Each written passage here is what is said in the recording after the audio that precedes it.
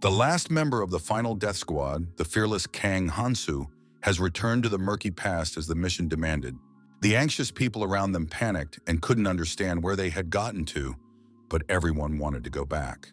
One of the exasperated men grabbed his vis-a-vis by the collar, while he retaliated by asking to be released immediately. Kang Hansu didn't find it surprising that they were excited. After all, they had just found themselves in a completely different world. The year he was born was special, and it started with 100 people, but the number grew exponentially and soon things got out of control. The protagonist froze in place, delving into a distant memory that left a huge mark on his heart. At one point, he remembered that something strange had once happened before his eyes, and even more frightened people began to scatter away. Then a huge hole appeared in the wall of one of the buildings, from which an unusual blue energy could be seen. The young man also disappeared due to the effects of an unknown force when he had just turned 20. A smartphone carrying a notification from the Ministry of Security was dropped from his hands and crashed to the ground. The other world absorbed dimensions and was the midpoint of the Abyss influence, and those who arrived here first had learned skills and were hyperactive at once.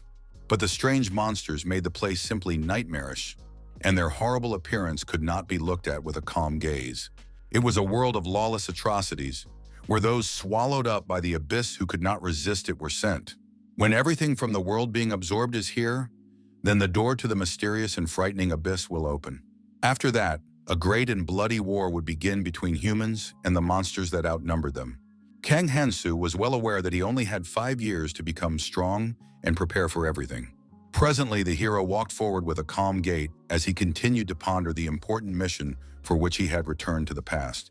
All the skills he had learned and all the mighty power was gone, so he had to start from the beginning.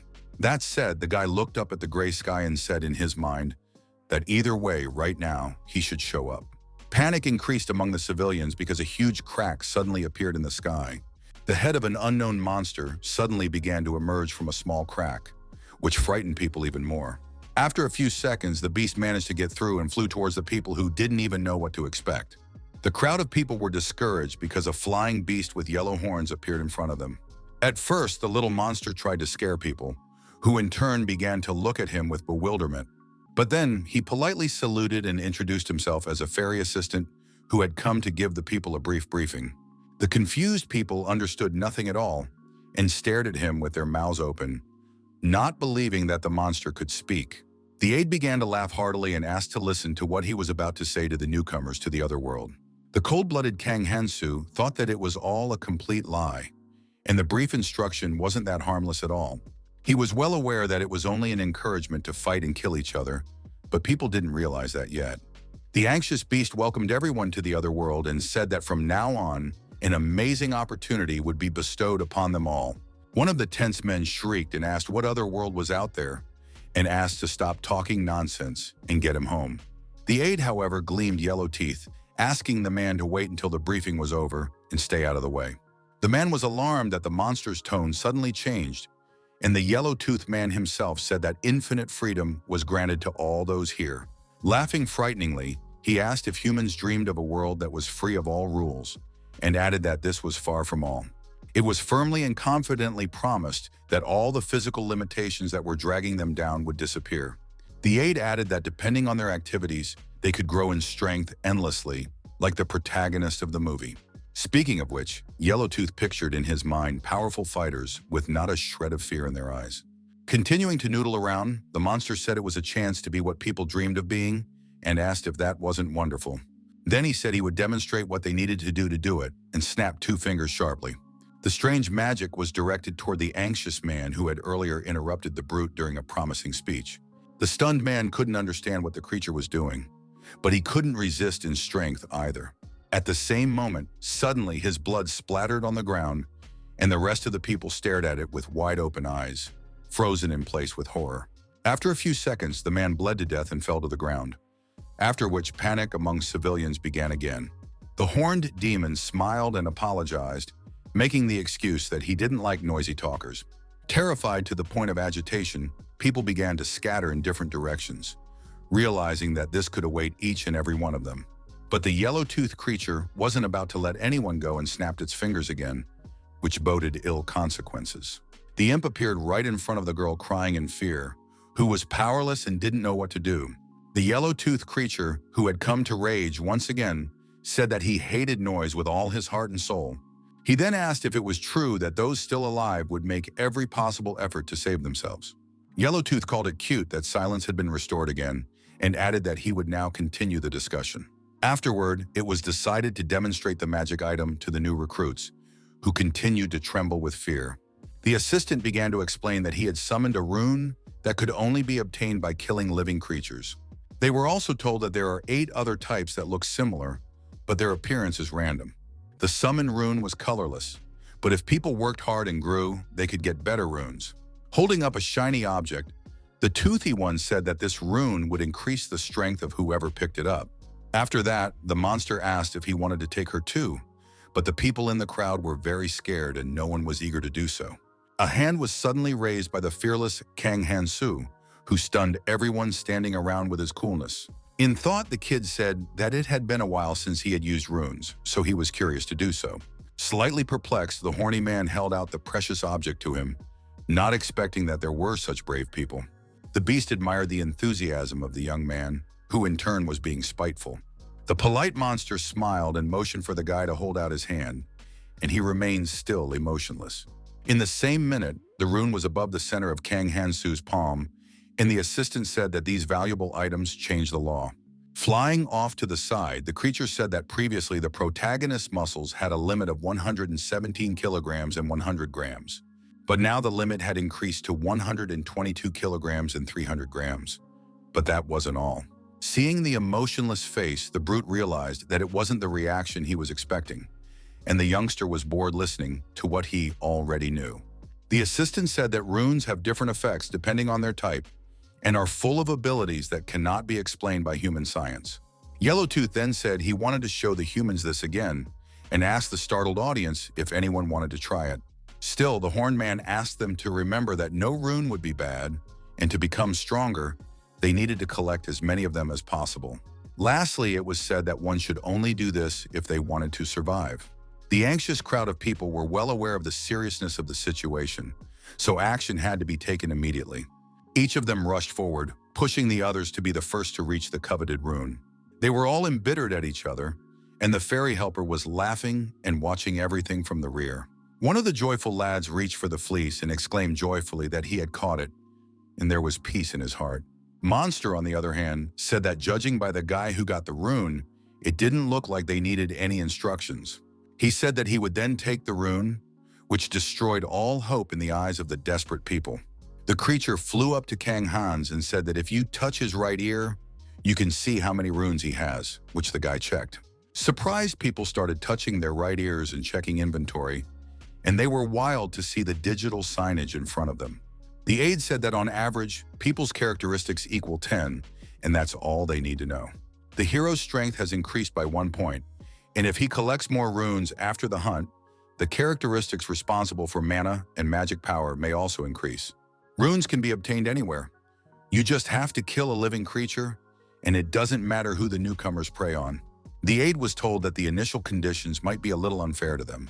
Nibbler said it was just as unfair where they all lived before entering the other world. Afterward, he added that he would give them all something that might please them, at least a little, but would cheer them up and lift their spirits. The yellow-toothed creature asked everyone present to forget about the past, which at first sounded alarming. The men had sharp daggers in their hands, and the aide asked them to just enjoy their new lives. He added that as soon as he left them, training would begin, which excited the humans, who were not ready for it. At the same moment, a huge crowd of monsters appeared in front of them, eager to mercilessly fight and exterminate the invited guests. One of the abominable creatures running ahead of everyone else, spewing drool, rushed to attack the newfound fighters. Unfortunately, in the first minutes of the fight, 3 young guys died, who were confused and unable to resist the monsters. The concerned young man asked in a trembling voice if this was the very training the aide had said it was. Then everyone present turned their attention to another wave of monsters that appeared nearby. A whole crowd of bloodthirsty creatures began walking towards the confused boys, who realized they couldn't stand. Ahead of everyone stood a long-eared and pointy-nosed goblin with a cloth mask pulled over his head. The green-skinned beast glared fiercely at the potential victims who did not have such a confident stance. Everyone of the human race was scared out of their wits, and none of them even knew what to do with the dagger. The situation continued to escalate rapidly, and the panic among the crowds grew exponentially. One of the girls raised her hand and motioned for everyone to calm down and asked them not to escalate the situation and to slowly back away. Everyone present began to back away slowly, carefully observing the behavior of their opponents. For his part, the emotionless King Hansu was no coward and only silently glanced around at his new comrades. The two men bumped backs in surprise, which immediately alerted one of them and caused displeasure. The lad asked his comrade what he was doing, and the stubbly man pointed his finger forward and said there was something here. The panic increased even more because after a few seconds, everyone realized they were trapped inside the barrier.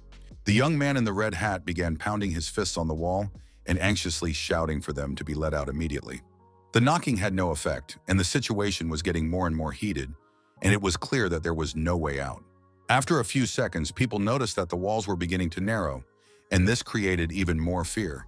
The worried guy in the hat was the first to take notice, and everyone else was sweating and silent. Suddenly, there were loud, inhuman screams that followed from the crowd of vile goblins. The ugly creatures were ready to pounce on the humans and finish them off sooner to bask in the glory. Their faces were aggressive and angry, and the vile and ear-splitting screams did not subside for a single moment.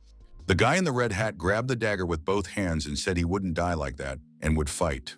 He was dumbfounded to see his comrade in arms magically pass through the barrier, impenetrable by his fists.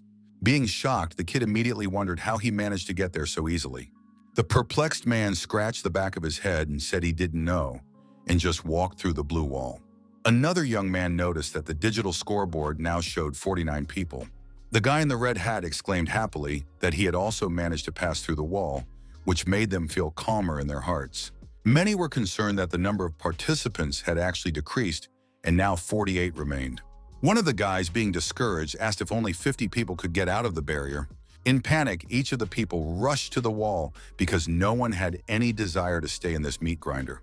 Everyone's animal instinct of self-preservation turned on, and the restrained Kang Hansu stood away from everyone without even looking at them. The main character thought the guys were nothing because there were a whole 100 of them, and they could just get together and give a fight. The last time he was here, about 40 people had died at the hands of the goblins, and of those who couldn't get through the wall, only 10 had survived. The cold-blooded youngster realized that this time things would be completely different, and he needed to act. Discreetly pulling his knife from his holster, he decided he needed to clear this area first and move on to the next. But in the meantime, the goblins weren't slumbering either, and rushed to attack in droves, taking one of the guys by surprise. Out of fear, he immediately screamed and started to call for help, but suddenly blood rushed out and the sharp blade flew aside. As it turned out, it wasn't the terrified boy who died, but the nasty goblin who attacked him. To the kid's aid came the fearless Kang Hansu, who managed to give a decent fight back to the goblin and continued to wait for other attacks. Another long-eared man swung his wooden club to attack, but the agile fighter was able to dodge without any problems. The daredevil then intercepted his opponent's arm and pressed down on his wrist to deprive him of the ability to fight. The unexpected blow caused the goblin to start coughing up blood, and he no longer had the strength to continue fighting. The ruthless brave in turn tossed it aside, much to the surprise of those watching. He then silently brought the hilt of his dagger closer to him, remaining focused and ready for battle. The knocked-out guys watched it with their mouths open as they didn't expect this kind of fighting potential. Kang Hansu didn't enjoy his moment of glory, but only took the chance to catch his breath and breathe a little. At his feet lay the bodies of the monsters that had taken their lives, while the young man himself stared at the transparent wall ahead. His body had become the same as it had been decades ago, making it feel somewhat uncomfortable. The protagonist continued to breathe heavily and rested his hand on the ground, squatting down because he wasn't feeling well. Looking at the digital scoreboard, he called himself rather lucky, for his agility had increased by 0.1/10. Dexterity didn't just increase speed, but time itself was perceived differently, increasing reaction speed by a factor of 1/10. Based on all of this, Brave realized that you could do all of the same things, but a little faster. At an unexpected moment, one of the remaining goblins hurled a dagger at him, hoping to take his opponent by surprise. This action tensed but did not panic Kang Hansu, whose blue eyes lit up and he was ready to continue the battle. Without much effort, he managed to dodge the flying dagger, in which the daredevil saw his own reflection. He then grabbed his own combat knife, which he held with his fingers, and tried to take quick aim. A moment later, a sharp dagger stabbed directly into the forehead of the stricken goblin, who didn't even have time to blink. The other two monsters were dumbfounded that their comrade had fallen at the hands of some petty boy. The enraged trio of long-eared creatures rushed to the attack, eager to avenge their fallen comrades in arms as soon as possible. From different angles, they prepared to attack the enemy, showing all their aggression with their facial expressions. As the restrained Kang Hansu expected, as soon as the monsters saw the blood, they immediately went into a frenzy. In an instant, he grasped his own dagger tightly and prepared to act very firmly and decisively. After only a few seconds, the trio of monsters were shattered, and each of them lost the ability to take a breath. The ruthless fighter swept his blade across the skin of each of them, leaving no chance of survival. Suddenly, the rune of one of the goblins flew outward, and he himself screamed in unbearable and excruciating pain. This was immediately noticed by the main character, who intercepted the flying object with a sharp movement. Remaining composed, the brave man tightly clenched the fist that contained the precious rune. One of the dumbfounded guys asked if this guy would fight alone and get valuable things. With his actions, the daredevil motivated the frightened audience, who turned around and rushed to attack the horde of monsters. The stunned monsters were now no longer so confident in their strength and immediately realized that humans were running at them. The creatures were not going to run away from the battlefield and began to fight back, although it was difficult to do so now. The cold-blooded Kang Hansu said in his mind that there was usually no need to rush like this from the beginning of events. At one point, the protagonist heard the swing of a blade behind him and immediately turned around, seeing the goblin. The lad immediately set up his blade and repelled his opponent's attack, telling himself that now was the time to be distracted. With a sharp swing of the knife, the terrified creature was thrown back, though he imagined the situation differently. Even if you only count this location, there have been many people abducted, and if you count missing people from all over the earth, the number is simply immeasurable. Green freshmen that got here will be protected in the training area for the first 3 months. Once those 3 months in the training zone are up, all the fighters will be thrown into battle with those who have been here for 2 or even 3 years. However, the fearless Kang Hansu felt that this was a precious chance that should be utilized to its fullest. After defeating another goblin, the brave got another valuable rune that added to his stats. Clenching the runes tightly in his fist in his thoughts, the young man said that this was a chance to become even a little stronger, which was what he was striving for. The rune empowered him, and the protagonist delved even deeper into his own thoughts. After a while, there were many dead bodies lying on the ground, and the daredevil said that Keldian had made the right choice in sending him here. The surviving newly minted fighters thought it was all unbelievable and could not believe what they were seeing. No one could believe that alone, the young man had managed to kill so many goblins that were quite strong. The bodies of the slain monsters were lying on the ground, and beside them were blood-stained blades that they couldn't harm the enemy with. In the midst of the mountain of non-dwellers stood the cold mind preserving Kang Hansu, who had amazed everyone around him with his potential. At his feet lay also the slain men who could not stand up for themselves and were only confused during the battle. The blue-eyed fighter wiped the dirt off his face, and the survivors considered him a true monster. Suddenly, an admiring assistant appeared and said that the young fighter had done very well in the test. He recognized that the guys must have really worked hard, yes, and there was a decent amount of them left. The yellow-toothed man's words frightened the survivors even more, and they considered him a devil who played with the fates of others. Smiling, the demon said that now they knew how to survive and began to remove the blue protective wall. The monster added that they just needed to keep at it, and he had other things to do in other zones, and wished people good luck. Once again, a wave of discontent and panic began, but the calm Kang Hansu didn't belong to all of this. Touching his right ear and opening the digital scoreboard, in his thoughts, the hero said that compared to what it wasn't that bad. For training, the results were pretty good, though the daredevil didn't get many skill additions in it. Also during his training, the young man found something that looked quite useful and powerful. The system wrote that it was a rather powerful blade, received as some sort of token of care. Kang thought about it and decided that he first had to find a way to get stronger in the shortest possible time. He wondered what his closest associates Erez, Kang Tae, and Keldian would do if they were in his place. The lad remembered having a drink with an associate who asked if he'd ever heard of a hidden dungeon. These words were new to the ever-serious Kang Hansu, who had never encountered this before. The blonde then explained that the higher difficulty dungeon was hidden in the training area and admitted that he couldn't clear it. He also added that no one was able to do so, after which the young men chalked wooden mugs. The hero asked, wondering if the companion had only gotten to the middle, but still stood up so strong. Delighted with himself, the lad said that was correct and asked if he would be here otherwise, being one of the Valkyries.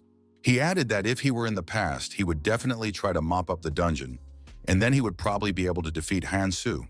All that was clear was that the higher the difficulty and the less likely victory seemed, the greater the reward. Remembering all these moments, the determined daredevil said firmly in his mind that his goal was chosen. That said, the youngster realized that if he wanted to succeed, there were still a few things that needed to be done beforehand. The first stage of training was the earliest stage where 100 people come together and have to work together. At first, everyone operates in a safe zone, but after a while it will disappear and you can make contact with people who arrived earlier. In order to reach the hidden dungeon, Kang Hansu must get his hands on the 2 hidden pieces, as it's the only way to quickly become stronger. To begin with, it was decided to find the nearest hidden part to him, after which the lad began to look around. At one point, the hero noticed a girl telling the man that they were not going anywhere on their own with anyone. It became clear that conflicts were starting everywhere, and the insolent man suddenly grabbed the defenseless girl's wrist. With a sly smile, the creep said that in order to survive, they all needed to work together. He asked the frightened lady if she wanted everyone to stay alive and unharmed by the coming ordeal. Kang Hansu didn't have time to pay attention to trivia, as he had to find the hidden part in a week or else it would disappear. Suddenly, he was approached by the guy behind him, who spelled his name correctly, but it didn't elicit any emotion from the protagonist. The emotionless and soiled guy asked the person being addressed if they knew each other, which sounded very strange.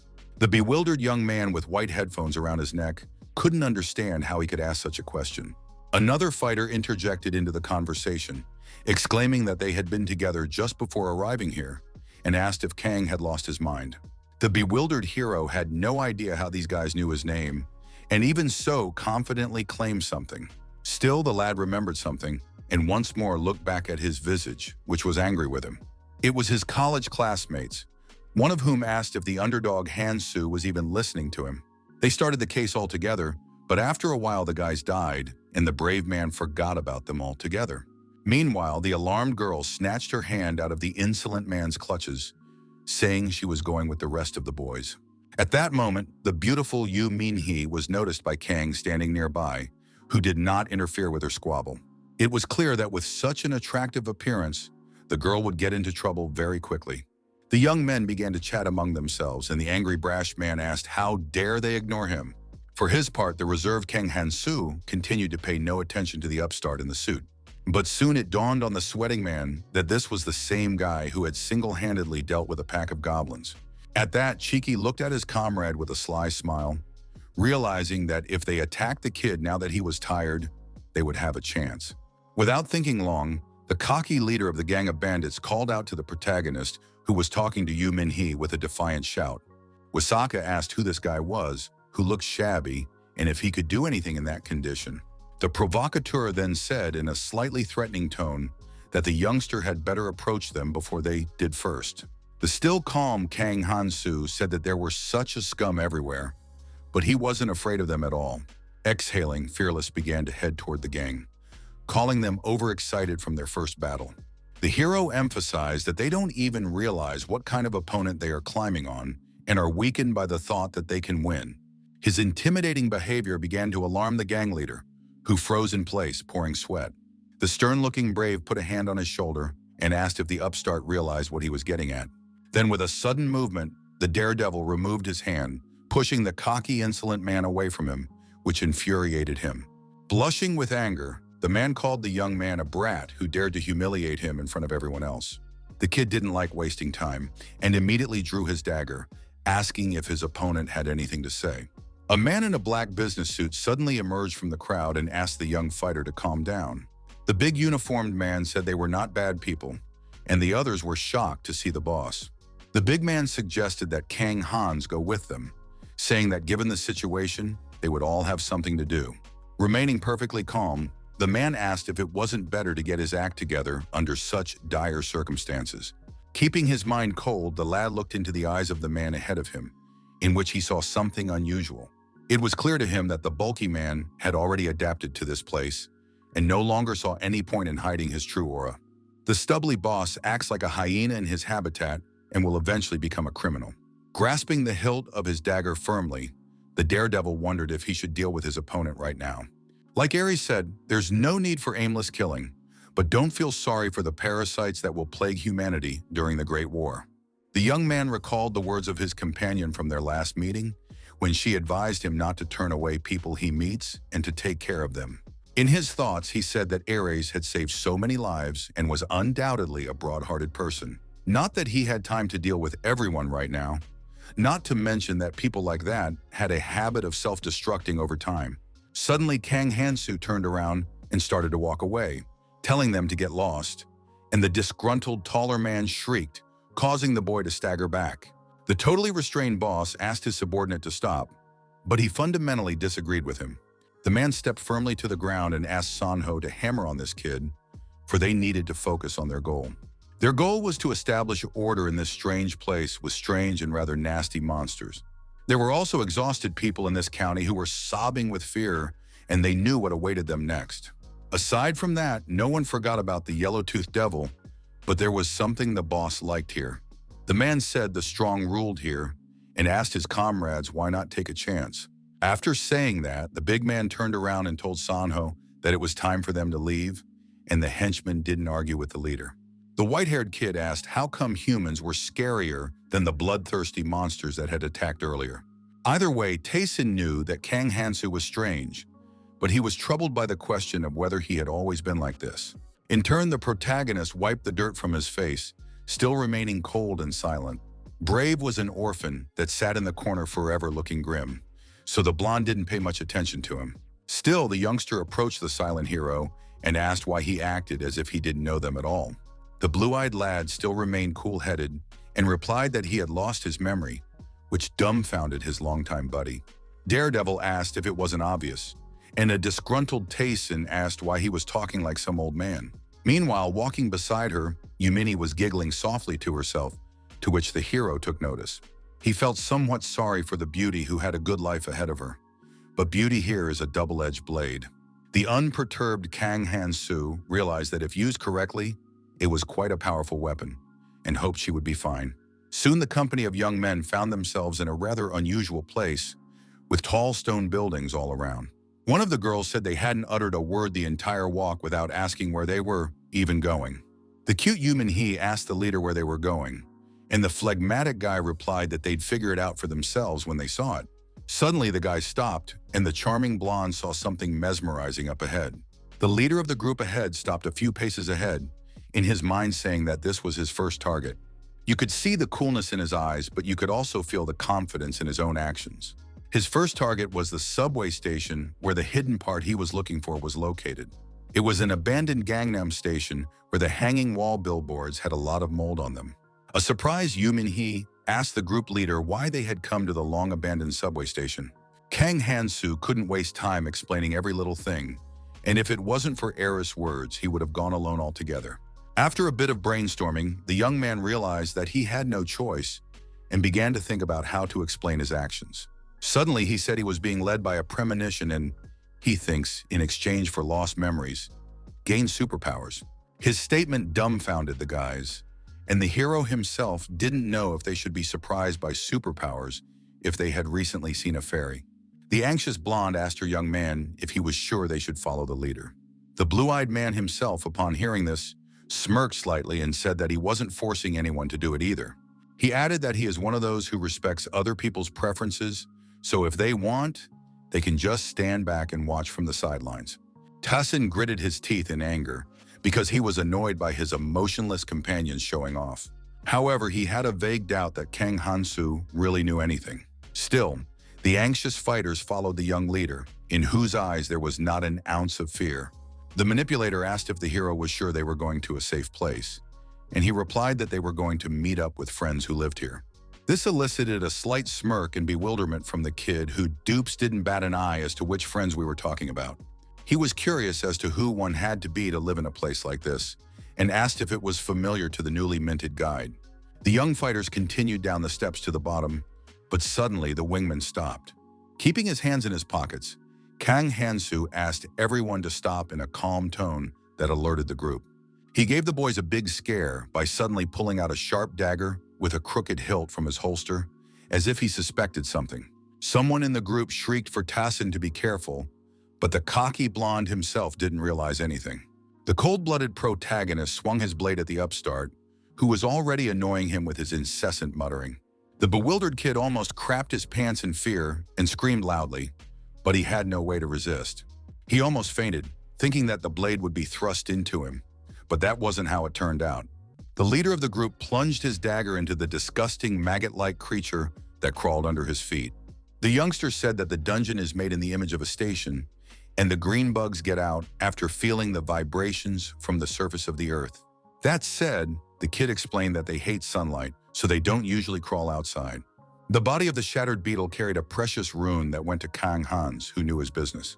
The leader frightened his companions even more, saying that if that drooling mouth bit them, their flesh would be torn off in no time. It was also said that after the bite, they would pass out and die before they could do anything. The preening boys trembled with fear, but realized that they needed to remember all this for the future. Kang Hansu promised to show a simple way to deal with the bugs, and then the local training began. After a while, the young fighters began to massacre the vile creatures without letting them do anything. Looking at the 4 fighters in thought, the group leader said that they might be of use later on. But standing apart from everyone else was a 5th kid who was timid and insecure and couldn't even hide it. The hero advised him to tread on whole tiles, and if he sees a crack with earth inside it, to just poke it with his blade and remember to keep his hands safe. A smiling Yu Min-hee said that you just have to hit where the ground rises, and the companion agreed with her. The worried kid with the wireless headphones around his neck looked at the blade, still unsure. As he moved forward, he kept repeating in his mind that he could do it and he would succeed, even though he wasn't quite sure of it. Stepping on one of the splits, the confused youngster triggered the appearance of a frightening bug of enormous size. He couldn't keep his feet and rolled over, being thrown into a panic and screaming loudly in fright. To his aid came the fearless and stern Kang Hansu, who always kept a powerful dagger at the ready. Another huge monster was chopped apart before it could even do much damage to the team. The frightened young fighter was still sitting on the ground, watching the group leader's professional actions. The kid happily thanked the hero, who now certainly understood the status of his fighting skills. Without a word of thanks, the cold-blooded man began to walk forward, while the kid stared at his back.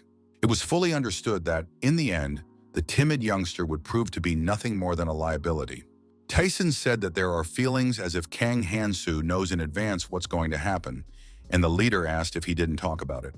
Being proud of himself, the guy confidently stated that it was his superpower, so everything is known to him up front.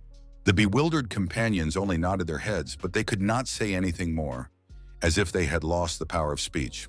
The commander suggested that we concentrate on hunting, and in a short period of time, there were a lot of killed bugs lying on the floor. The protagonist had another precious rune in his hands, but he also noticed that his comrades were simply idle. Remaining unemotional, the guy wondered why the guys weren't picking up valuable runes. Yumini said that they decided it would be best if the runes were collected by him, and in return would protect them like a carry in the games. Smiling sincerely, the girl added that they wouldn't be akin to Superman if they were taking the runes for themselves. She said it was better to give them to Kang Hans in exchange for him protecting them in future fights. The ever-serious, blue-eyed boy exhaled, showing his disagreement with this decision with all his appearance. The leader said that their prey belonged to them alone, and if they wanted to travel with him, they had to follow at least the basic rules. Those who have wandered the abyss for decades have created a set of ground rules to help coexist. During group hunts, collected items are distributed according to need and contribution to the common cause. In a crisis, relationships based on goodwill often just fall apart. One partner can stab the other with a dagger at any time, taking all the loot and valuables for themselves. The experienced fighter was well aware that soon, the young boys would realize how cruel and vile this world was. The commander said that they should rely on their own skills first, and if they were useless, he would throw them away. This was one of the ground rules, which by its abruptness shocked the lovely ladies in the first place. After hearing this, Yu Min-hee ran forward to Kang Hans without thinking long, while the other guys stayed behind. A slightly tense Tassin glanced over to the rest of the guys, who didn't even know what to do. The team leader was sure that, soon, the fighters would get used to it, and they would not need to explain such obvious things. Soon they will be clawing for runes like dogs for a bone, eager to snatch at least one for themselves. The fighters who had gotten their asses kicked began to collect the precious runes from the bodies of the slain vile bugs with interest. At one point, Tassin said he found a strange rune nearby, and the others took notice. It was a rather unusual item that was even different in color, which made the blonde man proud. The rune was called the essence of the troll tribe Akro, and his instincts told him that if he took it, he'd get superpowers. That said, it was clear that Kang Hansu would put him in an uncomfortable position if he made a fuss, because he was talking about the distribution of things. Still, the boy smiled and asked if he could take back the rune he had found, and if the leader would recant. In response, the team leader silently nodded his head, which was very much unexpected for the eager kid. The prudent hero thought that the troll tribe's essence accrual was a pretty good rune to start the journey. Both stats strongly favor survival, so the rune is quite popular, and is also passive, increasing appetite. Food can be taken away after becoming stronger, and the strength and skill level itself is determined by the rune rank. Smarts with a variety of magic have hundreds of different skills that are useful to them in different situations. Archmage Keldian, who is Kang Hansu's associate, in turn gained over 1,000 skills. However, the protagonist's situation was completely different, which he was well aware of and did not forget. His face remained serious, and he was immersed in his own thoughts about pressing problems. Once upon a time, the hero reached for one of the runes, each of which was the summoning of his close companions. Unperturbed, the team leader reached out his hand to the orange rune that summoned the beautiful heirs. But as soon as the young man touched the precious object, a strange reaction occurred that blinded him slightly.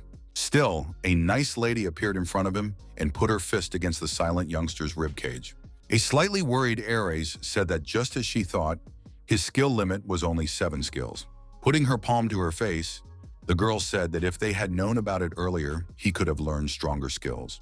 Having only 7 skills was a fatal limitation for Kang Hansu, but he had a strength incomparable to this weakness. It was the essence of the Dororo lizard that only gave fast regeneration, and later equaled Kang Tae's immortality art. Ares had once given a young associate the nickname 7 Stars because of his unique characteristic. It was this peculiarity that allowed the lad to stand in line with the companions he had caught up with, despite being a whole 20 years behind. That was the main reason why it was him and not any of the other 3 who had traveled back in time. The responsible Khan was clearly aware that he must not make a mistake and let his comrades down. He remembered to be careful when choosing the 7 skills to learn, just as Ares had instructed. Also, the young man realized that if everything went according to plan, he would go through the training as if walking in the park, and Tassin decided to use the rune at that time. The purple rune was used, after which the physical resistance characteristic was immediately created.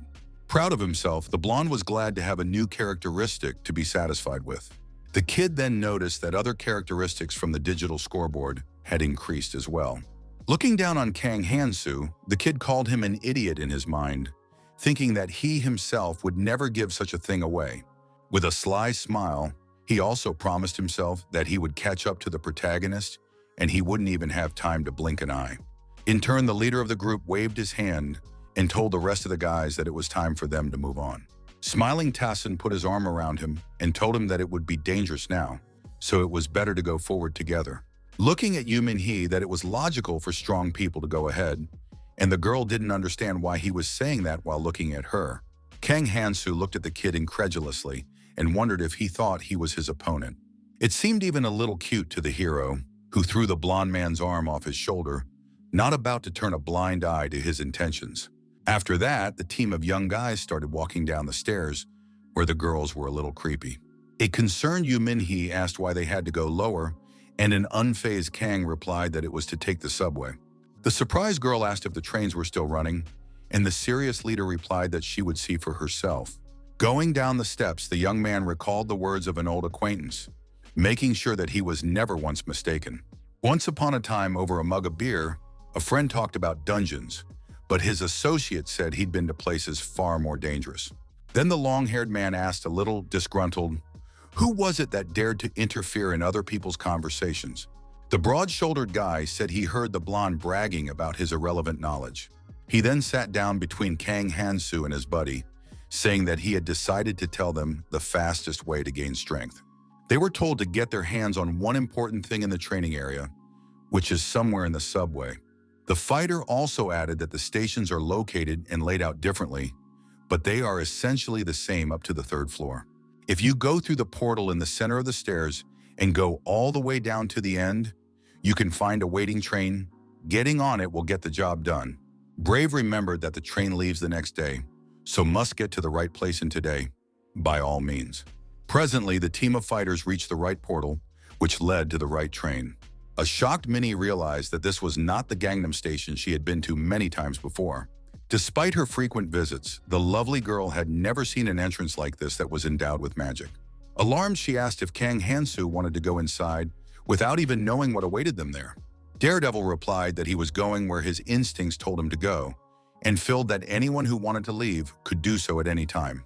A confident Tassin said without a backward thought that he would go on with him without even thinking of stopping. A determined Yu Min-hee said she would go too, which caused a smirk to appear on the blonde man's face.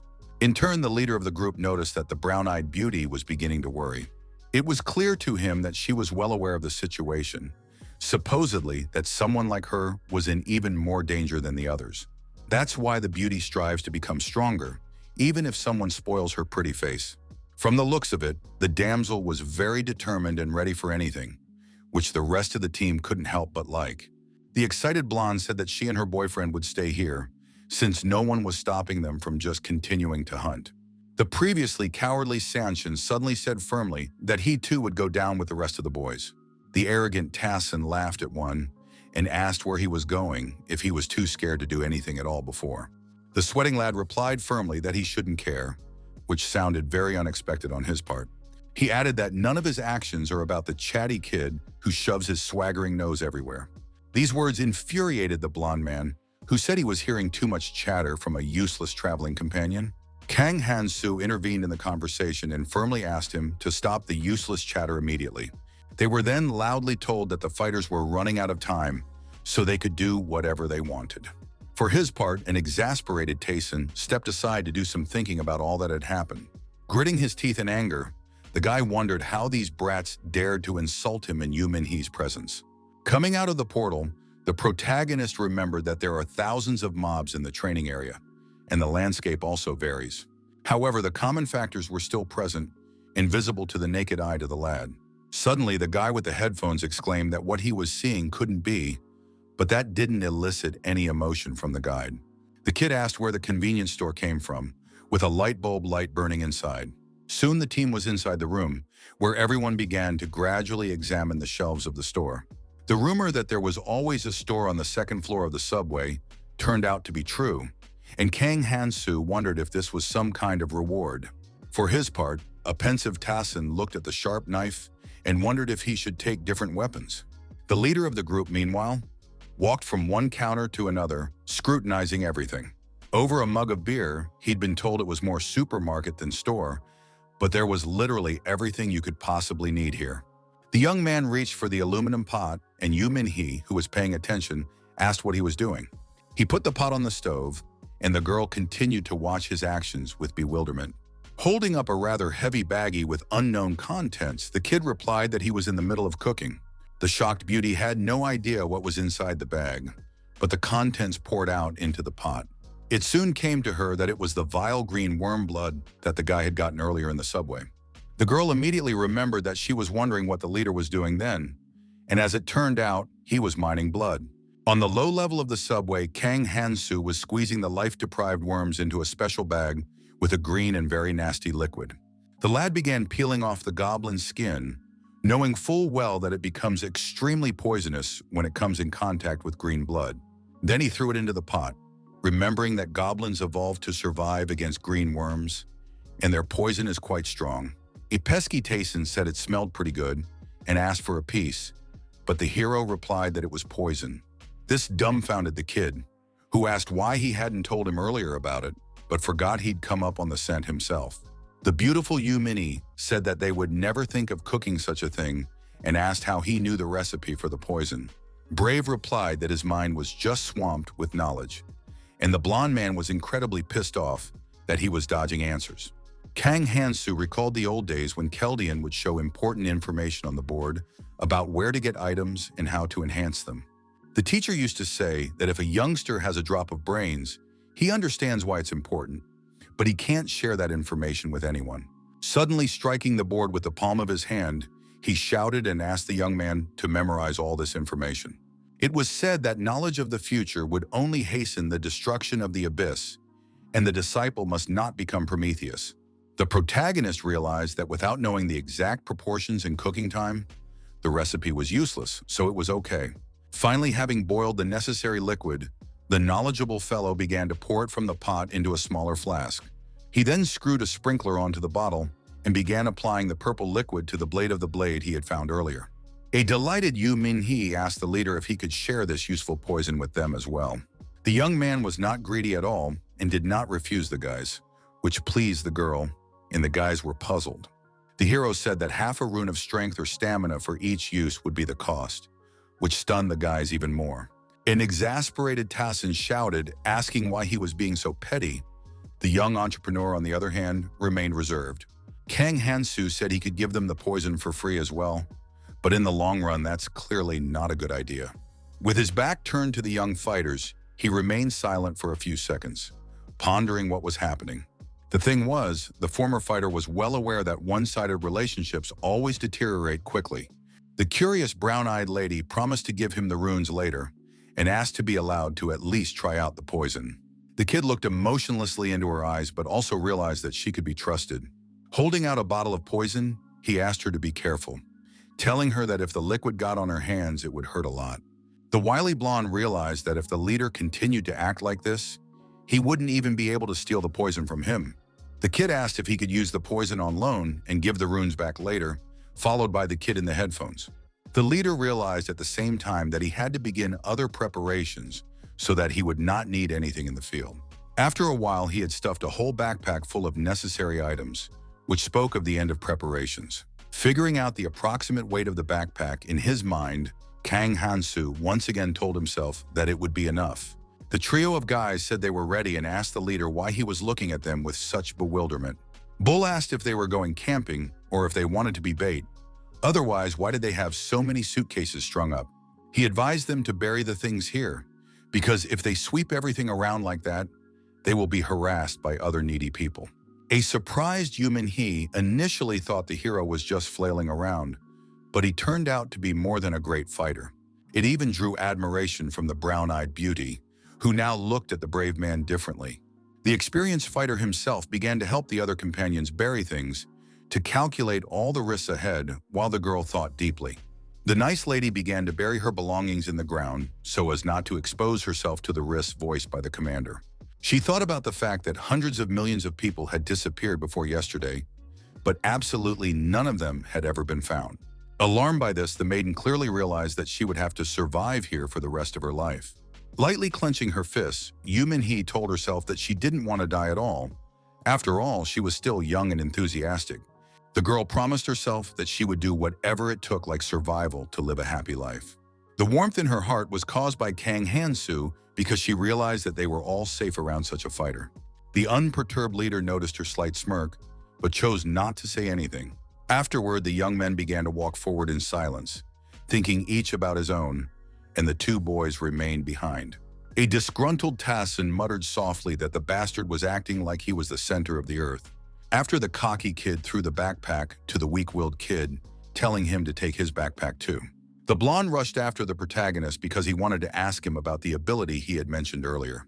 He asked if they could get the same superpower, which greatly simplifies tasks in many ways. The phlegmatic young man calmly exhaled and said it was entirely possible, which was reassuring to the boys. The whole trio asked in one voice if he was telling them the truth, and a sparkle lit up in the pretty maiden's eyes. The leader confirmed that this was indeed the case, whereupon even more joy appeared in the young boy's eyes. Kang remembered that the fighter had told him that among all the people who had come to this world, some had developed superpowers that they didn't have before. In turn, Keldian pounded into him that such people were the most dangerous and their abilities were to be shunned. Tassin, standing behind him, noticed the team leader's change in face and wondered what was wrong with him. The kid then emphasized that, by the way, their newly minted commander had gotten pretty rude. Afterward, the youngster asked if the hero was still mad at him from this, that he was mad at him in the beginning, but there was no answer.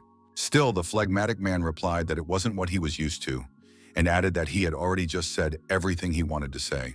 The last 5 years before being sent here, in battles with the increasing number of abyss monsters, hope had gradually been replaced by despair. More and more rapidly, the experienced fighter was becoming rougher, cold-blooded, and withdrawn. He used to be sketchy and more energetic, but things have a way of changing over time. Deep in thought, Kang Hansu realized that despair had drowned out everything, no matter how hard it was to admit it. The blonde assumed the guy had gotten hit in the head during the battle, because he didn't understand what was causing his strange behavior. If it wasn't for that superpower, he wouldn't be poking fun at himself alongside the main character. The willy youngster decided to get stronger and then start dating Minhee, get rid of the scoundrel Sanshin, and command Hansu. Suddenly, the guide ahead stopped and told everyone else to do it, which was strange. A worried Tassin looked at the kneeling leader, who was touching something that looked like slime. Feeling the object, the cold-blooded guy realized that judging by the type of mucus, it didn't belong to a sword snail. Doesn't belong, as there is no pungent sour odor and no dried giblets anywhere to be seen. All of this led to the fact that it wasn't an uncut zombie either, and now Kang Hansu realized that there was only one option. His attention was drawn to more slime, and it became clear that this was a land mermaid. The vile creature was a frightening and thirsty creature, and was insidious in luring into its traps. The rest of the fighters watched the actions of the experienced guide as he analyzed the sticky substance. After a few minutes of pondering, the protagonist became convinced that these were definitely the tracks of a land mermaid. Mermaids are slow, but it's worth it for victims to get a dose of paralyzing venom, and they have no trouble disemboweling them in a second. But the shrewd kid had a pretty good plan as always, so he had nothing to worry about. He rose from his knees and the wary blonde asked him to stop acting like a know-it-all. The commander asked everyone to follow him, saying they would be amazed at what they saw, and added that he needed their help. The young trio had no idea where the guidebook was leading, but no one refused to go. The leader had prepared bottles with white cloth sticking out that looked like flasks of flammable mixtures. Pouring the poisonous substance into the bottle, Kang Hansu realized that they didn't have gasoline, but that would do. The surprised girl asked not to be told that he had made Molotov cocktails from items previously found in the store. Taking the bottle of flammable mixture in his hand, Tassin wondered if that was part of the boasted superpower as well. With a chuckle, he assumed that the guide liked it better here than in his homeworld, since he could do whatever he wanted. The white-haired chatterer then began to fantasize about his actions when he had such power. In his head, Keldian was telling the protagonist to just kill the braggart, but Eris was screaming that he couldn't do that. The young man simply exhaled and chose not to react to the boast, and explained the plan of action to his companions. Taking a stick in his hands, the young leader began to draw something in the sand and asked the boys to listen to the plan carefully. It was said that one of them would throw a Molotov cocktail, after which the other three would come forward and attack. The hero also added that the person in the vanguard gets priority when distributing precious runes. Bragg Tayson immediately nominated himself, saying that someone competent should go ahead. Afterward, Kang Hansu asked who would throw the Molotov cocktail and saw 2 hands raised at the same time. He asked Yu Minhee and the anxious guy with headphones to decide which one of them would do it. The kid realized he didn't want to argue with the girl, and she in turn looked at him with puppy dog eyes. Pretty soon, the leader got tired of waiting for them to respond and said that the cocktail guys would take turns. After a while, the 4 fighters went wandering in the right direction, their shadows keeping up with them. Along the way, the hero wondered how far they'd come, but also couldn't say he wanted to turn back. The tired guy went with them because he didn't want them to leave him, but wondered if they really didn't mind. The fearful Sanshin, meanwhile, held the bottle of flammable mixture with trepidation in his heart, looking at Yu Minhee. The girl herself looked very excited and was shaking slightly, with a drop of photo dripping down her face. The unconcerned young man took notice, causing goosebumps to run down his sweaty back. A completely calm Kang Hansu asked his companions to pay attention to the fact that opponents were on their way. At that turbulent moment, the entire foursome was on full alert, waiting for the mermaids to appear. The commander ordered the brown-haired maiden to throw the Molotov in the direction of the sound, and the girl reached into her holster with trembling hands. The girl tried to keep herself in control and began to light the combustible mixture with her lighter, repeating in her head that she shouldn't be a burden. Her eyes lit up with confidence, and the beauty herself was sure she could do it and focused completely. With a sharp sweep of his arm and a slight twist of his body, the Molotov cocktail was thrown in the direction of the sound. The bloodthirsty mermaid froze in place at that moment, not yet realizing that the flammable mixture bottle would destroy her. The flask hit its target exactly and broke into two pieces, followed by a loud explosion.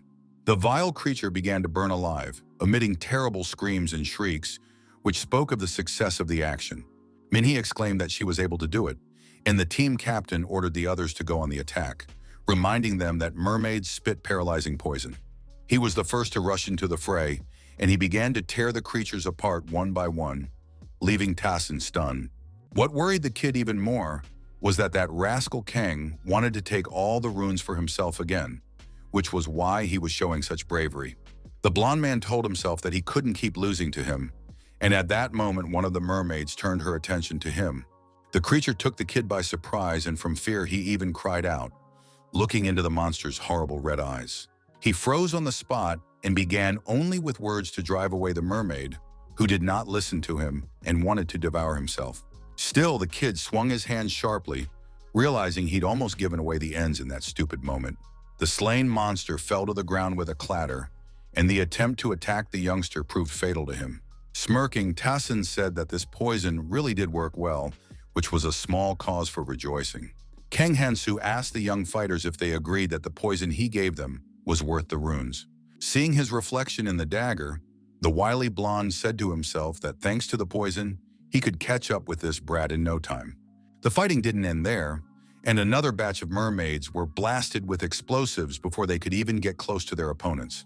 One of the creatures was stripped of its head by a blast wave, which looked pretty spectacular. The cold-blooded leader fought shoulder to shoulder with the rest of his comrades, who showed themselves no worse. As expected, in a battle against an enemy using paralyzing poison, using a Molotov cocktail was a good idea. The protagonist was completely confident in his actions and rushed into battle with a blade that was already dull, but it didn't matter. Another mermaid was struck by the dagger and poisoned by the poison that had been applied to its point. The young man was pleased with himself, for that was the purpose for which he had prepared the poison, but the creature was screaming in burning pain. Meanwhile, the braggart Tassin was also wrapping up the fight, confidently finishing off the last nasty opponent in his path. A quite happy smile appeared on his face when he saw the two glowing runes lying on the ground. Proud of himself, the kid immediately reached for the jewels, fully aware that he deserved them. The young man relaxed too soon because another monster appeared and attacked him with a paralyzing poison. The poisonous substance immediately hit his left leg, and there was nothing the blonde could do about it anymore. The venom immediately burned through his pants, and Tassin himself almost burned with shame, realizing that everyone had witnessed this humiliating event. The lad was then thrown into terror as he saw the bony entity approaching him. A drooling mermaid with thin, sharp fingers stared intimidatingly at the boy, who was afraid to even breathe at that moment. Continuing to smile nastily, she began to slowly approach her potential victim, moving at a crawl. Soon the entity lay completely on the floor and began to make strange noises that made my heart beat more and more frequently. The frightened kid in turn was paralyzed and could do nothing at all to save himself. Screaming in immense fear, he begged the mermaid and her companions to get away from him, but they didn't care about his words. Trying to threaten with the dagger, the kid started to call for help, which was immediately noticed by an alarmed Minhee. The girl immediately reached into her holster and suddenly said she was out of Molotov cocktails. She immediately turned to the frozen Sanshin and said that they needed to switch roles immediately. The young man, trembling with fear, tried to ignite the flammable mixture, but the lighter stopped working at the wrong moment. After a few attempts, he still managed to carve a spark, but suddenly a land mermaid appeared at his feet. Out of sheer fright, Sanshin tossed the Molotov cocktail upwards, dropping the lighter from his hands as well. The flammable bottle fell and shattered a few meters away from Tassin, who understood the gravity of the situation. Becoming enraged incredibly loudly, he began hurling insults at his worthless comrade, who nearly killed him. Shivering with fear, the boy covered himself with his hands, hoping the bloodthirsty mermaids would sit up and let him live. Suddenly, there was a sharp swing of the blade right over the vile creature's head, which came to the young man's aid. A bewildered Sanshin stared open-mouthed at what was happening, trying to recover and catch his breath. As it turned out, Kang Hansu came to the rescue and finished off the monster, and asked his comrades to calm down and follow the plan. The sanity-preserving leader said that if they do this, there will be no problem in mine. He then ordered the surviving fighters who had survived the horrors to take a little breather and pick up all their runes lying on the ground. Exposed to the paralyzing poison, Tassin said he thought he was going to die here, was glad for what brought him here.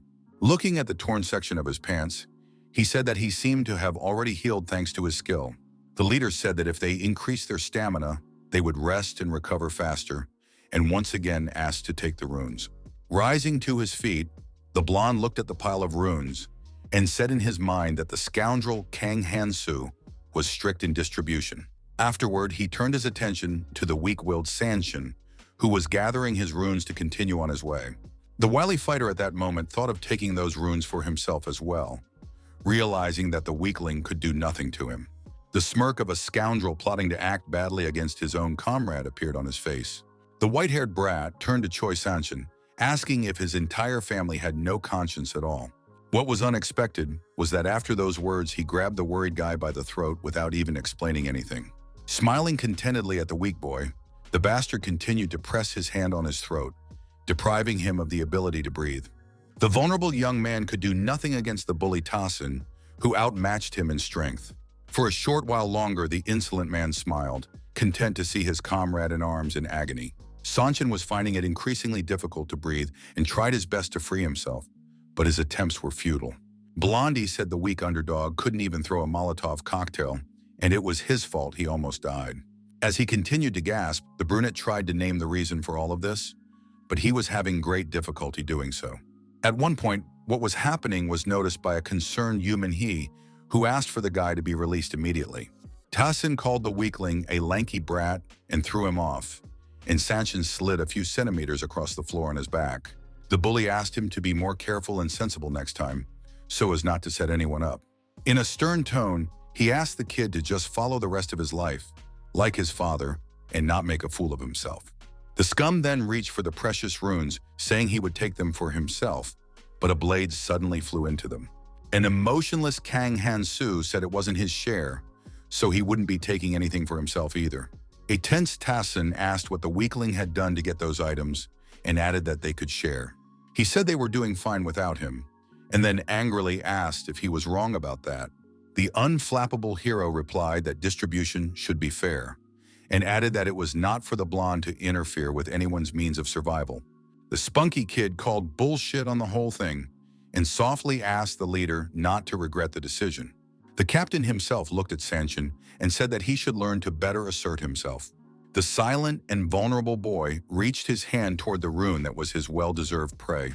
The beautiful Yu Min-hee looked at the unperturbed leader, who began to silently walk away, pondering on his own. The girl felt a little awkward, but still asked him if they annoyed him.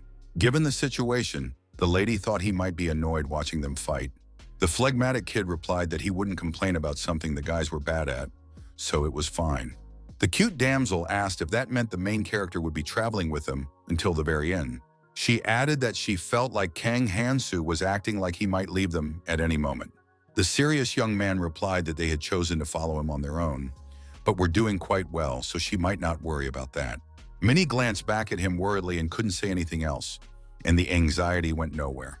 Most of the runes that fell out increased strength and stamina, and the hero believed that one couldn't ignore the characteristics of the body. He couldn't say it was a bad decision considering how important strength and stamina were right now, especially considering those were characteristics he needed. The lad was calmly looking through the characteristics, but suddenly a horned creature appeared in front of him.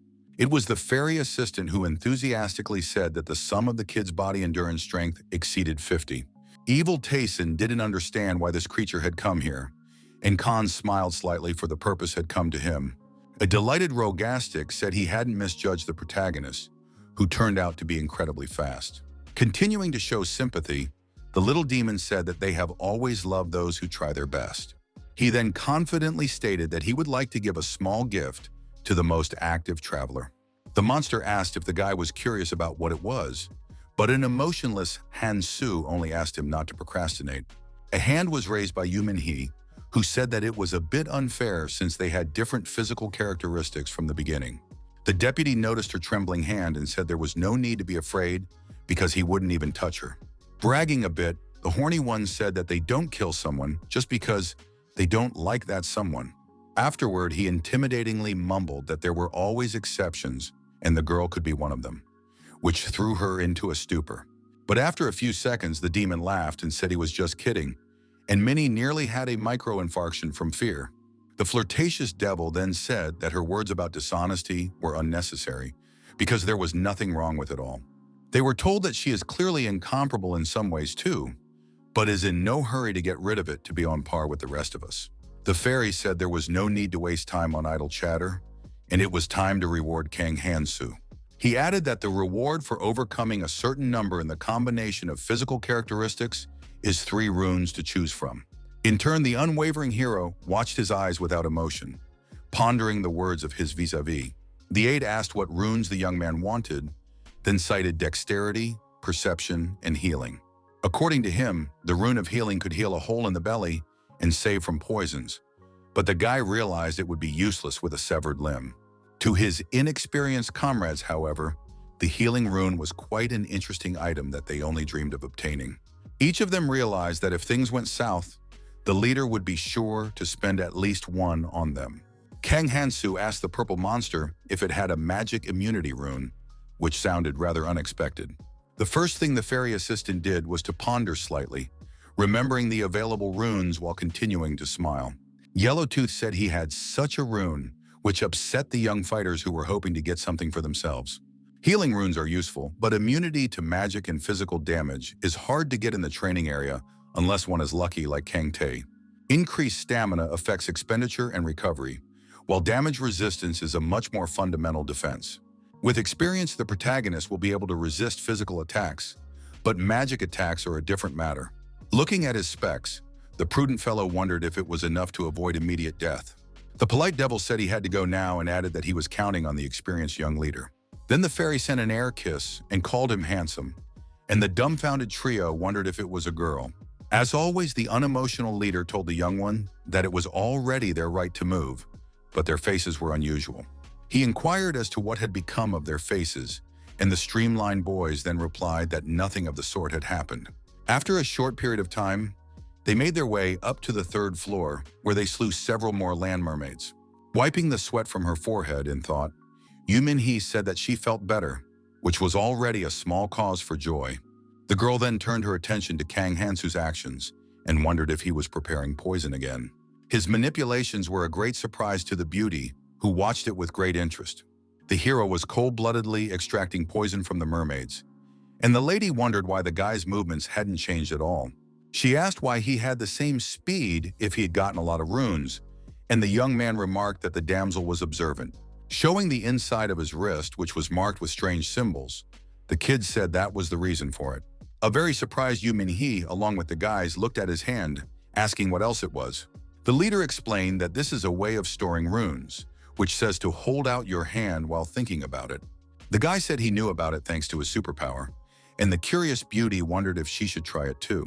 The knowledgeable leader said they stood to repeat after him, and the little girl asked why he said that. The first thing said was that it inhibits hunting, so you can't store a lot of runes. The second reason was that runes stored this way would simply fall out if they died. A concerned Sanshin immediately wondered why the protagonist was collecting them if he knew the risks. The guy didn't bother to enlighten the young ones that once the rules were settled, runes could be used as a substitute for money in the training area. A perpetually disgruntled Tassin asked if he dared to look down on them just because they were listening to him. The kid also asked why he couldn't do what though, and the hero made sure the guys never caught up to where they were. He knew full well from life experience that young fighters would come to their senses when they came down and be damned. But at the same time, the leader understood that everything had to be rebuilt and was ready for the hard work ahead. Suddenly, the young man asked the green guys to listen to him carefully, which surprised them somewhat. He said they could do whatever they wanted, since he didn't care at all if they were following him or collecting runes. Right now, however, the team captain wanted the guys to listen to him and suddenly dropped the dagger from his hands. Remaining completely composed, the guy ordered the fighters to immediately give him all their weapons. A bewildered Tassin asked why he was asking them to give him their weapons if he possessed his own personal ones. The cold-blooded commander said they couldn't fight with this, and his blade was too crude, so practically useless. The angry blonde yelled and asked what the hell he was talking about, and did he really think it would just be left like that? The kid asked what they'd fight back with unarmed and reminded them that they'd actually have to fight too. He then asked if the leader really wanted them to stand around sucking their fingers behind his back during the fight. The alarmed Yu Minhee and Sanshin were not of such a violent nature, but the young man still said he would give up his weapon. The enraged Tassin immediately shouted for him to shut up, much to the dismay of the calm kid. Spreading his legs wide, the bully looked into the eyes of Kang Hansu, who remained composed and judicious. The protagonist asked if he had correctly realized that the white-haired upstart was expressing a desire to fight. The exasperated kid asked what he had to be afraid of here, and added that he always hated the condescending stare of his vis-a-vis. Unperturbed, Kang expected the kid to say no, but then remembered that he didn't know what was downstairs yet. But still, the shrewd leader made the bold decision that this is where he would draw the line. With a thumbs up, the leader stated that he would give the guys two options, where in the first one, he would leave and they would do everything on their own. In the second option, however, they stand back and watch him deal with all the difficulties alone. Remaining cool-headed, the protagonist only calmly said that the choice was up to them, which somewhat stunned the fighters. Hesitant and unsure of himself, Sanshin briefly said he would just stand by. The same decision was made by the brown-eyed Minhee, who said that since the commander said so, it was very dangerous there. The caster Tayson said, "That's why we need to fight together," and offered to help in these dangerous times. The guy said the creep wanted to leave his friends behind and take all the trophies for himself, and asked if they would really let him do that. The blonde didn't care that the loser Sanshin had chickened out, but what put him in a quandary was that the girl had decided to stand back as well. Kang Hansu remembered how he had been his friend once, and said in his mind that the kid should be glad it wasn't Keldian who went here. By now, the Archmage would have wandered into the blue or even purple zone, and thinking about it, the hero told himself again that he couldn't stay here. He decided that he had to get there as soon as possible because these thoughts were keeping him busy. The leader said wouldn't say anything if the guys could fight, and added that they would think about it all down the line.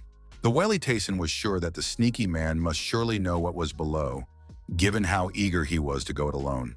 Looking at the black emptiness below, the kid understood perfectly well that only a fool would refuse such a chance. After a short time hearing terrible screams below, the whole trio of frightened fighters ran headlong back. A horrified Yu Minhee cried out that she had already said it would be dangerous, and the blonde man nearly shat himself with fear. In an instant, all three of them froze in place, seeing something in front of them that they had not expected to encounter at all. A huge snake with red eyes appeared in front of the team, and no one knew before that the monster would be of a completely different level. Tayson couldn't believe that the disarmed Kang Hansu was going to fight this entity alone. The protagonist was not noted for his fearfulness and looked the monster in the eye with a special cold-bloodedness, not even moving. The snake itself didn't take him seriously and was ready to devour another cocky victim. She stuck out her tongue and attacked, wanting to get rid of the boy as soon as possible. The fearless lad spread his legs wide, tossing his backpack aside so he could bounce away if needed. The monster was ruthless and prepared to fight to the last man, trying not to make any hasty moves.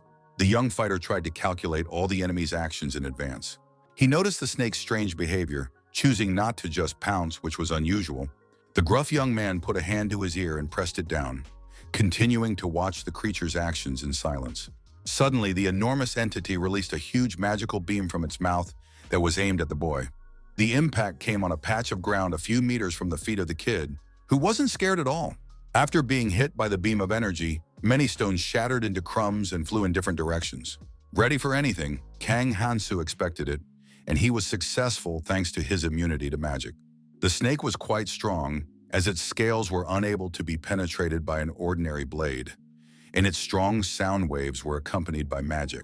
She looked bloodthirstily at her opponent, who wasn't an easy one either, for he resisted to the last. The brave man moved from side to side, gradually creeping up on the monster he wanted to take by surprise. He moved in shifts from one end to the other, circling the snake and not relaxing for a single moment. The brave fighter did not deny that this was a challenging opponent, but he was also well aware of his weaknesses. Choosing the right moment, the maximally focused fellow swung his dagger, preparing to strike. The daredevil took into account the fact that the snake's scales are quite strong, but the gaps in it are not so. At the same minute, a powerful blow was delivered to the monster's weak spot, which squealed at the top of its voice in hellish pain. The youth himself, leaving his dagger stuck in his opponent's scales, successfully bounced to the side and landed with a glide. His harsh actions made the snake mad, and it once again tried to attack the youngster. The monster used the supersonic charge again, which threw the kid aside.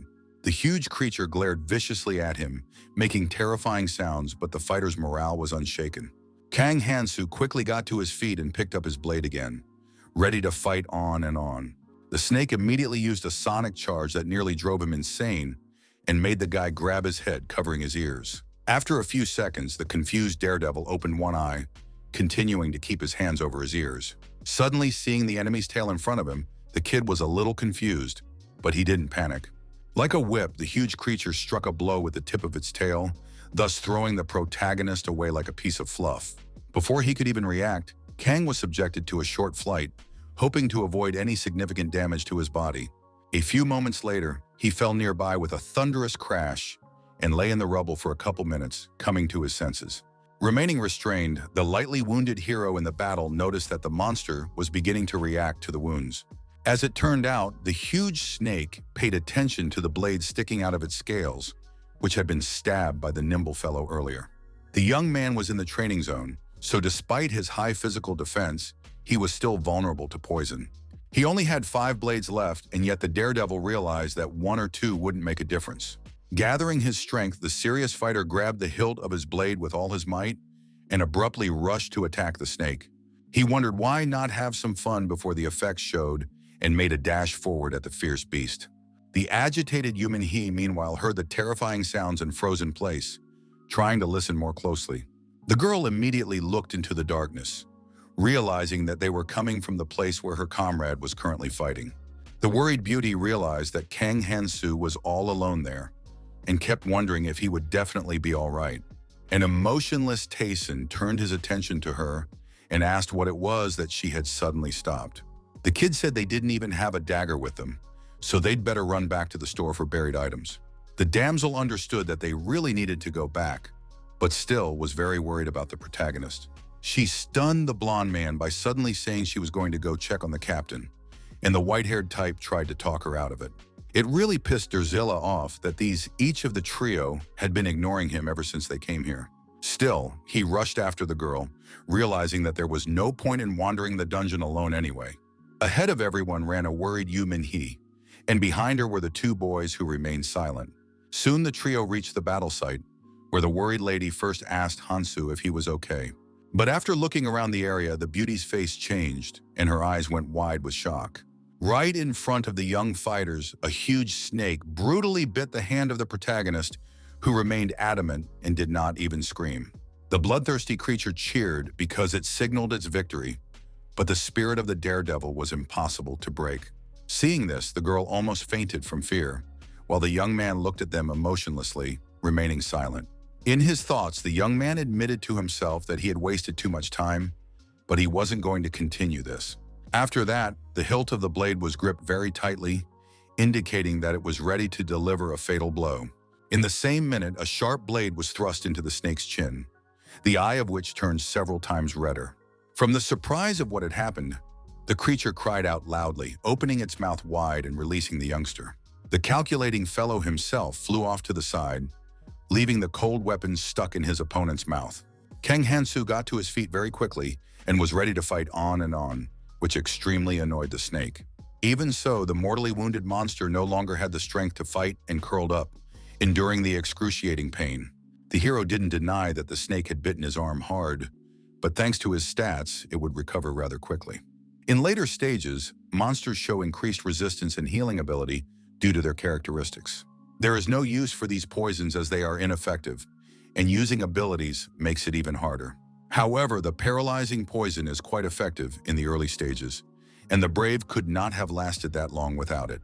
The soiled fighter looked emotionlessly at the body of the dead foe he had spent a good deal of time on.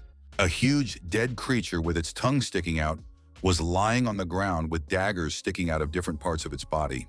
The cold-blooded warrior was immediately approached by a worried Yu Minhee, who first asked if he was all right. The young man gave no answer to the question, but only wondered if they were still here and hadn't gone anywhere.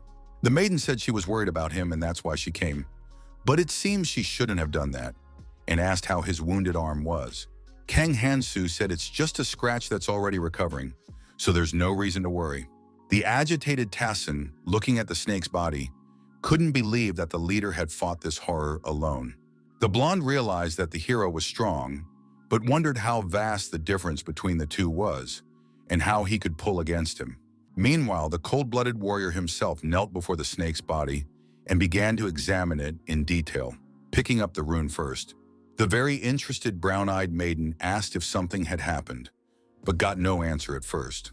Hansu assumed that because it was a rather strong monster, he was rewarded with a needle snake shockwave rune as a reward. Brave thought it would be quite useful, but he needs a rune of magic to use it. Tassin asked if he planned to use the relic, but the nonchalant man replied that he wouldn't, as its limit was only 7 skills. A shocked Sanshin immediately asked if he could have the item, much to the displeasure of the white-haired impertinence. Slapping the guy in the face with his elbow, the blonde said he couldn't use it for its intended purpose and should finally remember his place. Running his palm over the spot where the blow had struck, the brunette reminded him that the insolent man already had a rune, so he shouldn't claim it. Nahal asked if the weakling thought he would do good with this relic, and if he had forgotten about his joints. The youngster said that he would be better with this rune, which infuriated Tassin, and Yu Minhee immediately stepped between them to prevent a fight. The reserved and unperturbed Kang Hansu decided to intervene, and first asked what the two of them were doing. He stated that he would prefer to sell the rune, and if they wanted to buy, so be it, they would be given a 5% discount. Such an unexpected statement confused the entire trio of young fighters who expected to receive the relic for free. After a short period of time, the leader asked if the guys had made any decision. The pretty girl immediately replied that she was taking the rune, which was expected since the boys didn't trust each other, so that left only her. Earlier, the hero had noticed the maiden pick up a rune of magic and thought she shouldn't have hidden it since she had knocked it out of the monster herself. That said, the kid thought she was ambitious because her method of survival was hiding her trumps up her sleeve. Yu Minhee held out her palm, which contained 3 runes each of dexterity and perception, and 7 runes each of strength and endurance. The leader said that with a 5% discount, he would only take 6 runes of power and began the withdrawal process. His deed drew respect from the pretty shawl, who thanked the young man profusely for his kindness. The hero asked them not to think he was rude and said that if they got used to getting everything for nothing in a place like this, they wouldn't have long to live. They were told that nothing in this world comes for free, and Minhee examined the glowing rune in her hand in detail. The team leader then turned around and started to leave, deciding that there was no time to waste and it was already time to go. He realized that since there was a needle snake here, it meant that there were deposits of deuterium nearby, which he soon stumbled upon. Luckily, the main character noticed them even earlier and decided he would definitely come back to break off a tidbit for himself. Without a backward thought, Kang Hansu walked over to the deposit and broke off a deuterium crystal to take a closer look. The curious young fighters glanced around, wondering if the mentor was using his superpower again. To the maiden's eye, the weapon seemed to be made of metal, yet it was soft, and Sanshin assumed it was an awl or a needle. Without explaining anything to the young men, the team leader rose to his feet and headed towards the body of the needle snake lying on the ground. He really surprised the guys by suddenly plunging his dagger into the gap between the dead monster's scales, which looked rather strange. Minhee and the youngster in the headphones were very curious about what Kang Hansu would do this time, while Taesong was notable for his nonchalant stance. After a short time, the snake was stripped of its scales and its vile skin lay on the ground. Blondie asked the hero if he was going to make some new poison, and he said it was something else. The scales of the needle snake were quite strong, but not suitable to be used as weapons, so they need to create their own. In his head, the young man kept combinations for creating weapons that could be made from the monsters and materials in the training area. The needle had a limited range, making it difficult to inflict secondary damage such as bleeding. However, if one recognizes an opponent's weakness, then by delivering pinpoint strikes, one will turn a disadvantage into an advantage. Kang Hansu noticed that the tip is a bit blunt, but it's a homemade, so he has no other choice. He took a few swings of his hand to try out the makeshift weapon and draw some conclusions about it. The kid realized he needed at least a similar level of strength, so it wasn't so bad anymore. Considering how long it took the alchemist to figure out combinations to create weapons from what you could get at the beginning, it was worth it. The brave needed to get some upgrades to break through the defense of the monster he must defeat in order to get the second hidden part. Thinking of everything, the fighter began to wrap the newly made weapon in cloth around the hilt to make it easier to grip. Looking at the result, the kid smiled, saying in his mind that now it really did look like a weapon. Kang said that if he had gotten a Tokoko lizard, he would have been able to create a better weapon, but he thought the needle snake was pretty good too. Frozen in place, Tassin was at a loss for words as he looked at the professionally crafted weapon. He asked if he could buy the thing, promising to give all the available runes to the main character in return. Looking at how much time and effort had gone into the creation, the blonde was sure this thing would be better than what he had. The leader said he'd sell him this unusual weapon since the kid was so interested, but couldn't make another one since he'd run out of materials. This answer made the white-haired man angry, who realized that the selfish man had just spent all the materials for himself. The young man reassured himself that there must be something better ahead, and he just had to be patient. The young man realized that this was their final destination, which looked quite illuminated. There was electricity and an empty wagon, and to top it all off, Kang Hansu was silent, and that said that there would be no fighting and a reward could be obtained. The guide asked the guys frozen in place why they were going inside, which confused them. The white-haired man asked what kind of questions he was asking, and the guy replied that there was only one carriage, so they needed to get off. Seeing the boys standing there, the serious leader reiterated that the carriage was for one person only and asked them to leave. The young men were in no hurry to leave, and Sanshin asked the leader who sat down in the chair if he had made a mistake, for there were plenty of seats. After looking around, the kid said the space was large and asked how it could only be for one person. Tense with a shout, Taisung asked why. After all they've been through together, only Kang Hansu has the right to choose. He then cried out that it was only because of them that the protagonist had reached here, while the young man himself remained composed and listened in silence. But after saying that, the young man still asked if they really thought it was all because of them. The guy realized that their willingness to jump at the chance was pretty good, but they still hadn't considered one important thing. They were told that there was no rule, that he alone was supposed to be in that wagon. Smacking the created weapon loudly on the floor, the hero said that it was all about the fact that there were no rules in this world. The cold-blooded kid firmly stated that the guys could leave now, or stay to argue with him. Pointing his blade at the fighters, the young man said that if they could find a lawyer, they could try to file a report on him. Finally smirking, the leader asked the young men to choose one of two options. The nervous Tassin, whose throat had the blunt tip of the weapon held to it, clenched his teeth tightly, straining. Eventually, the trio had no choice but to leave the wagon and watch it move away from them. The white-haired kid was incredibly angry at the arrogant creep who had just ditched them in the middle of the subway. He wondered if Kang Hansu had been completely serious all this long. Looking at his desperate companions, the blonde was sure that if they attacked the scum with the three of them, they had a chance. It was clear that if they defeated him, they would get all the items, and if defeated, they would simply apologize. The kid decided it was worth a try, but a cold-blooded protagonist suddenly emerged from the train, looking mesmerized by the sight. His blue eyes radiated fear and coldness, and he himself had no intention of stopping and showing mercy to anyone. Tassin was well aware that the leader would have killed him instantly if he had only tried to move.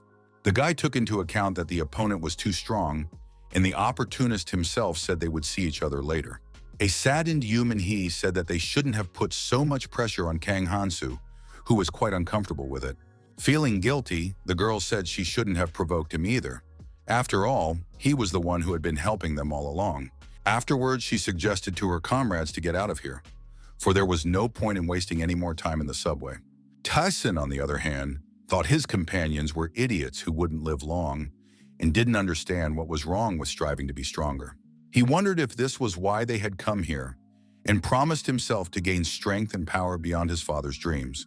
If you put together all the information about this place, you can draw some important conclusions. The first is that the train makes stops at as many as 20 stations during its long journey. The second fact was that every station gets a random artifact, and the third was the inability to return to the previous station. Kang Hansu realized that even if he made it to the end of the road, there was no guarantee that he would survive, so he decided that he had to be careful. After a bit of thought, the young man concluded that he was now already at the 12th station. He had collected 8 guns at the stations, and all of them are pretty good for the newcomer, but useless to him. The bracelet Laren found, along with the perception characteristic, helped identify the monster's weaknesses. But the hero already knew the weaknesses of all the entities, so there was no use for all these items. He had a weapon, so I was hoping for something different, like something with a movement enhancement. Getting off the wagon, the kid said in his mind that with a thing of this type, he could move freely during battle. Suddenly looking at the chest ahead, for the first time in a long time, the unperturbed one experienced an emotion of intense surprise. On the pedestal in front was a purple-colored maniac cloud snack that glistened slightly. After the first puff, the fighter's characteristics will begin to increase, and as long as he smokes further, they will continue to increase. After smoking 1 cigarette, all characteristics will be increased by 20%, and the effect will last for 10 minutes. Looking at the precious purple pack, the hero smiled slightly, realizing that this was exactly what he needed. Even though they can't be used outside of the training area, there is nothing better than this artifact. Taking a closer look at the pack, the kid told the cigarettes that it had been quite a while since they'd seen each other. He was reminded of Eris, who never failed to say that with each cigarette, the young man was aging faster than he looked. Deep in his memories, the young man raised his head, looking into the empty space in front of him. In front of him, he saw the white-haired beauty whom he missed very much, and who always gave him guidance. The charming girl said that cigarettes spoil Kang Hansu and wanted to remove the pack from his hands.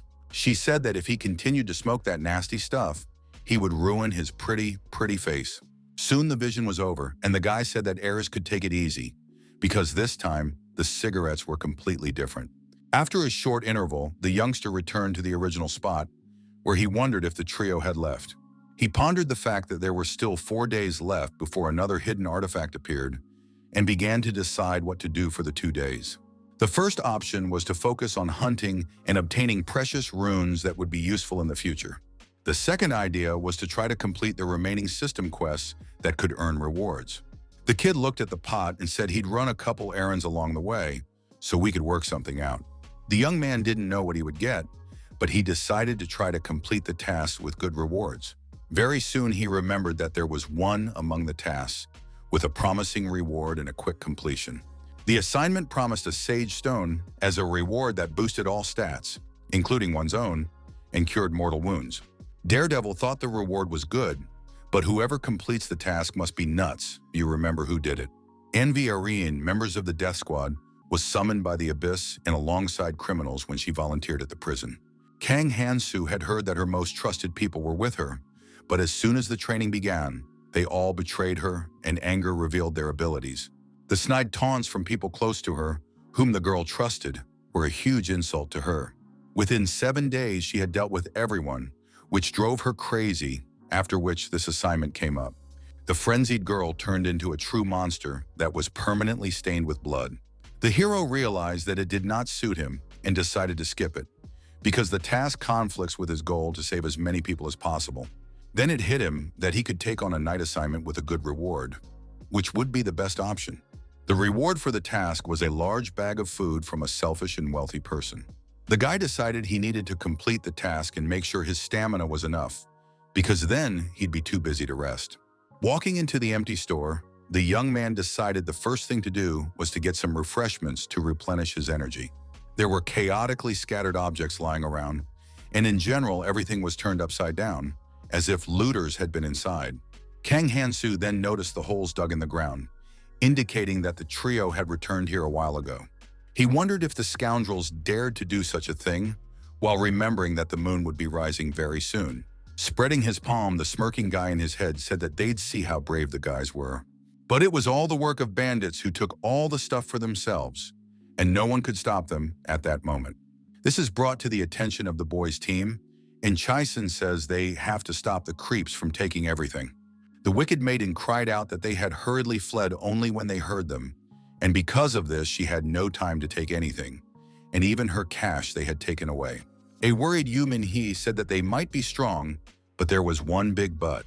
Sanchin said that there are too many robbers and they are outnumbered, though their characteristics are higher, and Kang Hansu hasn't returned yet. Chisun whispered to Youngyo that she'd never seen a coward talk so much, and he supported her in that. Karaglaska kept wondering how the bandits could have known where the convenience store was, and admitted that she had thought all along that they still had time.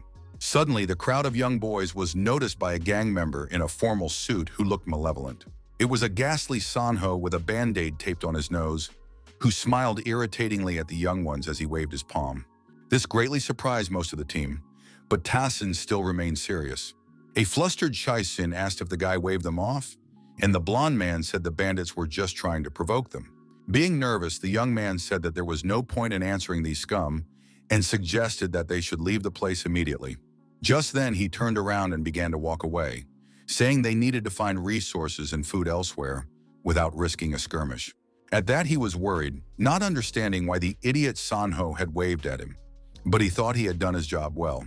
As it turned out, earlier the mole came to the base of bandits, who at first did not recognize him and did not understand why he came. Keeping his cool, the white-haired man asked the guys, why don't they check out the subway where they could find some food for themselves? The kid said he'd better get the food now before the others came and promised to show them the way. It was clear that he would have to fight these guys for food, but it wasn't easy to defeat such a crowd at all. The gang leader asked why they should trust him, noting that the youngster was clearly trying to push them head-to-head with Kang Hansu.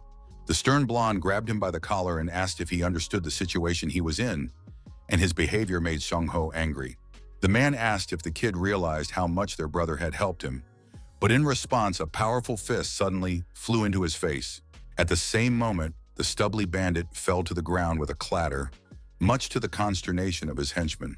The arrogant Tassin said that the three of them weren't even his equal and asked why he would make a trap for such weaklings.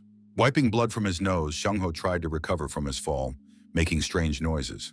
The kid holding the bandits in his fist said he would give them a chance and asked them to think hard about his offer. After a while, the team of guys were at one of the houses where Yoo Min-hee was looking out the window with trepidation. At one moment, the beauty saw Kang Hansu walking down the street and with a joyful cry called him to them. The pretty damsel was already very relieved, even though the young man had just returned. The willy blonde thought there was no need to be nervous, and besides, no one would know he'd set it all up, and if he was caught, he'd find an excuse. Brown Eye said that while they were going back for Chisun and Youngyo, the bandits took all the stuff from the store, and the hero said he saw it on the way here. The first thing he did was look at the round table ahead and ask his comrades how much food they had left. The guys answered that they tried to collect as much as they could, but it didn't work out the way they wanted, so the set came out small. Pestering Taishong said that since the confident Kang Hansu is here, they can bring it all back. Smiling, he said it wouldn't be easy for the leader to handle all of them alone and offered his help. The unperturbed young man suggested we eat first and then talk about pressing matters. The white-haired kid, sinking his teeth at him, wondered if the scoundrel had just snorted, much to his annoyance. He immediately said that it was somehow wrong, but no emotion appeared on the protagonist's face. The blonde-haired chatterbox asked the totally reserved guy if he had no shame at all. It was said that they had risked their lives for this food, and then the hover boy asked why the sponger wouldn't offer something in return. The blonde said that if it was something good, he would consider giving the darling some food. In turn, a polite Yoo Min-hee said that they were collecting this food for everyone, so it's not a problem to share. But Tassin reiterated that they had risked themselves for this food, so it was foolish to give it away so easily and for free.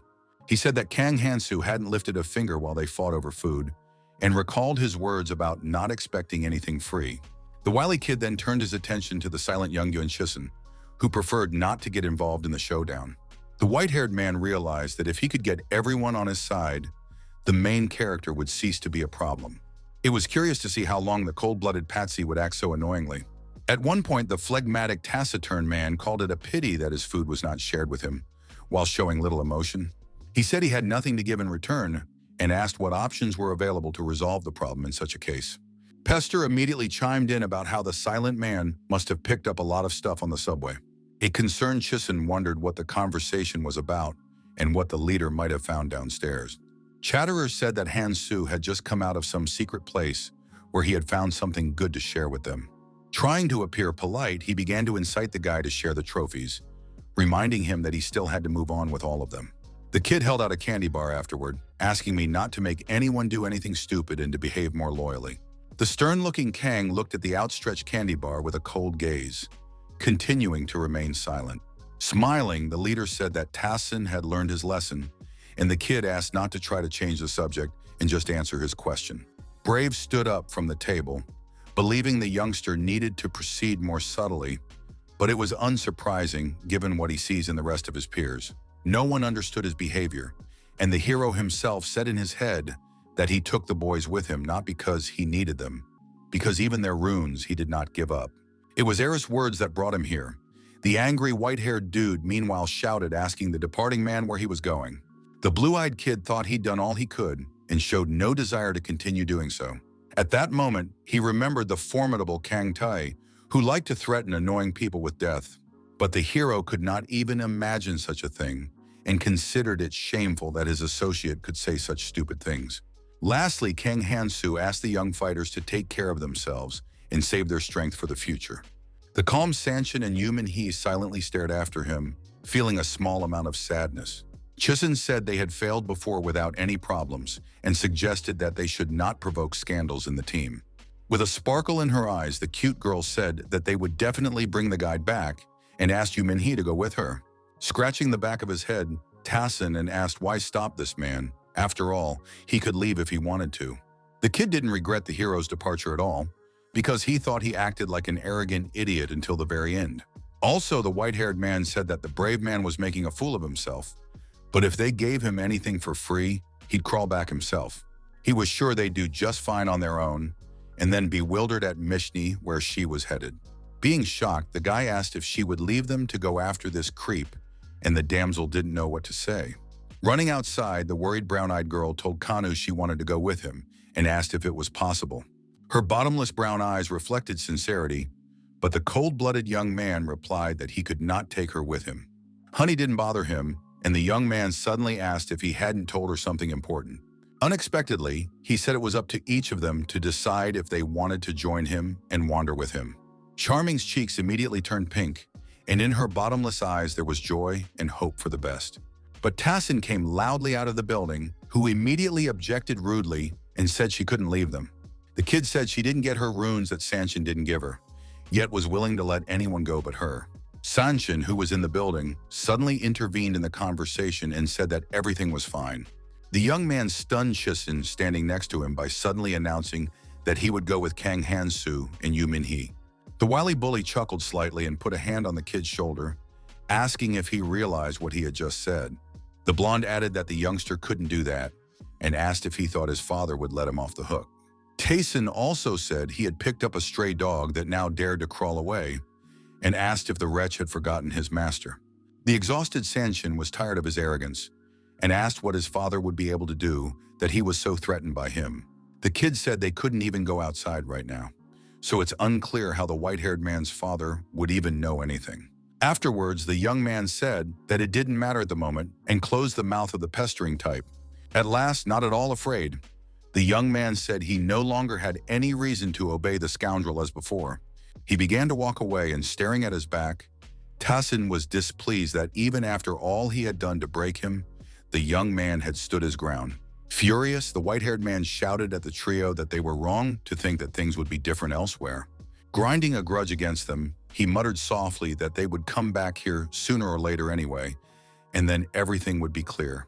Late in the afternoon, the trio of young boys walked silently down the deserted street, each thinking about something different.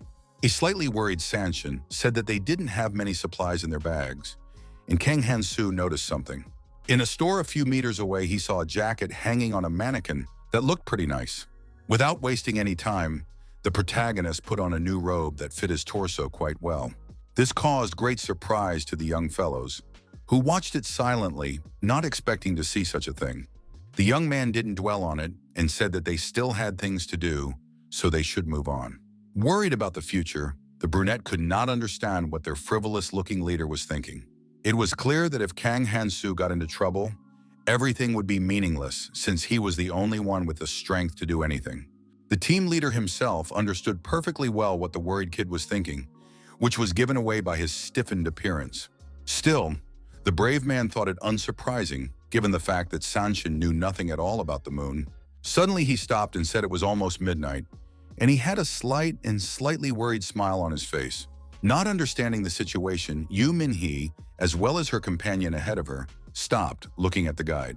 After a few seconds, the girl looked up at the moon and became greatly alarmed as she noticed something strange. She immediately said that there was something wrong with the moon, and Sanshin even trembled a little at the incomprehensibility of the situation. The moon itself was enlarged in size at that moment, and its hue was yellowish and not at all like it always was. At that moment, strange things were happening on the moon that not every person could understand. A large slit appeared in its center, which was revealed by a black and yellow sphere like an eye. The unknown energy was directed towards the area of the ground where the young fighters were standing at that moment. The stunned Yu Minhee couldn't believe it, for she had never seen her eyes open before. The anxious Sanshin didn't realize what was happening, and the food in his hand turned to slipping sand. This phenomenon caused only bewilderment and a little fear, for nothing could be done about it. The worried girl immediately reached into her backpack, saying that this meant all the rest of their food had turned to sand as well. Upon opening the backpack, Honey was shocked because it was almost half full of yellow sand. Then the guy in the headphones noticed something glowing nearby, but still didn't understand anything. It soon became clear that they were glowing people who were perfectly visible at long range. The maiden asked if they glowed too, and Sanshin suggested that it was impossible to detect people nearby, but at a distance they glowed. What alarmed Minhee was that people could be seen even through the wall, which literally incited them to fight each other. The tense young man asked the unperturbed Kang Hansu if he knew that the situation would turn this way. Smirking, the hero asked him not to talk nonsense, for although he had superpowers, he couldn't know about such a thing. The boys didn't believe him, but suddenly they heard the angry cries of a man complaining that someone had stolen all the supplies. From afar, many glowing people could be seen in the houses and on the street, but it was not clear where the sound was coming from. People continued to figure things out, and the main world was once again convinced that this world was truly insignificant. It was for this reason that the astute leader told his young companions not to take much food with them. It's all about the fact that when the moon, which exists only in this world, appears, all the food that anyone has simply disappears. The team leader then began to walk silently forward, and a tense Sanshin asked where he was going. The mysterious young man replied in a calm tone that he was setting off to do what needed to be done. A dumbfounded Tayson, meanwhile, shrieked that their food had just disappeared, which was cause for excitement. Concerned Chisen immediately asked what they should do now and if they should look for food somewhere. Youngyo said that all the food from the store had probably already been taken apart, and the white-haired man was sure that the scumbag Kang had known everything from the beginning. Being exasperated, he realized that the insolent man had decided to beat them all with his damn superpower. The alarmed girl suddenly exclaimed that something strange was happening outside. Not far from their house, glowing people passed by who were clearly in a malevolent mood. An exasperated bandit was looking for the boy who had cheated them out of food and ordered his subordinates to find him immediately. Tayson realized they couldn't fight back now and wondered if he should run away now and attack the bandits when they dispersed. A frightened Chisen suggested going to Kang Han's, who was very strong and would definitely help them. The angry young man asked if she had no self-respect at all, since she wanted to go back to the creep who abandoned them. The exasperated damsel shrieked and asked if he thought they couldn't handle a whole gang. She added that if the bandits can't find them, they will go after the hero, and they can offer him their help. Young complimented that the criminals won't fight if there are too many of them, so maybe they can negotiate somehow. Though not wanting to, the white-haired man in his head acknowledged their rightness, realizing that a temporary alliance wasn't such a bad idea. He didn't like it, but the opportunity to make Khan his debtor was too tempting for the wily kid. Afterward, the guy said that if they moved quietly, the criminals wouldn't notice them and asked the guys to follow him. But fate in turn made its move, and Tassin fell into a strange trap that bound his feet. He immediately collapsed to the ground, utterly bewildered by what was happening, but he couldn't move. Trying to remove himself from the unpleasant shackles, the tense lad said he couldn't do it. Panicking, the youngster asked his comrades to drag him with their hands, and they froze in place like two bewildered men. Suddenly, a man's voice asked if the guys were sure they'd be okay if they dragged the boys with them. It was the gang boss, who asked them to come over in a calm tone, saying he was just about to talk to them. The agitated Yongyo and Chishin froze in place, realizing that they needed to immediately get their feet out while they were still in one piece. With an abrupt start, they darted away, leaving Tyson, who was shackled, shouting viciously at them. The man squatted down and asked how it was possible to use harsh words, for the kid was too young for such a thing. He said that while the youngster was busy with his cunning plans, they were not idle either, and said that the shackles were Arun's duct tape. After that, the gang boss rose to his feet and said that there was no need to waste time on idle chatter. Staying composed, the man asked why there were only 3 of them here, and where the others had gone, but Tassin didn't answer him anything. The bandit in turn lifted his foot to put pressure on the kid and shake his vocal cords. The blond man cried out loudly in pain that came very suddenly and threw him into a panic. Then the boy curled up and his legs trembled, indicating the success of the criminal's actions. He immediately exclaimed that he would tell everything he knew and added that he had information about where the others had gone. The calm gang boss said that was very good, but before that, someone wanted to talk to the white-haired man personally. Behind him, Sanho was already standing behind him, wanting to talk to the kid who had scammed him for food. Smirking evilly, the thug said he didn't think he'd get better until he did the same to Tayson. Gritting his teeth hard with anger, the kid said in his mind that if only the guys hadn't abandoned him, they would have dealt with the scoundrel. The ringleader asked the guys not to get too carried away, saying they'd still have to work with this guy, and they were itching for a fight. At the same minute, a whole crowd of savages began to beat with their feet the defenseless kid, who could only cover his head with his hands. During the beating, the white-haired man wondered how Chaisen and Youngyo dared to leave him without even batting an eye. This created an incredible anger in his heart, and in his head he made a promise to himself that he would kill them all clean. The traitors had meanwhile reached the small camp where the trio who had previously left them were sitting. They were perplexed by a strange and not at all appetizing dish that was boiling in a deep pot. Turning her attention to the revelers, a flustered Chaisen asked what they were doing here in the middle of the street. The girl asked if they were having a picnic, and the nearby Youngyo just remained silent. The damsel soon realized that the trio knew that all the food would spoil, yet they were calmly eating something. Afterwards, she said confidently that it worked great and suggested we all eat together. The confident girl headed over to the rock to sit down, and Sanshin and Minhee noticed that Kang Hansu had reached for his blade. The guy stunned the girl by abruptly swinging his blade right in front of her, while remaining cold-blooded and saying nothing. Discouraged, she tried to string together a few words to ask what on earth he was doing. Chewing his food, the young man looked emotionlessly into her eyes, asking her to stay back and still holding the blade in his hands. With a shout, a nervous Chisan asked what was so childish and reminded them that they, unlike Tessin, hadn't done anything to them. She was curious as to what would happen if they did get closer, despite her request not to. Smirking, the main character said that his superpower said that this wouldn't end well for them. Angry Yongyo asked if that damn superpower was telling him everything in the world. A subdued Kang Hansu replied that she does tell him many things, such as the danger they brought behind them. The anxious guys immediately turned around upon hearing the male voice, which recognized that the young man was quite observant. As it turned out, the crazy fugitives brought a whole horde of criminals, who came obviously not to drink tea. The stubbly ringleader kept a low profile and only glanced at the younglings with a slight smirk.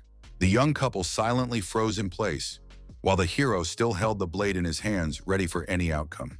The young man remained completely calm, remaining enigmatic and thinking every possible action ahead. The tense Yu Minhee standing beside him silently looked at him, believing that he would overcome any challenge. A drop of sweat ran down her cheek, and the girl herself was curious as to what move the mighty Kang Hansu would use. At that moment, the intrepid kid was thinking of the bag of food of a selfish and rich man that was the reward for the task. The conditions for obtaining this item were quite simple, as you had to cook and eat as much food as possible while the moon was in the sky. The need seemed very simple, but beyond that, you had to be selfish, who would cook and eat the most food without sharing it with anyone. This particular person would be the one to receive the award, even though it wasn't exactly easy to do.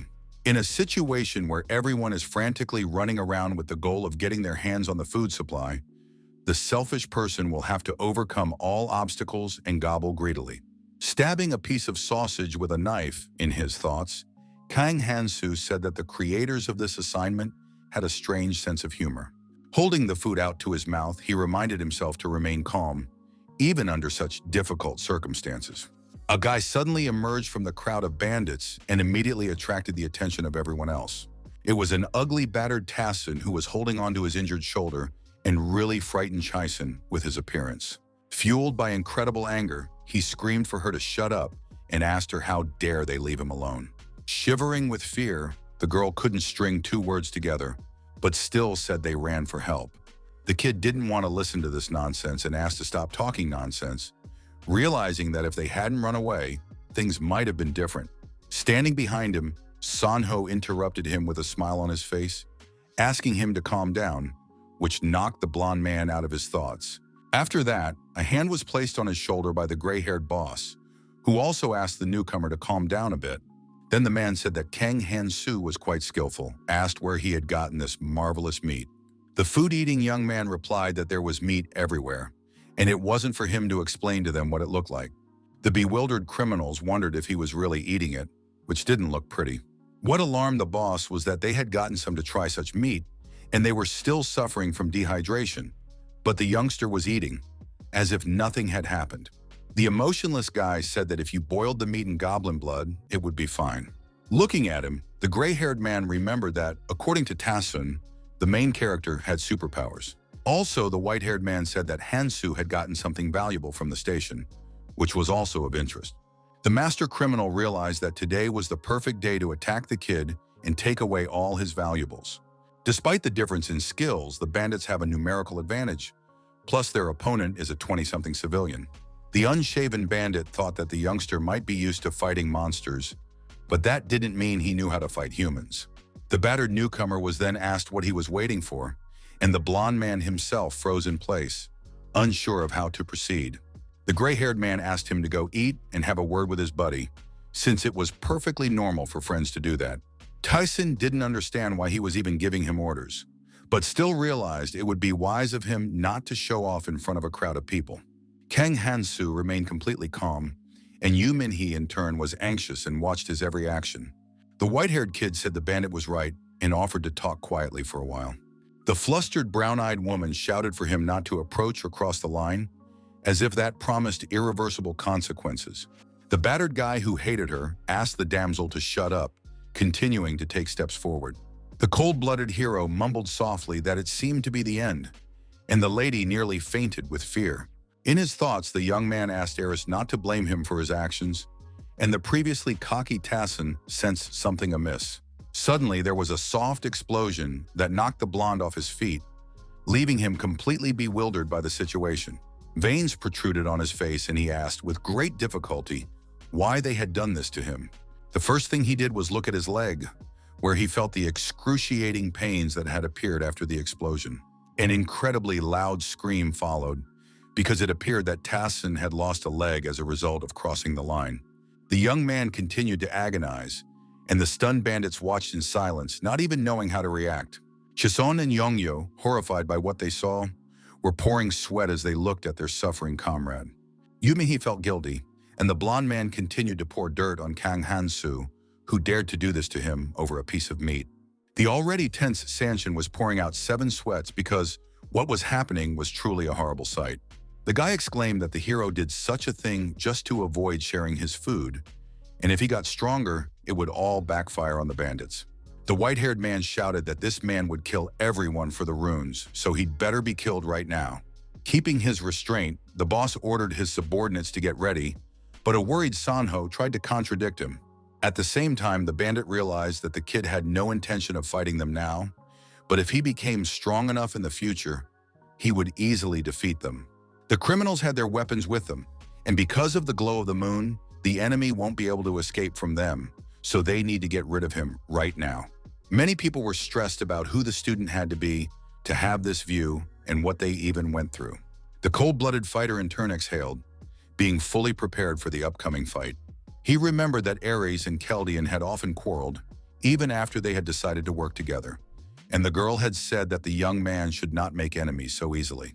The man, on the other hand, said that if the enemy was already in front of him, he should be completely crushed, because if he didn't, he would be crushed.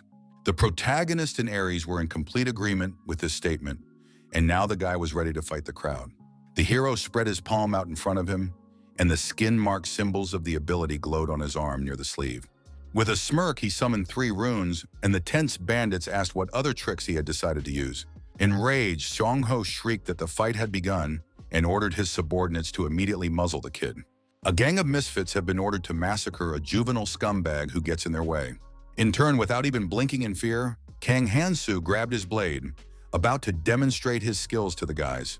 Having achieved full concentration, he prepared to make a dash to the side to outmaneuver his opponent. With a sharp start, the fighter rushed away, leaving a trail of energy beneath him that charged his jump. Throwing himself forward at Songho, the youngster said that he wanted to test the terms of the assignment on the pathetic underdogs. The second leader of the gang of bandits was wary and trying to figure out how the kid was moving like that. The protagonist, however, said as if nothing had happened that they would be hurt, then prepared to attack. A moment later, a powerful uppercut was delivered that threw the immobilized man upward. The guy didn't stop at him and immediately rushed to the second bandit, who was slightly blue from fear. The gang boss, meanwhile, froze in place, pouring sweat and watching his comrades being crushed one by one. Kang Hansu's next victim froze in place, and the harmless bandit's eyes even rolled upwards in fear. The gang leader wondered if the student had absorbed all the hidden runes since he possessed such powerful strength. The timid underdogs began to scatter, and the man cried out that they must take advantage of the numerical advantage to overpower the enemy. But no one would listen to him, and in a minute there was no one. And in front of the man himself stood the fearless fighter. The gray-haired man called the kid a lad and said he would not give up and would fight him to the last man. Daredevil, in turn, began to take steps towards him, watching as the pathetic criminal's face changed in fear. The terrified bandit asked if the youngster thought he would be okay if he took someone's life.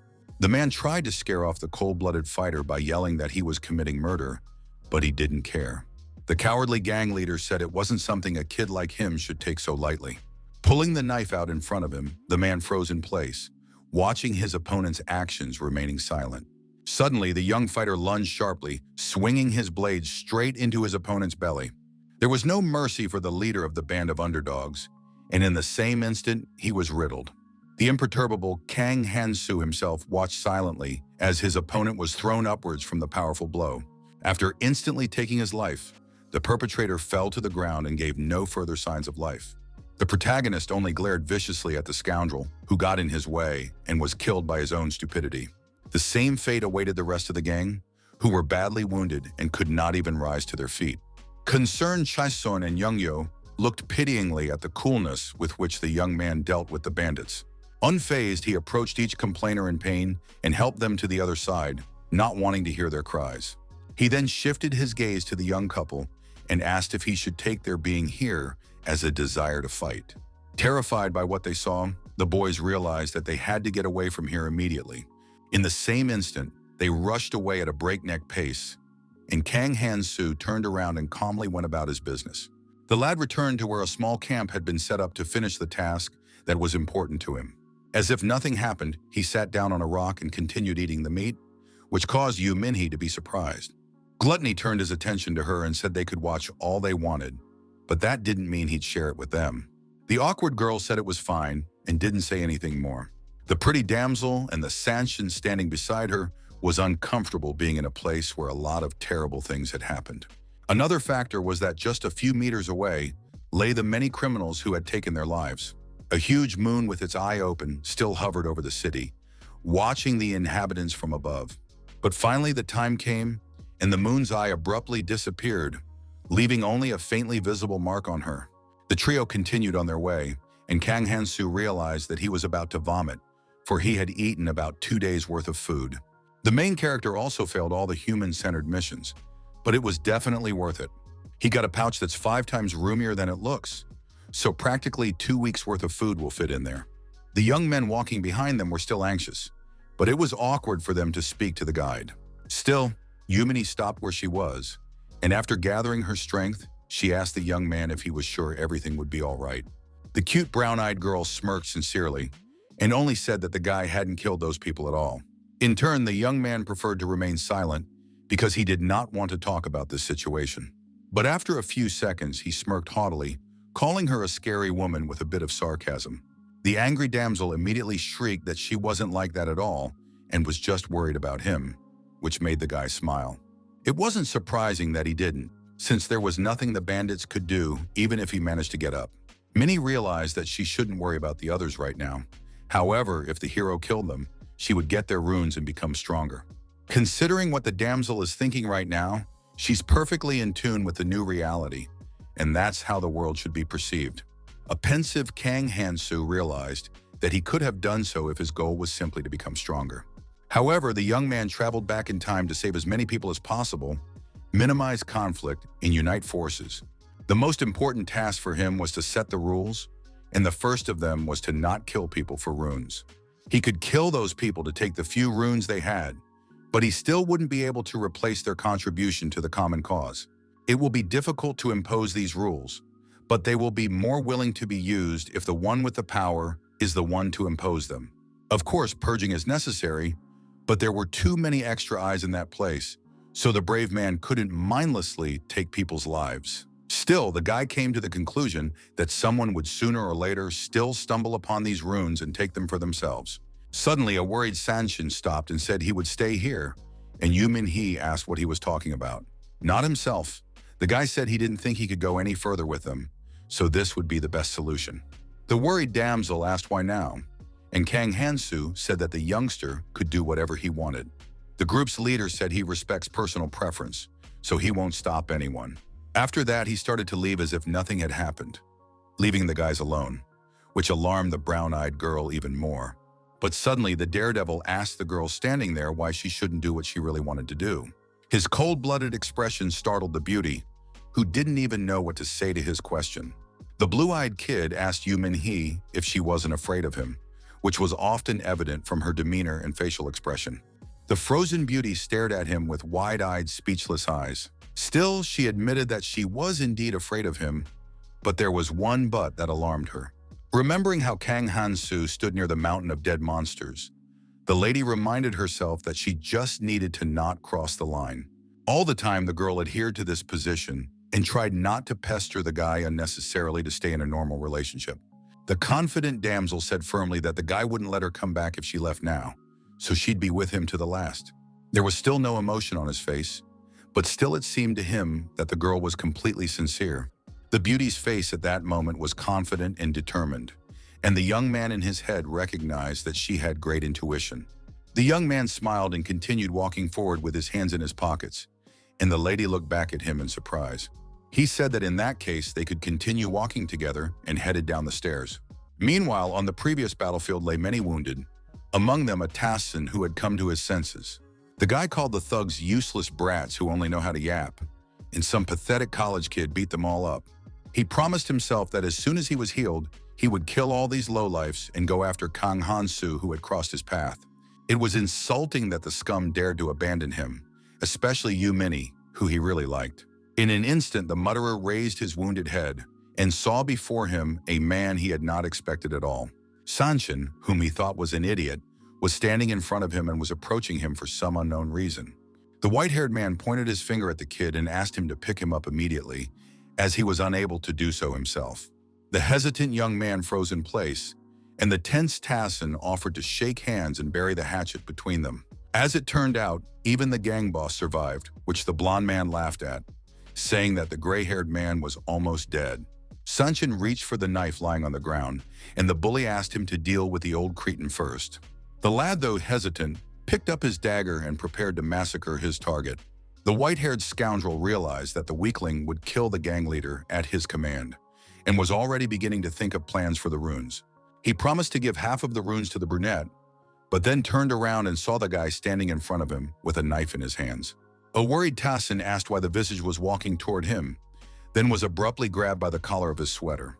With a sweaty hand, the insolent man was firmly grasped, and being tense, asked what the hell the youngster was doing. Showing equanimity, Sanshin said he understood something now, and the blonde couldn't figure out when it was that he had become so strong. The guy realized that the insolent man was going to take his chance, so he should have been dealt with earlier. A terrified Tassin asked what the hell he was talking about and asked to be let go, but suddenly his pupils shrank with terror. As it turned out, earlier hesitant and fearful boy without a backward thought stuck a knife in the womb of the offender. Feeling blood loss, the brute began breathing heavily and calling him a scum who dared to do this to him. Gradually dying, he tried to gain a breath of fresh air, but it did nothing, and his blood was rapidly being lost. Sunchen reminded him that the kid himself had said he should know his place, but it seemed that now it was his turn to know his own. Saddened, the young man asked if Tassin had enjoyed using his father to bully him all this time. But the bleeding brute only showered him with insults, never giving any answer to the question. Realizing it was over, the brunette chuckled oddly, releasing the knife from his hands and pushing his opponent away from him. The knife stained with the blood of his assailant fell to the floor at ease, and the blonde-haired opportunist said nothing more. Tired of everything, the young man fell to his knees to think about everything and try to gather his thoughts. Out of mental pain, he bit the outside of his wrist to distract himself from the physical sensations. In his thoughts, an exhausted Sanshin asked himself to pull himself together, realizing that there was no need to fret over such a small thing. Now the young fighter understood why Kang Hansu, to whom all this was nothing, did not go after him. Taking the opportunity, the surviving gang leader suggested to the kid to team up, saying that they would be stronger that way, but he didn't hear him. As he approached the man with knife in hand, the young man wondered how pathetic he was in the eyes of the protagonist. He'd never wanted the protection of a powerful, cold-blooded fighter who could give it with no problem. If only the guy had been brave enough to fight at his side in a dangerous situation, things would have been different. Also, things would have been different if Sanshin had become stronger himself instead of being afraid of the hero's power. Now the fighter wondered if he could have stayed on the daredevil's side if things had gone differently. Taking in the runes he received, the youngster said in his mind that if he were strong, the leader would not have denied him. That's exactly what hadn't changed from the past, when he'd cringed every time he walked like a minefield because of Tassin. Now the young and hot fighter was going to prove himself to become stronger, quite like Kang Hansu. The young man realized that if he used these fools and caught up with the protagonist, then even he would look at him differently. A trio of birds of prey flew past the high-rise buildings of the deserted city, looking for something to eat. In an instant, the raptors below saw the human-shaped prey and swiftly flapping their wings, flung them down. Their prey was Yu Minhee, who at that moment was standing below with her legs spread wide and was confused by surprise. Still, the maiden was not of the simple sort and immediately took a full chest of fresh air to scare the birds away. This was followed by an incredibly loud scream that scared the hell out of the attacking predators. The birds could not keep up their flight and began to fall one by one, but the girl in turn did not hurry to relax. She turned to the strange sounds behind her and immediately turned around, seeing danger approaching in front of her. It was another raptor that opened its beak wide, flying swiftly towards potential prey. Suddenly, a sharp swing of the blade sounded, causing the attacking animal to be struck in midair. The brave warrior Kang Hansu, who always managed at the last moment, came to the aid of his companion. Feeling uncomfortable, the beauty said that once again she needed the help of the main character. The guy, on the other hand, emphasized that not depending on anyone and doing everything alone are completely different things. Holding out a share in the form of runes to the brown-haired woman, he added that if there were skill gaps, it made sense to ask for help from a comrade. The fighter asked her to understand the strengths and weaknesses of her skills, and Yu Minhee admired him for being as rigorous as ever in distributing trophies. She then turned her attention to the system notification and marveled that it was already the third day since their arrival here. Madame was convinced that buying skills that increased mana and stamina recovery from Hansu was a good idea, because it would be difficult without them. Minnie also said in her thoughts that she was still trying not to rely on him, but it was frustrating that she was having a hard time giving it to him. Beauty was saddened by her modest results, and the protagonist decided to review his characteristics. After familiarizing himself with them, he said that he was able to increase his agility and perception to 42 points. The young man came to the conclusion that the best method of development was to keep all characteristics at about the same level. Suddenly, the young men heard someone's voice saying it was a communications check and asking if everyone could hear him. The fighters were ordered to return to their starting position immediately and told that those who were late would be punished. The worried Yu Minhee immediately realized that it was the ferry assistant, and Kang Hansu said that it was already time for them to go. For a while, the boys walked in the same rhythm, while maintaining a silence that made the girl uncomfortable. She nervously ran her fingers over the fingers on her hands, glancing carefully at the go-to guy, who was unfazed as always. Still, the young man noticed her tenseness and said that the maiden could speak if there was something she wanted to say. Beauty blushed heavily from embarrassment, but still dared to ask Kang Hansu if he had a girlfriend. She felt a little better, but still wondered if this was too personal a question for a fellow traveler. Minnie knew she shouldn't think that, but the hero seemed unusually generous, so she didn't hold back. Nervously running her fingers over her hands in her thoughts, the lady said that she had originally wanted to ask him a very different question. The guy himself realized that the damsel seemed to be shy, but still spoke bluntly, but it didn't make him feel any emotion. He was well aware that his comrade Kang Tae would be pleased by the question, even if it was an empty courtesy. The hero recalled that at first the beauty was so afraid that she could not even talk to him and constantly mumbled. Thinking over the question about the girl, the young man said to himself that he hadn't even met her now, but he couldn't lose her again. Still, as an answer, the young man said that he couldn't remember if he had a girlfriend, and Yu Min-hee didn't say anything else. The young men then continued forward, again maintaining an awkward silence and thinking each to his own. After a while, they arrived at the original base, where there were many others trapped in the other world.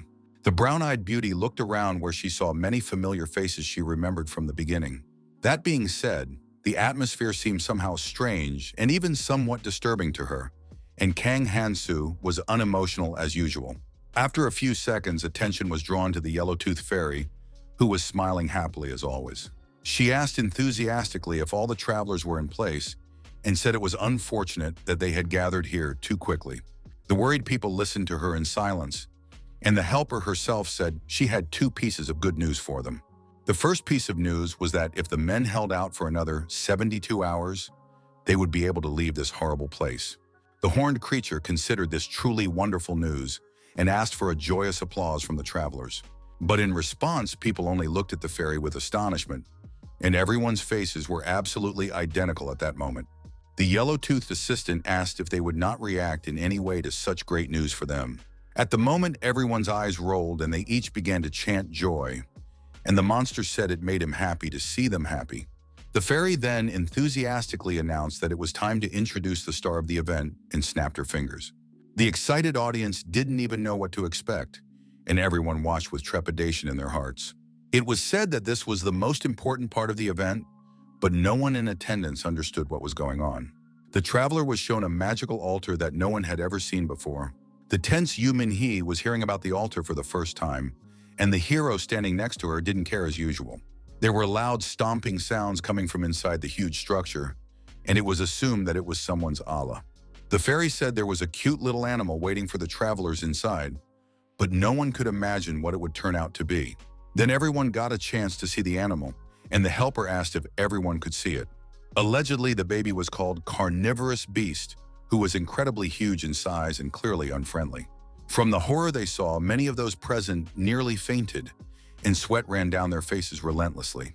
The horny one said that the kid was dying to break free, and he was trying to break through the altar bars. The assistant also added that although the altar looks adorable, it is not as sturdy as she would like it to be and will break soon.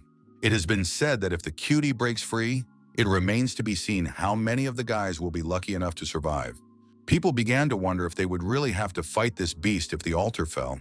Smiling, the yellow-toothed fairy suggested moving on to the second piece of news, which was no less wonderful in her opinion. She said there was a way to make the monster fall asleep, and if it fell asleep, it wouldn't even scratch the walls because it wouldn't try to escape. Sending an air kiss, the horny one said that if the boys guessed how to put him to sleep, they would even get a blessing from her. There was no response from the bored actors, and the assistant said the method was very simple. After that, it was said that it was necessary to simply feed the monster 5 people a day. Toothy added that humans need to last 3 days, which means the animal will have to be fed 3 times. Kang Hansu realized that there were a little over 60 of them left, and if one did so, a quarter of them would become a sleeping pill for the beast. Yellowtooth said it was up to them whether they took the advice or not. But for those who doubted their decision, she had something she wanted to show them. Using a digital scoreboard, it showed a ruthless monster that was ready to crush everything in its path. The beast exterminated all the people who appeared in its path, who desperately called for help, even though they realized that everything was in vain. The bloodthirsty beast liked it when pathetic humans called for help, and he had the opportunity to decide their fates. He opened his mouth wide and threw the little man into his mouth, and no one came to his aid. The aide said the footage shows people from another training area deciding to try to defeat the monster by working together.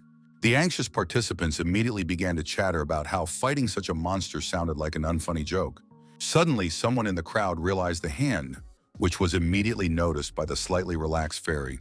A concerned young man in a red hat asked in a shaky voice how they could choose people to donate. Yellowtooth shocked him by suddenly asking why the guy was asking that of her. She said they could force people to force or draw straws and generally have to decide for themselves. It was then said in a frightening tone that any option would work if you used living people to do it. Afterward, the horny one said they had to decide everything within an hour, and in 24 hours, they would have another hour to choose the next victims. The countdown began at 56 minutes, and the assistant expressed her hope that the boys would make the right choice. Alas, instead of making a decision and using time wisely, disgruntled people began to panic and scream that they were all finished. Remaining calm, Yumini asked King Hansu with a smile what the right choice existed for him. The unperturbed protagonist replied that he saw no difference and no point in thinking about it, because everything had already been decided. The tense kid in the red hat shrieked that they should be honest in their decision-making. He suggested drawing lots because then they could pick 5 people for the first day, then 5 for the second day. But a smirking unknown young man intervened in the conversation, suddenly asking why they would do such a thing. The alarmed crowd of people looked in bewilderment at the young man, whom they had not seen before. He, who was standing next to the still phlegmatic hero, also became agitated. As it turned out, the henceforth fearless Sanshun appeared in public and asked with a smile why they should be honest. The perplexed type in the red hat interrogated the stranger as to what he meant by his remarks. Continuing to smirk oddly, the brunette asked again what reasons they had for being honest in their choice of victims. The bewildered kid asked what he suggested they do, since he couldn't say such a thing and not offer an alternative. The mysterious fighter in the gray cloak began to walk off to the side, about to voice his valuable offer to everyone. Putting his hand on an iron pole nearby, he said that he proposed to use the most sensible method. With a sudden movement, the thick pillar was shattered and began to fall, leaving the people behind dumbfounded. A cold-blooded Sanshin said that all people who are not doing any good should be started.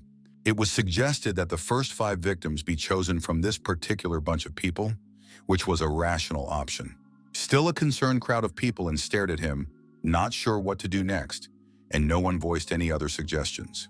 Proud of himself, the kid about the thought said he got the power, and now everyone listens to what he says. With a smirk, he also emphasized to himself that he liked it, for it was not an easy thing to come to. The newly minted leader then said that they couldn't waste any time, for 100 others had disappeared before them. Unperturbed, Hansu silently listened to the words that it would be impossible for them to defeat those far ahead of them alone. Sanshin said that they might even have to fight this monster soon, and that was why they should unite. It's also been said that in this alliance, they don't need wimps like the hipster headdress kid at all. The new leader questioned whether it was illogical to send the weaklings into the jaws of the beast first, and asked the silent Khan what he thought about it. The brunette was very eager to help the protagonist, for he was not like Tassin and did not wish to become his enemy. Remembering the white-haired man's bullying, he realized that he could make a fresh start here, but he needed Hansu's help to do so. The calculating kid was confident that the hero would make the right decision and thought his judgment was perfect. Mulshin said it wasn't a bad method, but he had another option, and if people followed it, they would survive and there was no need for sacrifice. His bold statement stunned everyone around him, including Sanshin. Then, as no one understood how it was even possible, the coward in the red hat immediately cried out that it was stupid to collectively fight against a monster, and the videotape was proof of that. The kid also asked how they would defeat the monster that health increases when it eats people. But the unperturbed fighter asked in a calm tone, who told him he was even offering to fight. The blue-eyed youngster asked if the protagonist meant to say that he would slay the monster alone. With a calm smirk, Kang Hansu confirmed that his words were true and added that that was exactly what he meant. People began to whisper, wondering how the guy would be able to handle such a monster on his own. Suddenly, the fat-bellied man asked the boy what kind of nonsense he was carrying away, for it was not goblins, but a real bloodthirsty beast. He also exclaimed that if they didn't make it in an hour, they were all fucked and there was nothing they could do about it. It was then pointed out that they had less than an hour left, and a decision had to be made immediately. Meanwhile, the silenced Sanshin clenched his fist tightly, contemplating what was happening and staying out of the conversation. The frustrated kid was sure he had almost caught up with the main character, but things turned out to be a little different. It became a reason to wonder if the brave had become so strong that he could handle such a monster alone. The young man stated that he was going to fight the beast, but it was problematic to do so now, which gave the brunette hope at that moment. A joyous Sanshin asked if he wanted to say that the strongest should come out for the fight and suggested that we should do it together. But the daredevil made him blue in the face by saying he didn't even finish his sentence and asked him to listen to him first. The tense young fighter asked the calculating leader what he proposed to do in this situation. Meanwhile, elated with hope, Yu Minhee realized that there was a possibility that Kang Hansu would take her with him. But looking at him, the girl still pushed the thought away from her and changed her stance, confident that it wouldn't happen. The leader said that if he increased his strength and stamina by 30 points, he could defeat monsters in a one-on-one battle. He then asked to be allowed to propose, and all those present around him listened attentively.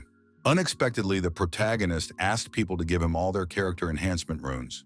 After that, the daredevil said that he would undertake to kill this monster, which had to be dealt with as soon as possible. Kang knew how to deal with the monster because of his battle experience, and besides, he would be able to obtain the second hidden treasure. Not even his companions could handle it, and it was the Berserk King, Clementine, who figured it out, but he too received the treasure, nearly getting killed. The protagonist realized that although his motivation was a treasure, he would become stronger many times faster this time. They were told that once he had the necessary runes, he would immediately go to the altar where the beast was.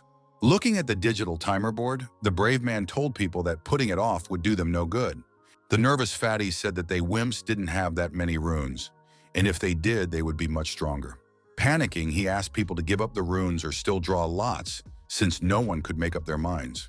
But suddenly, someone in the crowd called the bald man a selfish prick, but which he immediately took notice of. The fighter said that if they started with the weaklings, the halfling would be thrown out first and asked why they should give their runes to someone like him. The lady added that the difference between first and last place was striking, and wondered if it was because the fat man didn't have enough runes left.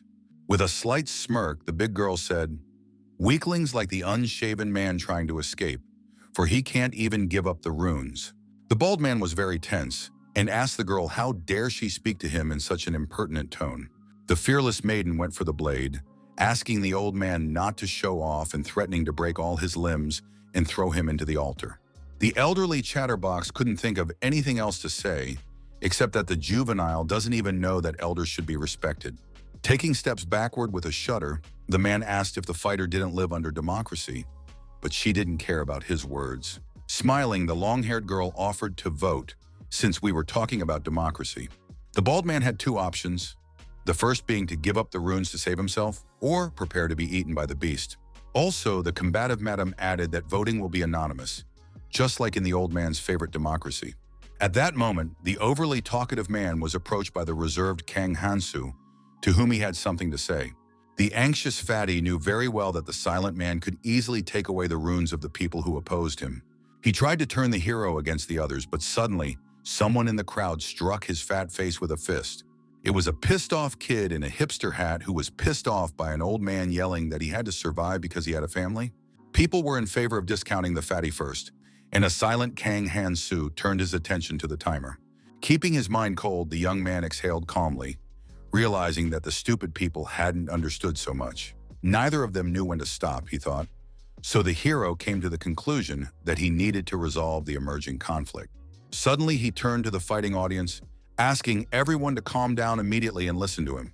At the same minute, the leader pointed his finger at 5 weak people, whom he named as options for donation.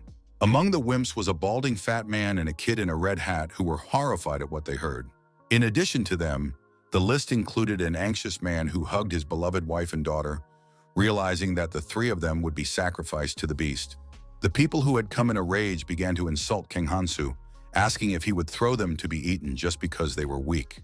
There was only half an hour left on the timer, forcing people to make a decision faster.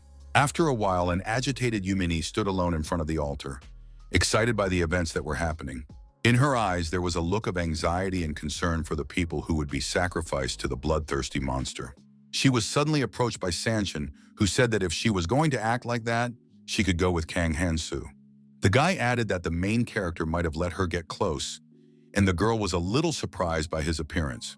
Her cheeks turned a little pink, and she asked in a flirtatious tone if he still hadn't realized what her leader was really like.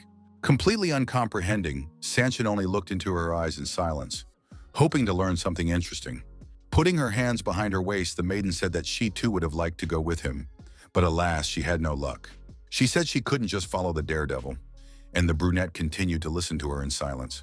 The young man realized that he couldn't stay behind all the time and asked the lady if she would continue to just wait for Hansu. Immediately, the girl took a step forward, saying she wouldn't do that because it was pointless. Smiling, Minnie said that if she did so, she would only achieve the hero's displeasure, for she would not be different from the others. Meanwhile, the brave man, looking at the crowd of frightened people, asked what they were doing, while the others were spinning like squirrels in a wheel. In a slightly gruff tone, he said that he didn't care how hard it was for all of them, which even scared the cowardly ones somewhat. The young man also added that they are all well aware of the consequences of their decisions. According to him, they weren't strong enough to catch up to the rest of the more hardy humans in strength. The weaklings were then asked if they really hoped the others would take care of them, and were also asked by the hero to take 2 runes in each of their hands. Sanchin said it was up to them to decide who they would hunt for the next 3 days, but asked them to let them know if anyone decided to run away. Smirking, the kid said that such runners could try to do it if they had the guts. In turn, Yu Minhee added on her own behalf that Kang Hansu always keeps his promises, so will totally figure it out on her own. That meant she should have wasted no time and hurried to catch up with him as soon as possible. The brunette told the damsel that she could join them to feel relatively safe. He added that the others would be happy to have her with them too, as the beauty was quite a fighter. The brown-eyed girl tried to politely evade the topics, asking if she could give her answer a little later. After that, she began to walk away in silence, and Sanchin looked after her, but did not pester and stop her again. He didn't need to see his companion fighting to tell that she had gotten stronger since their last encounter. An incredibly beautiful lady could stand up for herself and fight back with dignity, which was cause for respect. Clenching his fist tightly, the lad told himself that he too must show results, and what he had now for nutrition was enough. The young fighter needed to find something that was sure to show everyone what he was really worth. At one point, he was approached by a long-haired girl who said they urgently needed to talk. She then looked with a slight smirk at the young man, who looked to be burdened with something. An emotionless Sanchin asked the Amban what happened, and then noticed the strange behavior of the people. The man standing behind her put a hand on the fighter's shoulder, asking why she was so tense. The polite man told the brunette standing in front that the girl was just shy, and introduced himself as Park Seo-yeol. Assuming that the young man was also the leader, he said he was also in command over the guys behind him and offered to have a word with him. The slightly confused kid didn't know what to answer, since he wasn't anyone's leader, but it was awkward to deny the fact. Still, he replied that they were just friends. But Park Seo-yeol began showering him with compliments, saying that the young man clearly knew Kang Hansu. The polite man said he would like to talk about the protagonist if Sanchin did not oppose it. The young man himself, though not eager to do so, was not comfortable refusing, and he consented to the conversation. Meanwhile, the daredevil was inside the altar, where he was investigating some of the components. He realized that the goblin herb wouldn't work on the monster, so he'd have to use the paralyzing poison instead. The brave also had a flying cat rosary on his armor, which restored a bit of stamina during reinforcement. Kang Hansu found them to be quite useful, despite having obtained them on a hunt, and was sure they would help in battle. Overall, the odds were not in his favor, but there was no choice, as it was not enough to fight this creep. Soon the intrepid fighter began to descend down where the terrifying monster was, waiting for more victims. From an inner pocket, the hero pulled out a pack of precious cloud snacks, realizing that he would have to use them in large quantities. He briefly put one cigarette in his mouth, going to light it to get the strength he needed to bring the fight to a close. Before the process began, the blue-eyed lad said in his mind that he hadn't done this in quite some time. The protagonist hoped that the beautiful Eras would understand him, because she had always opposed the case. The kid successfully lit a cigarette with a purple filter, followed immediately by a reaction. A magical energy appeared around him, which created a rune that suited this world. When a rune's characteristics exceeded 100 points, both the color and the rune itself changed, causing a colorless rune to turn red and a red rune to turn orange. In turn, the orange rune stopped yellow, and the numbers began to change, starting with colorless relics. Thus, the higher the level of the gem rune, the more significant the gap between them would be. As for the monster, it wasn't even the kind of monster that would be released during the first training round, so a colorless rune would be fine. Kang Hansu said that if he had the essence of a troll, he would have gotten through it faster.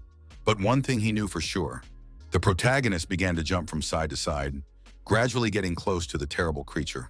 The fighter knew for a fact that the hidden monster had only been found by one person, and with incredibly great difficulty.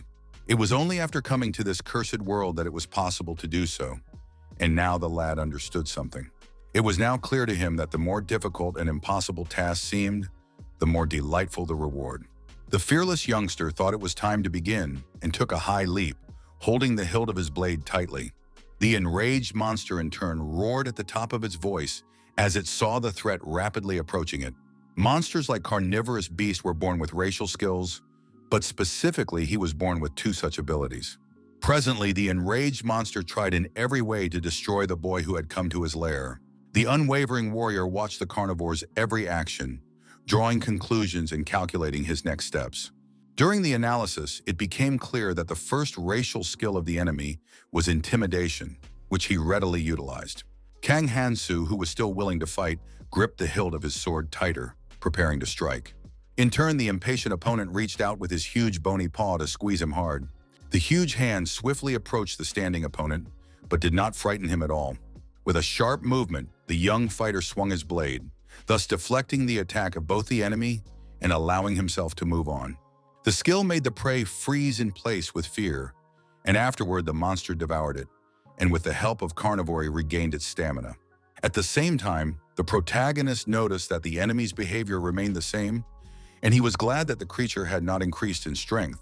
After the carnivore skill that restored stamina, the beast usually used the blood-drinking swamp. The monster's eyes turned red with an incredible thirst for vengeance, after which it struck a powerful blow at the place where the enemy was standing. But the unflappable fighter managed to bounce aside without any trouble, realizing that he couldn't handle something like this. The youngster realized that the needle would only make small holes in his opponent's body, but he knew the most effective method. The carnivorous beast, meanwhile, did not stop and continued to rampage, nearly knocking his opponent down. The most effective way to deal with the bully was to completely restrict his mobility. Reflecting on this, the fearless Kang Hansu stood in place, trying to think of his next course of action. The claws of the big monster reached for the boy again, who under no circumstances was going to give up. The lad bounced to the side again, realizing that poking the beast's hide with a needle in random places was simply useless. That said, he was sure that hitting the nerve endings with a needle containing poison would make a significant difference. Taking a high jump, the hero began to aim for the nerves between the joints, trying to do everything carefully. In the end, his judgment proved to be correct, and he was able to successfully hit the target accurately. The carnivorous beast opened its mouth wide and roared loudly at the unbearable pain that was burning him from the inside out. This brought a smile to the brave man, who was pleased with himself, realizing that he had done everything right and continued to wait for the monster to be immobilized. Meanwhile, the time on the timer was rapidly coming to an end, and there were only 12 minutes to go. Suddenly, loud monster stomps began to be heard, causing rocks to fall from the walls. The protagonist was not one of the timid ones and immediately reacted to what was happening, being ready to give a decent fight back. The carnivore began trying to pinch him and corner him, but the young fighter managed to bounce back, swinging his blade. He showed courage and tried to fight to the last man, and yet he managed to stay off the hook every time. Stopping his sliding, the guy spread his legs wide to be more stable and prepared for the next attacks.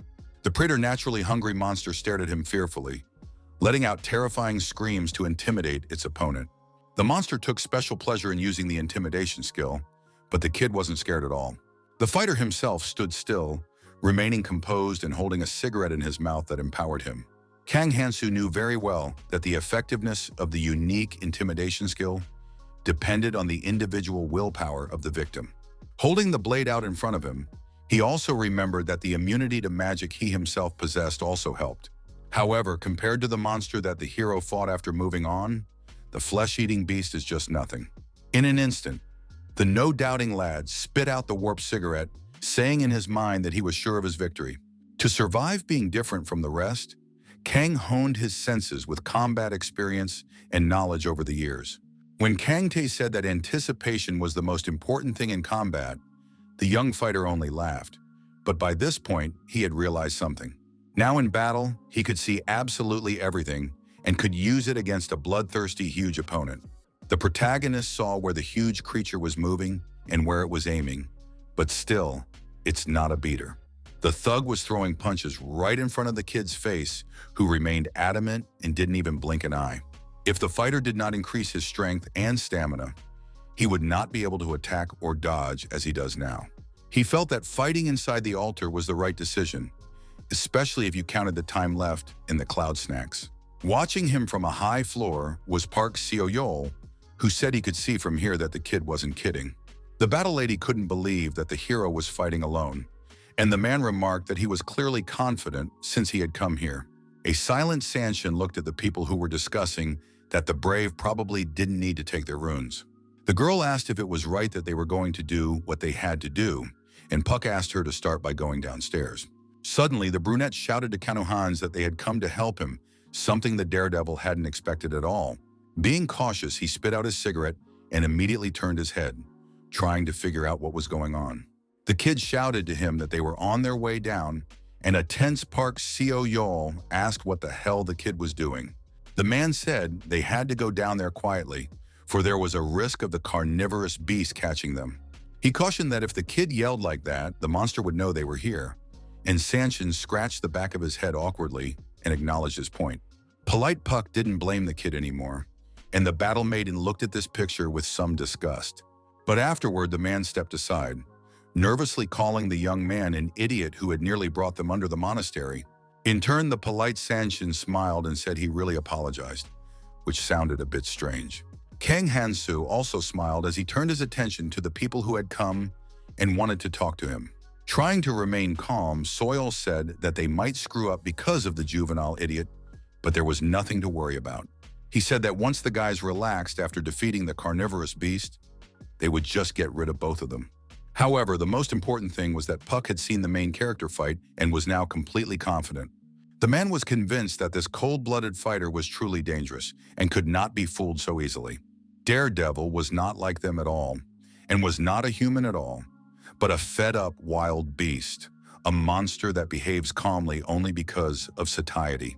It wasn't even about his strength, and the wily man just couldn't forget what he had seen that ominous day. On the first night, the unflappable kid fought all the bandits single-handedly without any hesitation. What was more terrible was that the young fighter even liked to brutalize, because he was cold-blooded for a reason. Unmoved by the situation, Park Seo-yeol clearly understood that he couldn't let such a dangerous creature run rampant. The man was also confident that once he got rid of Kang Hansu, the remaining scum and Yu Min-hee would be under his control. Stopping to fantasize about his plans, he ordered his assistant to go down and check out what was going on. The leader also said that if things continued like this, they would have nothing to worry about, as the movement of the fertile beast was already slowing down. In turn, Sanshin watched slightly anxiously as the protagonist continued to bravely fight the monster. But in an instant, a slight smirk appeared on his face, as if the young man was up to something. The stern and distrustful battle lady said that this idiot was quiet for something, and Park Seo-yeol immediately turned to her. Suddenly, the whole trio stirred, as if seeing something scary a few meters away. At that moment, the floor beneath their feet began to vibrate, and some buildings nearby began to collapse. Someone shouted that the stairs were collapsing and asked the others to be careful, but the words were useless. The tense, long-haired lady, as well as the rest of her companions, began to fall, not understanding what was happening. After the fall, trying to stop coughing because of the dust, the girl asked why the stairs had collapsed so suddenly. Rising from the floor, the men began to realize that they had already been discovered, but the carnivorous beast was beginning to tire. In an instant, they all heard a sharp swish of the tail that resembled a whip, which boded no better consequences. As it turned out, it was a bloodthirsty monster with sharp horns that was eager to destroy them all. The beast's red eyes showed only a desire for vengeance and retribution, and a hunger that it could not quench. People here felt a pressure that was much stronger than upstairs, and there was nothing they could do about it. The monster roared furiously, which frightened the humans, who could not resist it. A worried Park Seo-yeol tried to reassure himself that Kang Hansu was here, but wondered where the fighter had gone. The combat assistant turned her attention to the protagonist, who was leaving the altar as if nothing had happened, and asked what he was doing. The nervous man asked, "Shouldn't the young man help fight this monster after all? With their help, he would deal with it in no time." No one wanted to believe that the guy had given up when the job was almost done, and he was mysteriously smoking a cigarette. Brave calmly replied that that was what he wanted to do, but they had messed it up, and now the monster would regain all of its stamina. The protagonist barely dodged the carnivorous beast's attacks, and that was thanks to a precious cloud snack. He was fully confident that these underdogs would definitely not be able to handle him, and Park Soyol and his assistant looked at the fighter with bewilderment. The youngster realized that once the monster was done with them, it would be quite difficult to continue fighting it, and wondered how much poison he had left. It was decided to plan a second run, whereupon the fighter said that if they could kill the beast themselves, let them do it. The angry audience shrieked and asked if he was trying to make such a cowardly escape, but the guy didn't care about their words. The exasperated fighting madam shrieked that it seemed, and the opportunist completely forgot that his buddy was here too. She then decided that they were using Sanshin as bait, but became even more furious when she noticed that he had disappeared. After shouting, a young man came out to them and asked in a calm tone who they were looking for. It was a perfectly calm brunette who said with a smile on his face that he thought they had all fallen down the stairs. The infuriated damsel realized that the kid had broken the ladder by overhearing their plans and declared that she would kill him now. Remaining cool-headed, Sanshin said he was willing to bet she wouldn't have time for this case. He noticed that some were already drooling, waiting for them to fall silent in fear of him, and then the gang of men turned blue. The carnivorous beast began to stick out its vile long tongue, signaling that it would devour everyone in its path. The anxious group of people didn't know at all what would happen to them next, for they were clearly inferior in strength to the monster. What was most frightening was that the bloodthirsty monster was enjoying what was happening and was in no hurry to end it all. The panicked Park Soyol shrieked that it would be worse for them if the monster regained its stamina. He realized that they should all cooperate with this Kang Hansu as much as possible, for that was the only way they could survive. The main character said that they didn't need to be afraid of the monster breaking the stairs because they had volunteered to donate here themselves. His words of self-sacrifice threw Puck off, who hadn't even thought of something like that. The treacherous group of treacherous people, trembling with fear, looked around and noticed that they were in a strange place. Previously, the Yellow-Tooth Fairy had said that a sacrifice of 5 people a day was necessary to put the monster to sleep. As it turned out, the whole team fell into the jaws of a terribly hungry carnivorous beast before they even had time to realize anything. They began to cover their heads with their hands in terror, but there was nothing they could do, as the enemy did not forgive mistakes. The emotionless Kang Hansu watched silently as the beast devoured the scum who were plotting something bad against him. In his thoughts, he thanked them for such a noble sacrifice, then walked out of the altar as if nothing had happened. Seeing the silent Sanshin in front of him, the first thing the protagonist asked was why he did it. Daredevil added that he was aware that the youngster had deliberately brought these people here and emphasized that he should choose his words carefully. The boy standing a few meters away said softly that he had finally realized something important to him. Without raising his head, he began to smile, about to have a clean conversation with Kang Hansu, whom he even imitated in some ways. Afterwards, with coldness in his eyes, Sanshin said that he finally realized how useful he could be. With a serious look in his vis-a-vis eyes, the young man asked to be used for his own purposes. The brave in turn remained emotionless and only stared silently into the eyes of the fighter ahead of him. The first thing he wondered was why he would use a kid who was previously a wimp. The brunette replied that he was well aware of the fact that the protagonist's goals were very different from those of the rest of the people. Sanshin liked the fact that the hero always thought a few steps ahead and became convinced of that when he fought Chin Tasen and his bandits. Despite being defeated unconditionally by superior forces, the daredevil did not kill any of the criminals. Although it was understandable that this could lead to problems in the future, but still, Kang Hansu showed humanity. Even when the altar appeared, no matter what anyone said, the warrior could have easily gotten rid of everyone by force, but he didn't. The unwavering restraint of the protagonist commanded respect from the brunette, who wanted to learn something from him. The brunette said it was clear to everyone that it was out of character for a daredevil, and yet he was confident in every word he said. The blue-eyed fighter continued to periodically smoke a cigarette, staring emotionlessly into the eyes of his vis-a-vis. Finishing his little monologue, Sanshin once again asked to use it, saying he would get his hands dirty instead of con. In return for that, he asked to take him along, or rather, let him travel with the protagonist. The short speech elicited a light laugh from the smoking guy, who wasn't exactly easy to make these kinds of decisions. Covering his eyes, the young man replied that he couldn't make up his mind after all the brunette had done. Sanchin said it wouldn't have worked out differently that time, so he got caught, but next time he promised not to let that happen. In his words, the boy observed honesty and sincerity because he really wanted to travel with the mighty warrior. The kid swore that next time it would be different, but the merciless Kang Hansu only turned around in silence and started to walk away. The kid said that people will constantly get in the warrior's way, simply because of how he stands out. He also promised that with all diligence, he would get rid of every one of those men whom the leader could not get ahead of him. The replacement youngster would follow him stop stronger, for the hero was rapidly getting stronger, and he was sure he could too. But all of this will happen if only the mysterious warrior will tell the goal he is going for and allow you to follow him. After another little speech, the silent brave stopped short and turned to the boy. The fighter asked what the kid would do if circumstances prevented him from joining, even if he agreed. Smirking, the leader cited the example of the youngster having to fall behind and asked what he would do, so he would in that case. Sanchin remained silent for the first few seconds, while immediately realizing that this was a hint of something. The kid rejoiced, realizing that something would happen in the second training, and said he would get stronger and find a leader. The protagonist chuckled in response, then abruptly asked the boy to leave, which sounded a bit rude. This discouraged the lad, who couldn't believe that the imperturbable one was still refusing his offer. Emotions were over the edge, and the brunette screamed and asked to be given only one chance to correct all the mistakes he had made. After saying those words, Kang Hansu stopped again.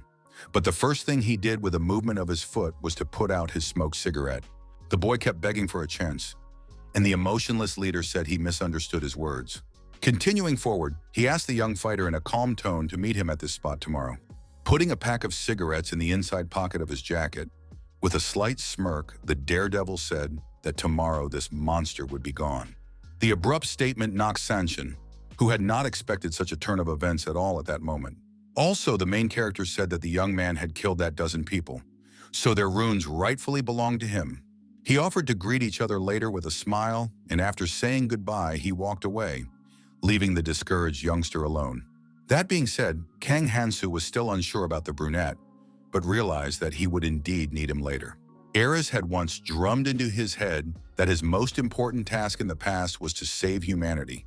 That said, the girl cautioned that there would be people who would prevent him from doing so, and it was for such purposes that a Punisher was needed.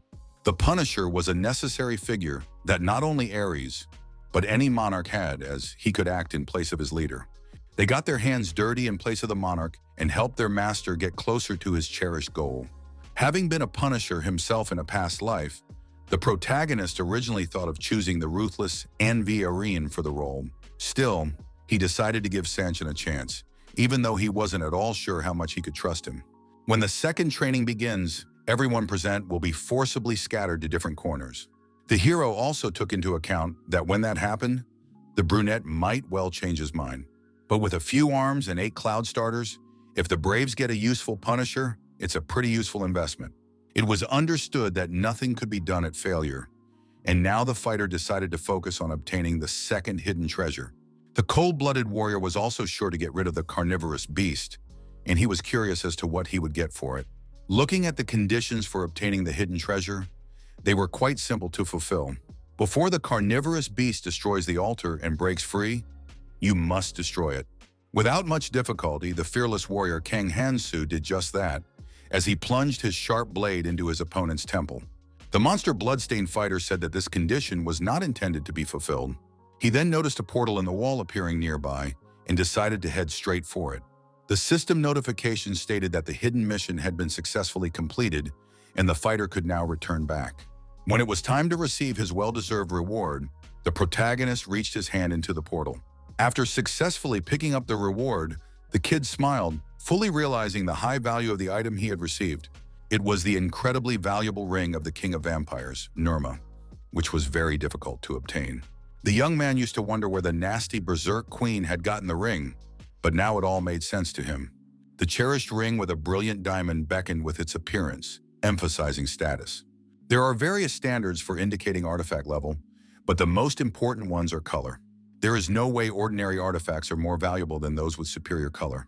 Just as travelers gradually develop runes, an absorbing type artifact absorbs runes changes its color. Most desirable to everyone are the single artifacts that were incredibly difficult to obtain. The ninth of these was the Nurma ring found by Hansu, which is an artifact symbolizing Clementine. Single artifacts were so named not because there was only one of each of these artifacts, but because they each had only one owner. It was no accident that Nurma's ring became the symbol of Clementine, for in the face of its 8 authorities, people were literally torn to shreds. The main character couldn't believe he had such a precious artifact in his hands and called it magnificent. Considering how hard it was to get it, it was clear that it wasn't some little thing thrown away at a random place. But the good news was that it was a single artifact, and thanks to it, he could use one power at the moment. The power of destruction deactivated features of your opponent's abilities, including even passive abilities and skills. Being colorless, the ring only allowed one power to be used. However, one must make contact with the enemy. In addition, the power has a time limit after which the effect of the power will be removed. To use the ring to its full potential, at least one characteristic must match the colorless rune. Kang Hansu understood that he would need a huge amount of magic runes, and leveling up the characteristics could be dealt with later. After deliberating, the young man entered the portal and left the altar, where there was now no longer any monster. As if nothing had happened, he began to walk away with an easy gait, pondering the essentials and thinking about his next steps. An excited human he, who had been worried about the guy the whole time, immediately ran up to meet him.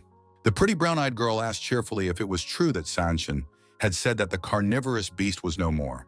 But the joy quickly disappeared from the face of the girl and the rest of the people who looked worriedly at the altar. The crowd of anxious people froze in place as unusual things were happening to the altar. As it turned out, the time on the digital scoreboard ran out, causing the altar to disappear. It was a shock to people who even began to doubt that this huge structure would ever disappear. The absolutely calm Kang Hansu looked the real beauty ahead and asked if he hadn't said something important. Being pleased with himself, the brave man said he decided to take the responsibility of taking down the bloodthirsty beast. The brown-eyed beauty's heart thumped, and her delicate cheeks turned a little pink, and she looked silently into her vis-a-vis eyes. Without saying anything, she turned and began to walk away in silence, deep in her own thoughts. Sanshin now realized that the fighter was still able to pull it off and was convinced that he had been right to trust his choice. The blue-eyed youth himself told Yumin He that there was clearly some time before the next training began. She was ordered to go hunting, whereupon the fighter began to move away, but the girl had something she wanted to say to him. She said she wants to go a different route because she's not good enough to be around him, so she'll start relying on him sooner or later. Smiling, the lady added that luckily Sanshin had offered to go with her. Besides, she knows a lot of people here. The brunette himself looked at the rest of his comrades and said that she could go with them, as everyone was only too happy to do so. It was somewhat frustrating for the unflappable hero, but he too felt it was best to split up now. The boy realized that the start of their second training would separate them anyway, so Minnie thought about her position and her path. He coldly called it a good decision and began to walk away in silence, which surprised the beauty somewhat. The pretty brown-eyed girl motioned for him to stop and took a few steps toward him to say something last. Being optimistic, she confidently declared that on their next meeting, there was no way she would give up. Showing a special sincerity, the charming girl suggested to Kanu Hans to meet again in the future. Her words elicited a slight faint smirk from the cold guy who wasn't used to showing emotion. With his back turned to the girl, he still said he was okay with that, then began to walk away in silence. But suddenly the hero turned to Yumini Sanshin, standing next to him, who was all attention.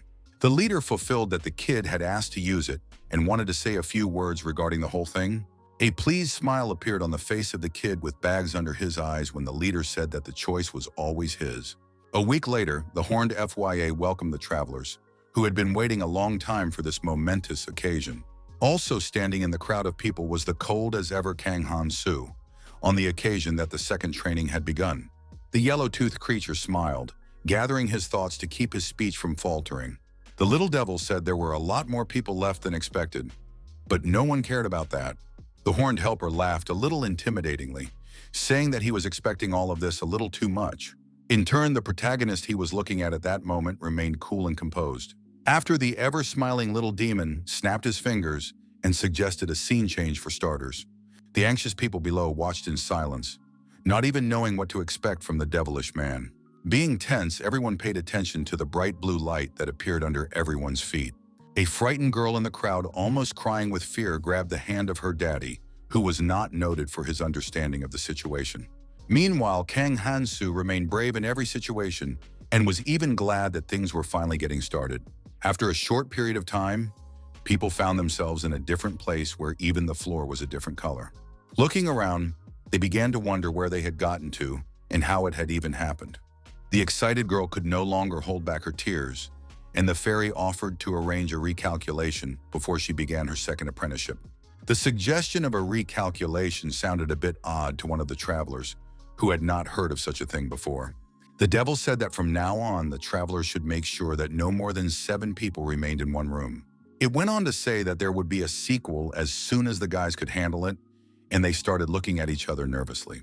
One of the fighters noticed that there were only 8 of them, and the monster said that each room would have different situations, but it should start out the same. The second fighter was not surprised, for they had had it too easy lately and wondered what to do now. Noticing the protruding hilt of the protagonist's needle-shaped weapon, the man reflected on its strangeness. After a few seconds, the fighter wondered if this unflappable man was really Kang Hansu. He hadn't seen his abilities in person, but had heard that the brave man was indeed a worthwhile partner.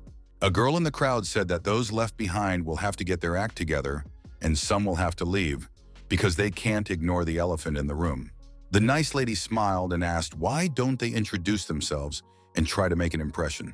It was about impressing her own importance as a human being, but the other travelers looked at her with bewilderment.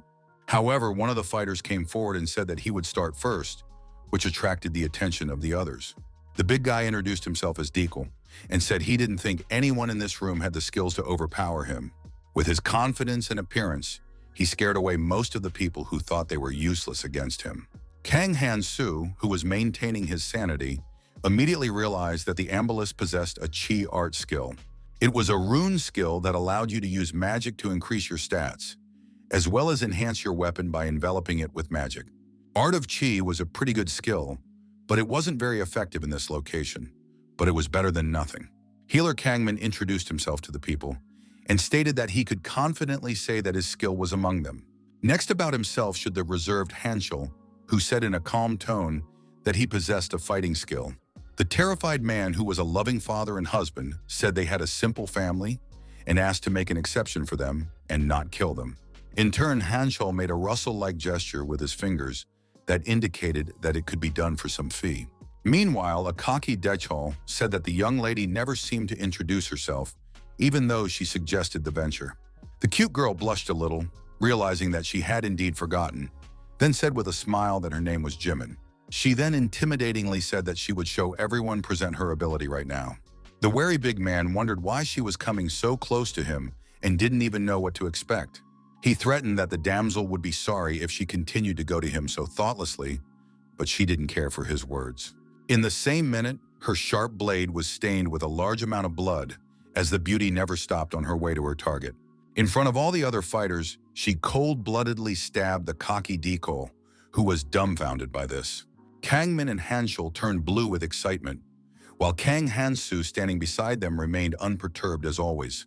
The carrier of the head of the simple family turned blue, and his wife began to shield her already frightened daughter from the horror taking place.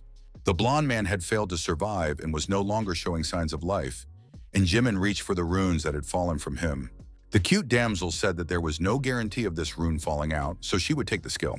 The beauty then smiled at the rest of the fighters and politely offered to divide the remaining runes amongst themselves. Hanshul concluded that this girl was crazy and should be careful not to get into trouble with her. The protagonist in turn stood aside and silently analyzed the cold-blooded Jimin's actions. He thought the girl made life easier for people who had no skills because Dassel would have dealt with them mercilessly. Since those who died in the brave man's past life are now alive, things have changed dramatically. Now the development of events was only getting more interesting, which quite pleased the kid who had returned to the past. After a while, the fairy said that the travelers had reached the number of 7, and now the task must be explained to them. To begin with, the monster decided to show them the path of elevation, where incredibly beautiful scenery opened up. The guy's first goal was to climb for 3 months and eventually reach the dormant volcano in the center of the second floor. Yellowtooth then said that once they completed this training, the world of adventure would fully open up to them. Lastly, the Horned Devil wished his predecessors success, then disappeared without a word. The team was led by the cold-blooded Kang Hansu, who was on the wooden bridge ahead of everyone else, remaining silent. Smiling politely, Hansu said that they would be together for a while and offered to be friends. He was a little annoyed that the silent man was in a hurry to get somewhere, and it was unclear what was wrong with him in the first place. Suddenly, the alarmed family man asked his companions to stop, having noticed something. The man cried out that the bridge was collapsing, but they were all right in the center of it, and there was little time to act. Still, the travelers did not flick their faces and rushed away, feeling very stressed. Quick reactions helped the fighters escape, and they all picked out alive, with Kang Hansu looking like nothing had happened. The yellow-toothed monster asked if he had mentioned that parts of the lower islands were starting to crumble over time, and the bridges were collapsing even faster. The stressed fighters were annoyed that he didn't warn them about it right away, and they almost died in one fell swoop. A tense Hansu turned his attention to the outgoing hero as if nothing had happened and asked where he was going. The man thought the young man was an antisocial brat who didn't even want to cooperate and rally for a common cause. The calculating Jimin suggested that her comrade follow the silent man, which sounded a bit wild to him. The girl said that judging by the kid's confident look, he might know where to go, so it was worth taking a chance. The comrades came to a common decision and went after the silent fighter, who did not even turn around. It was quite a long walk and many were exhausted, but there was no opportunity to stop for rest. Hansu said they'd been wandering around for hours and there was no bridge to the top, and wondered if this guy knew exactly where he was going. He thought they had seen similar views before, but there was nothing here, and it was unclear how much longer they should wander. The fighter then asked the perpetually chewing protagonist what it was that he was chewing all the time and not even talking about. The kid immediately replied that this oak bark in his hand acts as a sort of antidote if you eat it. A curious man in camouflage pants asked the young man what he needed the antidote for now. At that moment, a poisonous snake was descending from a tree, and Kang Hansu suddenly grabbed his visage by the collar, which was unexpected. The huge creature was showing an aggressive attitude and was ready to tear the opponents ahead to shreds. With fear, Hansu fell to the ground and froze, and the leader in turn drew his needle-shaped weapon. As it turned out, all this time the brave man had been on the lookout for a snake that carried the object he needed. The combative but worried guy asked how the daredevil knew they were about to be attacked by this snake. Holding the oak bark in his mouth, Kang replied that his irreplaceable superpowers helped him with that. The word superpower knocked Hansu, who had never met such people before. Suddenly, the fighter was attacked by a venomous snake, which bit him on the hand near the wrist, and he did not even have time to react. Still, he didn't hesitate and flung the vile entity away from him with a precise strike with his combat knife. The venomous snake's eyes rolled back, and not far from its head, a dagger was sticking out of its body, which hit the exact target. It was a rune snake whose character depended on an ever-changing pattern of runes on its head, making its behavior unpredictable. A nervous Hansu realized that the snakes were attacking relentlessly, and though Hansu had told him how to catch them, but at this rate his body just couldn't take it. He then turned his attention to the family that had frozen in fear, and with a shout asked their head to stop hiding in the back and fight. The worried man said he had someone to protect, so he couldn't risk helping someone else. His cowardice annoyed the fighter, who didn't care about his family, because they weren't trying to die here. Afterward, the young man turned his attention to the calmly standing by the tree, Kangmin, who had no family but was idle. The bespectacled man smiled and asked how the kid planned to heal without his help if he got hurt in battle. He also added that if the fighter wanted healing, it would cost him 3 runes of power, which sounded even more brazen. Shocked by this, Hansu laughed lightly, in his head calling him a dumbfounded brat, eager for profit. Meanwhile, Kang Hansu fought the snakes while Jimin watched the showdown between her newfound comrades with a smirk. At that moment, the fighter wondered if he was the only one who thought the situation was a stalemate. He was annoyed with Kangmin, who was only showing off because he had a healing skill, and the guy realized over and over again that he was in a terrible position. Suddenly, the captain radioed to ask his subordinate if he could hear him. while Chal himself tried to keep a cool mind. He was asked where he was and how he belonged, and the fighter told him not to even ask and inquired how things were going on their side. The companion replied that they weren't doing too bad and added that there was a rescuer at the top and asked his comrade to push on and climb up.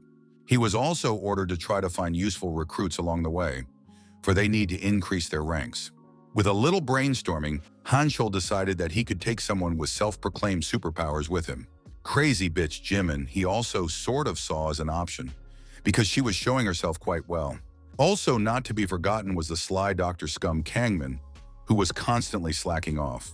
And finally, rounding out the list of potential options was a useless family of 3 frightened people. The fighter asked the commanding officer if survival wasn't the most important thing, but still decided to disconnect and told the captain they'd see him later.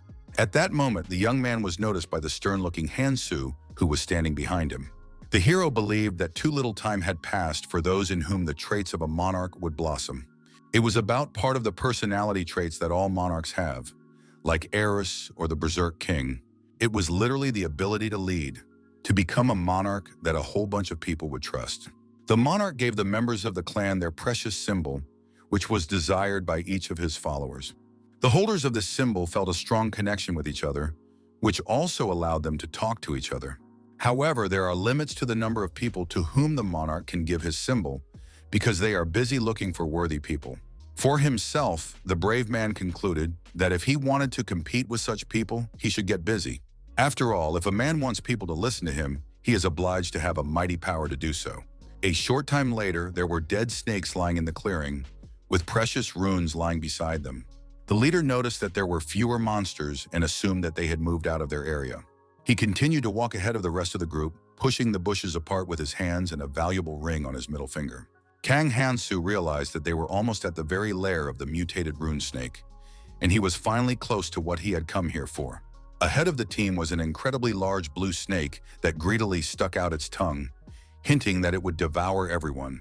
The mere appearance of the adult rune-eater snake mesmerized everyone, but not the daredevil. The concerned family man asked the kid to stop, which he did, looking at the man. The worried man asked if the young man really needed to fight this snake, as it would be better to just go around it. The cold-blooded warrior replied that he would fight alone, and he didn't care if they got to the top first so they could go. But the man said they should go together and asked why the young man would do such a foolish thing.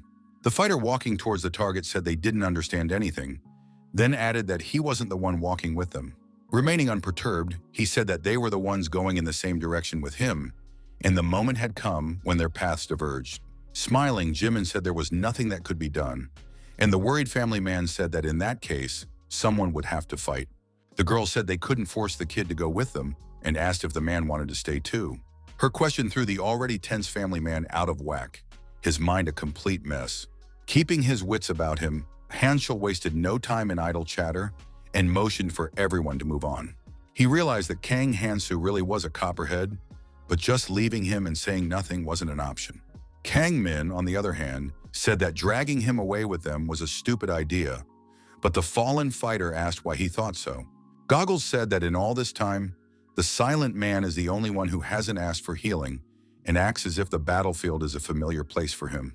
It was a pity for Hansu, as the main character was quite talented, but there was nothing that could be done about it. The daredevil himself was never close to his goal and fought fearlessly with the huge snake. The snake avoided the opponent when the magic rune was active and attacked when the others were active, with the exception of the dexterity rune. Suddenly, a blue rune lit up on the monster's forehead, giving it the ability to repel the opponent's blows. In an instant, the fighter took a high leap and aimed the tip of his weapon directly at his opponent's eye. She was faster and stronger than the snake in the subway, but no match for a carnivorous beast, and when attacked, the snake would activate a resistance rune. Kang Hansu realized that a long-term battle wouldn't put him at a disadvantage, but it was an unnecessary hassle. The way to win was simple, as you had to focus on the trees in the center of the open area that were the lair. It was required to ignore the snake and attack the place, and it would in turn instinctively defend the den, forgetting self-defense. The creature was furious that the little one paid no attention to her and moved forward in pursuit of her goal. Keeping a cool mind, the protagonist quickly realized the fish was hooked and proceeded to act. He then paused in place for a second to make a high jump and deliver a crushing blow. At the same moment, the snake screamed at the top of its voice as the blade struck various parts of its body. After successfully and correctly doing so, the young man bounced to the side to look at the results. Leaving the dead creature behind him, the warrior said it was faster than he expected, and ahead lay what he needed. In the bushes lay a precious rune-eater snake egg that glistened pleasantly in the sun. Without thinking long, the protagonist took the valuable object in his hands to scrutinize it and draw some conclusions. With a small rune, he struck the egg a few times, which began to crack, which was exactly what he needed. After a few more seconds, the crack increased in size and a strange yellow eye began to peek out from within. As it turned out, there was a young snake with a special trait sitting inside the egg, smiling sweetly at its new owner. The cute snake would eat the runes and immediately spit them out, which is what the brave was currently trying to test. She would eat any 3 runes and spit out the 2 desired by her master, which was her special trait. To some, it might have seemed wasteful to give 3 runes in exchange for 2, but Hans didn't care about that. It was much more important for him to get himself the runes he needed, which was aided by a cute snake, which he stroked in gratitude. He decided to let the pet rest for a while realizing that he would reach his goal with her, so it was time to move out. Meanwhile, the little daughter was asking the map-studying daddy where to go, and he told her to be patient. The nervous man noticed that the map wasn't very detailed, but they couldn't walk mindlessly, for they didn't know what would happen next. He was sorry that the soldiers had left them alone in the woods, and suddenly the alarmed wife said she heard something in the bushes. The already tense head of the family covered his wife and daughter, assuming it was some kind of monster or other traveler. But from behind the bushes came a completely calm Hansu, whom the worried man was very happy to see. The slightly perplexed protagonist immediately wondered what they were doing in this godforsaken clearing. There was hope in the family man's soul, and he asked the boy cheerfully if he had been able to escape that monster. The unperturbed man replied that he had caught a snake, and the astonished man wondered if the young man had received only a small wound as a result of the fight. The young man asked the family where the other fighters had gone, and they didn't know what to say. Earlier, the stronger warriors had told the useless family to get the hell out of here, much to the man's displeasure. Being agitated, he said it was dangerous to separate and was sure there was no reason to do so. Grinning, Hansu asked if the coward planned to travel comfortably while hiding behind their backs. Jimin supported him, saying that now that the big player was gone, going with annoying people would be even more unpleasant, and Kangman agreed with her. The currently tense family man recounted that the fighters even blocked the path to prevent them from following. Suddenly, Hansu turned around in front of him as well, after which the man immediately asked where he was going, since they were talking to him. Undeterred, the lad replied that he had to go, for they had wasted too much time as it was. The tense wife suggested that her dear husband should also follow the young man, for they had no other option. The decision to follow the unruly fighter was the best one at that moment, and the family followed. But at one point, the nonchalant protagonist stopped and wondered what they were trying to do.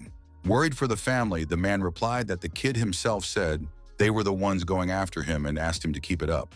The guy thought it was pretty straightforward, but didn't take it personally and said they could do whatever they wanted. He was going to fight alone anyway, so he didn't pay attention to the followers. The battles were not easy, but because of this, the characteristics of the fearless warrior remained in good condition. After dispersing the wild beasts, the youngster released a cute snake, which immediately crawled towards the rune lying on the ground. The kid made sure it was a wise choice to increase the resistance first, but the snake meanwhile was happily eating the rune. The young man also noticed that thanks to this decision, fighting was becoming easier, and that was already a reason to rejoice. The fighter decided he had to get food from the remaining beasts, while the family sat in the bushes and watched him silently. The cute girl was delighted that the incredible fighter was getting stronger and stronger, and the woman was content that he didn't care about them. Cha-Eun offered to fight too, but her father asked her to calm down, saying that it would be reckless, and the fact that their family was together was already a blessing from the gods. Meanwhile, Hansu began to silently move forward, and the family only had to run after him and keep up. They were curious as to where the fearless fighter, who had not stopped for a second, was now headed. What made the trio tense was the fact that the young man was heading towards the entrance of a tunnel that had absolutely no lighting. The absence of light did not frighten the daredevil, who without a backward thought continued forward, remaining unperturbed. The head of the family walked ahead of the women, covering his face and squinting his eye as a ray of sunlight beat into it.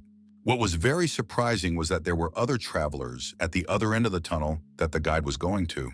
The family began to rejoice that they had successfully reached their destination, and the daughter even had a tear of happiness flowing. Nearby was a wary Hansu and his companions, who had not expected to see Kang Hansa.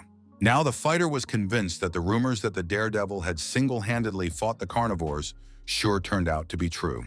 At that minute, a fairy appeared who was displeased that the defenseless family was making noise despite being late. The tunnel entrance then collapsed as they were the last ones in, and the decision was made to close the door. The yellow-toothed monster snapped his fingers and offered to start one massive event, which did not please those around him. He welcomed everyone to the first floor dock, saying there were about 75 people left, which was pretty good. The remaining travelers listened to the devil's speech in silence, while the fearful family stood behind everyone as always. The event was a battle for tickets that could be used to move from this already destructive island to the next. Horny added that if luck was on their side, they would end up on a treasure island, but there were a few rules for getting there. Only 3 people could get on the boat and would need a minimum of 3 tickets, but if they used tickets, they would end up on different islands. There was a chance of ending up on the outlying islands, and some might be lucky enough to end up on the central islands. Yellowtooth emphasized that if 2 people use 3 tickets, they will get to the same island but will not be able to choose their destination. At the end, it said that if one person used all 3 tickets, they could go anywhere. The anxious members of the family became even more nervous, because they were completely unaccustomed to such things. As always unperturbed and completely unemotional, Kang Hansu listened silently, ready to do anything. The fairy said that the islands would collapse, starting with the outskirts, and the difficulty of each one was different, so the more advantages the better. It was then said that it was about half an hour before this island was destroyed, and that they had only 25 boats at their disposal. The spectacle-hungry demon offered a start, saying that their primary objective was to survive by any means necessary. After that, mass fights broke out between travelers for tickets, where everyone was particularly violent. In turn, the protagonist kept his humanity, realizing that the inevitable chaos has begun and action must be taken. Suddenly, the young man's attention was drawn to the voice of a man who was calling to him in a loud and anxious cry. It was the breadwinner of the family who tearfully begged the guy to help his family because he himself was helpless. The man said in a panic that they needed more tickets to reach the center island safely. Being very excited, he said the hero is strong, so could easily be theirs. The man realized that if the guy took the tickets from the others and gave them to them, they would easily get to the right place this time around. Bowing at the young man's feet, barely out of tears, he said that in this manner the guy would save innocent lives. But in response, Kang Hansu said it was time for him to take responsibility for himself and asked him to mind his own business. Nudik asked if he didn't have an ounce of compassion in him, and the suddenly appearing Hanshul asked him to shut up. He then kicked the family man in the chest with his foot without any compassion, much to the dismay of his daughter Choon. The fighter stated that the whiner talks too much and annoys him with it, and told the hero that all he has to do is pick up the tickets and be done with it. The military officer then invited the young man to come with them, promising to provide him with tickets if necessary. He added that although the guys are his teammates, he likes absolutely none of them. Clenching his fist tightly, Chal recognized the brave man's strength and asked why he shouldn't join those who were leveling with him. Showing the magic on his hand, the fighter said that it was a power awakened by his comrade and not a skill at all, and if the leader approved, the hero could obtain it as well. The military man also added that there was too much hassle from traveling alone, and besides, he had already spoken to the captain about the daredevil. According to him, it was even a matter of invisible symbols, but the adamant Kang Hansu still coldly refused. His words dumbfounded and made Hanshul blue with nerves, who was sure the lad would agree. He assured that they weren't as lowly as the family and suggested that the guy still hadn't realized how valuable the clan was. But the protagonist knew very well what a clan was and remembered those beautiful sunsets he had met with his fellow clansmen. The cold-blooded young man remembered well the bond that was between them, but this time he decided to go after the monarch. Determined in his mind, the brave man said he would act this way because otherwise he would be distracted from his goal.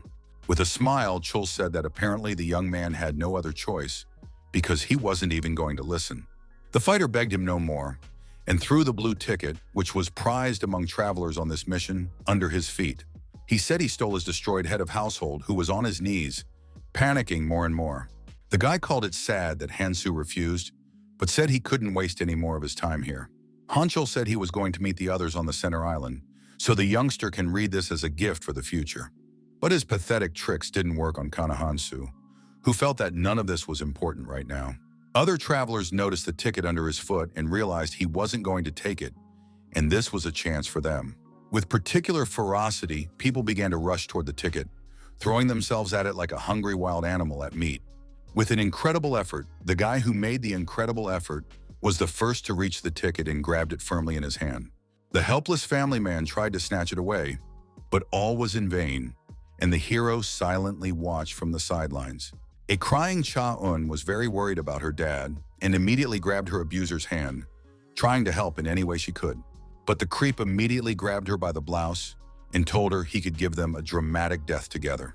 The character realized that the family had been purposely placed in their group to force them to watch this spectacle, and it was obvious what they wanted. It didn't matter at all how much anyone moved or how desperate their behavior was on the stage they had set up. Here even death happened, according to a script that had been prearranged by higher authorities. At one point, the young man turned his attention to Jimin, who asked why he had rejected Hansul's offer. The young man replied that he had personal reasons and asked what she wanted from him. Pulling the glove off her hand, the maiden smiled and said she too wished to propose. Showing the tattoo on the outside of her arm, she motioned for the guy to follow her, intending to show her something. But he in turn shook his head, giving a negative answer, and the lady said it was quite expected. Before leaving Kang Hansu, she asked if it was true that he wasn't staying here because of clumsy sympathy. The calculating madam didn't think the guy was that pathetic, and he didn't say anything in response to her questions. The emotionless young man looked incredulously into the eyes of the lady in front of him, thinking over the wording of the answer. The words about clumsy sympathy made him smirk and made him think of something. Charming Jimin was the last one, and everyone else who managed to get upstairs had already done so. Daredevil realized that now there was only one boat left, and whatever happened here, no one would know about it. There were still some disturbed people still on the island, fighting amongst themselves but unable to do anything about it. The helpless people, who could not even stand up for themselves, began to beg the protagonist to take them with him. The fighter himself, sent from the future, realized that it was he who had to save all these people. But in the training area where the Horned Fairy's powers are too great, the warrior couldn't save everyone in need. That's why the Daredevil must do what he must do, and he unfortunately has no other option. The young man considered that if he failed here, everything would be in vain, and at that moment people were looking at him. Clenching the hilt of his weapon firmly, Kang Hansu said in his mind that he knew well the fate of those who couldn't go to the next island. There in the river of acid, when the fairy seemed to enjoy watching them melt, the hero could only watch. People in incredible agony were crying out for help, begging to just be relieved of their pain. The cold-blooded young man said they could resent it all they wanted, then started to walk away. Instead of leaving them to torment themselves for the entertainment of a horny man, he shows a kind of mercy. After a while, Fear found himself on the next island, where he had a spare moment to gather his thoughts. Yellowtooth said the kid was amazing because he didn't expect these results, but it was over too quickly. The Horned Devil asked the Rising Star not to worry about it, adding that they never just talk for nothing. Gleaming his nasty teeth again, he said goodbye to the kid and said he'd wait for their next meeting. Thinking deeply, the blue-eyed young man said in thought that he would not regret it. Clenching his fist tightly, he told himself that he didn't come back to save everyone, but to win, so he shouldn't hesitate. After gathering his thoughts, Kang Hansu decided that he should keep going forward and not waste any time. His next objective was the center island, for the advance to which the fighter used the boat provided. After a while, the ferry welcomed all the travelers who had come this far to the land of the central island. The center island was a land of opportunity in which it was important to know exactly three things. It was necessary to protect the precious crystal in the castle, which had a pink hue and was incredibly large. It was possible to increase one's own strength thanks to a dungeon unique to this region. Suddenly, it was announced that a wave of monsters were approaching, which were terrifying bloodthirsty skeletons. Archers and other fighters immediately lined up at the edge of the castle, where they began to fight back the attackers with trembling hearts. There was panic all around as there were hardly any fighters left, and one of the young men was hit by a skeleton who was crushing him with his sword. Some shouted that if they could hold out here, they would survive another day. but the fighters were dying wounded one by one. The fighters were ordered to hold their defenses, and somewhere in the meantime, a commander was saying that they needed to set some rules. The man said the defenses were breached on the first day, and they had already suffered serious damage, so it was impossible to just sit still. It was the monarch of the MK clan, Park Chonak, who said that if things continued like this, they wouldn't be able to protect the crystal and would be slaughtered by the monsters. The monarch of the Hwayeon clan, An Juhyun, maintained his restraint and suggested that we discuss this when the other monarchs arrived. Charming Hong Xia of the Noah clan, on the other hand, said that the strongest is already here, so the others aren't that important. For his part, the monarch of the Smog clan, Lee Guktai, asked what the colleague proposed to do about the situation. Park Chonak said the biggest problem is the lack of protectors and suggested bringing in people who have not yet joined the clans. A worried An Juhyun said they have no way to control these unattached travelers. The man, on the other hand, said he'd have to push them because he didn't think words would do them any good with this lawless mass. It was said that the next attack would begin in 3 hours, and Lee Guktai asked what if the clan alliance joined forces. Someone in charge said that the opponents are equal in number of people to the clan alliance, so it's very serious. These people had formed a ridiculous group called the Basement Alliance, and it was unknown if the defending clan alliance could handle them. It was suggested to send the plans from the front lines to the dungeon, but a perplexed An Juhyun asked how they would then defend the castle. She added but that the small clans should go first to reduce losses, and Hong Xia thought it was nonsense to have colleagues discussing their wants. Initially, absolutely all fighters participated in defense because everyone's survival depended on it.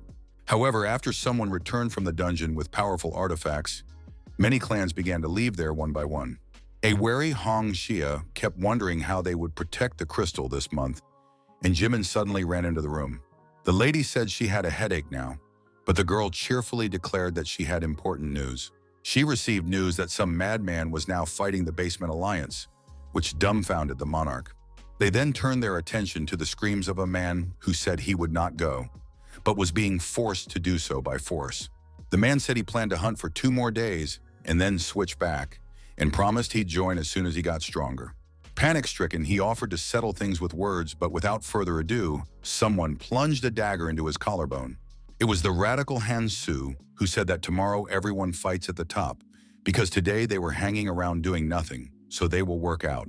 The fighter he wounded was anxiously begging to stay away from him, and the hero clearly felt that his rune characteristics were lower than his own.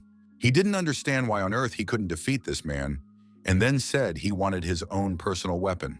One of the men around them was unhappy that some kid thought he was in command and was ordering them around. Looking at the glowing sword knife, the brave realized that it had a skill that enhanced its cutting ability. The kid immediately had his eye on a pretty good artifact for a colorless rank that would be nice to get his hands on. Unexpectedly, the daredevil attacked the opponent without even letting him do anything, which looked stunning. The man was surprised that the skill didn't work and the knife didn't pierce the kid, and wondered what kind of resistance he had. This was followed by a blow directly to his face, causing the insolent man to lose his upper front tooth. Kang Hansu said that it was rather tedious to fight them without killing them, but it couldn't be helped since they were an important resource. At the same time, he didn't quite like the fact that people weren't listening to what he was saying, and many of them looked on in shock at what was happening. Lighting a cigarette, the guy said with a smirk that he had one last one left, but that was enough. The stunned monarchs froze in place, looking at the strange kid who was giving them conditions. Daredevil himself placed his hand on the table in front of them, and each of those present looked him sternly in the eye. Park Chonak realized it was the guy Hanchul mentioned, but couldn't figure out what the magical beast was doing on his shoulder. The fighter said that starting tomorrow, the Basement Alliance and the Clan Alliance will join forces and will switch between defense and hunting. The monarchs listened in surprise at the words that the clan could not be commanded without their participation, and asked to take as many useful people as they could. The protagonist, in turn, promised to make those left outside follow their orders, so there would be no problems. Meanwhile, Hong Xia realized that it would benefit them and him, and wondered what the guy was really up to. Her thoughts decided to be directly voiced by Gupta, who was straightforward and asked what the kid wanted. He said someone not connected to the plan and having that kind of power made a fuss, and asked if the youngster was claiming he had no personal motives. The young man replied that as long as the basic rules and systems worked, he had no intentions or motives. The monarch said that he might suddenly change his mind and decide to get rid of the alliance, and the fighter replied that he did not wish to engage in a pathetic debate. But looking at their concern about all this, the kid decided to demonstrate something to everyone in one fell swoop. What stunned everyone present was that the young man suddenly disappeared, whereupon Hong Xia cried out that he was going to attack. In turn, Li Guktai exclaimed that it was a simple invisibility skill, and the brave man couldn't leave his seat. He was too wrong, for he immediately heard the whispering of Kang Hansu, who was behind his back. The cold-blooded hero was behind her back with a knife held to her throat and asked if she thought he couldn't hit. The flustered monarch couldn't believe that the kid had seen him off with such ease and realized that it wasn't a trick, but a dragon that was breaking the senses. The hero said he had gotten one thing just before he came here, after which he let the monarch go. He said he had no evil intentions, not added that it was better for them to unite in the current situation. The guy went on to add that it would be best if everyone did their best in their place, and finished by saying that was all his plans. As they left, Kang Hansu realized, and that up until now, they had been fighting each other, so it would be hard to unite, but there was enough time. A girl suddenly stood in the way of the brooding hero, telling him that he would upset her greatly if he just left. It was the lovely Jimin who recalled their last conversation and said she wanted to hear a different answer now.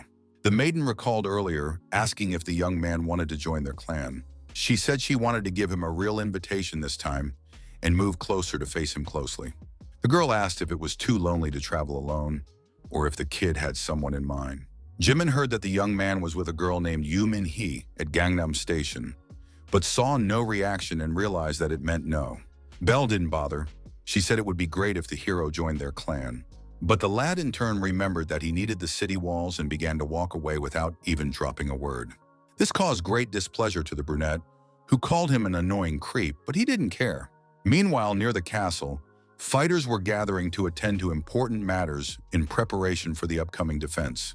Hansu was reported that the south wall was fortified, and he ordered the wounded to go down and the rest to rest, and asked how the clan was holding up. It was said that this time they had managed to make a substantial defense, and they had enough men for all the posts without exception. In turn, the joiners from the Basement Alliance were initially less than cooperative, but the deed was well done. The private said they had not suffered serious casualties because of them, and the sergeant said they were walking on thin ice, so they couldn't bum around. He wondered if they had any other choice, given the kind of monster guarding the defenders' positions. It was just incredible for him to see the main character deal with so many enemies alone. Hansu realized that if this guy had manners, he could be called into the clan, but still felt that God was his judge. Looking at the surroundings, the sergeant said in his thoughts that at this rate, they would be able to repel the attack time after time. A crack suddenly appeared in the sky from which a yellow-toothed devil emerged, who asked joyfully if everyone had been waiting for him. He asked the fighters if they had rested well during these 2 days, and the boys realized that the appearance of this devil was a bad sign. Yellowtooth said that from this day forward, the battles would involve demons, who were powerful creatures. It was said that the undead they had encountered earlier gave them nothing, but killing a demon would bring many crystals. Horny also assured that this was the traveler's chance, and added that they could now trade crystals. The demon also said to trade them for awesome artifacts in a store exclusive to the place. Also, the crystals could be used to buy rescue tickets to leave the place. Fleeing cost people as much as 600 crystals, which was quite a large sum. Alarmed people were hopeful, as it was written that up to 5 people could leave the place together. The horn man asked them to put all their efforts into mining the crystals, and then suddenly a huge red portal appeared. A moment later, someone's bony hand had already emerged from the portal, which startled the travelers. It was the hand of a bloodthirsty demon with sharp ears and a long fang sticking out of its mouth that grinned intimidatingly. At one point, the monster began laughing very loudly in order to intimidate potential opponents and make it easier on himself. The frightened people immediately noticed that the huge creature was moving towards them. Everyone realized that someone should come out and face him first, but no one knew how strong the demon could be. Suddenly, someone told everyone to step back, which agitated the travelers even more. As it turned out, Kang Hansu got involved, leaping upwards with a huge sword in his hands. The vector of the Brave's fall was aimed at the demon, who saw it and prepared to deliver a decent fight back. The powerful creature immediately extended its arm in front of it to block the enemy's attack. After successfully blocking the attack, he prepared to show what he could do to the boy, who stiffened slightly. The demon began to attack relentlessly, but Kanuhans managed to bounce to the side while remaining unharmed. It came out as expected from a demon, albeit degraded, but still alert. Brave realized that he couldn't deal lethal damage with his normal attacks, and he had no cloud snack left. He improved his defense and resistance with the Rune Eater Snake, but here the attacking ability is not as great.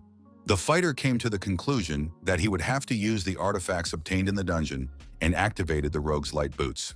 The lad decided to bet on the speed his boots gave him and rushed into the attack, slinging his sword over his shoulder. Taking a high leap right in the air, he swung at his opponent while maintaining a cold mind.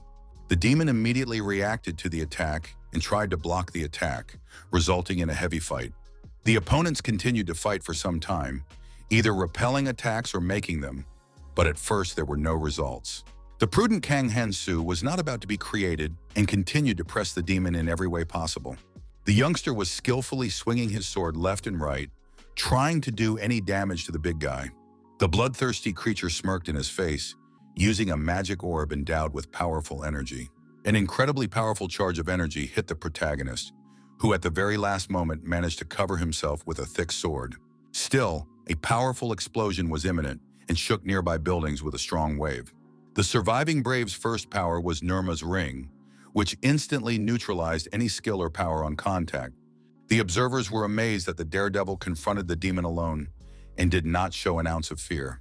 A surprised Hanshul wondered how much stronger he had become, and Park Chonok said they shouldn't miss their chance.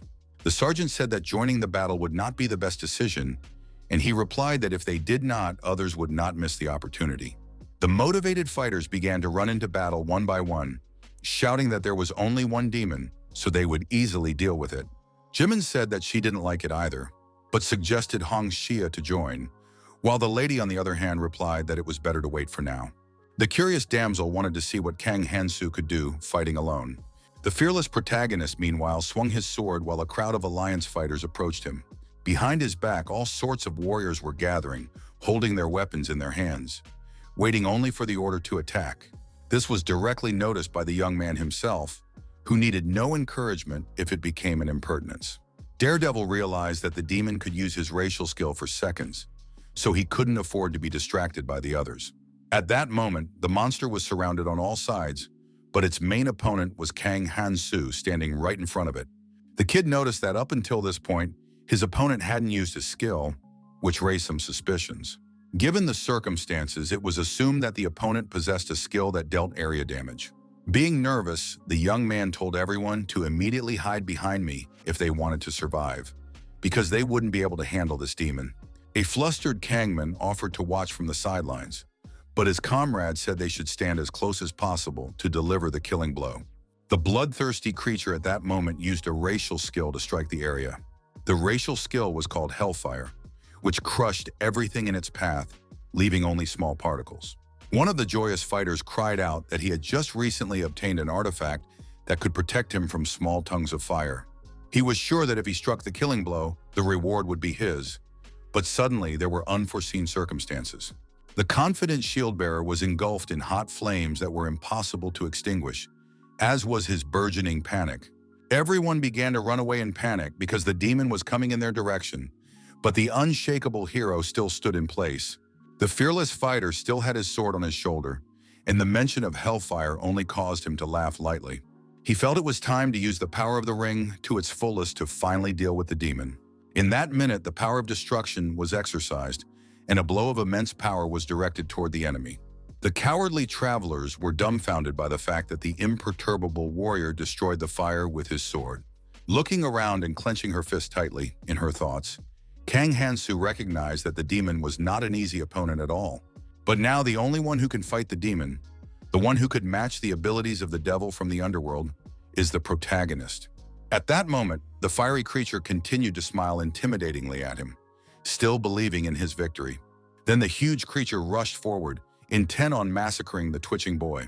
The brave fighter in turn absolutely calmly watched his opponent's eyes, calculating his actions ahead.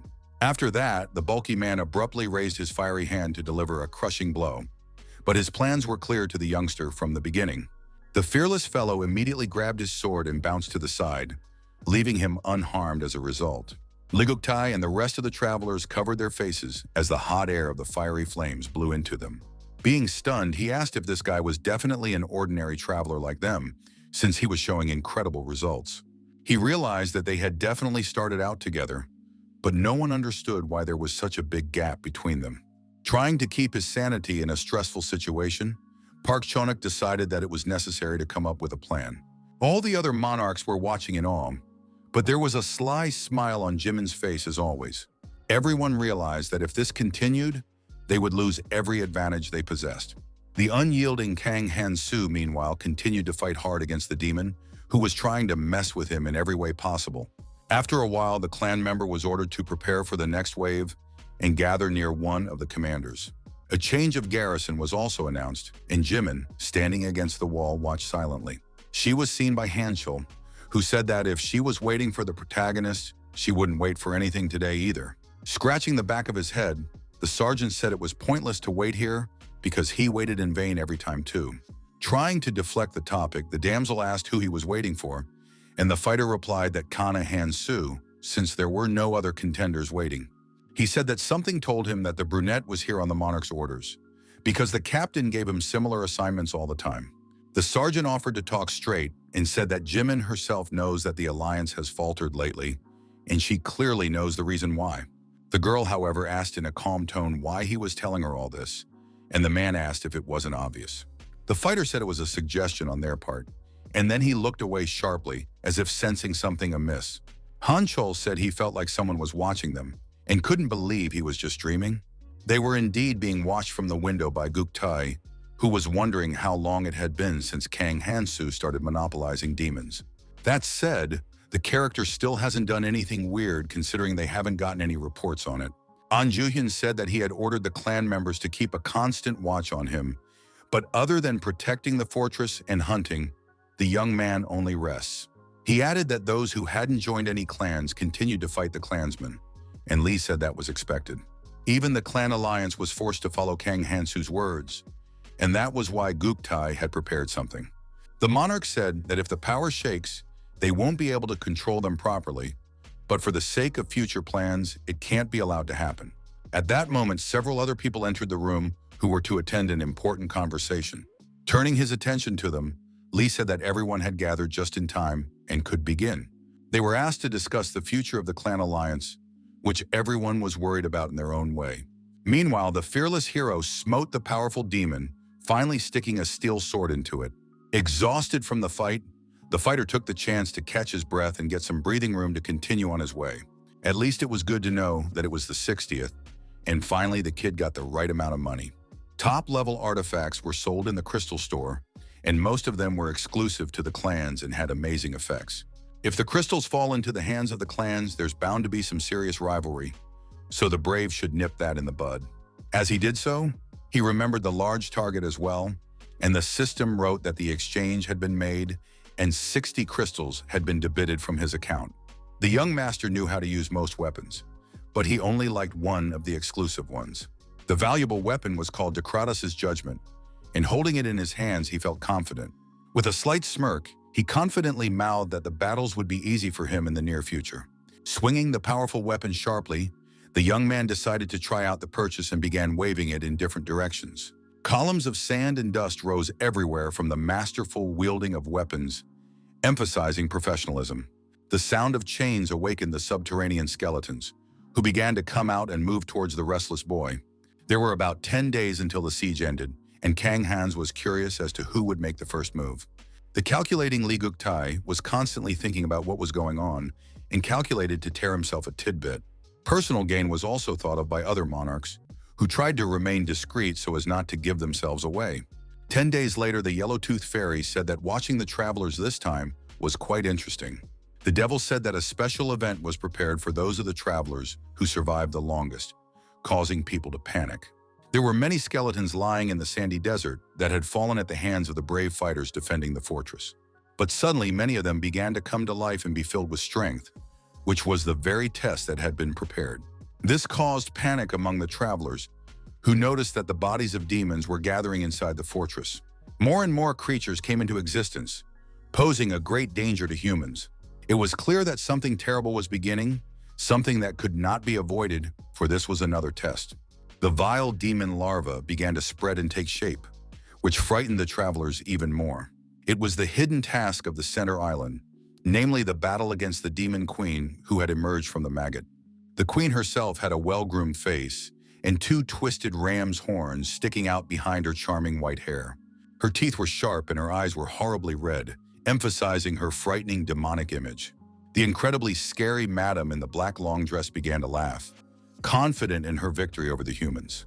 The horned demon advised not to approach the red walls of the fortress, because in any case it would not be possible to escape that way. He said to travelers there are only two ways things can go, while continuing to smile irritatingly. They could stay here and try to withstand the approaching undead attack, or they could escape by using the crystal. The demon also added that the undead are different from before, but if they don't want to fight, they have to choose between two options again. The first option was to meet the summoned powerful demon queen inside the fortress. The mention of the queen tensed the fighters, who were unhappy that the toothed man had mentioned nothing of the sort. Filing his nails, Horny said he didn't want to mention the queen, as there was a good chance they wouldn't live to see her. After all, the aides said that half an hour after the undead attack started, the crystal would activate and half of them would stay here. Looking at the red walls, it was said that if they defeated the demon queen, they would be able to cross that line with their lives intact. Then the countdown began, and the devil himself said he would wait eagerly for their response, as it was a special occasion. Kangman and the others were desperate, thinking they would only have to hold out for a month, and someone in the crowd started clapping their hands. It was Lee Guktai who said that they only needed to hold out for half an hour, and then they would pile on with the crystal, and asked everyone to cheer up. Goggles asked if the monarch really thought they didn't realize that he and the rest of the clansmen just wanted to escape. His words drew a look of surprise from the monarch, and the healer himself glared angrily at him, seeing his entire gut through. Lee asked if it wasn't better to defend themselves than to act recklessly, and added that they need to think about how to protect the majority. Kangman took a moment to notice that his vis-a-vis voiced ideas worthy of a clan monarch who didn't care at all what happened to the others. He said the monarch is focused on keeping only those he can control, and he retorted by asking if the youngster had any ideas. Lee Guktai said that even the demon that appeared on the first day had killed dozens with one attack, and asked how the bespectacled man planned to defeat the demon queen. Laughing frighteningly, he asked if they would rather survive and go to the next island together, or throw themselves into the arms of death. These words caused Kangman and the rest of the travelers present to become silent and reflective. For his part, Anju-hyun was sure that it was over, since the atmosphere had already changed. She was completely calm since they were in alliance with the Smaug clan, so they would definitely be saved. Kang Hansu suddenly came out of the crowd and said that the only way for everyone to save themselves was to defeat the demon queen. This stunning statement strained everyone present, who had been reluctant to do so. The cold-blooded fighter who surprised everyone with his intervention said that if they defeated her, everyone who survived could be saved. In turn, Lee Guktai took a few steps forward and asked the kid if he himself was sure he would survive. With a tired exhale, the young fighter said that it was unknown to anyone, yet there was not a single bit of emotion on his face. Then he said that if they went to the crystal, no doubt more than 500 people would die, maybe even more. The charming blonde said that in that case, they would follow Kang Hansu to keep themselves safe. She said that they couldn't trust these clan bigwigs anyway, so there was no reason to team up with them. The joyous fighters raised their fists upward in an instant, shrieking that they would strike down the demon queen and save themselves altogether. Hong Xia, Jimin, and the others who also wanted to fight the protagonist were also willing to join the adventure. This strained Anju-hyun, who realized that given the turn of affairs, they would have to stop the youngster even if force had to be used. It was important to break the guy's morale, and if a battle starts, everyone will be fighting for their survival, so they need to ambush a brave man. But unexpectedly, the wily scoundrel was looked upon by a rugged daredevil who asked him to shelve his plans to kill him. With a sharp movement, he threw his chain-powered weapon, confusing An Ju-hyun, who was frozen in place. The unperturbed young man said that the long-haired man would not be able to deal with the consequences of killing him. This tensed the monarch, and Lee Guktai, standing behind him, suddenly suggested that they team up and wait for the right moment. He clearly understood that he would have to follow the protagonist's plan for now, but they still had a chance.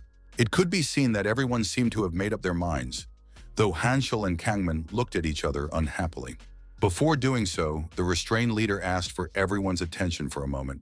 The young man smiled and offered to set things straight, which made the people standing around tense up a bit.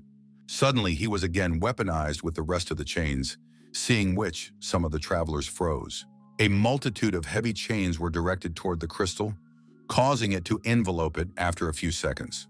With a tremendous effort, the crystal began to shrink, which was incomprehensible to the people standing around.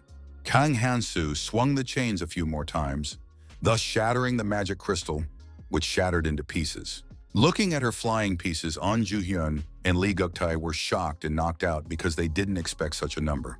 With a loud shout in one voice, they immediately asked what he had done, and a slight smirk appeared on the protagonist's face. The fighter said that since they were already heading to the fortress, they wouldn't need the crystal, since thinking about the possibility of escape would only weaken everyone. The motivated men were in agreement with the new leader and decided that from now on they would only go forward. Everyone began to raise their fists up and yell that they would follow Hansu to kill the vile demon queen.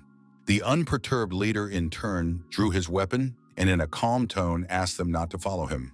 He asked his followers to look forward only for their own good and to fight for their lives. Meanwhile, on the digital timer, the countdown had come to an end, signaling the beginning of the coming battle. Soon the team arrived at the fortress, which was a pleasant purple color, and suddenly the door opened. Hansu couldn't believe it was the same fortress they had seen before, for the setting had completely changed. There were bright candles burning all around to light the way for the travelers, and the pleasant silence was balm to the ears. At one point, the team stopped, seeing a long corridor in front of them that was poorly lit. The fighters were alert because they suddenly heard strange sounds, but they did not understand where they were coming from. They were contacted at that moment by a slightly laughing demon queen, who said that the kids had been coming at her for quite a while.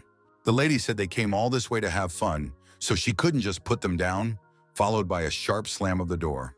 The system notified the panicked fighters that the fortress had been sealed, and it was now impossible to get out. What frightened the fighters even more was that the floor began to collapse and they were rapidly falling into oblivion. After a few seconds, the unknown creature began to creep upward, scaring the inexperienced boys to the point of terror. In their path was a demon with sharp teeth that growled viciously, showing its aggressive stance. In a panic, one of the guys screamed loudly, realizing that the creature was about to pounce right on him. But at the last moment before striking, the demon was restrained by chains that prevented it from moving forward.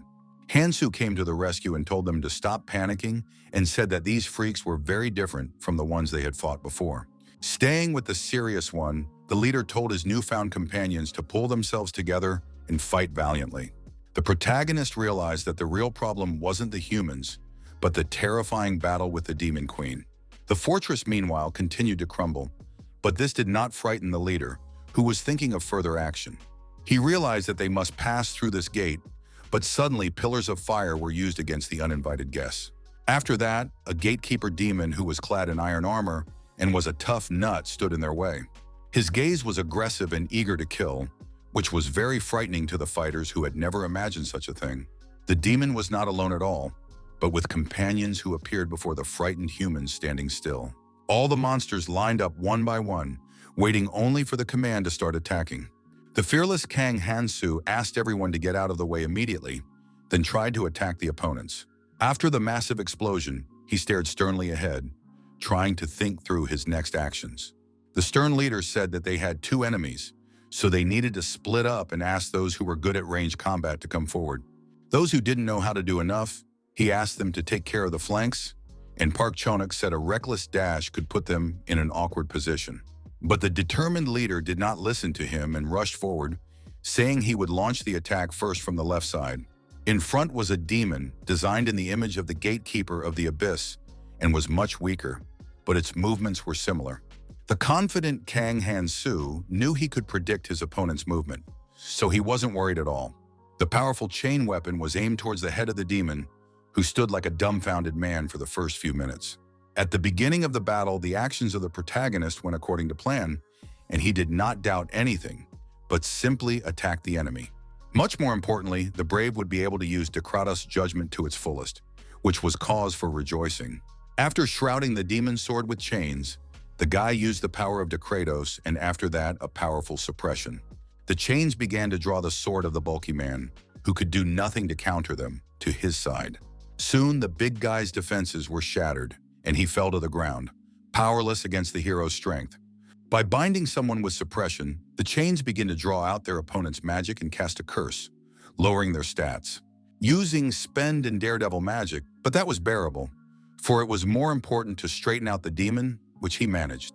With a great effort, the fighter sternly asked his frightened companions if they would just continue to just stand there and watch. The rest of the team, in turn, were shocked by his combat potential and didn't even know what to do. With a smirk, Park Chonak said that they really couldn't just stand by and ordered everyone to prepare to attack. The man shouted orders to glorify their clan's name, and a joyous Hansu prepared to proudly carry out the task. Hong Xia ordered those with low resistances to help from the rear, and fearless Jimin said she would go first. After that, all the fighters present, being motivated, rushed into battle with a shout, preparing to fight to the end. At that minute, a series of powerful explosions erupted, which was aimed at the immobilized demon. The monster, meanwhile, gripped the hilt of his sword tightly, trying to maintain restraint, but as if about to do something. At one point, one of the fighters noticed that the huge demons were trying to summon hellfire. A few seconds later, there was a massive explosion that triggered a wave and panicked the travelers again. With a sudden movement, the big man broke all the steel chains and stood on both feet, preparing to take revenge on his attackers. The brave Hansu rushed to the attack, shouting orders to the others not to stop fighting and to fight to the last man.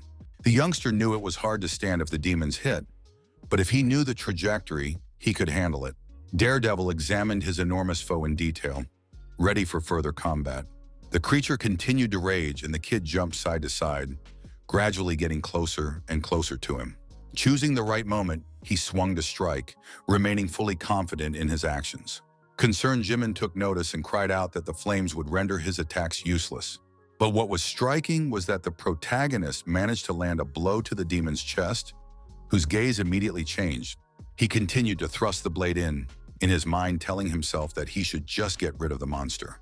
The place from which the infernal flames burst out was the location of the ignition crystal that the brave man had reached with his hand.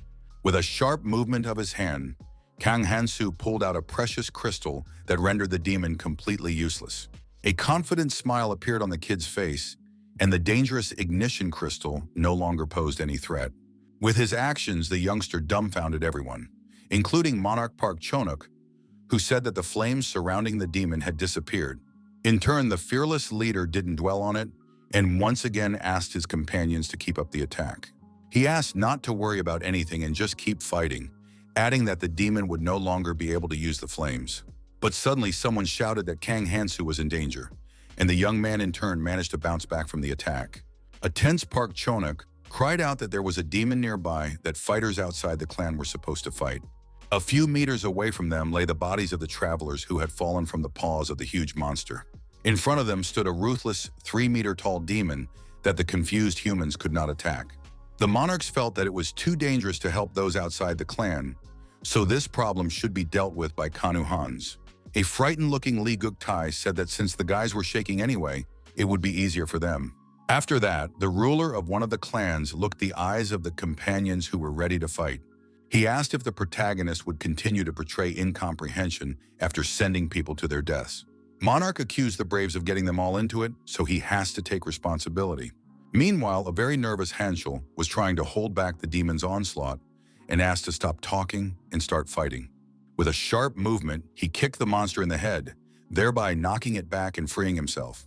The freedom didn't last long, and the attacks continued, with the sergeant himself shouting that it was now that the fighters were doing nothing. Li Guktai said he will show right now that he is different from talkers like them who think he is a weakling because he is standing on the sidelines. In an instant, he stretched his arm out to the side, thus lifting his cloak to demonstrate something to his colleagues. After that, the monarch cried out loudly that they would all now behold the power of the Special Forces unit. Members of the squad began to approach the monster from different directions, moving in shifts so as not to endanger themselves unnecessarily. The demon himself spread his arms wide, ready for any outcome, but he maintained his restraint. Suddenly, he was attacked by one of the fighters who had stealthily gotten close to him and swung his sword sharply. Next, the archer made his move in the game, who drew the bowstring, aiming directly at the head of the huge monster. The people watching on the sidelines were shocked by such an incredible fight that they didn't even expect. In turn, the restrained Kang Hansu ordered his comrades to go to the same side and continue the attack. On his left hand gleamed a jeweled ring that the cold-blooded fighter was about to use. The lad grasped a Kratos chain weapon tightly, telling the rest of the fighters that he would handle this place himself. Without thinking long, he made a sharp leap to try to climb on top of the monster and strike from the air. Everything was going successfully, and the protagonist managed to find himself riding a demon, which did not understand anything. Showing particular composure, the young man swung at his opponent in a concentrated manner so as not to make a misstep. A blow of incredible power was struck directly at the head of the demon, who was confused after such a thing. This was followed by a few more slaps that gave the protagonist an advantage over his opponent. And Yuan was amazed that the brave man was single-handedly tackling monsters that would have required dozens of their fighters to fight. Alarmed, he continued to watch the actions of the daredevil, whose actions he had at one point ceased to understand. The members of the special squad, meanwhile, rushed to attack the demon swinging a huge sword. Hansu realized that although Guktae wouldn't create a special unit just for a show of strength, he needed to focus on the current battle right now. Without any distractions, he once again launched his weapon towards the monster that hadn't had time to recover. A precise blow was delivered to the ribcage, making the demon wary and even tense up somewhat. After that, the fearless fighter immediately rushed forward and swung his blade as he got close. His followers Hanshul and Park Chonuk, who were never once cowards hiding behind their backs, also rushed into the fray. The blue-eyed warrior turned his attention to his companions, who were running to the attack with particular fervor. The beautiful Jimin was also raring to fight with a manic love of battle, which even surprised Hong Xia standing behind her somewhat. In an instant, the rest of the main character's chains began to tightly squeeze the enemy in the neck area. A few seconds later, the iron helmet was ripped off his head and flew off to the side, emphasizing the fighter's correct course of action. Calming down slightly, the young man turned back around to see where the demon armor had landed. Having performed honorably during the battle, he silently looked into the eyes of Li Guktae, who doubted his strength. Frozen in place, the monarch looked in amazement at the former fighter who had plenty of powder in his powder pots. After a few minutes, all the surviving fighters began to gather around the huge body of the lifeless demon. The creature no longer gave any signs of life, and the humans were trying to catch their breath after all that had happened. An Juhyun suggested that the knocked-out monarch use the crystal shards to buy worthwhile artifacts from the store. He said they had raised a special unit with the help of the Alliance, so his reinforcement was a priority, but Lee thought the spoils would be used by the Smaug clan. Also, the monarch said that although a temporary commander, but the special unit is this part of the clan alliance, so you cannot worry. Park Chinook asked when they had time to create such a group, and Hong Xia said that they kept it a secret. She added that they were able to bring unruly monarchs under control and create a full-fledged alliance, and a keen sense of crisis contributed to this. The discussions continued while Kang Hansu ignored it and studied the important information on the digital scoreboard. The damsel said that the alliance was trying to pull a fast one on the hero, and he replied that he was quite aware of what was going on. The worried lady asked if he had a plan, and the guy asked his companions to just watch until the alliance members took action. Smiling slightly, the calculating daredevil said that he had already made some preparations, so there was nothing to worry about. Hanshul said that alliance members will now have to fight on the front lines, while Chonak added that once they come forward, they will no longer be able to stand on the sidelines. Jimin, on the other hand, asked what if they got together again and did nothing, or just continued to ignore them. The captain said that they would have to fight the demon queen to get out. If the alliance members wanted to live, they would have to fight. Looking around, the pensive Hong Xia began to draw some conclusions given the current state of affairs. There were many wounded people lying around who were only expecting a battle with the demon queen, but it didn't turn out that way. It was unclear if they would be able to fully fight, but suddenly one of the girls firmly asked everyone to stop whining. The blonde said that if they wanted to survive, defeating the demon queen was their only way to do it. Heading towards Kanahan Su, who was standing still, the charmingly maiden asked if he agreed with her. Just now, the self-sufficient lady introduced herself to the protagonist as Song Yeon, as she wanted to discuss something with him. Jimin feared the white-haired woman like fire, and she herself reached her hand out to the emotionless kid at that moment. The tough-looking fighter sharply pushed her hand away from him and wondered what she was going to do. Song Yun asked if the young man was heartless and replied that she just wanted to introduce him to someone. Before leaving, the mystery lady asked to let me know if interested because there was someone interested in him. She annoyed Jimin, who called her an abomination, and Hong Xia asked her companion to move away from her and remove her hand. The associates said the lady ignored them when they tried to talk earlier and only socialized with the clanless. Kang Hans didn't care about that and said that if they were done with their preparations, it was time to head out. After these words, all the fighters went to follow the leader, and at that moment, everyone was thinking about the future. A few minutes later, all of the main character's companions lined up in front of the entrance to another location. Hearing this, one of the clanless asked with great surprise if they were really going to fight the Demon Queen. Wiping away a tear of joy, the fairy said that the travelers had gone funny now, and added that there was good news for them. The boys were stunned to learn that you don't have to defeat the queen to open the portal to the next island. The horned man then said that they only needed to hold out for half an hour, after which they could safely move on to another location. Half an hour later, the crystal on the throne will activate the portal, allowing them all to travel to any island without any restrictions. Toothy also said that they could buy the right-of-way through the crystal shards, but should know that it's not the official way.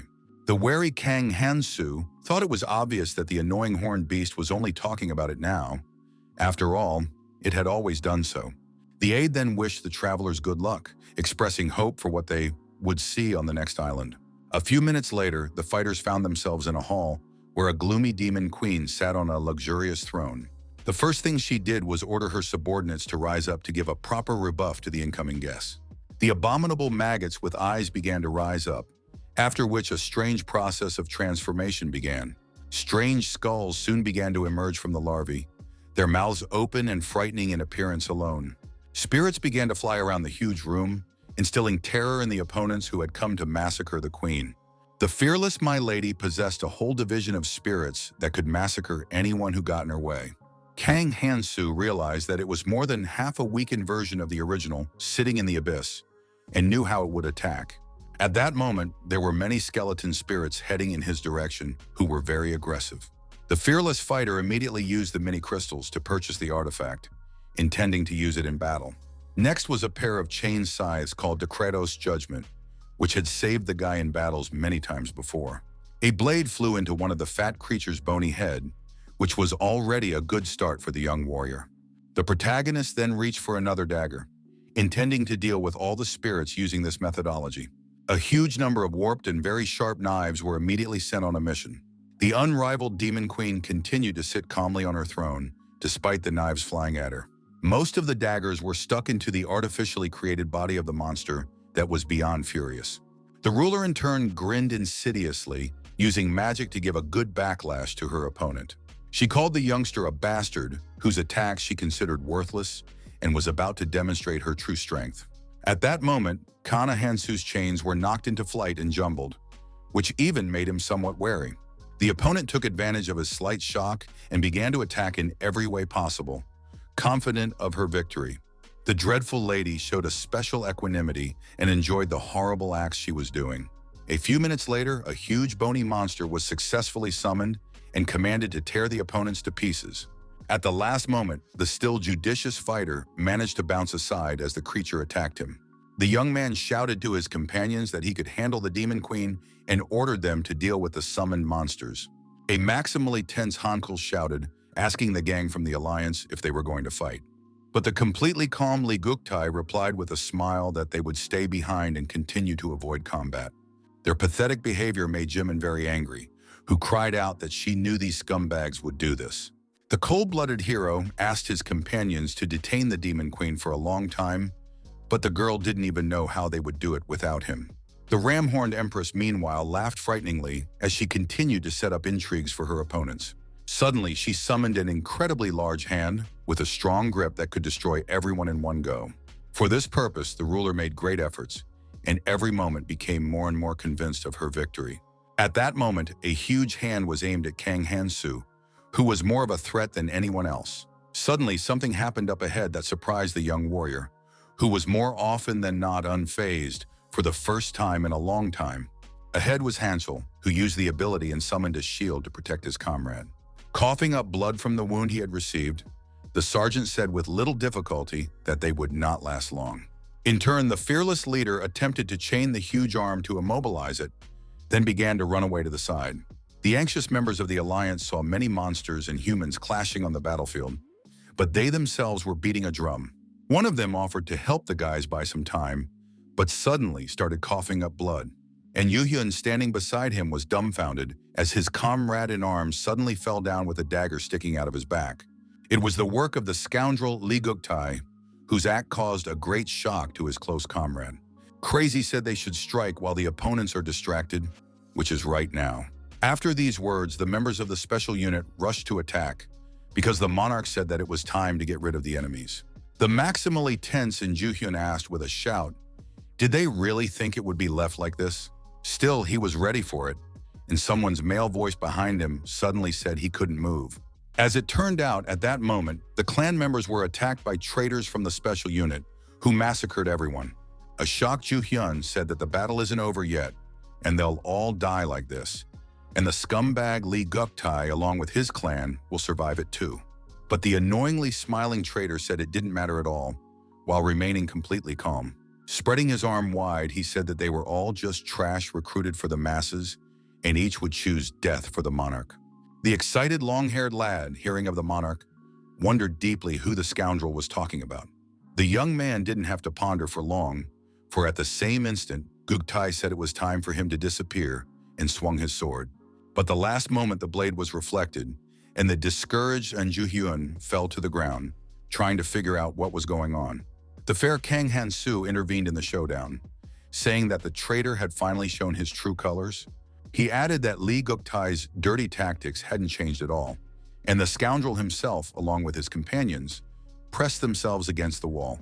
The laughing wretch asked why the hero was here instead of fighting the Demon Queen, but then said he was already too late. Brave realized that he had stumbled upon the footprints of the Black Monarch, a discarded pawn that he must eliminate in training at all costs. The special squad members said that even if they couldn't kill him, it would be enough for them to just hold him off so that the queen would kill the remaining fighters. The scumbag Gupta said he was willing to sacrifice himself, and even if he died, he would take Kana Hansa with him. The fearless fighter said he had no intention of getting in his way, but only wanted to make a favorable offer. With a calm smirk, he asked what the monarch thought about it and if he would listen to his continuation. It was said that this time, the offer wasn't the worst, and the silent traitor thought for a moment. In the meantime, powerful explosions rumbled nearby, affecting the members of the main character's team. Exhausted from the battle, Hansu wondered softly when the young man who could help them would return. Suddenly, he exclaimed that he had lost the rest of his comrades, and the monster with its mouth wide open was near him at that moment. As always, the protagonist came to the rescue at the very last, and immediately rushed to the attack by making a leap. Showing absolute fearlessness, he headed towards the monster, who was horrified by what he saw. With a sharp movement, he began to wind the steel chains around the nose of the beast, which became very wary but could do nothing. A few seconds later, the guy riddled the enemy, greatly surprising his fellow soldiers standing around him. Remaining completely calm, the young man landed on the ground, holding sharp weapons to fight his opponents. A flustered Hong Xia asked where he had been all this time, and the guy replied that he had been preparing for what was about to happen. The girl didn't quite understand what he meant, but began to watch the action carefully. Concerned, Hansu saw Jimin, who was suddenly thrown aside by the blast wave. Meanwhile, the Demon Queen remained completely calm and said that she was getting bored. She clenched her summoned huge hand tightly into a fist for the amusement of the boys who had come to visit her. A powerful punch with his arm was delivered to Kanu Hans, who managed to bounce back up, suffering some mild stress. While in the air, he managed to use the blade he had released towards his healthy arm. The attacks from the enemy continued, but this did not panic the determined young fighter. The kid used a lot of chains with abilities that were aimed at the arrogant queen. The sequence was successful, and as a result, the self-assured madam was firmly restrained. The lady with the ram's horns screamed angrily at the top of her voice, trying to break free of the tongues, but it was all in vain. Out of fury, she clenched her huge sharp teeth tightly, not going to give in to the pathetic boy so easily. She was annoyed that the little kid dared to do this to her, while Kang Hansu himself prevented his companions from delivering the killing blow. Han Chol and Hong Xia were somewhat surprised that the young man wouldn't let them strike when the chance came up. The bewildered sergeant asked the kid why he was stopping them, since there would be no opportunity better than this one. At that moment, a sphere endowed with strong energy unexpectedly flew in, and that was why the fellow was stopping his comrades. Showing special bravery at the cost of his own life, the protagonist took the blow on himself, flying off to the side. After the explosion, the rest of the fighters began to gradually regain consciousness and look around. Many were worried about the fearless leader who got caught in the act and ended up on fire. Looking at the rising columns of black smoke, the alarmed fighters assumed the leader was dead. Concerned Hong Xia believed that the bulky Kang Hansu would never fall so easily. After all, he is the truest warrior. Being soiled from the fall, Jimin cried out to see the young man who was unharmed. People were shocked to see the wrecked fighter continue the fight as if nothing had happened, jumping from side to side. Showing composure, the warrior used the sharp daggers again to launch them at her opponent. With a sharp swing, he launched a whole batch of cold weapons into the chains that bound the Demon Queen. The weapon successfully reached its target and broke the steel chains, somewhat startling the people around. The enraged Demon Lord fell to her knees, but remained restrained by the remaining chains around her waist. Showing no mercy, the youngster rushed into the attack with a sharp weapon to end it for good. Eventually, the attack worked, and the opponent lost one of her limbs, which was cause for rejoicing. But unexpectedly, the Lordess laughed at the top of her voice as if nothing had happened. Laughing uproariously and looking at everyone around her with a red eye, she cried out that she was enjoying it all. After a few seconds, the lost limb began to recover, which alarmed the fighters. Soon, the huge arm was back in action and in full force, and a smile remained on the queen's face. A tense Kang wondered if she was planning to unleash her magic and use the resulting power to fight him. The kid himself didn't plan on turning the duel into a protracted battle, so he decided he needed to act as soon as possible. Taking advantage of the rune, he was sure it had enough power in it to end this hard fight. After that, the warrior clenched the precious relic tightly in his fist, feeling an extraordinary surge of strength. After a short period of time, he opened his hand and a huge amount of energy began to pour out of it. At that moment, the Demon Queen opened her huge hands and released her magic towards the kid. The fearless Kang Hansu continued to clench his fist tightly and rushed into the attack, looking his opponent in the eye. Waving the rest of his chains, he fended off the ruler's attacks, continuing to move forward relentlessly. But all of this only brought a smile to the Demon Queen, who still had far more than one trump card up her sleeve. In an instant, she clenched her huge wiry fist tightly and raised it high up, about to pull off a terrible trick. In turn, the leader shouted and asked Hanchel to immediately throw him a two-handed sword. The sergeant heard the leader and immediately dropped his two-handed weapon, hoping that things would end well for them. The confident fighter grabbed the cold weapon, about to pull off a stunt that was many times more spectacular.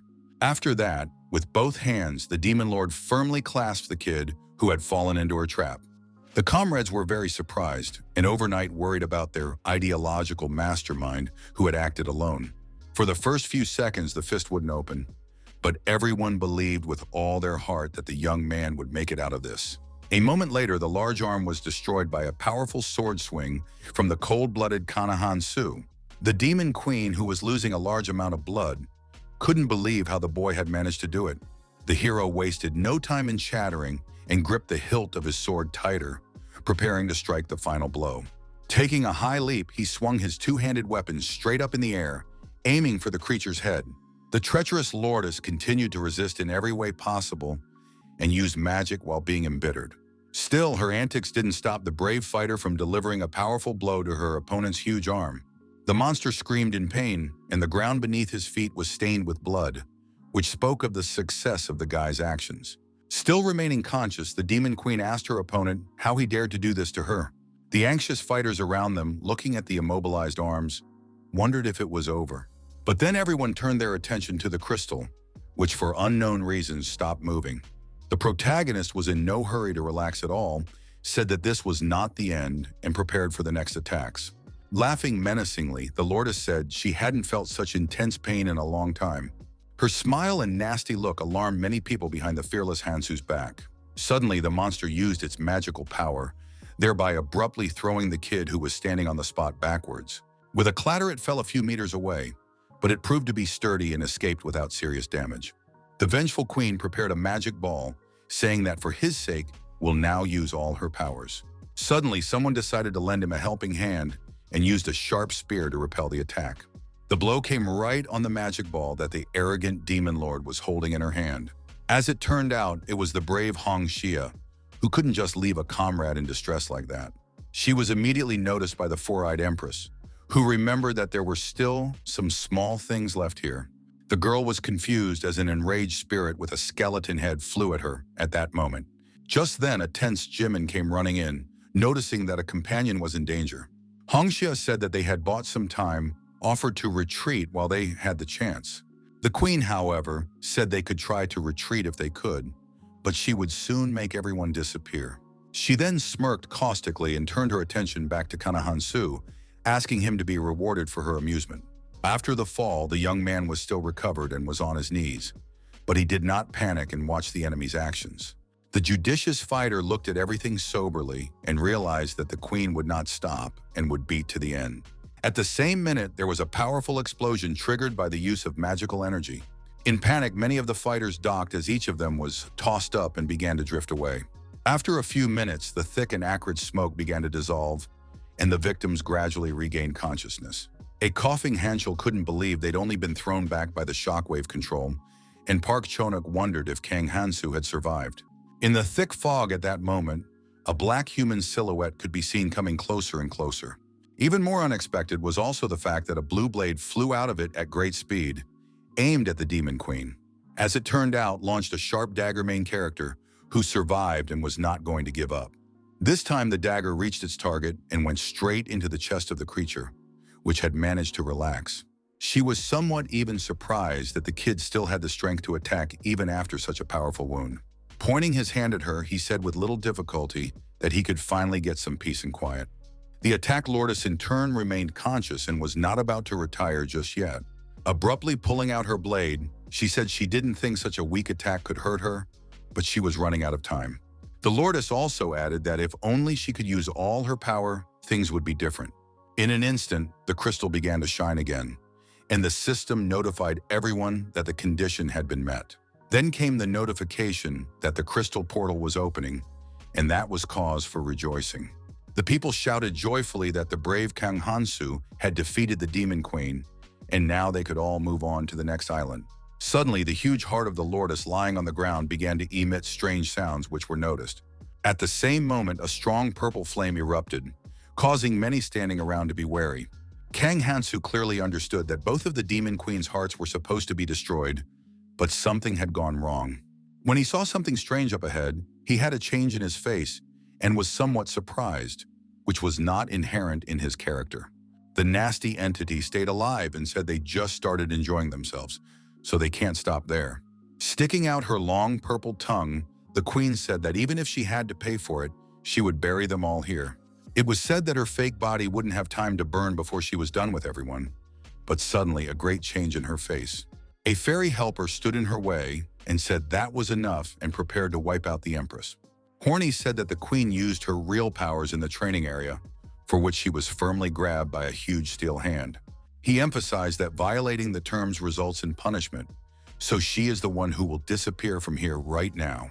Yellowtooth said he didn't give her permission for one, and she allowed herself to take advantage of the position. It was also said that any independent action is not allowed, so the demon will take the queen according to the rules. This angered the empress, since the horned man himself had brought her here, and now he was also forbidding her to use her own powers. The stern-looking assistant said that was why he hated dealing with half-breeds like her. The vile essence was then firmly clenched in a fist, which could not be looked at with an unperturbed expression. What he saw caused Hong Xia to be somewhat disgusted, while the others seemed more or less restrained. Horny said he'd already fixed it, so they didn't have to worry, then added that it was time to reward the fighters. He happily congratulated the boys on the Demon Queen's victory, adding that not many people were able to participate in such an event. It was also said that there was only one reward for defeating it, so the person who contributed the most would get it. As a reward, Kang Hansu received a rune. When used, all characteristics would be fixed by an assignment of nearly 100%. The fairy said she would take care of everything, and to use the crystal, she asked the fighters to just think about the island they wanted to go to. The hero realized that he had achieved everything he had gone to the central island for, and the energy he had recently felt was definitely the energy of the abyss. With that, the brave man realized that he still had a long way to go, while the cute snake looked at the glowing rune in his hand. Hansu asked, wondering if so much effort had been rewarded with just one small rune. Park Chanak said that everyone knows that they were saved by the main character, and Sarge added that they just wanted to see his award. The astute Hong Shia said that the Smaug clan would clearly not be silent, though they were somehow suspiciously quiet. For her part, Chiming offered to deal with it now, but the leader said it was probably over by now. His words caused bewilderment among his comrades, who asked why the young man thought it was already over. Many people were dumbfounded that the monarchs had suddenly disappeared, but no one had any idea where they had gone. A flustered Hong Shia couldn't believe that the Smaug clan had used a special unit to kidnap the monarchs. Meanwhile, Hansu remained completely calm and even smirked oddly, but no one noticed it. Somewhere in the dense forest, a stealthy fighter in a ninja uniform stood looking at the dead men lying on the ground. After looking around carefully, he said in his thoughts that it looked like the sweep had been successfully completed. A few minutes ago, Li Guktai, who was in charge of the special unit that kidnapped the monarchs, came out of the portal. He said he didn't know exactly where they were, but judging by the huge tower ahead, in the right place. Though his job was to disrupt the monarchs and then kill them, but his life in their heads should be enough to cover disobeying orders. It was easy to set traps while the monarchs were afraid of Hansu, and now the scumbag Li will be able to give his clan immense power. The traitor recalled the hero's words that he could control the members of the clans by turning them into monarchs, into members of the special unit. The young man then asked him to just stay out of trouble here, saying he would turn a blind eye to what he was doing to them. But the deal was made to avoid conflict in a crisis situation, and one of the subordinates suddenly said there was someone in the bushes. At the same instant, a sharp knife flew into the fighter, which greatly alarmed Li Guktai, who did not understand the situation. Along with his associate, he began to glance around nervously as the body of a fallen SWAT team member lay at their feet. Nervous Li shrieked that the opponents were not showing their faces, so there might be many of them, and they should have an advantage. What was even more alarming was that his legs stopped moving, and afterward the creep began to be sucked into the ground. Members of the task force said it was a temporary effect, and one of them added that he had dug up an artifact trap here. Someone unknown appeared behind Guktai's back and said that the artifact would activate after a certain amount of time, which made him very wary. The tense monarch of disguise immediately turned around and said with sweat on his face that it couldn't be. He asked how the enemy knew his whereabouts, but he was immediately stabbed in the back. An Ju-hyun, who was terrified to the point of fright, begged him with a loud cry, promising that he would do anything if he stayed alive. But the ruthless assassin grabbed him by the face and lunged forward, telling him that no help was needed. With an incredibly powerful blow, the body one was stuck face down in the ground without even having time to cry out in fear. The ninja thought he didn't have what he needed, and as a result, An Ju-hyun lost his life after just a couple minutes. The stealthy fighter's main assignment was to wait for the men in the center island to arrive and kill them all. It turned out to be Sanshin, who first heard about the center island and the tower, didn't know what Kang Hansu was talking about. Earlier, the main character remembered that the guy asked to use it and said that if he wanted to do things right, he needed to learn a few things. It was said that if he could endure what he said, then he would become much stronger than those who started on the same terms. The unperturbed leader told him to go to the place he had previously mentioned and to decide for himself whether he would follow him or not. Sanshin then said that trusting the brave man and following him was the best choice of his life. He just had to wait, and deep in the night, a precious crystal glowed brightly in the dense forest. Currently, a slightly nervous Lee Won-kyung said that he was dead, and the female associate standing behind him asked who they were talking about. The attractive lady immediately asked if it was true that the center island was screwed up. The fighter replied that the last time Guktae had communicated was from the Demon Queen's fortress, so he must have died there. The big guy had expected that this could happen, so it didn't matter. However, it looked like they had an annoying factor. He said that fighters come to the Tower Island because it has the most rewards and there is only one way to get here after using the crystal. A whole bunch of travelers had gathered near the crystal at that moment, causing the setup to get heated. The cold-blooded Lee Won-kyung was confident that none of the opponents would pass through unharmed. The island map given on the elevation path shows hundreds of islands to climb. The islands are divided into 3 groups, and it starts with the first group at the beginning of the elevation path, and then comes the second group, which includes the center island. The third group is the completion of the training, and it is said that among the islands of this group, there is one on which there is a particularly valuable prize. Deciding to rush for the rewards in Tower Island that would help you become stronger was an obvious move. However, there was one but. Meanwhile, the protagonist, being close to the crystal, was explaining the whole point of the island to his companions. During the meal, he said that if they wanted to go to Tower Island just for the good rewards, they should think twice. The guys looked at the guy in amazement, and a drooling Hansu wondered just how much stuff he had in his pockets. The leader said they should think hard and remember how it ended when they rushed to the center island for the rewards. To the rest of the fighters, he told them that it was much harder to survive on the Tower Island, and there was no point in dying without any opportunity to get stronger. The anxious boys asked the leader what they should do, for they could not stand still either. The shrewd Hong Xia asked if it was true that Kang Hansu and go to the Tower Island. Behind the wall at that moment was a mysterious blonde who said there was always a way to get any reward from any Sharpie. At one point, she began to walk away, telling the fighter that it was just a warning and the decision was up to them. Xia in turn got a little nervous, because all along she thought the main character was the kind of person who likes risk, but she was wrong. Park Chonuk acknowledged the lad's point, adding that their clan had grown by convincing the remaining travelers to join after the monarchs disappeared. He added that after what happened, people are tired and everyone needs to rest, so going to a safer place is a good idea. Kang Hansu stared emotionlessly at the man who continued to talk earnestly about pressing matters. The captain said that since they planned to leave this place soon, he wanted to thank the hero for everything, because thanks to him, they were able to survive. The kid himself smiled and said they'd see each other again if the fighter was alive, and didn't even shake the outstretched hand. Afterward, Park Chonuk told Sergeant Hansu that it was past time for them to pass, and he was ready to follow any order.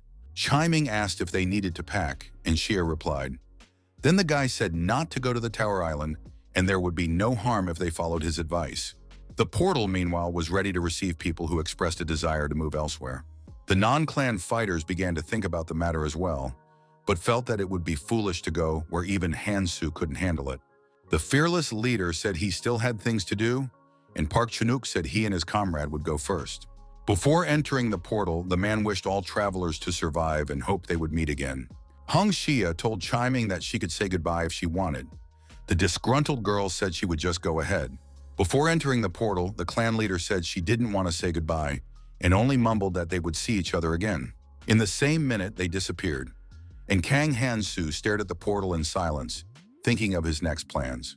Afterward, the youngster turned his attention to the blonde standing behind and asked why she wasn't leaving. Smiling slightly, Song Yiyan asked the guy why he shouldn't go first and said that she wanted to check something. Fixing his glove, the hero, for whom it was a trifle, said that since she was so insistent, he would not refuse. Stepping into the portal, he said he would see them on the next island, and without even thinking to take a step back. His determination and fearlessness impressed the maiden, who tried to take him at his weakness, but it turned out differently. She relayed that the fighters were talking in whispers, so she didn't know where they were headed, but at least someone would go the right way. Currently, Lee Wan-kyung, looking at the portal, said that a decent amount of time had passed since receiving that message, but no one had come. Suddenly, he heard strange sounds from the portal and immediately reached into his holster for his blade. The men hiding in the shadows were ordered to get ready, while the commander himself stood in front of everyone, waiting for the enemy to attack.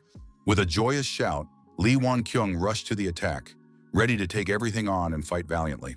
Breaking his head, he ran towards the portal, eager for the battle they had all been waiting for a very long time. The silhouette from the portal began to gradually appear, but things were not as clear-cut as they would have been. The wary and very serious commander stopped in an instant as he saw something quite different from what he expected.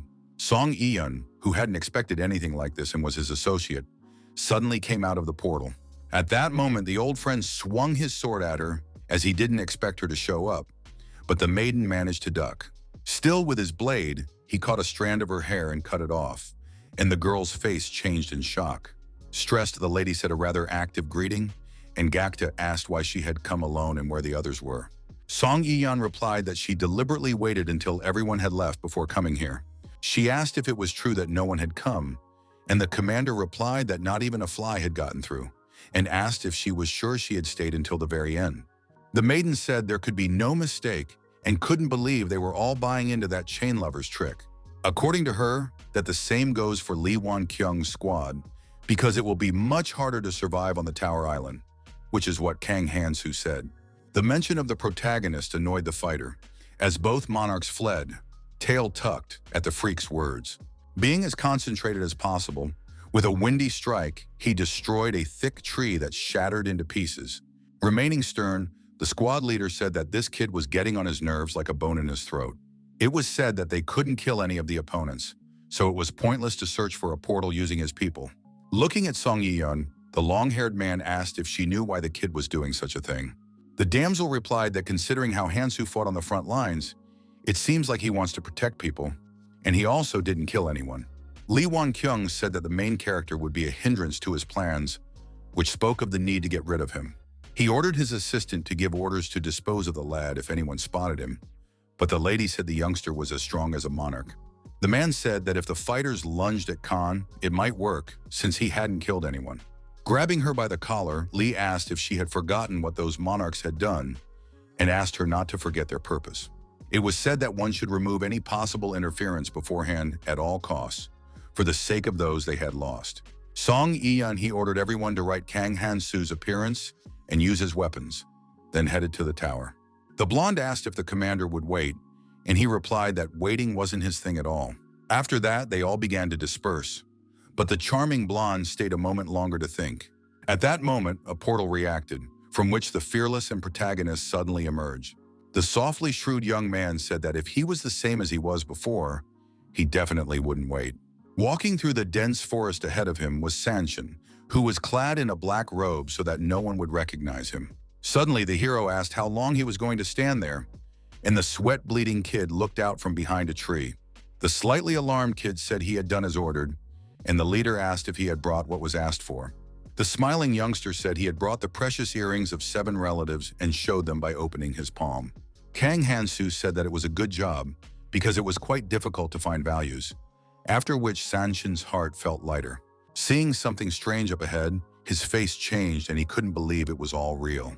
Being dumbfounded, the guy asked if Hansu turned into a girl because of the artifact, and the hero replied that it would be hard to detect him that way.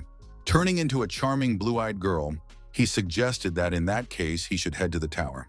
The Tower Island housed many travelers who were stationed on the first floor in the main hall. One of the guys noticed that there were more people on this side, but preferred to go where there were fewer. The red hat kid thought he was lucky to get to the place where the most awards were apparently given out. He didn't understand why there were fewer people here, and remembered that by now the little creep was supposed to show up and start explaining things sarcastically. Nearby stood a charming girl who was familiar to him, but the guy didn't even realize it was the main character. At one point, the pretty damsel shifted her gaze to him, much to the insecure lad's consternation. Even more alarming was the fact that the beauty was heading in his direction, which completely threw him off balance. The cute girl with the earring glittering in her ear said the guy in the hipster hat was still looking at her. Remaining calm, she wondered if he had something to say since he was glaring at her. The stubbly one asked if they'd met before, and the sarcastic, bespectacled man behind him asked if the two were on a team. Continuing to smirk, he said that if there was no one else in their group, it would be a good idea for him to join them. Tip the Hat said they weren't together, and Kang Hansu in a girl's body suddenly said he didn't mind joining. After a short period of time, all the teams lined up near the portal entrance, getting ready to depart. Glasses said that everyone was looking for free clansmen and teamed up with them, so it wasn't easy to find someone to go with. It was said that the higher one climbed in the tower, the more interesting rewards one could get. One of the fighters asked what he was mumbling about, since they should just go inside and get into action. He added that they just go into the room, beat everyone else, and take the awards, and they're not here to make friends. The guy was also asked by an associate how he thought how many of them would manage to survive the coming scorcher. You could already tell who was going to die soon, so it was suggested that we not waste any time and just do our own thing.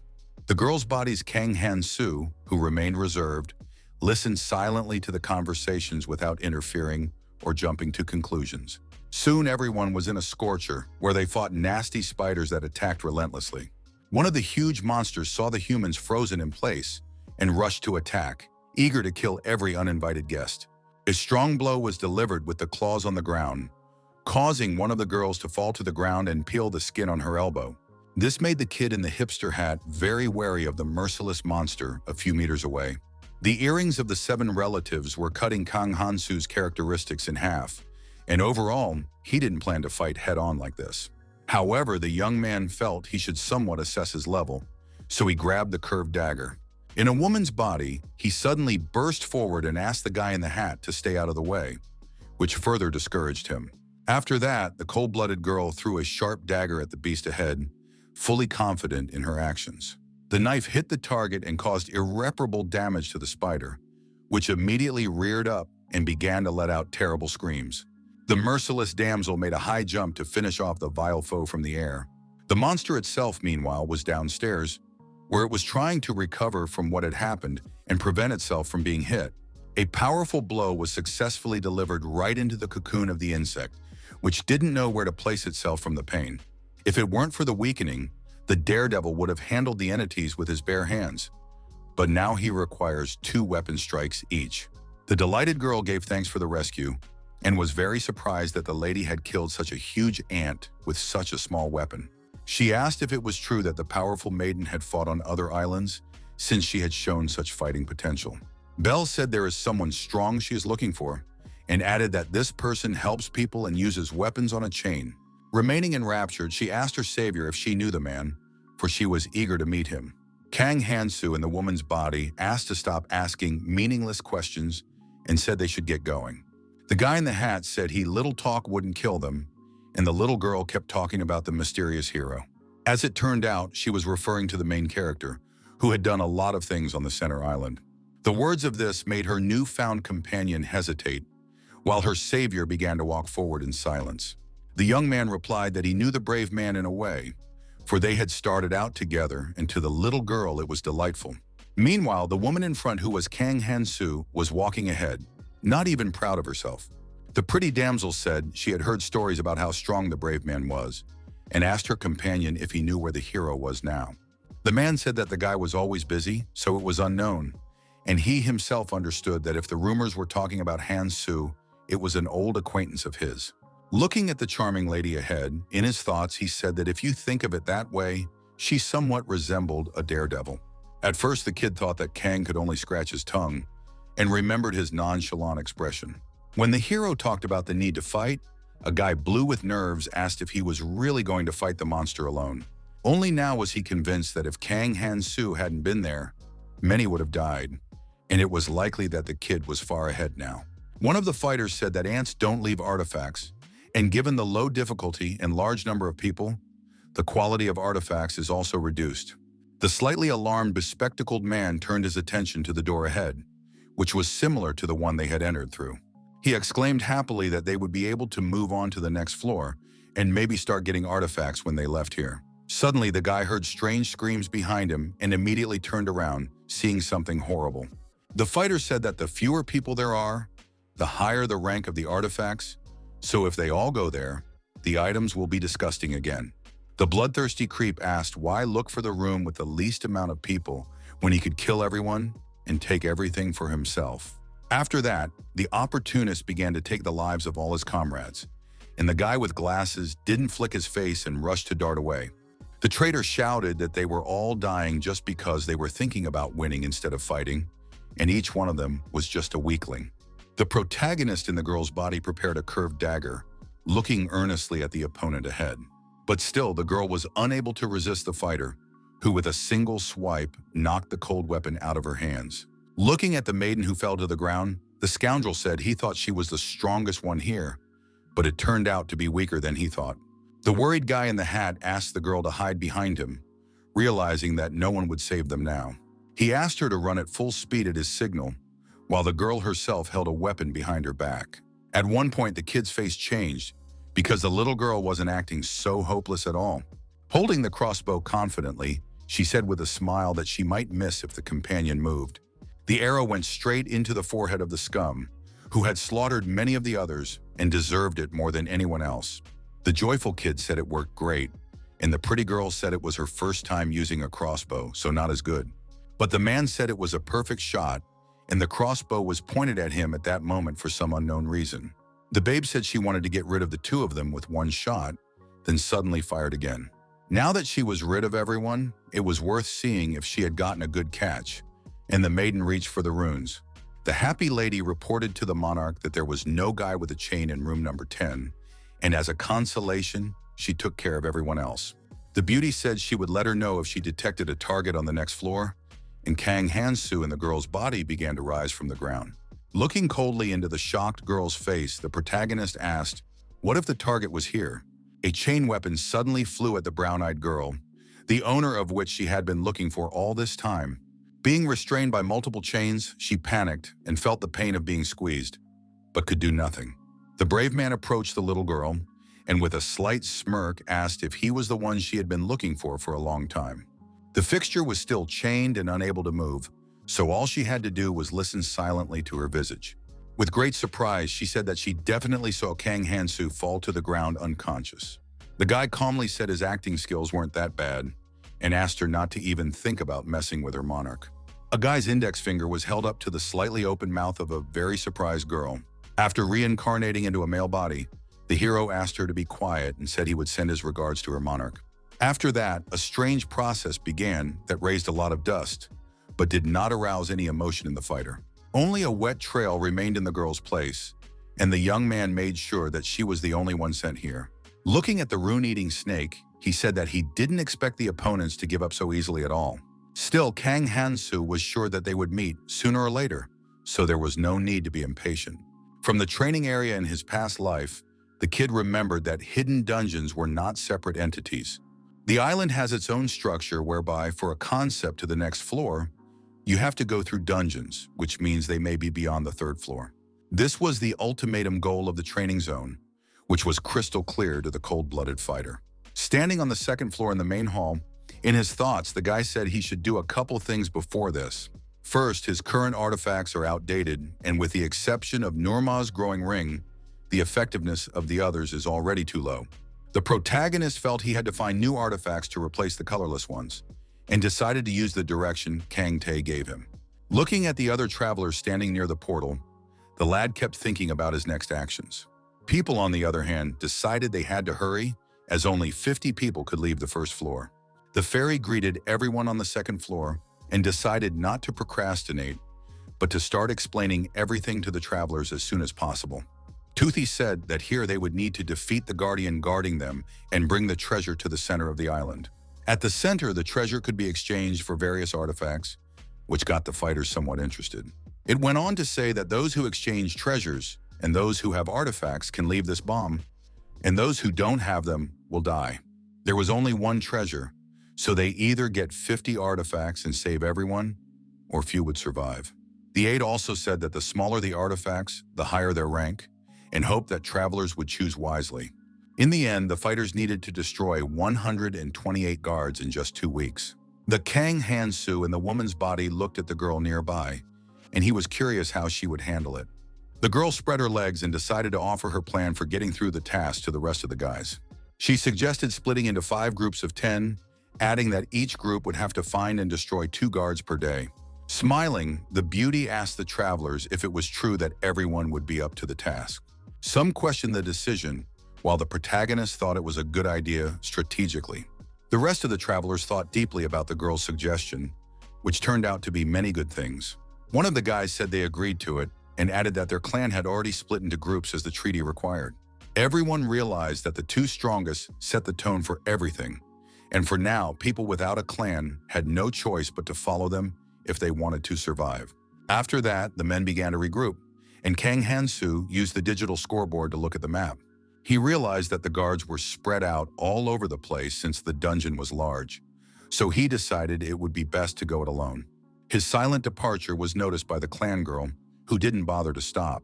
The cute blonde wondered where that woman had gone, but she had no idea that the hero needed the Philosopher's Stone. Kang Tae once said that no one could succeed except him, and began to give important instructions to Kang Hans. He said that among the spheres received for killing guards, there were no standouts except for one shining one. People were greedy for the treasure and threw away the ordinary spheres, but the fighter found that they were not useless. The big guy said that if you collect 32 spheres, You can exchange them for an artifact that masquerades as a philosopher's stone quite successfully. He was beyond proud, and Keldian said that the associate was too talkative for someone who had just collected discarded spheres out of greed. Kang Hansu realized that it wasn't the same fake that devoured Enviaren. The philosopher's stone had the effect too, so he must get his hands on it. The young man also took into account that the dungeon wasn't easy at all, and the number of times one could encounter them was limited. Keeping his mind cold in his thoughts, he said he had to go alone to handle everything faster and not get caught. Somewhere in the dense rainforest was a seemingly ordinary rock covered in moss. But suddenly the huge rock began to move and gradually rise upwards as if it were a living being.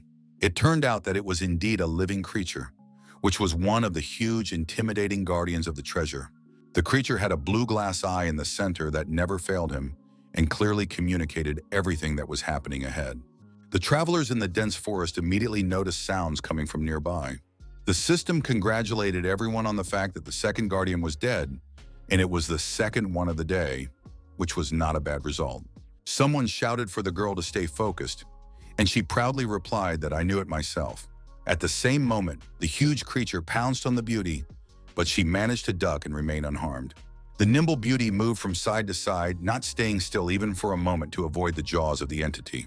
The guardian didn't give up trying and began waving his tentacles around, trying to hurt his opponent, who was kicking in every way possible.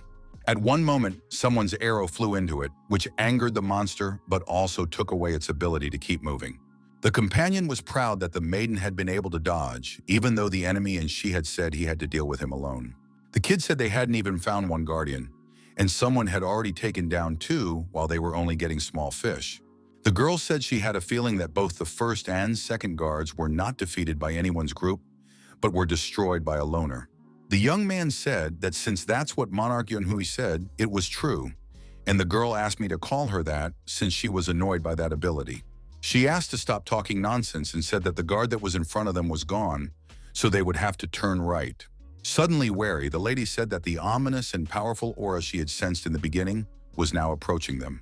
The other team, meanwhile, continued to wander through the dense forest, hoping to find something of interest. One of the fighters said they shouldn't hunt the guards, because even if they found the treasure, they wouldn't be able to get it to the altar. He pointed out that other teams are full of strong fighters, and an associate said they really can't just sit around and beat a drum. The guy said that while the others were looking for guards, they would take the chance to get stronger, which sounded encouraging. The wily kids said that the hunt would give them strength, and then they would just attack those returning with the treasure, and it would hardly be noticed by anyone. But from the forest, they were being watched at that moment by Yunhui and her crew, who were listening intently to every word. The girls said that if others started acting up too, they would have problems. But that strange feeling was not because of them. Unexpectedly, Kang Hansu, who was still in a woman's body, made himself known and decided to draw attention to himself. The damsel said that in a situation like this, order is paramount, and the fighters asked who else she was. Yunhui noticed the bruises on the woman's body at that moment and wondered why she was traveling alone. The beauty also noticed that this particular lady was the source of the strange feeling, which was alarming. The protagonist in a female body at that moment looked into her eyes as if having the ability to read minds. The archer drew the bowstring and asked why the woman had snuck up on them, and added that she was alone, so she'd better answer honestly. The lady, who remained calm, replied that she just wanted to make one suggestion, and the guy asked if she was crazy. Kang Hansu replied that being wary was the right thing to do, but they were wary of the wrong person, and he wasn't here to talk to them. The woman said she wanted to talk to the clan's monarch, Yunhui, who looked at her in surprise at that moment. The protagonist also added that the girl herself knows this, given her high characterization of intuition. Tense Maiden convinced that this particular person is the cause of the strange feeling, because in her it is not easy to recognize the monarch, but the woman is sure of it. The monarch realized that either the stranger's intuition was as strong as hers, or not only her appearance, but she herself was only an artificial shell. The nervous girl was sure that whatever it was, something sinister was hidden inside the strange woman. At one point, the hero in the body of a woman asked the monarch not to get so worked up and asked if he had mentioned something important. Looking earnestly into the maiden's eyes, the woman said that she was only here to make an important proposal. The archer threatened to shoot if the stranger continued to talk nonsense, but Yunhui told him to step back, wanting to talk to the woman. The tense guy at all said that the monarch had never been so flustered and decided to just obey the order. The adorable blonde asked why make any offer if the lady seemed strong enough to handle everything on her own. The kid interjected into the conversation again, saying that despite their strength, they wouldn't just back down. The absolutely calm madam replied that everyone had their reasons, and she needed someone to fight in the front lines instead of her. A flustered Yeonwei said she understood what the woman wanted, but they couldn't handle the group of 40 people she wanted to get rid of. But Kang Hansu replied that they would need to deal with a dozen people at a time. Besides, those guys are weaker than them. The monarch realized that managing even a small group was already hard, and she was required to recruit even more people, which was frustrating. She admitted that she wanted to quietly pass this room without doing anything, but she had no choice, so she had to try. After that, the team began to leave, and the mystery woman said lastly that she would be watching. Left to himself, the hero said that someone with intuition, which is hard to get in a training zone, would easily accomplish such a task. He said that now that he had easily killed the guard and gotten the treasure, it was time to prepare for the next step with the king of exploration. Sometime later, in a dense forest, a detachment of Yeonwei pounced on the ordered men and began mauling them. The assistant reported to the monarch that the guys were refusing to get tattooed, and she said that she's already part of the clan and there's only 4 of them, so they'll just bond. The captured fighters asked if the blonde was treating them like this because they were from another clan, even though they hadn't done anything to her. The girl herself didn't want that at all, for after all, she was doing as she was ordered by the mysterious stranger. Not accepting these people, the beauty made everyone a member of her team, which was what was required of her.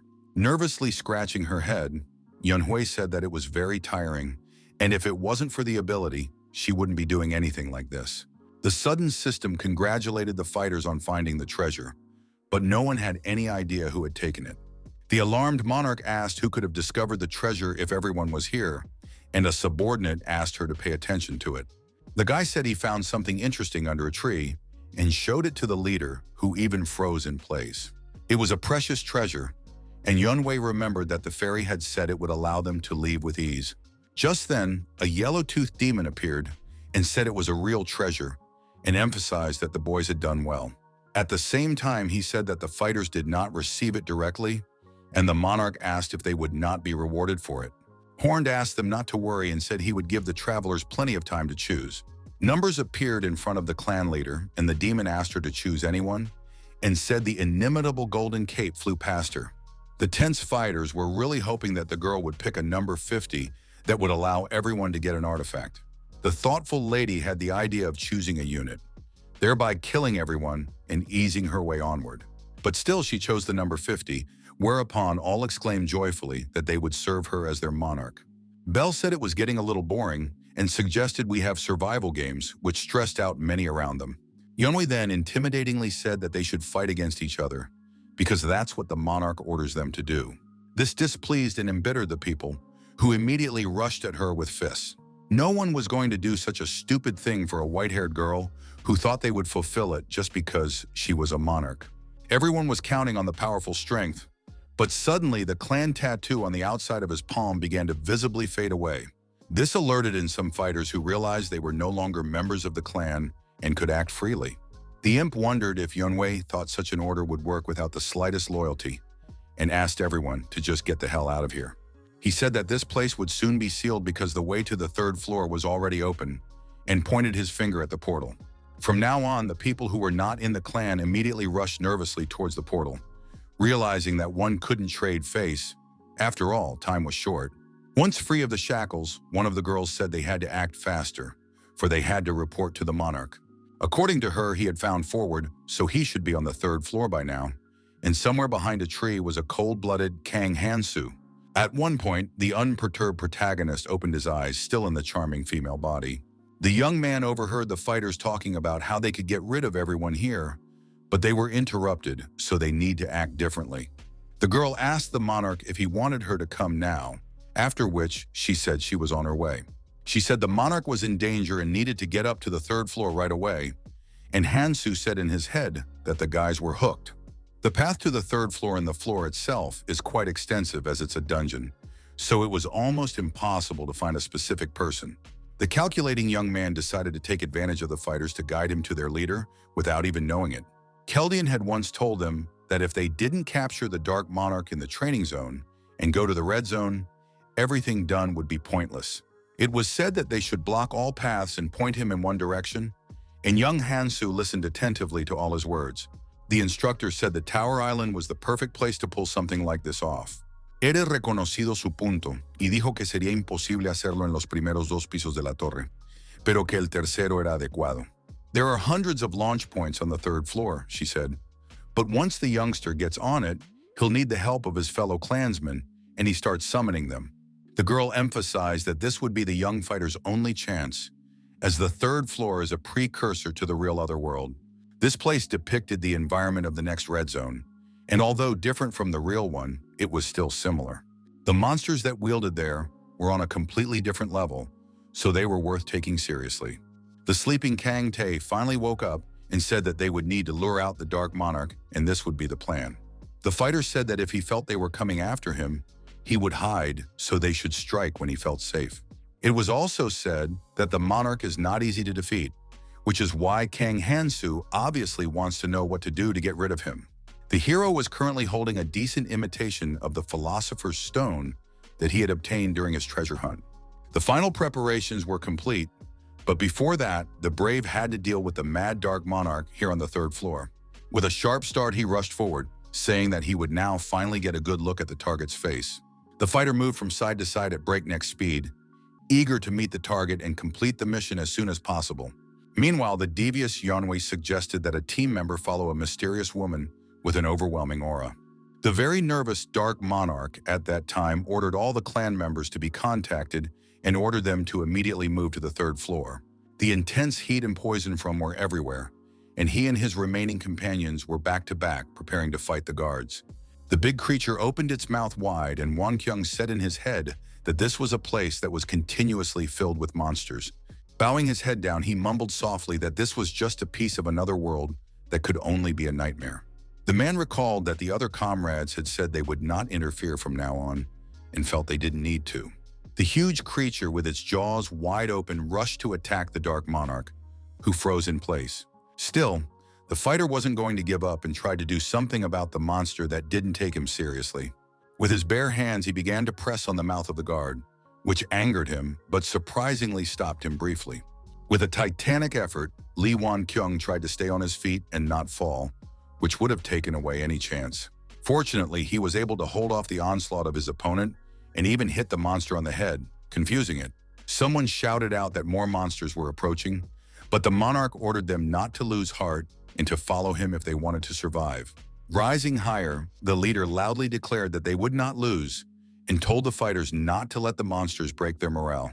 Gathering all his strength into a fist, in his thoughts, the monarch told himself that he could not die here, but he could not retreat either. He considered his clan to be the strongest among those who entered the tower, and reminded himself that he had eliminated all opponents to get here. After calming down a bit, the leader said that the monsters here were particularly vicious and asked for power. Already it was all because of the shard. Being surprised and agitated, the man said that the place had an unpleasant and as if living aura. No one had the slightest idea what was inside the red crystal looming over them. Suddenly, a horned demon appeared and said it was the perfect place for tourists, but beauty wasn't everything. He asked Lee Wan-kyung to take a closer look, saying that a couple of the faces were definitely familiar to him, as this was the place to meet anyone who had ever been to the training area. The curious and very tense fighter immediately rushed towards the red crystal, wanting to know what was inside it. With a sharp movement to open it, the Dark Monarch originally saw the silhouette of a cute girl, which surprised him greatly. Soon enough, he realized that it was Seo-jeon, whose eyes were closed and who wasn't even moving. With a shiver in his hands, the man reached for her, for this was his beloved daughter who was no longer with him. Falling to his knees, the saddened fighter said that if only he had gotten the monarch ability earlier, things would have been completely different. Previously, huge and bloodthirsty monsters attacked the city, destroying everything in their path and stopping at nothing. A worried Wan-kyung then saw a girl crawling in front of him, begging him not to leave them. This girl was his crying, wounded daughter who begged her daddy to save her, as she could not walk. With terror in his eyes, the man prepared to rush in, but the monarch said he had to protect him, and that was an order. The father was worried about his daughter, but the callous scoundrel said his job was to protect the monarch, not those worthless humans. He added that he would send them first as monster fodder, and Won Kyung begged Seo-jung to open her eyes, but she no longer responded. Being embittered, the man said that if he had known his daughter would be sacrificed like a monarch, he would not have joined the clan. Unexpectedly, he pounced on the pathetic brat, who immediately asked how the minion dared to disobey her. Without a backward thought, Lee clutched the knife tightly, saying that if an idiot like him could become a monarch, then he could do it too. A couple of minutes later, there on the ground lay a bereft scumbag who only cared about his ass and didn't think about people. It was a revelation from heaven to him that he had become a monarch and now had to get rid of this kind of garbage. The fighter then clenched his hand tightly into a fist, concentrating his thoughts and thinking about his purpose.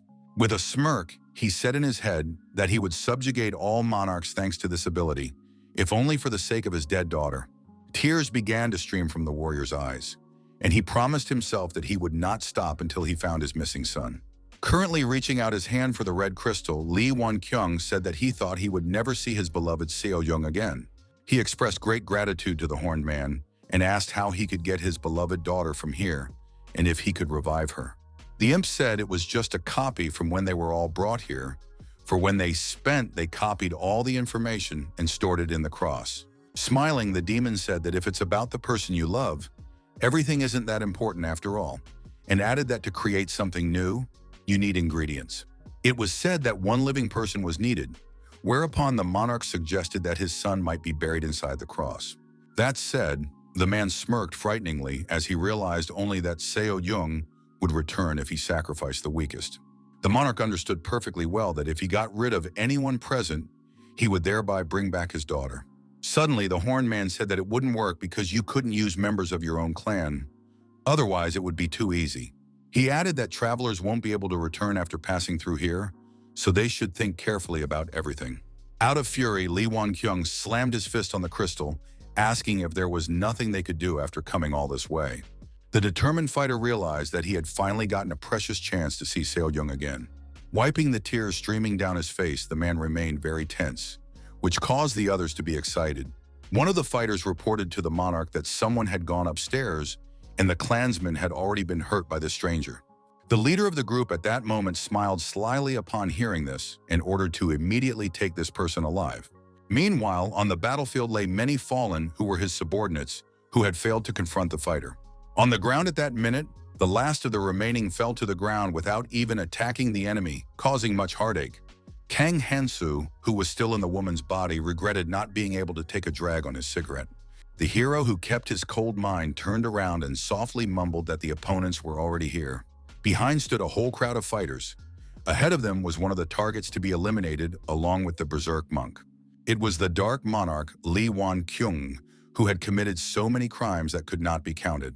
The protagonist realized that, of course, they were all in the past, but this was something that would happen very soon. Won-kyung, unable to resurrect his daughter, goes into the abyss where he becomes obsessed with finding his missing son. And in his desperation to find the child, he stages a massacre, becoming a killer far greater than his current level. Daredevil realized that even if he killed the monarch here, he would save his son and thus balance the situation. A worried Song Eun, who had previously met the main character, couldn't believe it was the one using chains.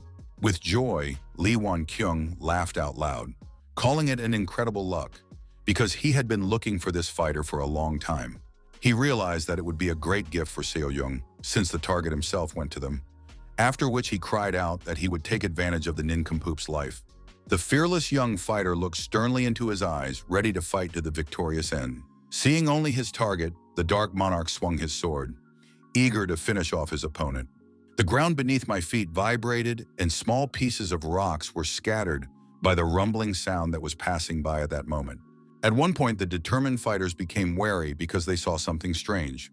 A moment later, there was a powerful explosion that threw the two warriors back, which was quite unexpected.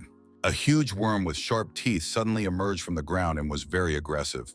The companions were very worried about the monarch, who nervously exclaimed that they would have to retreat because of the monster.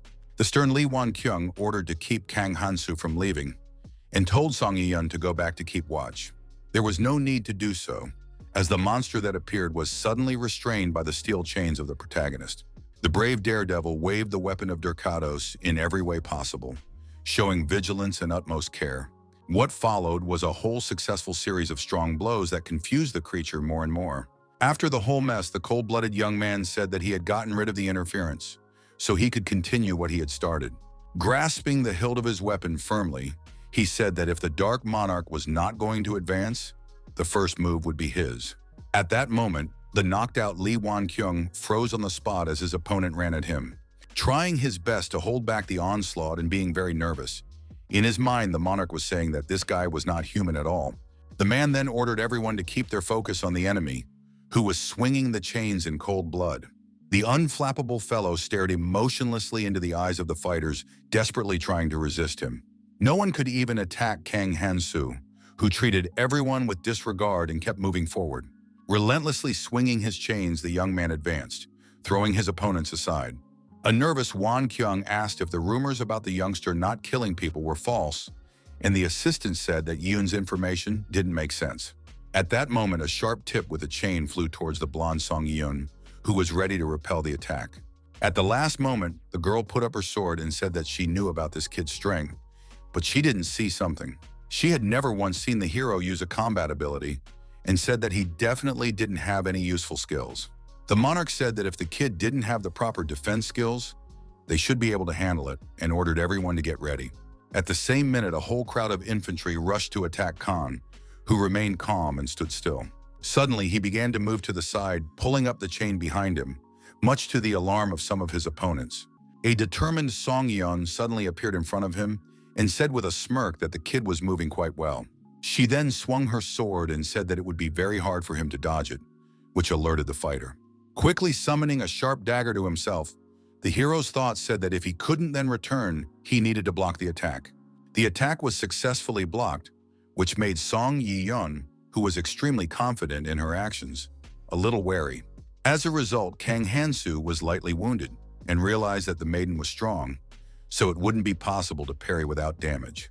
The rest of the fighters noticed that the attacks were passing and made the decision to advance while the enemy was weakened.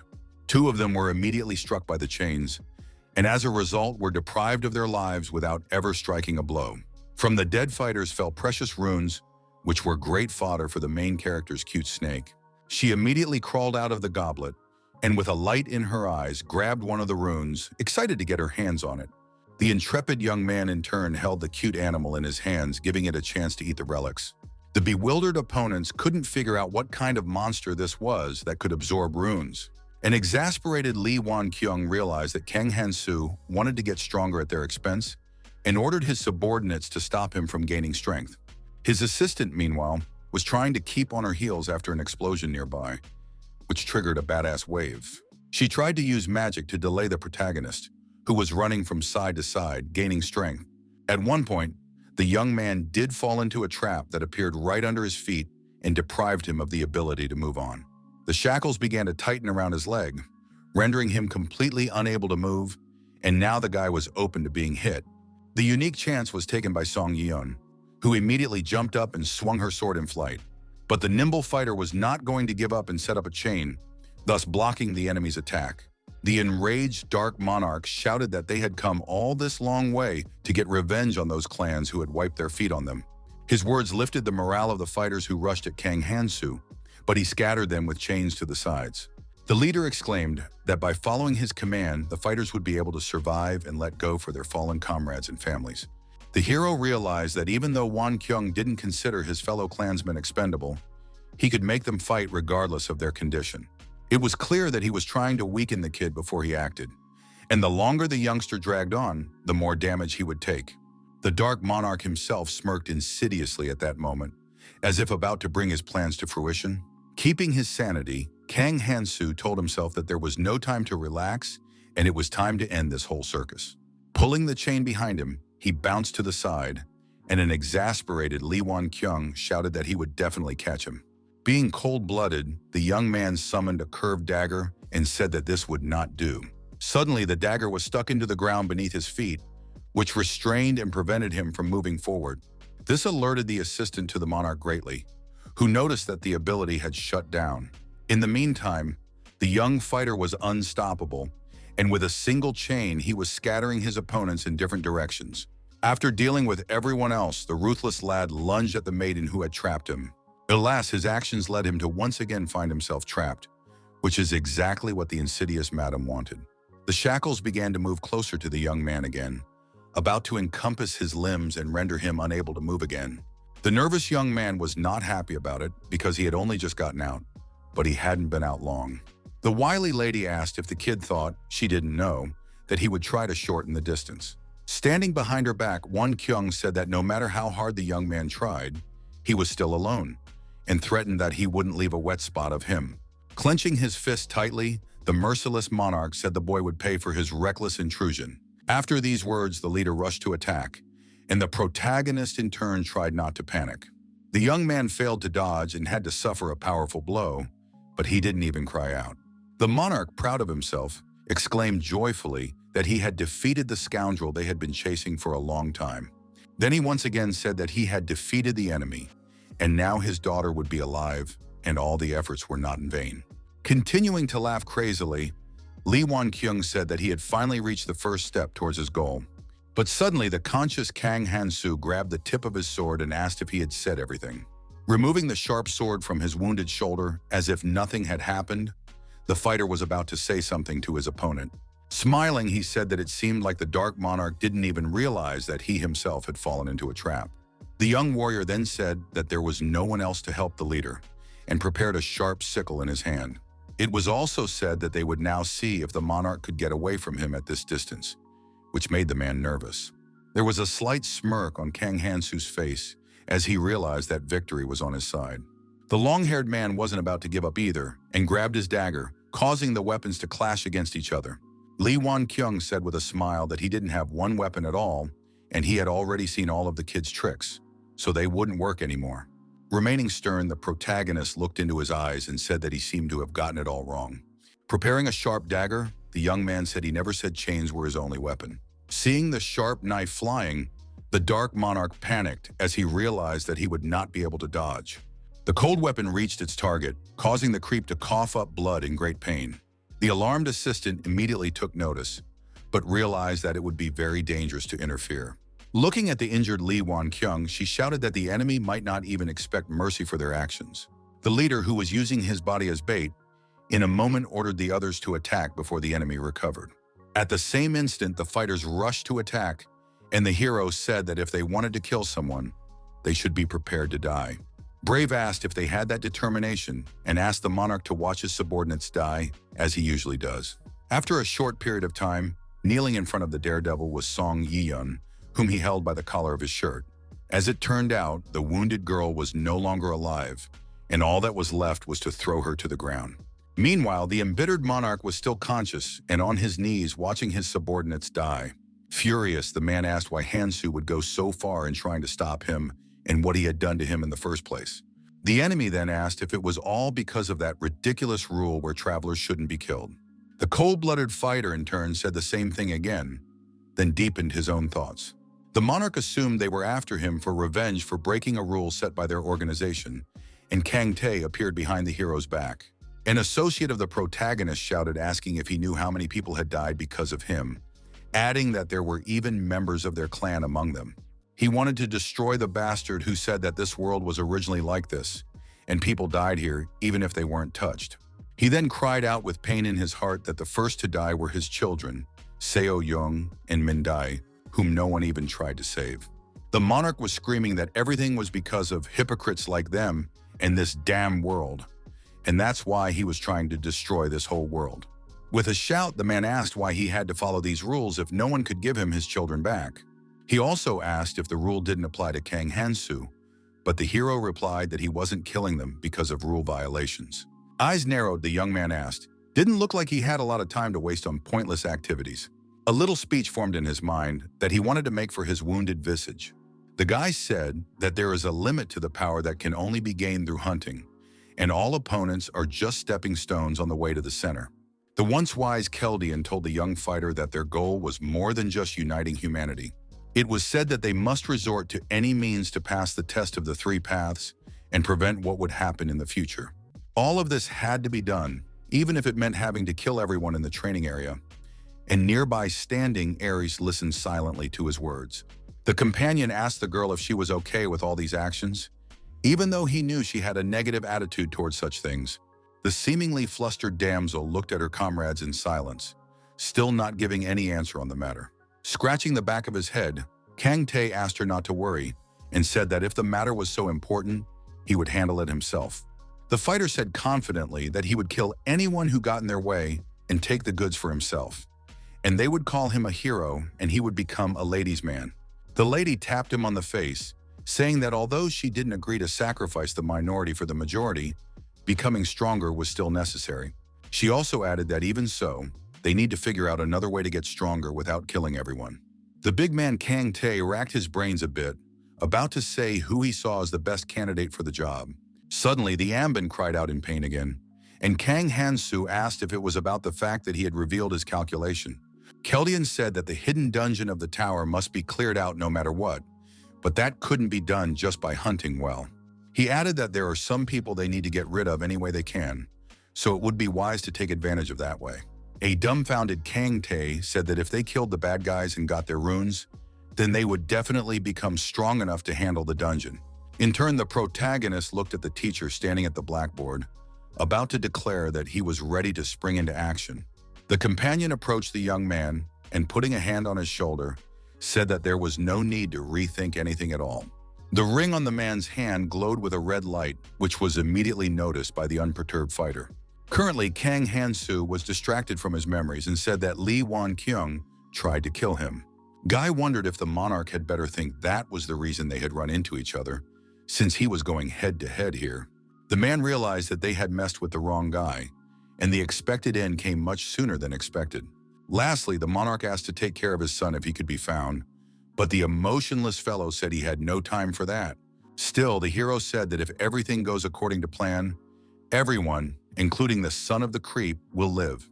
Lee Won-kyung tried to say something, but in an instant, his life was cut short, followed by silence.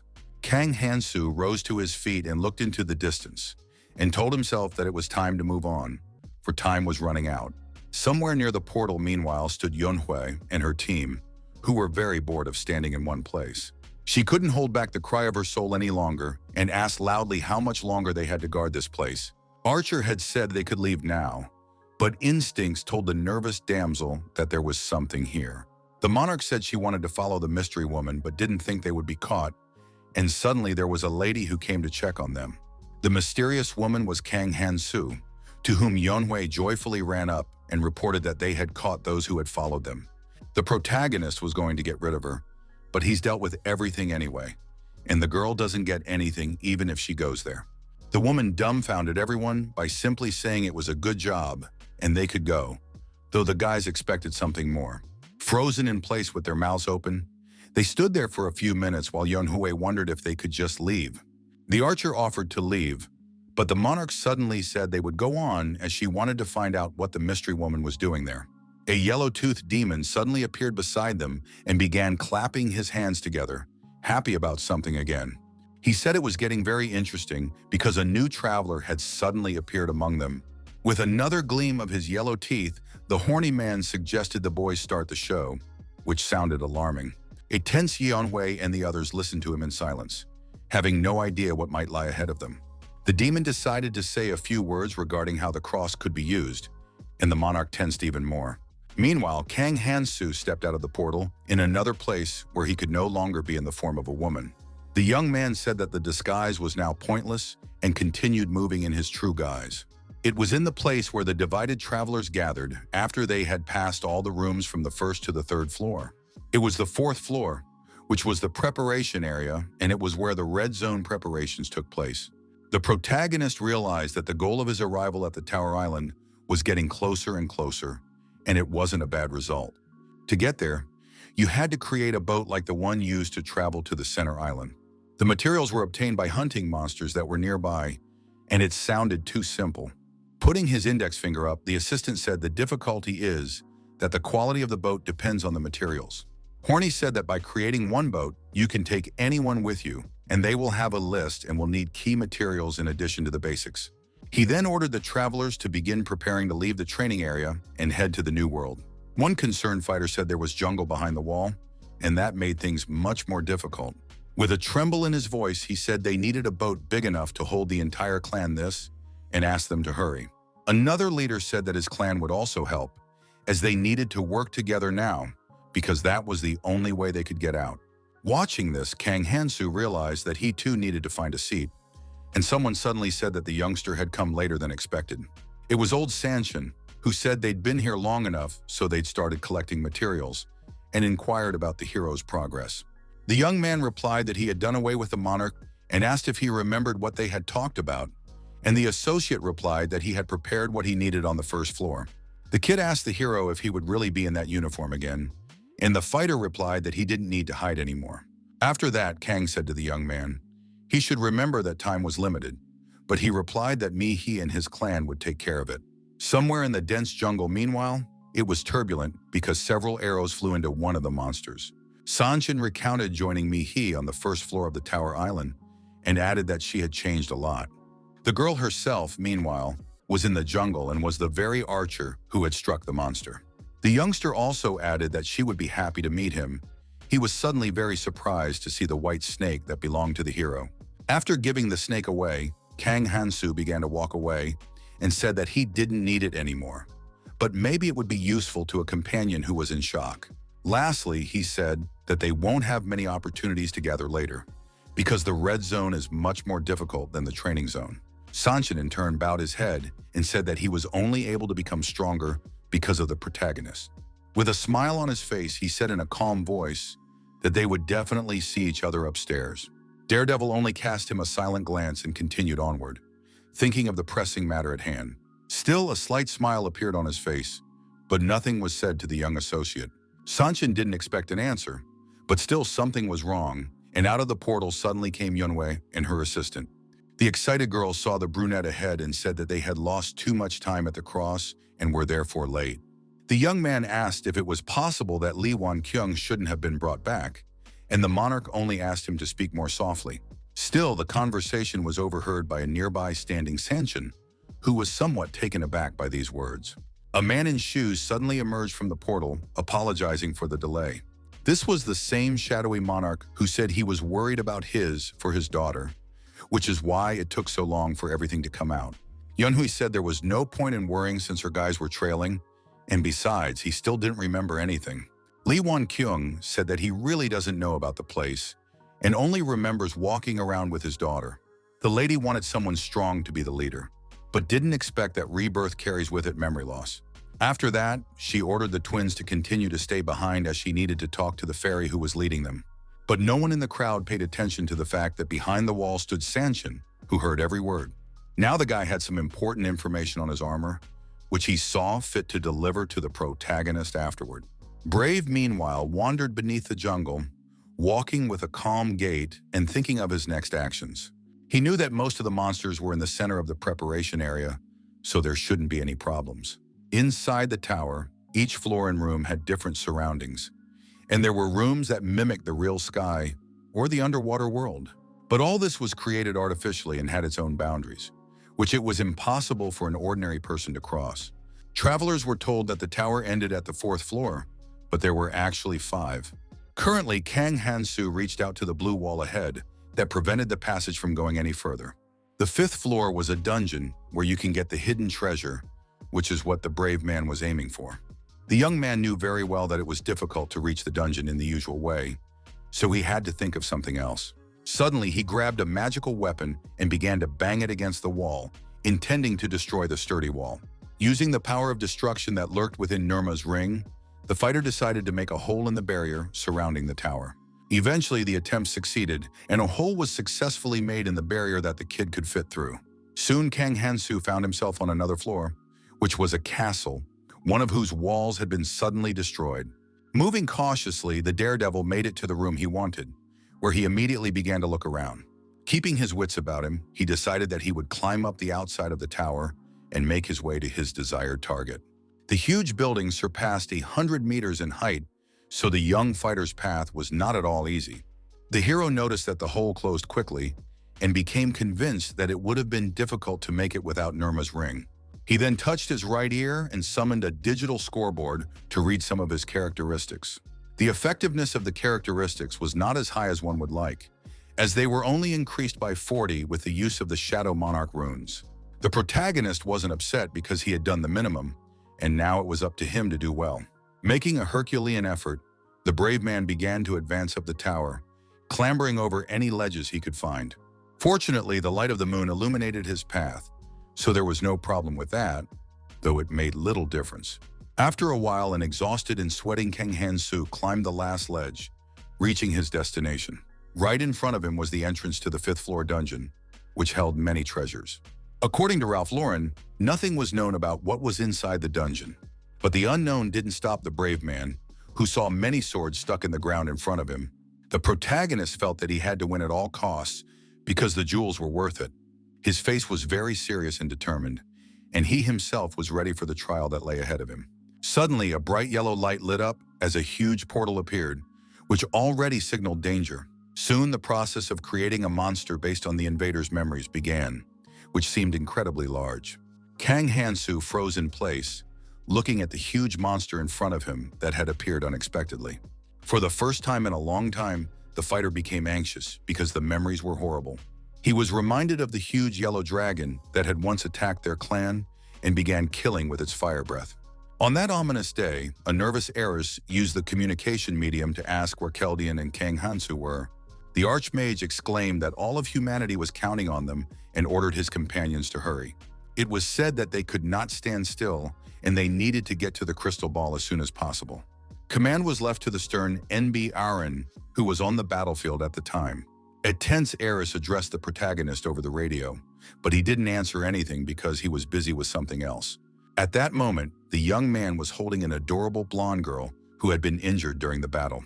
There were many abrasions on Kiriel's body, and the guy felt sorry for her, because all of this might not have happened.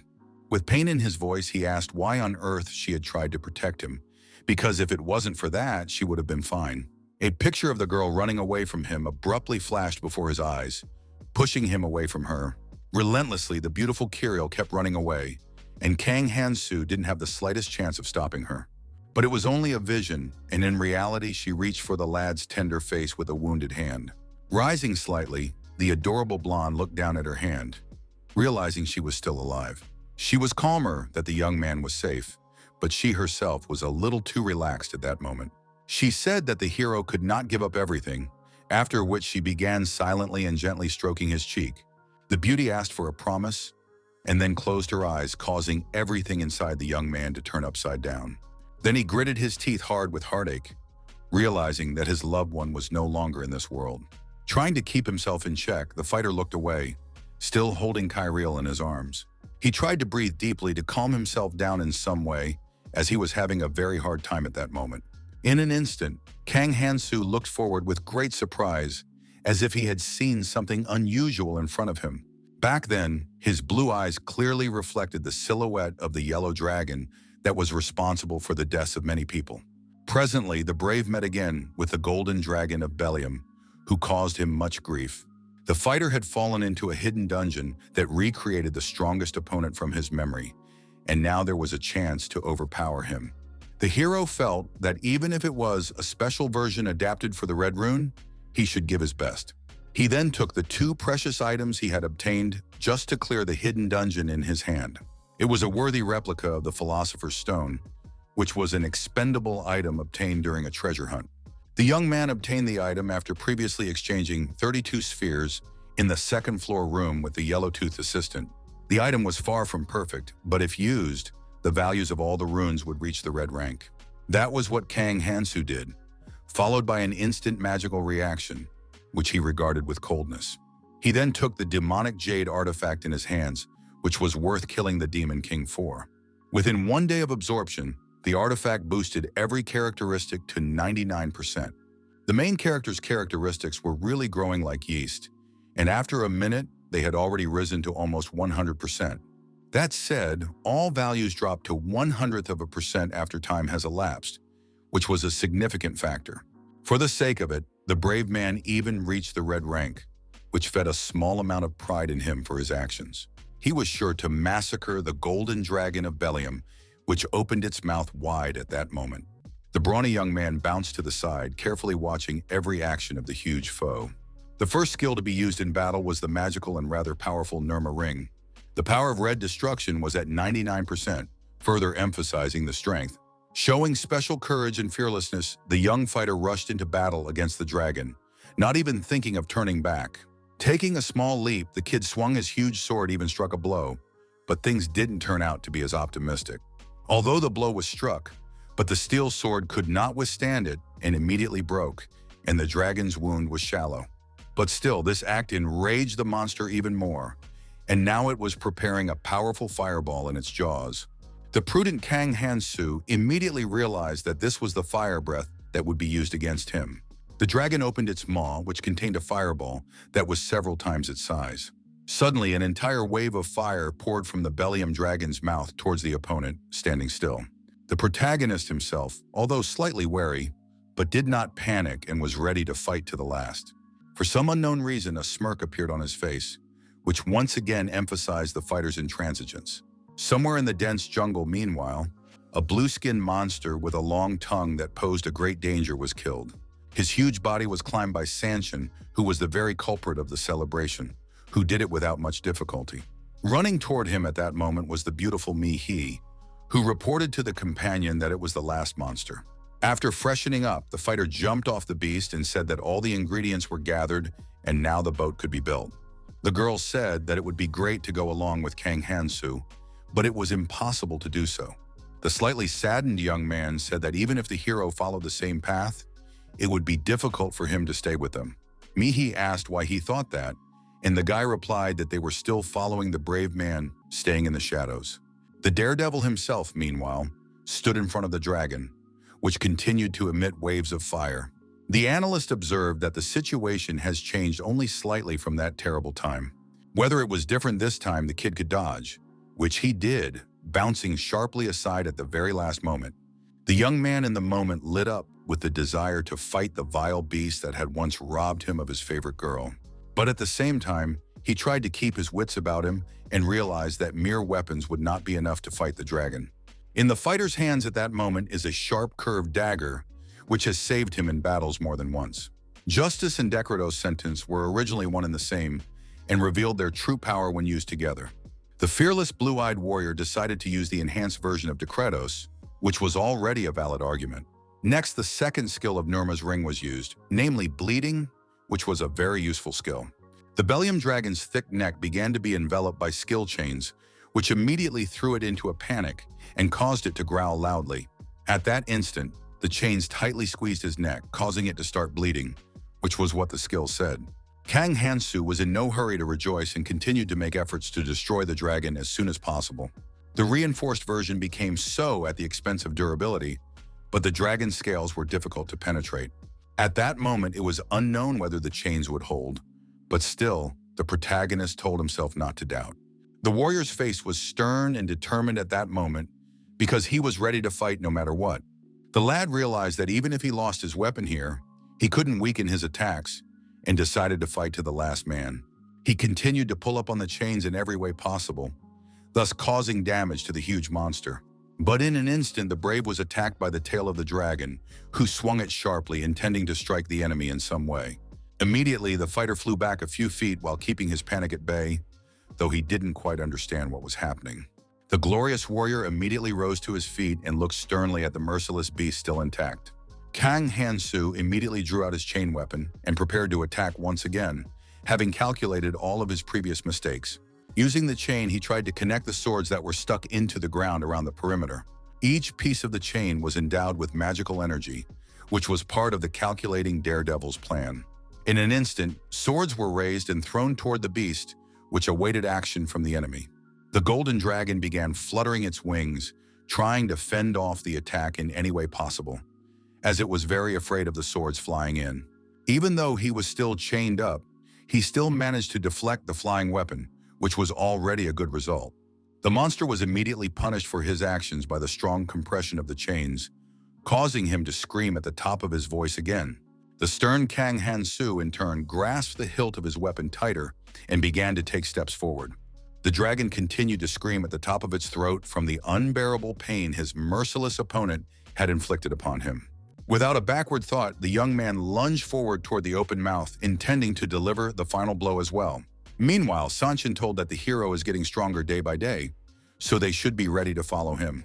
After that, he smiled slightly at his companion and said that they should pass, for they still had something else to do. They were told that there were a few people they could take with them to control, and Mihi asked if they were people he knew. The boy replied that he wasn't quite sure yet, but maybe, and meanwhile, Yunwei and her companions stood in the clearing. Remembering the revived Dark Monarch Li Wangkyung, the youngster said that he thought they would all be useful to them. The rest of the fighters, meanwhile, were deep in the jungle, where they came upon a dark and leaf-covered clearing. A guy on the team wandering through the woods stepped in a puddle of poison, which was cause for excitement. What made the kid tense was that the poison was spreading everywhere, so it was necessary to run away immediately. Seeing other travelers in one of the boats, the young man cried out that they had forgotten him and asked them to wait. But spears suddenly landed a few centimeters away from his feet, which greatly frightened the boy. The dumbfounded green-eyed kid didn't understand what the guys he thought were comrades were doing. One of the boys mocked and asked if the short man was so good at dodging, since the spear hadn't hit him. Mallets recalled that they had agreed that if he helped gather materials to go with them, the fighter said he was not a member of the clan. He then thanked the underdog for the materials and they began to depart, which infuriated the youngster who had been tricked. In a panic, the short man rushed back, remembering that time was short and something had to be done. It was clear now that I shouldn't have trusted the scoundrels of the clan, and also pissed off the demon who hadn't warned about time constraints. Stopping in front of a barrier wall, the kid started banging on it, deciding he needed to catch something quick first. Still being fidgety, he remembered that there must be a lizard around here somewhere that could help him with this. Very unexpectedly, the barrier wall was punctured by someone's bandaged hand, which dumbfounded the kid. With fear and surprise, the boy screamed loudly, looking at the man who was trying to claw his way back in. That person was the cold-blooded Kang Hansu, who had returned after a very hard fight with the Golden Dragon of Bellium. The terrified kid immediately fell to the ground, looking at the protagonist whom she had never met before. The fighter in tattered clothes stared at him silently, showing absolutely no emotion at that moment. Giving no answer, the brave looked around and realized that luckily the ground hadn't filled with poison yet, so there was time. He then decided to survey the extent of the tragedy and looked at the dragon's torn clothes. The still anxious kid asked the stranger who he was, since he had managed to break through the barrier wall. With great surprise, the young man said that he didn't even know it was possible to break through the wall, as his attacks hadn't even left a scratch on it. After that, the little boy ran after Kan Hansu, who said he was in a hurry and didn't have time to talk to him. The boy realized that the fighter was really in a hurry, or he'd just like to walk around naked since all his clothes were torn. The cold-blooded warrior said he needed to build a boat, and there was no time to waste, then suggested that he go ahead. Covering his face from the wind, the worried kid said that there was no way the daredevil could do it alone. The protagonist didn't listen to his assumption and took a high jump, moving off somewhere in the distance. By his action, he caused great surprise to the kid, who froze in place for a while. Somewhere in the dense jungle, meanwhile, fighting continued, during which one of the fighters was thrown back into a tree. A concerned companion asked his comrade to come to his senses, telling him that under no circumstances should he lose consciousness. The young men fought a Galapagos crocodile which had many sharp spikes on its scales. They were worried, realizing they couldn't handle it. But suddenly Kang Hansu appeared and said he would do it. An unfamiliar, fearless fighter dumbfounded the young travelers by lunging at the crocodile with his bare hands. With particular cold-bloodedness, he began to strike with his fists at the beast that couldn't even resist anything. The astonished fighters did not know who it was, and a panting little boy suddenly came running into the clearing, trying to catch up with the hero. The boys immediately asked the young man trying to catch his breath if he knew this mighty warrior who had saved their hides, but he said no. The ruthless daredevil, meanwhile, continued to fight the crocodile, trying to pull out one of its spikes. He once again stunned the boys in the clearing with a tremendous amount of effort and still pulled out a sharp spike. A few minutes later, there was an undead crocodile lying in the clearing, which no longer posed any danger to humans. Kang Hansu killed it, he was on his way, But the Galapagos crocodile parasite wasn't what he needed. One of the fighters immediately asked the stranger if he wanted to pool resources and build a boat together. Malik promised to give the materials and asked to take him, but was told they didn't have enough seats for him. After that, the two kids got into a fight trying to figure out who would take the Galapagos crocodile parasite. The very same parasite was suddenly thrown at them, much to the consternation of both guys who had not expected it. An unperturbed Kang Hansu said he would create a ship with 500 seats, and they could do what they wanted with that. The main item to create the ship was the heart of a stone lizard, and otherwise the difficulty of obtaining materials only increased. The nervous kid wondered if the hero was going to create a huge ship by killing a monster that couldn't be handled alone. Daredevil asked the fighters to tell anyone left behind that if they brought materials as payment, they could go with him. A very surprised boy asked if they were going to go on his ship altogether, which no one expected. Upon hearing this, Yeonwei's team wondered if the brave would accept them with the materials they had. On the fourth floor, there were quite a few people gathered in the preparation area who were alarmed by the arrival of the poison. The timid boy looked at the materials and said in his mind that he had brought everything he had been told, and this was his last chance. He hoped he wouldn't be tricked this time. Then he turned his attention along with the others to the strange sound. Everyone was very excited because the frightening sound continued and even got closer and closer to them. Suddenly, a huge monster emerged from the ground. Its mouth was huge, which was very frightening to the travelers. A worried boy asked if the creature was coming at them, and someone shouted to the others to disperse to the sides. The bloodthirsty creature began to approach the frightened humans, who could do nothing to resist it, but there was no need to do so. While everyone was scattering in different directions, the fearless Kang Hansu was on the other side of the cliff and watched the lizard he had defeated fall. Keeping his cool, he analyzed the situation and realized that everyone who had the will was already here. Jumping to the rest of the fighters, the leader ordered them to prepare to depart, which was a little reassuring. The youngster who had met him earlier couldn't believe that the brave man had actually handled the monster alone. At that moment, the unperturbed fighter told the horned helper that he had brought the heart of a stone lizard, so it was time to trade. Looking at the time, the demon asked the young man if he knew that other materials were needed for the ship. The young man replied that he knew about it, whereupon he took out the pouch of Celtic slug and iron wood brought by the others as payment for planting. He also got silk rope from Iraq, which was also an important material for trade. The imp asked where the heart of the stone lizard was, and the surprised little boy didn't realize what kind of wonder satchel the hero had. Upon seeing the heart, the fairy said that Kang Hansu was the first one who had obtained so much on his own and wanted to reward him for it. One of the alarmed fighters exclaimed that the poison had already reached them, and it was necessary to depart as soon as possible. The yellow-toothed demon in turn offered a pat on the back to the hero, and the infuriated humans asked him to build a ship. Their impatience was breaking the whole comedy, but still the yellow-toothed one didn't bother anymore and decided to build a ship. At the same minute, a huge ship appeared in the air, which was the merit of the protagonist alone. The surprised youngster could not present that it was a ship for 500 people, and Khan asked those with materials to pass. The savages at once rushed to climb the ship, shouting that they would gratefully follow the leader. The fairy asked the travelers not to worry about sailing, sarcastically saying she would give them the best service. She asked that the boys be settled in comfortably, and the estimated time of arrival was 3 days. Also, the horned demon said he would not interfere again, and meanwhile, waves of venom were crashing against the ship. The sarcastic fairy couldn't believe that the boys were already heading to the red zone and said that time was flying very fast. At last, the traveling assistant lives as long as possible, hoping that her efforts will not go to waste. The first destination outside of training was the red zone, where the most assertive fighters finally got in. The scenery was impressive to the fighters, who saw many ships and didn't even believe at first that this was the entrance to the red zone. Everything looked beautiful, but what scared them away was that this was not just an ocean, but a poison that posed a great danger.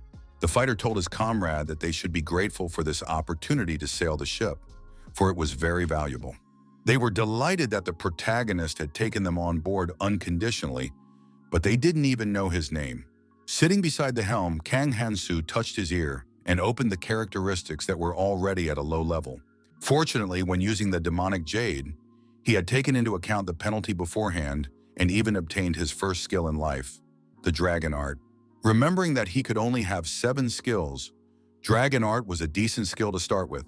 The young man continued to think about using the skill, and one of the crew members suddenly became very alarmed after seeing something strange.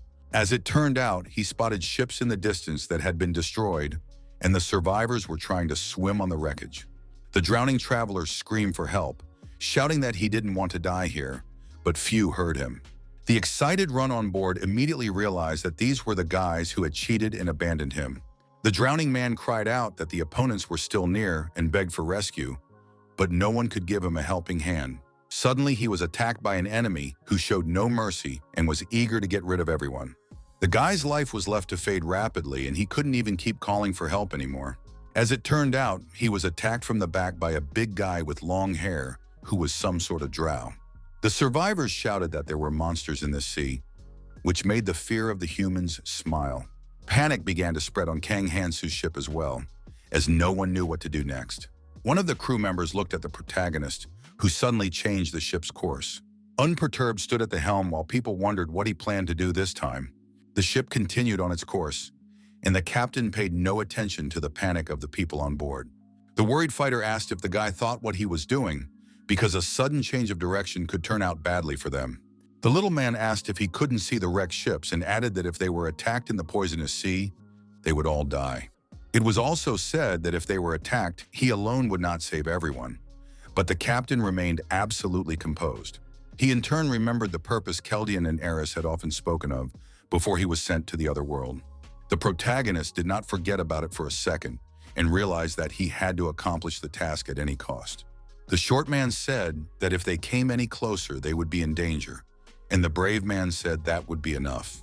It was said they could go up, and the kid said it was a good choice, but it came to him later.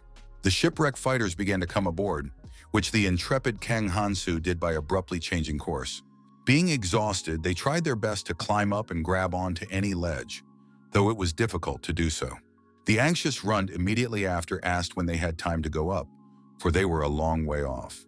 One of the victims realized that the young man wanted to quit and said they were going for their ship as the last straw. The exasperated man grabbed the boy and said that now they would see if he could also flutter his tongue once he was overboard. He wanted to beat the kid badly, but suddenly a sharp knife flew right in front of their noses. This greatly alarmed the stubbly fighter, who immediately looked at the knife stuck in the floor and asked who had done it. It was the work of the unflappable protagonist, who asked to stop talking and said that the monsters were getting close. What was happening was stressing the crew on board, as everyone realized that they would soon have to fight the monsters. They were all targets for the underwater mermaid-like monsters that were approaching the board with tridents in hand. They were the damned drow who were the guardians of the entrance to the red zone, characterized by ruthlessness. These consciousnesses could only exist in the Vidavate Sea, and their attacks were not easy as they punched a hole in the bottom of the ship. Concerned men shouted that the ship was attacking from below, and soon they would all sink, but no one could stop the guards. No one knew how to reach the drowned men, but one of the fighters exclaimed that those attacking from a distance should hit them from high ground. Suddenly, an emotionless Kang Hansu started climbing overboard, saying that if they weren't going, he was going. With his determination and levity, the brave man impressed everyone, whereupon he began to roll down the wall of the ship. People shouted that he had gone mad, and the young man dived into the depths at the same minute, intending to fight the drowned men. A worried man on board said that diving the poisonous sea without equipment is sheer folly. But that didn't stop the young fighter, who did it flawlessly and began to swim toward the bottom of the ship. Soon the daredevil swam to a place where there were many red zone guards who were holding tridents in their hands. As expected, the poisonous water was easily repelled by the dragon art that the hero had recently acquired. Plus, his magic resistance was now pumped up to rank red, and that should be enough. A whole horde of bloodthirsty drow noticed the target appearing and immediately rushed to attack. Each of them wanted to tear off a tidbit for themselves, as everyone was bored just looking for targets. The dragon art allowed the use of amplification while changing the user's body to a more dragon-like one. Legendary artifacts and skills like this were called zero numbering, and the dragon arts were certainly worthy of the name. Clenching his dragon-like fist tightly in his thoughts, Kang Hansu said that he couldn't use the full power of the skill. This was followed by an accurate strike straight into the chest of one of the guards, who was beyond furious. Regardless, the punching power was impressive, But at the same time, the hero didn't forget that he almost lost his life while he was gaining the skill. The exasperated drowning men noticed that one of their comrades was dead and realized that the boy was quite dangerous. The young man immediately noticed that they were trying to escape, but knew full well that letting them do so would have bad consequences. He realized that if they escaped, he would burn out the chances of them attacking again, whereupon he gathered all his strength into a fist. The fighter had no time for games, so he pounced on the guards, beating each of them mercilessly. During the fight, drool flew out of the kid's mouth, and he himself got into the taste and showed a special cold-bloodedness. But at the same time, the opponents were not going to give up either, and one of them swung his trident, being embittered at the kid. The fearless warrior had time to react and noticed the enemy approaching with weapon in hand. Grasping the hilt of his weapon firmly, he prepared to fend off the attack with a powerful blow in return. An incredibly strong counterattack was successfully made, resulting in the drowned man losing his life. Looking at the fruits of his successful actions, Hansu took a free second to catch his breath. He did not stop there, for anger and callousness prevailed in his heart at that moment. In a few minutes, the bodies of the drowned men, who proved weak to the brave, were already falling freely to the bottom of the poisonous sea.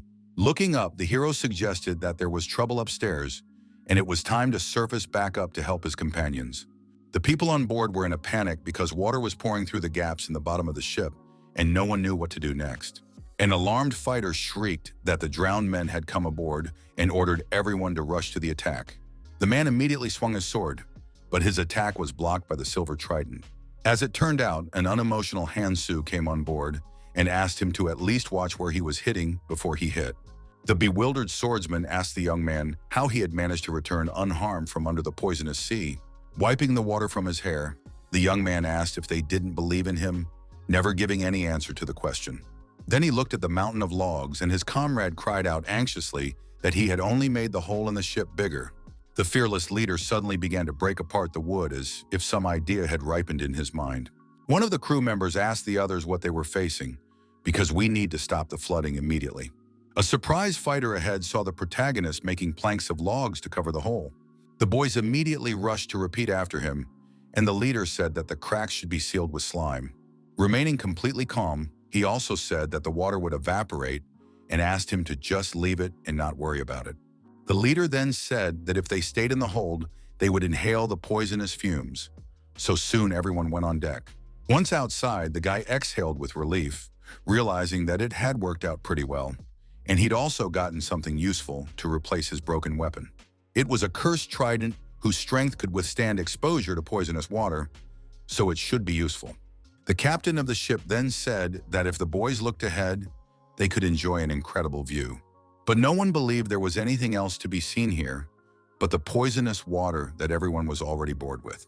But suddenly, everyone's face changed in surprise as they saw something incredible on the course ahead. In front of them, they could see a small islet, behind which the enchanting sun was setting at that moment. The shocked crew members immediately realized they had reached the red zone, but no one thought it would be that fast. But then the travelers noticed that the ship did not stop, and it was even somewhat alarming. Shorty remembered that they had been told the journey would take 3 days, but they hadn't gone through yet. Kang Hansu, in tattered clothes, came out to the people and said it was not a dry land, as the fighters would have wanted. He added that they were the roots of the world tree, but no one had any idea what kind of tree could have such huge roots.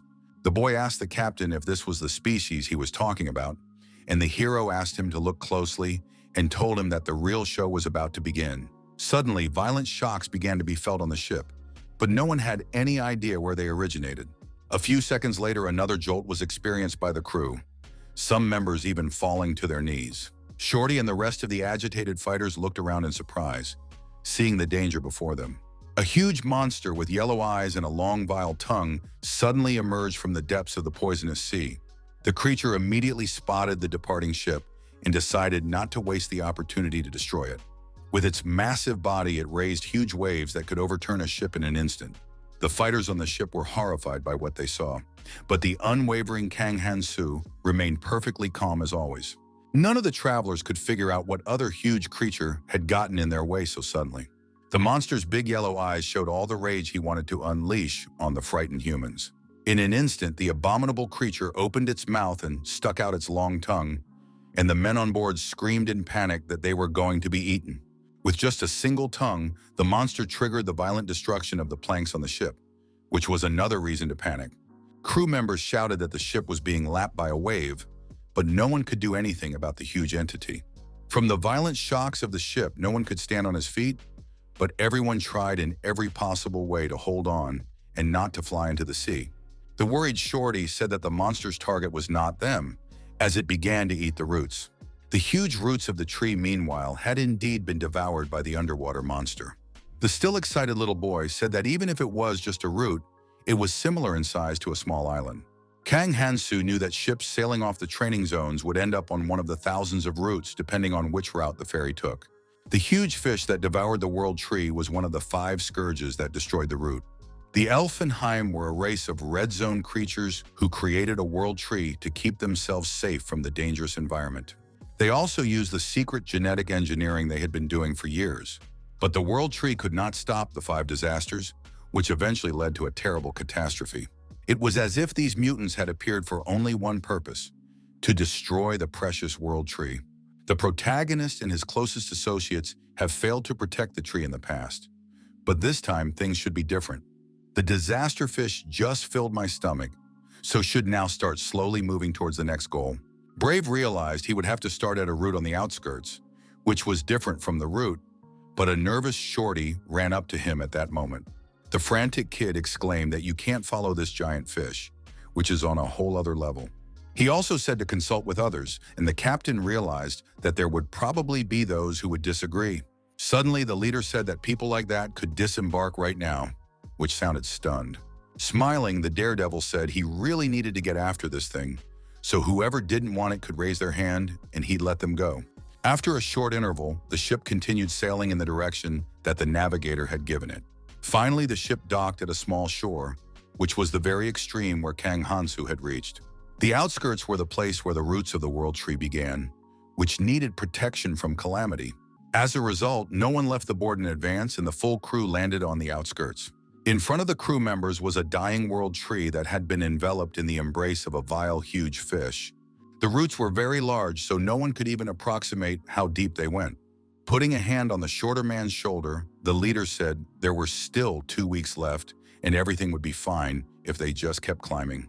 The youngster replied that according to the fairy, they only had to go to the world tree, and the companion asked with a shout if he was coming. The protagonist said he should follow the others, and the boy immediately rushed to escape. The leader then mumbled softly that it would be wise to act quickly and decided to stick to that strategy. He said the distressed fish will come to these current routes in 2 weeks, so we need to find this man sooner rather than later. But in an instant, the young man grasped the hilt of the cursed trident, for there was something else to be done before that. The fighter couldn't let someone else use the ship, so he decided to destroy it and made a breach. Afterward, the cold-blooded guy said it was likely that the rest of the crew was already at the cross. The last of the group was a small boy who often turned around and noticed that the leader was not following them. In his thoughts, the youngster said this guy was unpredictable, but it was comforting to know he was on their side, and his associate suddenly turned his attention to something to his left. To their left was a huge cross, through which the rays of the setting sun were beaming. The traveler said it looked like someone had created the cross artificially and suggested the others go to him. Shorty said it could be a trap and suggested sending a small group there so as not to endanger everyone. He added that several couples could survey the place, which would even improve and speed up the process. Suddenly, an unfamiliar voice said that this was why overly cautious people annoyed him. Also, the mysterious stranger said it might be beneficial for survival, but not for them. The anxious crew members didn't realize who was here, and a trio of mysterious men looked down at them from the dais. One of the fighters on the cliff asked a comrade to solve the problem before the others drew false conclusions. His associate then landed on the ground with a thunderous thud, saying that as always, everything was left to him. The travelers immediately readied their swords, and the man in the robe called it unsurprising that so many people without a clan had gathered here. Aaron Pat from the Valkyrie clan stood in front of them and said that they were the saviors and would lead the boys from now on. The very surprised short man there did not understand what this foreigner meant, but listened to him attentively. Aaron said that as they all know, once trained, the strange fairies don't interfere with things anymore. He added that they are watching them but can't help, so travelers just need to follow their new rescuers. An associate behind his back suddenly said that after such a speech, no one would follow him at all. It was Baek Min-chul from the same group who also introduced old lady Pam Memphis and added that he would explain things more clearly. It was said that aides are ordered to support travelers who have completed their training. Someone in the crowd asked who was giving them orders, and Pam Memphis hit a baston and said Eris Valentine was doing it. The old woman said that the monarch of the Valkyrie clan had left them, the helpers, here 20 years ago, traveling to the Orange Zone. It was said to be hard to believe, but they are here to help travelers adjust. Also, Pam added that this is the outskirts of the roots and is quite far away from the World Tree, so we'll need help from the guys. The slightly anxious travelers chatted about how these people didn't look hostile, so everything should be fine. Aaron got bored and said that newbies don't listen well, but Baek Min-chul said that he doesn't listen well because he's already been told to behave properly. Shorty said they would follow, but the deputies were figuring out personal relationships at the time, and they didn't care for him. The blonde asked his companion why he wouldn't do everything himself since he was so smart, and the boy asked them to stop. Pam Memphis suddenly intervened and asked them to calm down, which the young fighters immediately did. The woman said they are only wasting time and reminded them that they have a lot of responsibility. After that, the old woman said it was time for them to guide the travelers to the right place. Aaron Pat cautioned the fighters that they might not even think of pouncing on them in hopes of overwhelming them in numbers. He added that 30,000 travelers, including helpers, have been here for several years. The aide realized that the more the newcomers learned, the better they would realize that there were creatures to fear just because of their name. It went on to say that the red zone has its own rules, and the first one is that no one touches rookies. A worried shorter man noticed a strange sound nearby, but Aaron Pat told him to just keep walking. Still, the boy was paying attention to a man fighting nearby, accompanied by loud noises. The blonde said that there was no one here that the kid could handle right now, but Baek Min-chul noticed something strange. Being surprised, the brunette said the skills looked rather familiar and began to remember where he had met such. He asked why that girl was fighting there, and his nearby associate didn't understand what else the girl was. More than 100 meters away from them, a battle had been simmering that hadn't stopped for more than 10 minutes now. In the thick of the battle was the fearless Kang Hansu, who was currently trying to block the enemy's attacks. Covering himself with a solid block, he looked sternly at his opponent and asked why she was attacking him. But the damsel only shouted for him to shut up and prepared to strike again. Gathering all the strength in her hand, she said that she was displeased that the main character had only finished his training.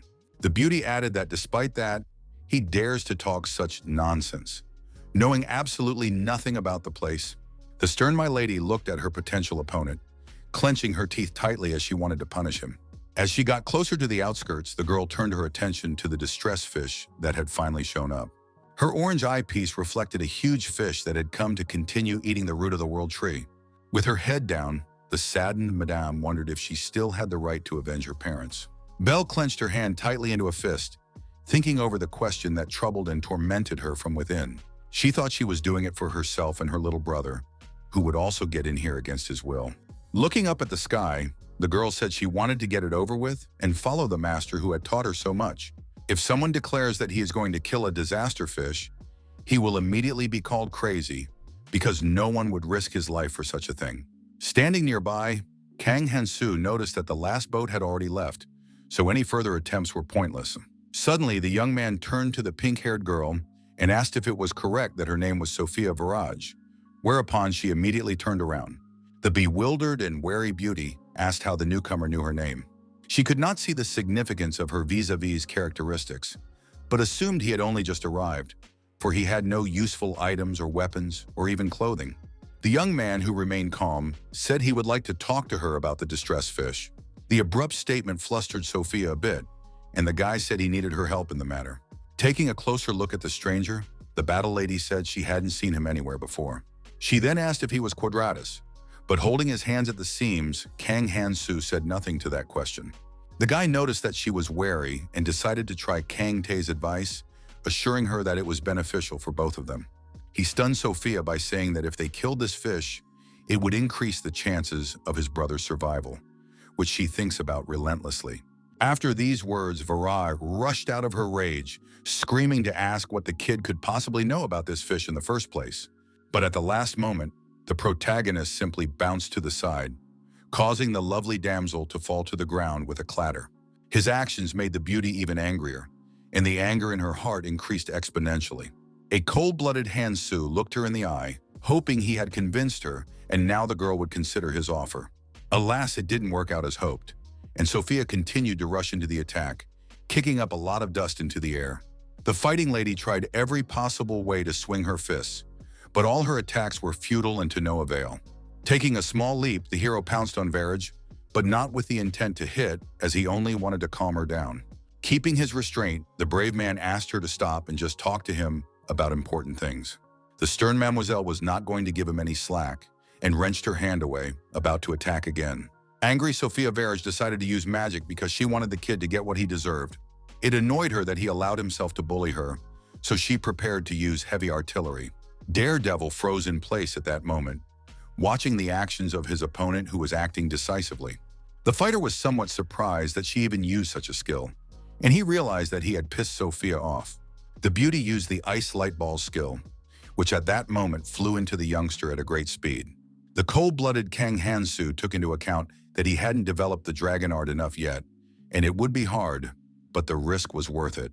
He used a special dragon art technique that posed an incredible danger to his opponents. Soon, the transformation of the first-level species began, and right before his eyes, the young man was transforming into a dragonkin.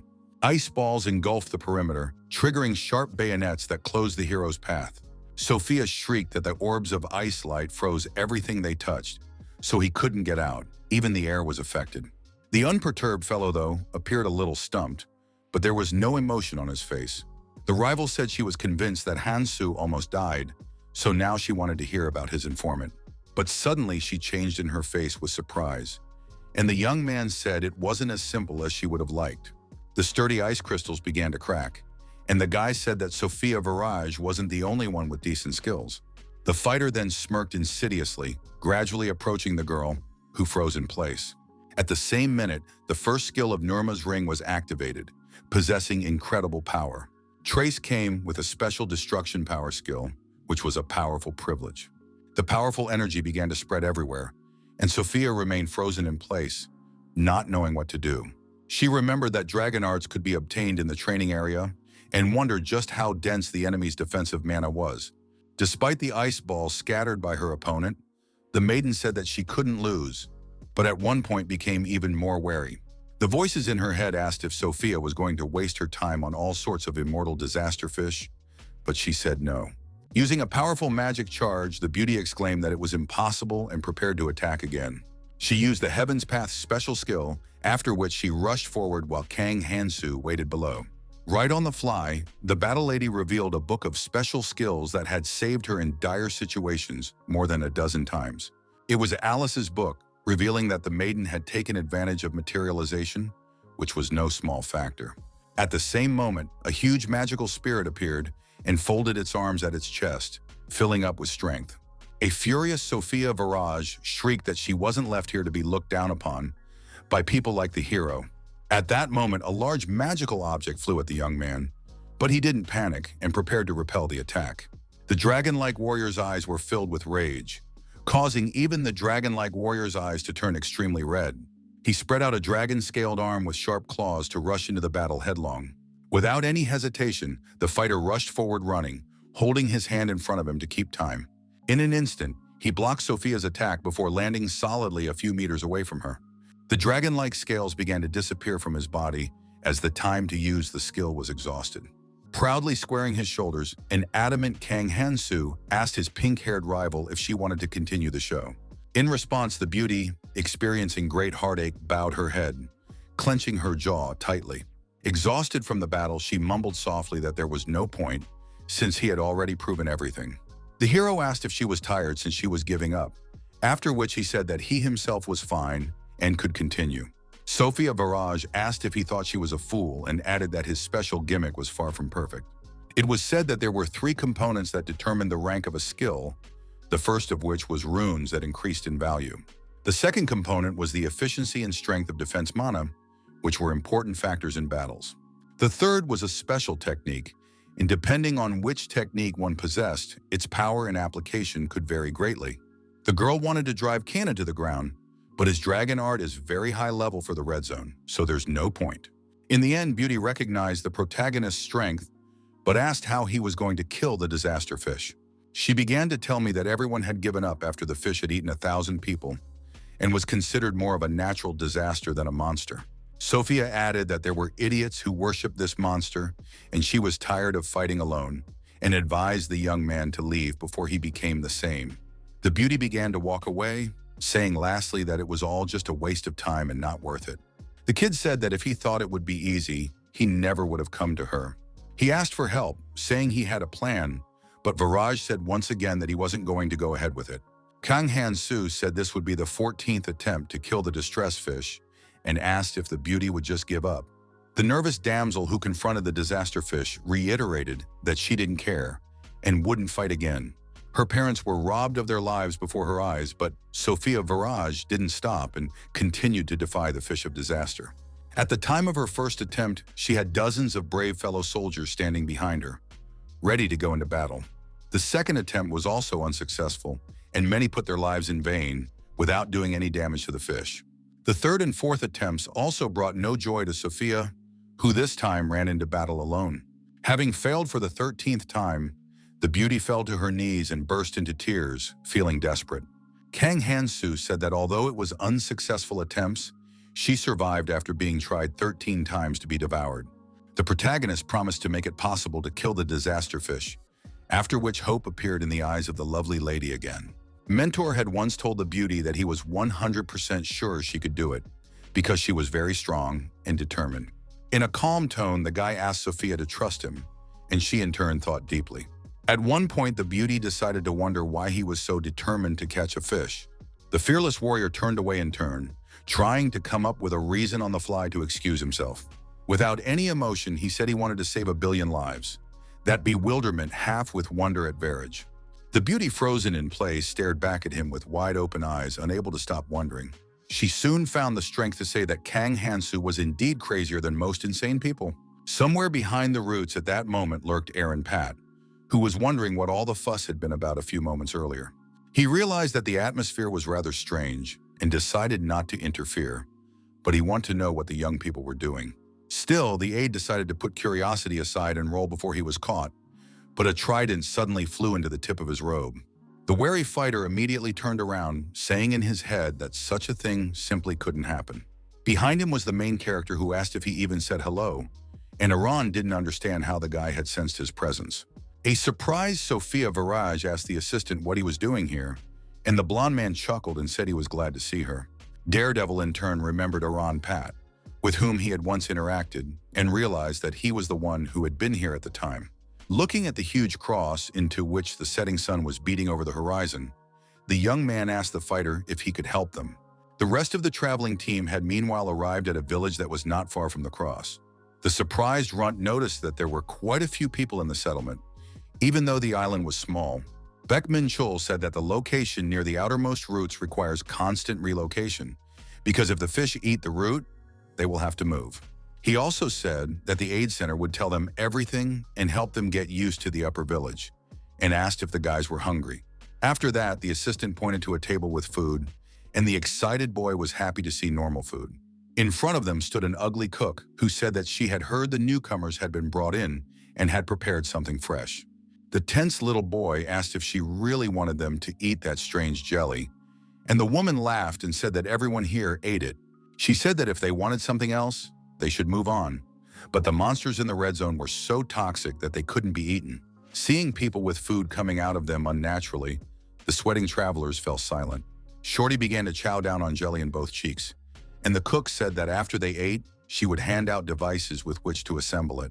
Beckman Chul told the woman that they were leaving the travelers to her, and she politely asked him not to worry. In the crowd of people, but he suddenly saw a familiar person, but could not fully remember who it was. After going into the tent, the guy asked the fellow when he came back and said he saw the guy who had fought earlier. The fighter then asked Iran Pat what he does for a living, and the blonde man replied that he stitches up his cape. The comrade asked how that happened, if he was going to discreetly observe, and the blonde shrieked that the fucker was fighting Sophia. Afterward, the young man calmed down and asked how the others were doing, to which Beckman Chul replied that they were fine. He said these are much stronger than the ones from last year, because the stronger the environment becomes, the stronger the people going through it. Travelers who need time to get used to their routes should live near the center, because fish eat up the edges. Min said that the fairies know this and adjust the difficulty of the training accordingly, and Iran said that there's no one crazier than Kang Hansu. Guy believed that the hero would show himself soon, as rumors of the newcomer's ability to fight Sophia Verge were already clearly spreading. Someone unknown, meanwhile, was tattling around the outskirts of the island in sandals, trying to find something interesting. Looking carefully ahead, the man tried to see something for which he had traveled a long way. Then he smiled slyly and somewhat intimidatingly, his red eyes exhibiting malevolent intentions. Meanwhile, Sophia Verge asked the hero if he took the extractor, because you can't survive without it, and the guy asked where she was. The girl noticed that he was answering a question with a question, but replied that she had somewhere to look and held out some cloak for the youngster. She still felt guilty for attacking him, even though they were going to work together. The beauty then shrieked that she didn't say to change clothes here, and the restrained Kang Hansu said he was just checking the size. After thanking him, Sophia said that she didn't want him walking around half naked and added that they had somewhere to be. They walked into the help center, a place set up for travelers who hadn't made it to the next zone, waiting here for their family members. They were waiting for family members who were supposedly due to arrive soon, and the center itself was located in one of the regions abandoned by Ares. Inside the tent was a cute girl who was happy to see Sophia Verge, as it had been a while since they had seen each other. The girl said hello and asked if she could check the list of new travelers and something about the artifacts she left here. The nice lady did not refuse the courtesy of a special customer and asked to wait for a while, then reached into the digital signage. The help center not only helped newcomers, but also provided special services to those who contributed the most. The girl showed a list of recent rescues from the routes and said other routes could be checked, but it would take more than 2 days. Sophie realized that her brother was still out of this world, but began to push those thoughts away, realizing that she needed to concentrate on the fish of distress. She was distracted from her thoughts by Kang Hansu, who said they should discuss the plan if she was done, to which her companion agreed. The fighter said they had 13 days and 18 hours, which wasn't very much, so it was time to move out. Slightly enraptured by his appearance, the beautiful Verge asked what his plan was. The unperturbed youngster replied that she would help him get in, after which he would use a special weapon on the fish's weak spot. Perplexed by what she heard, Sophia asked if that was it, and the guy asked if she thought anything was wrong. A thought flashed through the maiden's mind to drop the whole thing and not get involved in a venture that would end in nothing successful. She said the fish can't be killed from the outside, but it's not that simple, and the hero said all they need is a ship. The lady said she had a 13-man ship, but the fighter replied that it wouldn't work, so they would use his vessel. The girl was dumbfounded to learn that he had a 500-man ship and asked if he had just left it like that.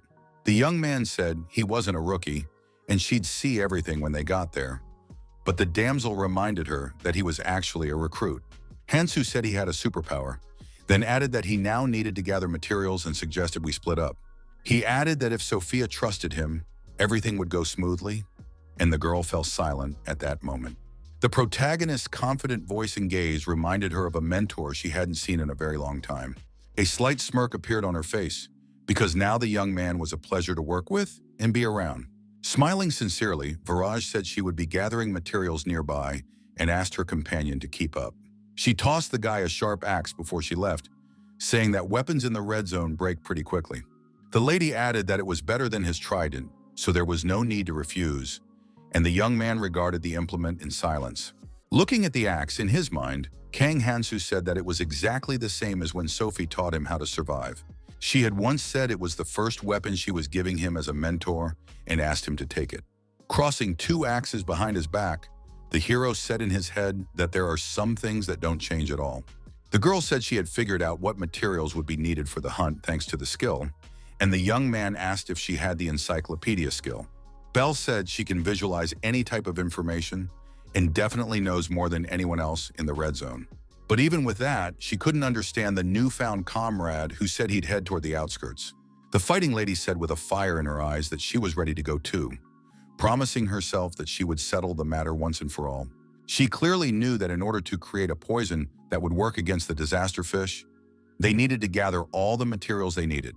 The maiden also realized that she would have to lure him out of the nest to get rid of Apon's vibe. Sophia Viraj used one of her magic tricks and rushed forward, confident in her actions. A spell circle appeared in front of her, which allowed her to summon all sorts of spells to help in different situations. She also saw a weirdo in an unbuttoned yellow shirt a few meters in front of her and asked what he was doing. It was Yoongasu who told Sophia she was as good as ever and asked if she had any desire to hang out. The angry beauty said she was too busy to deal with trash like him and asked him to get out of sight immediately. Smirking, the kid called it cocky and asked if they weren't too close for all that. He then gave a strange and somewhat sly smirk, stretching out the vowels saying that was the charm of her. Grasping the dagger, the kid reminded her that she was an ally who had returned with him from the belly of the disaster fish. Suddenly getting into a fighting stance, he said with a shout that he shouldn't talk about his precious comrade like that. Sophia Viraj was suddenly attacked in a longtime buddy, but was not at all confused and prepared to fight back. She immediately used the materialization skill and began to charge her hand with powerful energy, anger towards the scoundrel. Several sharp blades were immediately released from the magic circle, acting as artillery. The barrage of fire did not cease for several minutes, and the lady herself was not going to show an ounce of mercy. Shards were falling with a rumbling sound at almost every centimeter of the allocated perimeter, much to Jangasu's alarm. One of the blades flew past the pester's head, which surprised him greatly but did not panic him. The fighting lady said she can't stand self-righteous people who don't know their place in this world. With a snide smirk, the creep said that the girl was just leaving him no choice, which sounded somewhat threatening. At that minute, another sharp blade flew at him, which didn't make a single mistake in its trajectory. Keeping his wits about him, Jangasu grasped the headdress firmly and began pulling it off. A few seconds later, the bandana was removed and a third eye opened on his forehead, giving the wearer incredible power. What was happening alerted Sophia Viraj, who tried not to make hasty conclusions and continued to attack. The sharp blade was stopped by the third eye the moment it was already a few centimeters away. With a chuckle, the hippie said the girl was pretty quick-witted, but that didn't change anything. Continuing to shine his ratty teeth, he asked if the little girl knew about the eye, and added that the beacon was watching. Yoongasu said that there is an organization that cooperates with them, and he has a connection only with the lighthouse, and if Sophie gets involved, things will get ugly. Angry Viraj realized that it was the skill of 1,000 eyes of a person gripped by envy that annoyed her. The guy said he had no malicious intent, as he just wanted to make sure she didn't go soft after hearing about her loss to the newcomer. He asked if it was true that the rumors were exaggerated, skills as sharp, and Sophia replied that she was sick of babysitting him and asked to get the hell out. The scoundrel asked her not to worry and said he'd let it go once he'd learned something useful for himself. He needed to know where Kang Hansu, who had fought her, was, but the exasperated lady shrieked that she wasn't going to tell him anything. Yoongasu said he knew that, so he decided to just use the research skill and thanked him in advance for his cooperation. Viraj snatched his hand away and asked when he had time to learn such a skill, but the insolent man only continued to laugh irritatingly. Rude said she was still soft on him, and she could have just blocked his skill after all. The stern-looking damsel said that someone like him should have died then, inside the fish, so as not to disturb the others now. The scumbag said it was very heartless, but emphasized that it wasn't him who was wrong here at all, but Sophia. He said he should have joined Quadratus when he gave her the chance, and noted that the girl had acted foolishly. The Quadratus organization has turned fear into awe by serving 4 disasters that threaten the Red Zone ecosystem. They did not care one bit if these disasters led to the destruction of mankind, for only their own service was important to them. The pink-haired maiden asked Yoongasu to stop talking nonsense, because joining a worthless organization like this would be a stupid decision.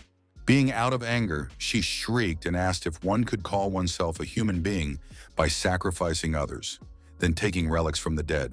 The girl said the scoundrel doesn't even know how many people deceived by the organization's promises seemed to be in the stomach of the disaster fish. Unwilling to hear this, Yoongasu asked what the big deal was, not finding the fact somehow frightening. He said he just earns money using his skills and added that he also participates in religious ceremonies. Hippie added that those who believed such nonsense were idiots who wouldn't live long anyway.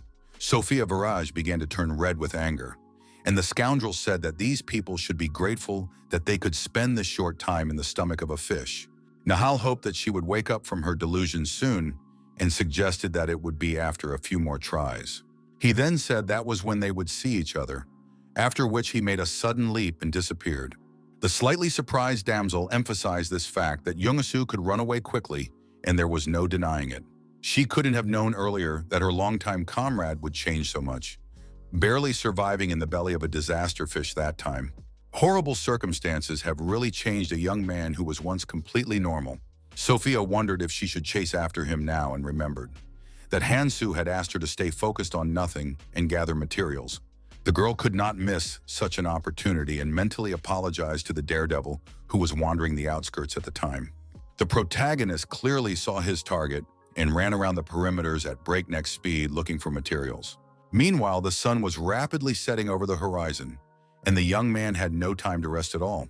The most necessary item for destroying the distressed fish was a sclerosing solution, which the youngster took into account. It was a solution that represented the sum total of all the knowledge of a magician that would become the perfect poison. First, we had to get the heart of Kukulia, and for that we had to find the deep valley between the middle and outermost roots. Kukuli avoided distressed fish by hiding on the edges of roots, where they burrowed and made a nest inside. The rest of the ingredients for the sclerosing solution were not as difficult to obtain. On the heart of the Kukuli was hard to get. The fearless fighter was pacing and at one point realized that the creature was approaching, so he had to prepare for two. Firmly grasping the other axe handles, the hero effortlessly activated the dragon art skill. Magical energy immediately flowed to the axes, signaling the successful activation of the ability. The soil beneath his feet began to bubble in an instant, indicating that monsters would be appearing very soon. Less than a minute later, a bloodthirsty pack of kukli appeared, who were hungry and looking for something to devour. The unperturbed Kang Hansu immediately rushed forward with his axe, intending to get the precious heart.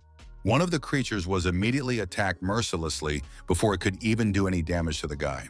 Kukulia was dumbfounded because she couldn't resist the brave fighter's tremendous effort. The young man himself tried to slow the slip with his foot so he wouldn't fall and continue attacking the other creatures. The series of blows continued for 10 minutes, and each bout ended with the kid winning. His gaze was stern and cold-blooded, and the warrior himself continued to move forward towards the rest of the kukul. There was purple poison splashing under his feet, which was everywhere, but it didn't harm the protagonist. Calmly glancing at the steel axe, the daredevil assumed that the weapon wouldn't last long, so something had to be thought of. He decided to attack in moderation until he could find a suitable weapon, and in the meantime, one of the kukuli came up behind him. The unperturbed fighter immediately took notice and turned around, looking very seriously into the creature's eyes. The powerful blow snapped the horns of the beast, which roared in pain before it could do anything against its foe. The creature then fell to the ground with a clatter, and the runes the hero needed immediately fell from it.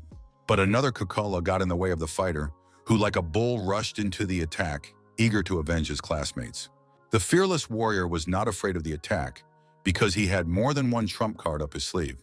With the fire dragon skill that the axe was equipped with, he mercilessly destroyed the attacking monster. The blood-stained axe was then returned to the hands of the owner, who did everything in a professional manner. Looking around, Kang Hansu made sure that he had interrupted all the kukuli and could now relax a bit. But out of the water suddenly jumped the same horned monsters that had fish tails instead of paws. They waved their tails relentlessly, giving them a slight acceleration as they flew towards the enemy. A trinity of abominable creatures of all kinds threatened the protagonist, who still remained undeterred. With a sharp start, the guy bounced to the side, thus leaving his opponents with nothing, and he decided to go to their rear.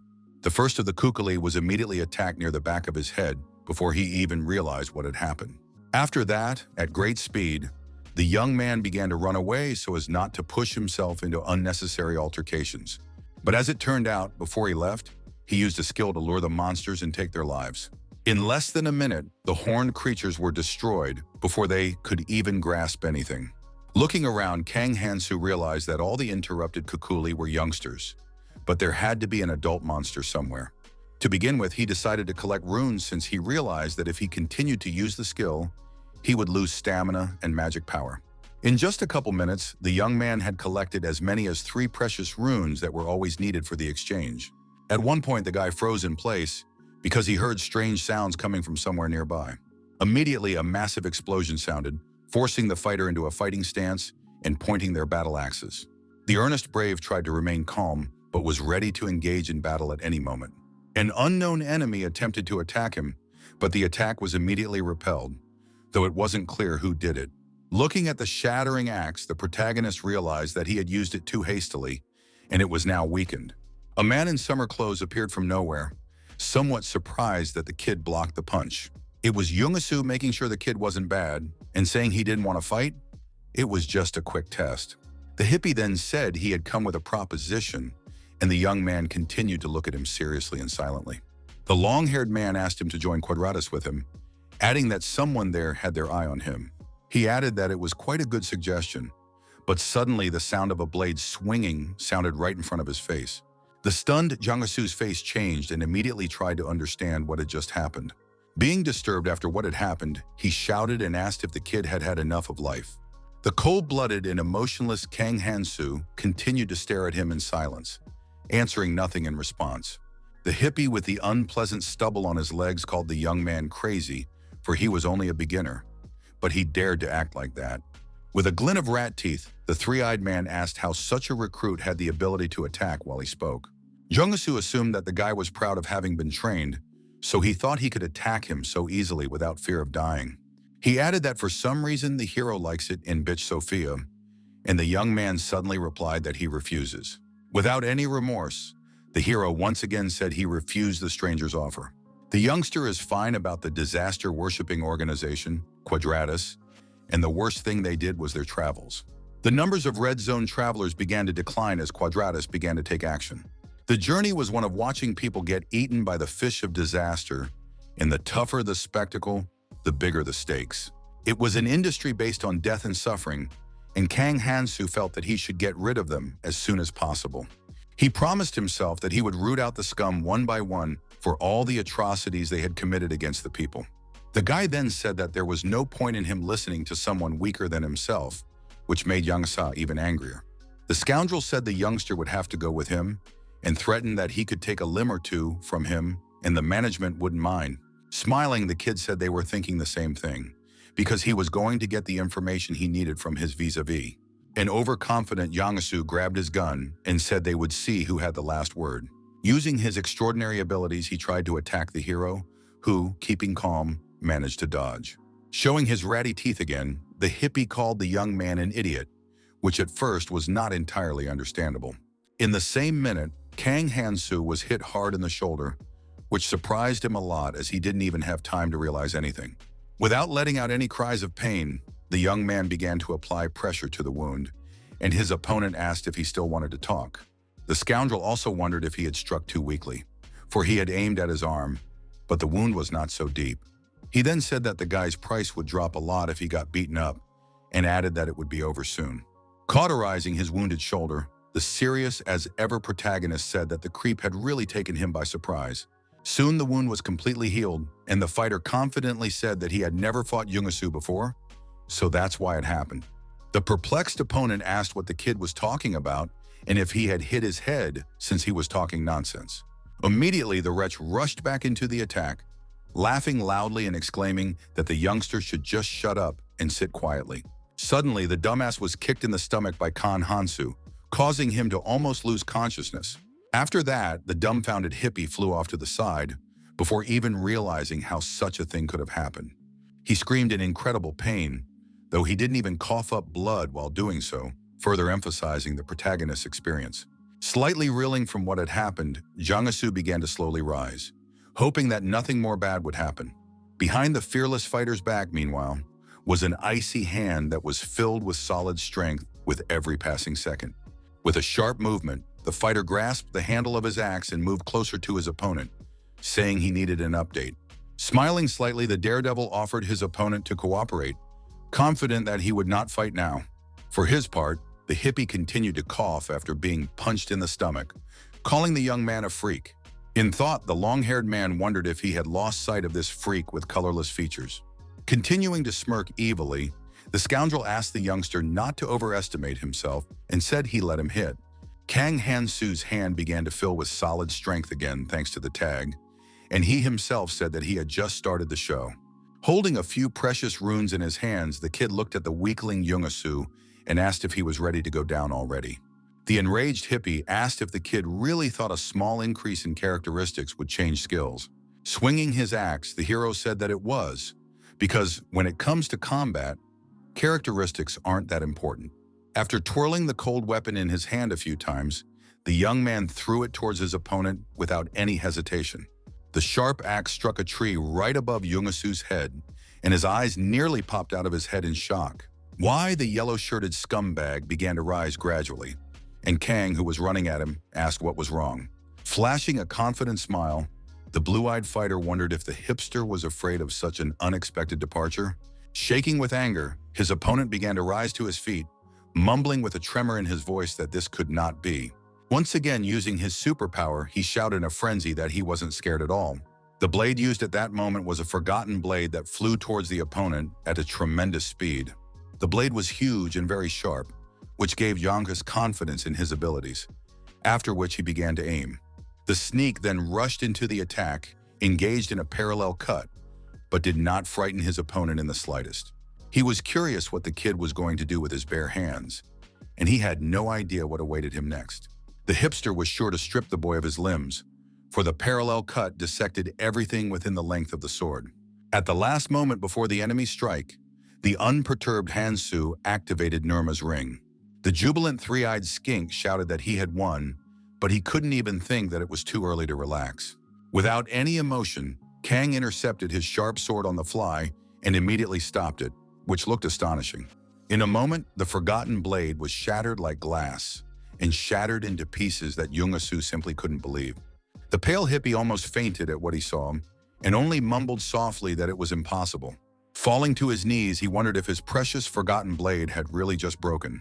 With shaking hands, the rogue took up his axe, saying in his mind that even Dispel Masters couldn't interrupt attacks with high mana concentration so easily. Suddenly, he was grabbed by his shirt by a stout Kang Hansu, which made the scoundrel even more alert. Less than half a minute later, the hipster fell to the ground with a clatter, not even able to do anything to counter his opponent. After the blow, he changed his face and almost turned into a vegetable with purple water in his ears. This time the fall was so hard that Yungasu started coughing up blood, and it was really stressing him out. Walking up to the Mr. Zavets lying on the ground, the stern protagonist asked him not to play dead, saying he was holding back. The long-haired man still didn't answer anything. Then the kid grabbed him by the shirt again and asked if he was conscious, but again he heard silence. The mud-stained fighter grabbed his arm, and the blue-eyed young man only emphasized that he had a good reaction. He said this because the face-faced hipster used a skill to block the attack. The wily Jangasu made sure that the Bronze Jade's defense skill worked, even though he didn't want to use it as his movements were restricted. Now the scoundrel had no choice, and it was only necessary to break free from the strong grip of the collar. For his part, Kang Hansu used Nirma's ring again and said it was a good try. Immediately after these words, another powerful punch was thrown at the rogue, which even had a few teeth flying out. The horrified hipster immediately wondered how the opponent was able to destroy the skill as well. Without wasting any more time on chatter, the daredevil began pounding with his fists the scoundrel he had already wasted a lot of time on. An exhausted Jangasu, whose face was battered, shouted loudly at the moment that he would tell everything. He said he had no choice as the income from traveling is not good right now. Hippie added that he was just following instructions, but in reality he was a good guy and wanted to hurt no one, and promised to give the runes to Hans for his release. The long-haired man also promised to tell who had sent him after the hero. On the young man, his revelations were of no use. Looking coldly into the eyes of the frightened underdog, the true fighter said that he was talking too much. At the same instant, a hard fist flew again into the face of Jungus, who felt safe for a moment. Another blow to the face made the hippie cringe, but he couldn't get away from it, so he had to answer for his actions. Keeping a cool mind, the kid said he was pissed off by such talkers whose mouths wouldn't shut. The long-haired man's face was in tears and drool at that moment, making him look even more disgusting. The guy then demanded information, but the out-of-control hipster yelled that he had already said everything he knew. He was unhappy that the bastard had beaten him like a dog and now wanted something else, but the young man remained restrained. After spitting out the cry of his soul, the three-eyed man calmed down a bit and, lowering his saddened gaze, said that was all he knew. It was said that aside from normal traveling, Quadratus takes orders from the clans, and this time was tasked with tracking down Kang Hansu. The long-haired man also said that he had issued the assignment directly to Cals Moren, who was a member of the Lighthouse. The Lighthouse was a union of 6 clans, and together they controlled the 6 main roots of the World Tree, so they were considered the strongest. The hero remembered that the Lighthouse was supposed to be under Miyamoto's command, and wondered if that meant there were more clans involved. He asked Jung-soo if the guy who narrated the information to him was among the aides, to which the hipster said he was.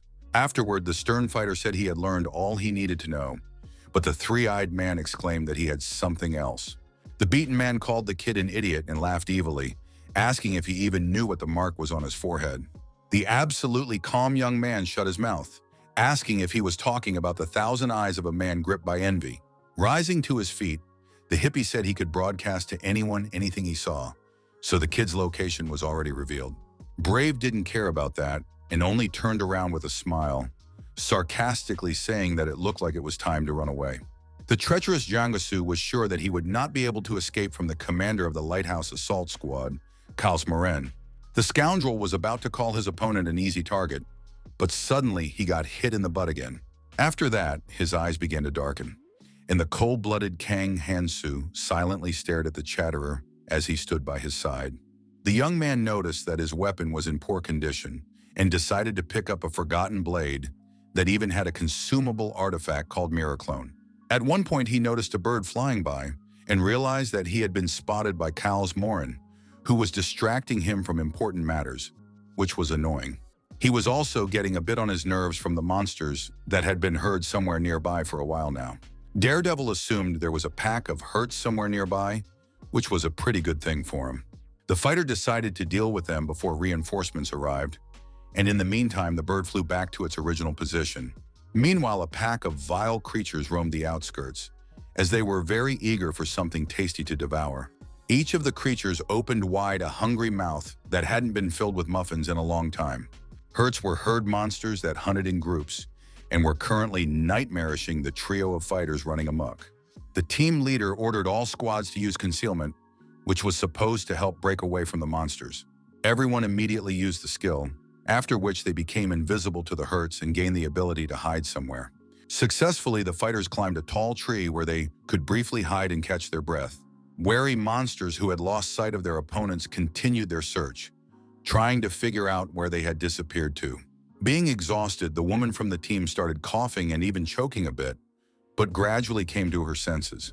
Chung of Quadratus said he thought they were finished, and so he didn't want to be bait, and a companion asked how many more hurts to gather. The guy said that since they had to hold their breath to use concealment, it would be difficult to apply it all the time, and it was okay to rest now. The disgruntled comrade asked why this brat was taking so long to mess around with one newcomer, and Chung asked if Mr. Gesu was in question. The young man confirmed that this was the case and assumed that this idiot was once again fooling around somewhere, despite everything that was going on. But at one point, the trio noticed a bird flying in their direction, which was an important sign. It was a blue homing pigeon, and each of the boys knew that only one person could create a bird of such quality. After reading the message, the wary Chung's face changed as it was not at all cheerful. After releasing the bird, the fighter rose to his feet and told his comrades that they had to leave, as orders had been given to go to Lake Cuculius. After a short period of time, the knocked-out Jang-soo began to open his eyes, trying to realize where he was. The Quadratus members stood near him, one of whom asked if the lunatic had really lost to the newcomer. Hippie said he was lucky to pass out where the poison was weaker and asked what happened to Hansu, to which Chung replied that he knocked him out and escaped. The comrade asked if the one who had survived the belly of the disaster fish couldn't handle the new recruit, and Gesu noticed that there was something wrong with his wound. Before leaving, the protagonist whispered with a smile that he would leave him a gift and take his weapon in return. Chung asked him to get up, for they had to report back, and the hippie asked him to shut up and said he was sure the young man had said something before he left. The Quadratus member told his comrade that he would have to carry the wounded man, for they needed to get back to the ship as soon as possible. Just in case, he decided to contact the nearest operators and the customer using the blue carrier pigeon that was a support skill. With the help of the pigeon, the fighter could only send the most essential information, but he thought the point was clear. Very soon, the carrier pigeon reached someone's male hand, which roughly grabbed it and squeezed it. Crushing the digital bird in his hand, the stern-looking Kalsmoren called the order takers wimps. Then the stern man opened his hand and asked the charming assistant standing behind him to follow him. A short time later, he landed near the Quadratus members, one of whom turned around fearfully. A worried Chung was surprised at his quick arrival, but the lighthouse leader pushed him away and asked him to get out of the way. Approaching Youngus, Kaltz emphasized that he did a great job and came back after being beaten to a pulp by the rookie. The long-haired man himself had not expected to see Moren himself, who was the commander of the assault squad. The big guy immediately punched his stomach, asking who the three-eyed hipster was to call him by name. Looking at the rest of the fighters, the bulky man said he didn't think Quadratus had become incompetent and asked how they planned to wash away the shame. A frightened Chung said that they would take full responsibility, and his comrade noticed something strange nearby. The kids shouted that they had a big problem, as the herds they had gathered in the valley had escaped and were heading this way. Meanwhile, a huge horde of bloodthirsty monsters were rapidly moving towards a small group of humans. In one voice, they all roared loudly, opening their mouths wide, showing their aggressive moods and thirst. For the rest of the unawares, fighters on the ship had no idea how the creatures had managed to escape. Once the girths started running, they couldn't change direction, and the Quadratus members used this to drive them into the valley. Someone in a panic wondered if they had only escaped because they had taken in a fledgling, and Kalsmoren kept a cold mind. The assault squad commander, holding a sharp dagger, looked at the wounded Jiangsu. Suddenly, he threw a knife toward the hipster, calling him an idiot for all the missteps he had made. The long-haired man was wounded in the leg, and Morin said the fighters had brought something else with them. According to him, it was the blood of the Hertz that had brought them here, and an amplifier had been used. If it hadn't been for Aaron's tracker, the fighters wouldn't have smelled anything. The commander wondered if the newcomer, who had only recently crossed the red zone, was already using the Hertz habits to lure them in. Suddenly, the man laughed out loud, exclaiming that things were only getting more interesting every day. He then ordered Chung to bring Hansu to him, as he wanted to see him after all he had done. The alarmed young man with a shiver in his head said that there was a pack of Hertz around them that was ravenous for human blood. It was also said that the ship wouldn't last long, and Kalsmoren said that they didn't seem to understand anything. Endowing his hand with extraordinary magic, the Ambal said that he was in charge here now, which startled the boy. Grabbing the kid by the mantle, the man said he didn't like repeating himself twice, and that was a clear argument. Panicking, Chung couldn't break free from the hands of the commander, who was very intimidating to him with his determination. The intimidating commander ordered to hurry up and bring the protagonist, threatening to feed the boy to the Hertz if he didn't. With a sly smirk, the stormtrooper said he would deal with everything here and asked his subordinate to move faster. He really wanted to see Kang Hansu, who was showing decent fighting ability even though he was a rookie. Using the magic orb, Kaltz said that the kid was sorely mistaken if he thought it would be enough to stop him. Endowing the orb with special energy, he smiled caustically and said that he would make the boy regret what he had done. After that, a powerful charge was directed towards the pack of Hertz that was trying every possible way to attack the ship. At the same minute, there was a powerful explosion, and everything around began to burn, and from what the vile creatures could not survive. The remains of the Gurs scattered in different directions, and the proud Morin was pleased with his unbeatability in battle. Daredevil Hansu, meanwhile, wandered through the dense forest where loud explosions and the roar of monsters could be heard. Raising his head to the sky, the young man said that it looked like the trap he had left behind had worked, which was cause for rejoicing. With a smirk, he said he'd bought some time, so now he could safely move on. After removing the device from the route, the hero realized that food could not be obtained here, but the lack of food for 2 days weakened him considerably. The nourishing fluid flowed through the roots of the world tree, some of which absorbed the poisonous water, while others purified and excreted it. The kid needed to find roots that contained nutrients, but since the tree died, the number of such roots had dwindled. The fighter had almost all the materials needed in the selfish rich man's food bag, so it was safe to tuck away. But all that was left for him to do was to get to the gloomy lake in the deep tunnel where the adult Kukli lived. Also, the young man had in mind that the lake was not as shallow as here, so he would have to make a bridge. In his hands, he clutched tightly the Quesh seeds, which were his great hope in this endeavor, for they possessed a marvelous effect. The seeds would absorb the poisonous water and then grow into a giant lotus leaf that could serve as a bridge. Kang Hansu threw a few seeds into the poisonous water without any hesitation, and then a chemical reaction started immediately. The seeds immediately turned into green lotus leaves, which grew rapidly and spread their caps.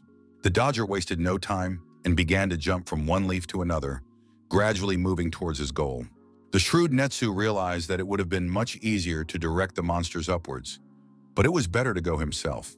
At the same minute, the intrepid warrior found himself facing a horde of huge kukuli, whereupon he declared the hunt begun. Meanwhile, Kalas Moren stood in the middle of the mountain of monster bodies, waiting for any word from his subordinates. He asked the assistant behind him if the carrier pigeon had already arrived, as patience was running out. A slightly tense Rachel replied that the subordinate was still on his way, for the road was not a small one. The commander said that even the best scout skill, which could only be used once a month, they had wasted. He said that if Yungasu had not been shown the way, he would have been on the days of the poisonous sea by now, along with all of Quadratus. The leader then turned to Rachel and told her to take them to the last place indicated, and the damsel asked if he would do it himself. The confident stormtrooper said yes, for there was a beauty in hunting prey with your own hands. With a sly smirk, the fearless commander said that it was already time for Kang Hansu to stop running from him.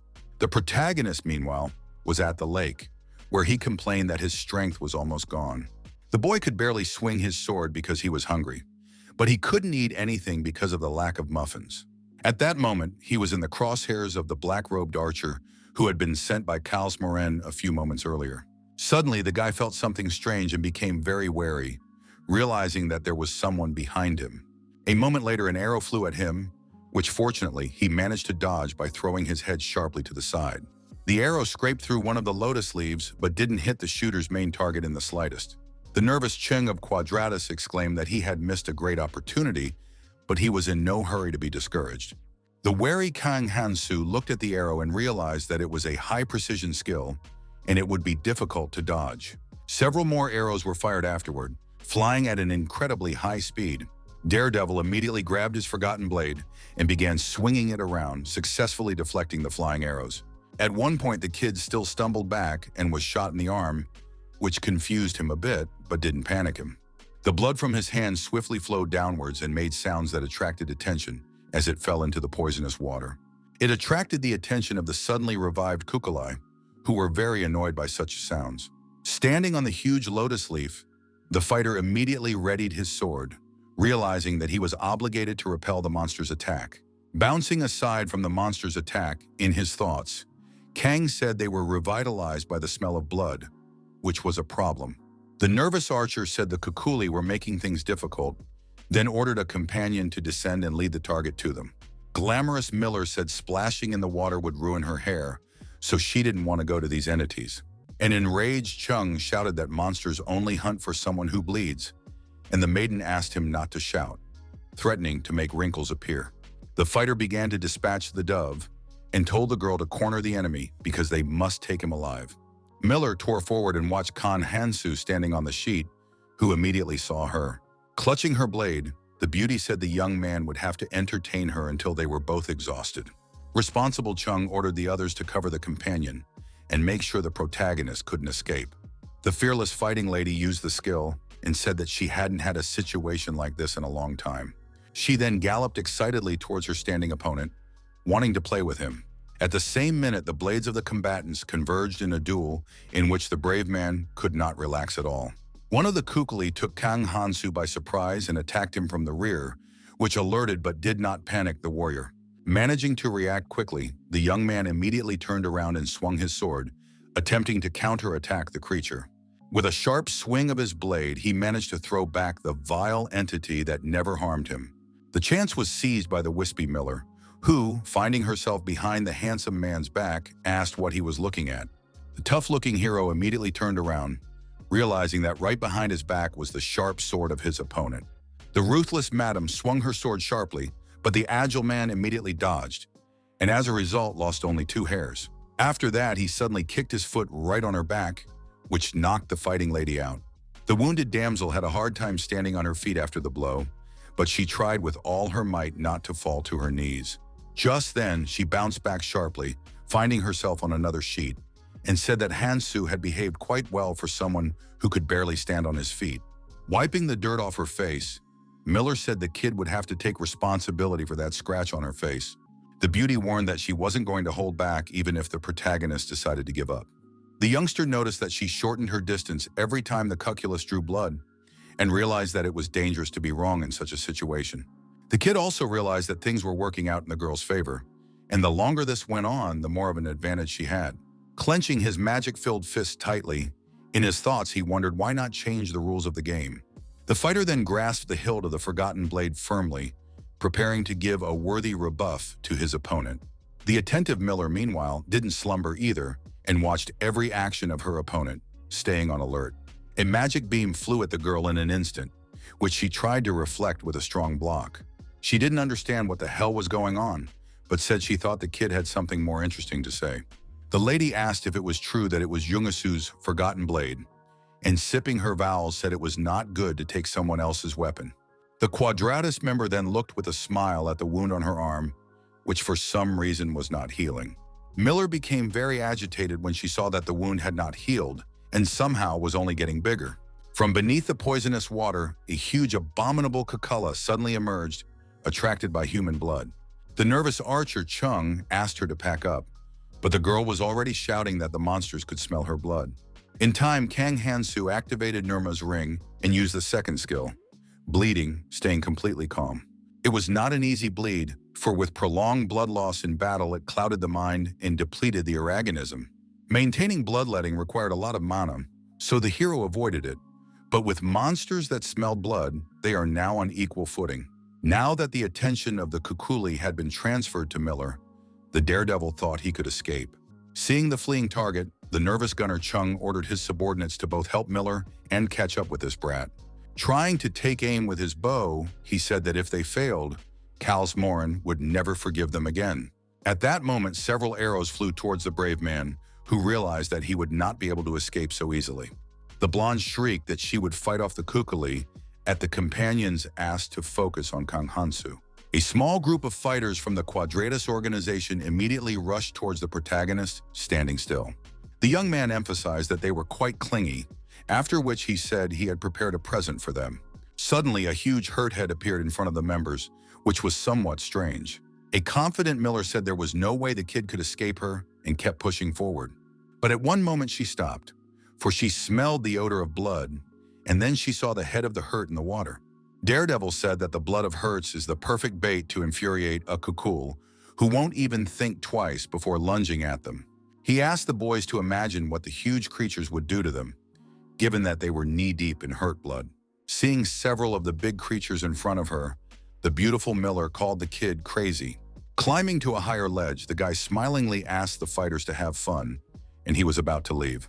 After that, the members of the Quadratus organization began to fight off the attacks of the Kukuli with all their might, which was very difficult.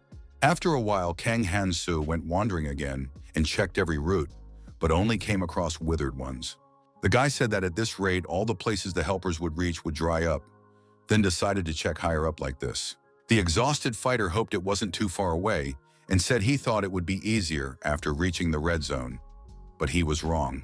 Being a little angry, he mumbled softly that he would kick Keldian's ass when he met him, and began to move forward in silence. Somewhere in the woods, meanwhile, a long-haired man was standing, turning his attention to the confused, clueless newcomers. He advised the boys to head back to the lower routes, and an associate backed him up, telling the boys that this was their territory. Shorty said there were no more nutrients left on the lower routes and begged them to be generous and share the food. The fighter, on the other hand, said that they should have managed resources more efficiently, and this route belonged to their clan. The comrade held out a sharp knife in front of him and asked with a smile if the boys could fight over this route. It was said that it was normal for beginners to be hungry, which made everyone very angry except for the scared runt. The newcomers were saddened, for after all they had done to get here, they leave with nothing but a residue in their souls. The lower roots of the dying tree weren't nutritious enough, and the upper roots were full of food, but everything there was crawling with monsters. Every time the newcomers tried to climb higher, they were thwarted by other clans, which set them up for starvation. Suddenly, they turned around as they heard the scream of one of the brutes being attacked by someone. The unknown brave man began beating the man with his fists, not even letting him realize what was going on. The surprised runt and company almost fainted. for the fighting patron was familiar to them. It was the fearless Kang Han-seo, who was currently holding a kneeling clan member by the collar. The dazed henchmen panicked as the stranger took down the captain with a single blow, after which they began to scatter. The newcomers were glad that the scum had escaped, and now they could finally eat, though they never thought such a day would ever come. Someone from the company immediately asked associates to use extractors, whereupon everyone began to spread out on the route. A delighted kid said that the protagonist solved the problem with just one move, which commanded respect. Then the boy turned to his rescuer and asked if it was him, because it had been a long time since they had seen each other. Jumping down from the route, the brave man asked if they knew each other, and the anxious boy said they had sailed on the same ship. Mallets asked the nutrient-drinking fighter what he had been doing all this time, since it was the first time they had met since that day. The short man introduced himself as Johann and thanked the warrior, saying that if it weren't for him, they would have all starved to death. An emotionless Kang Hansu said that he just wanted to eat too, after which he asked the youngster for a snack if he wanted. The boy took the chance to say that his vis-a-vis should know something, but it didn't make him feel any emotion. Concerned, the green-eyed Johann said that the ship they came on needed them. He added that all the paths were blocked by the other clans, so they really needed the ship, but the hero firmly replied that he wouldn't give it up. The little man exclaimed that the roots here would dry up at any moment, and the disaster fish destroy the outer roots, and suggested that we go up to the ship together. Daredevil in turn peeled something off the root and said it wasn't a problem because he would take care of it soon. It was said that they would be safe here, so they might not even think of going up, and Johann was angry at his carelessness.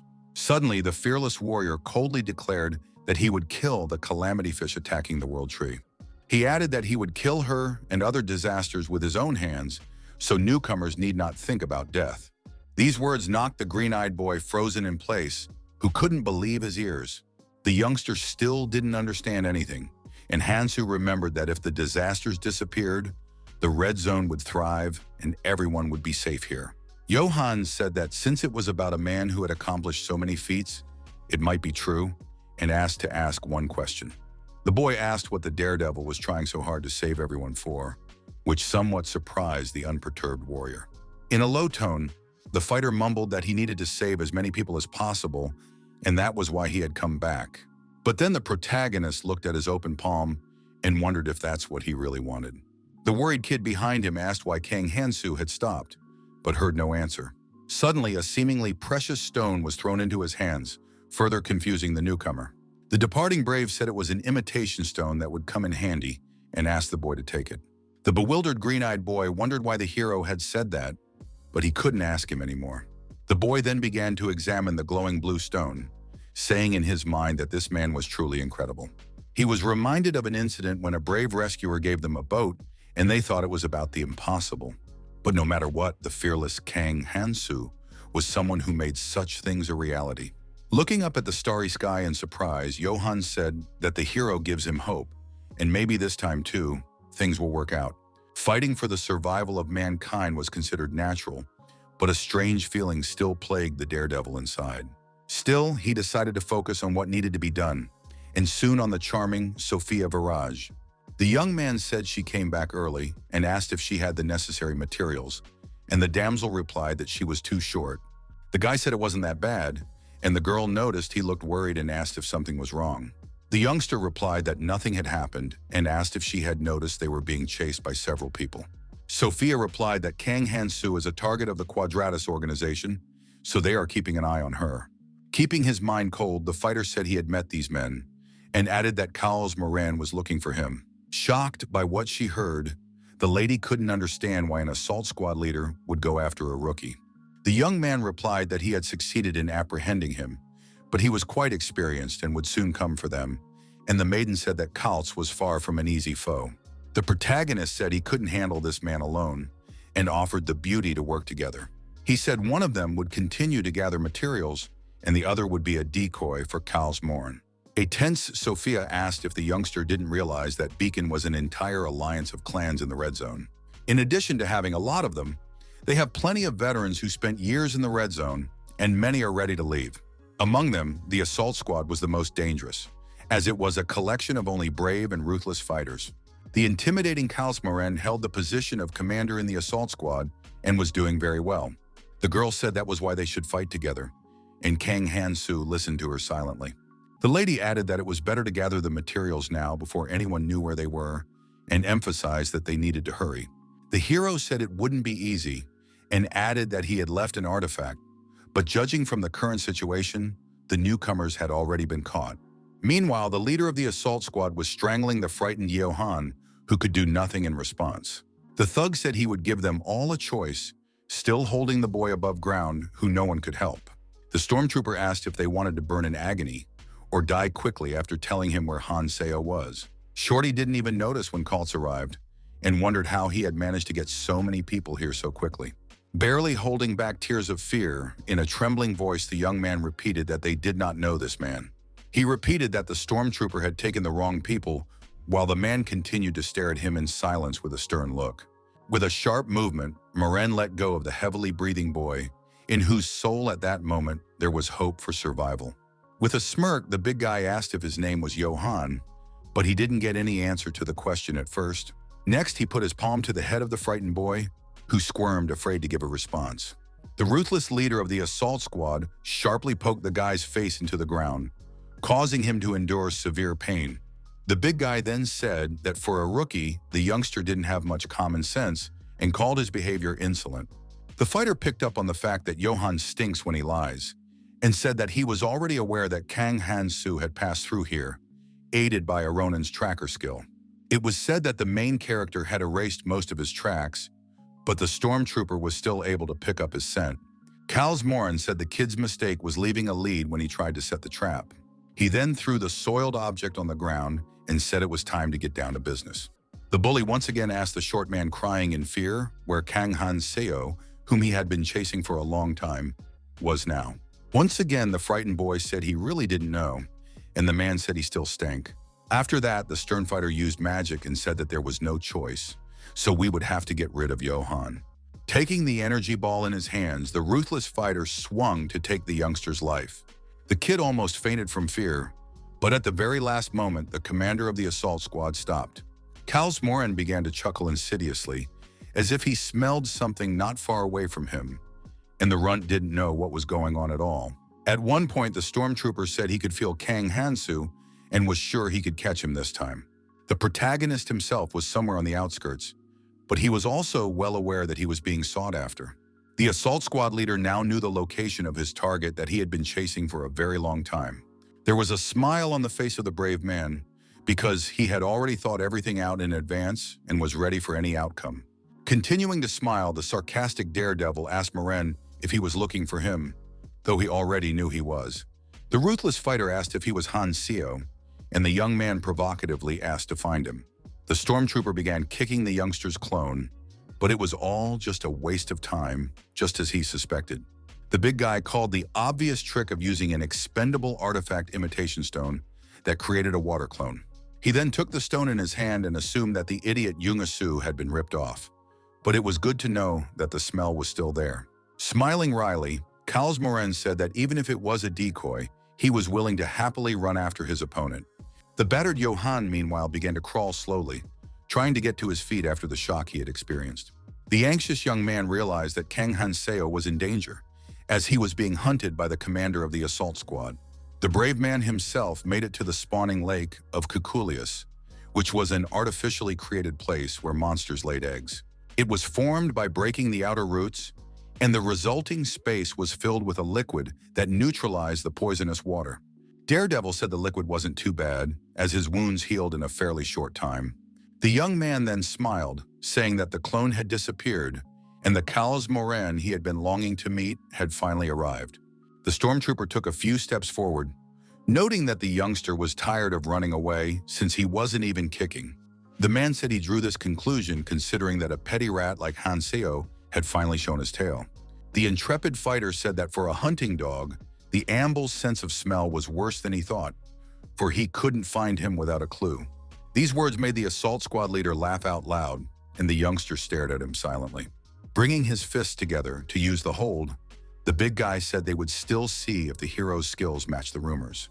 Continuing to laugh evilly, Morin firmly said that if he didn't, he would burn the kid to the ground. The brave man reached into his duffel bag, saying with a smile that he liked this arrangement. However, there was one but. Suddenly, he turned around and started to scurry away, saying he wanted to play hide-and-seek again and fight another day. In a frenzy, Moren began pouring mud on him, asking how the scoundrel dared to run away right in front of his eyes. Without a moment's thought, the stormtrooper rushed after the guy and was fully confident he wouldn't lose sight of him. Right on the run, he used a magic sphere that could knock down absolutely any opponent.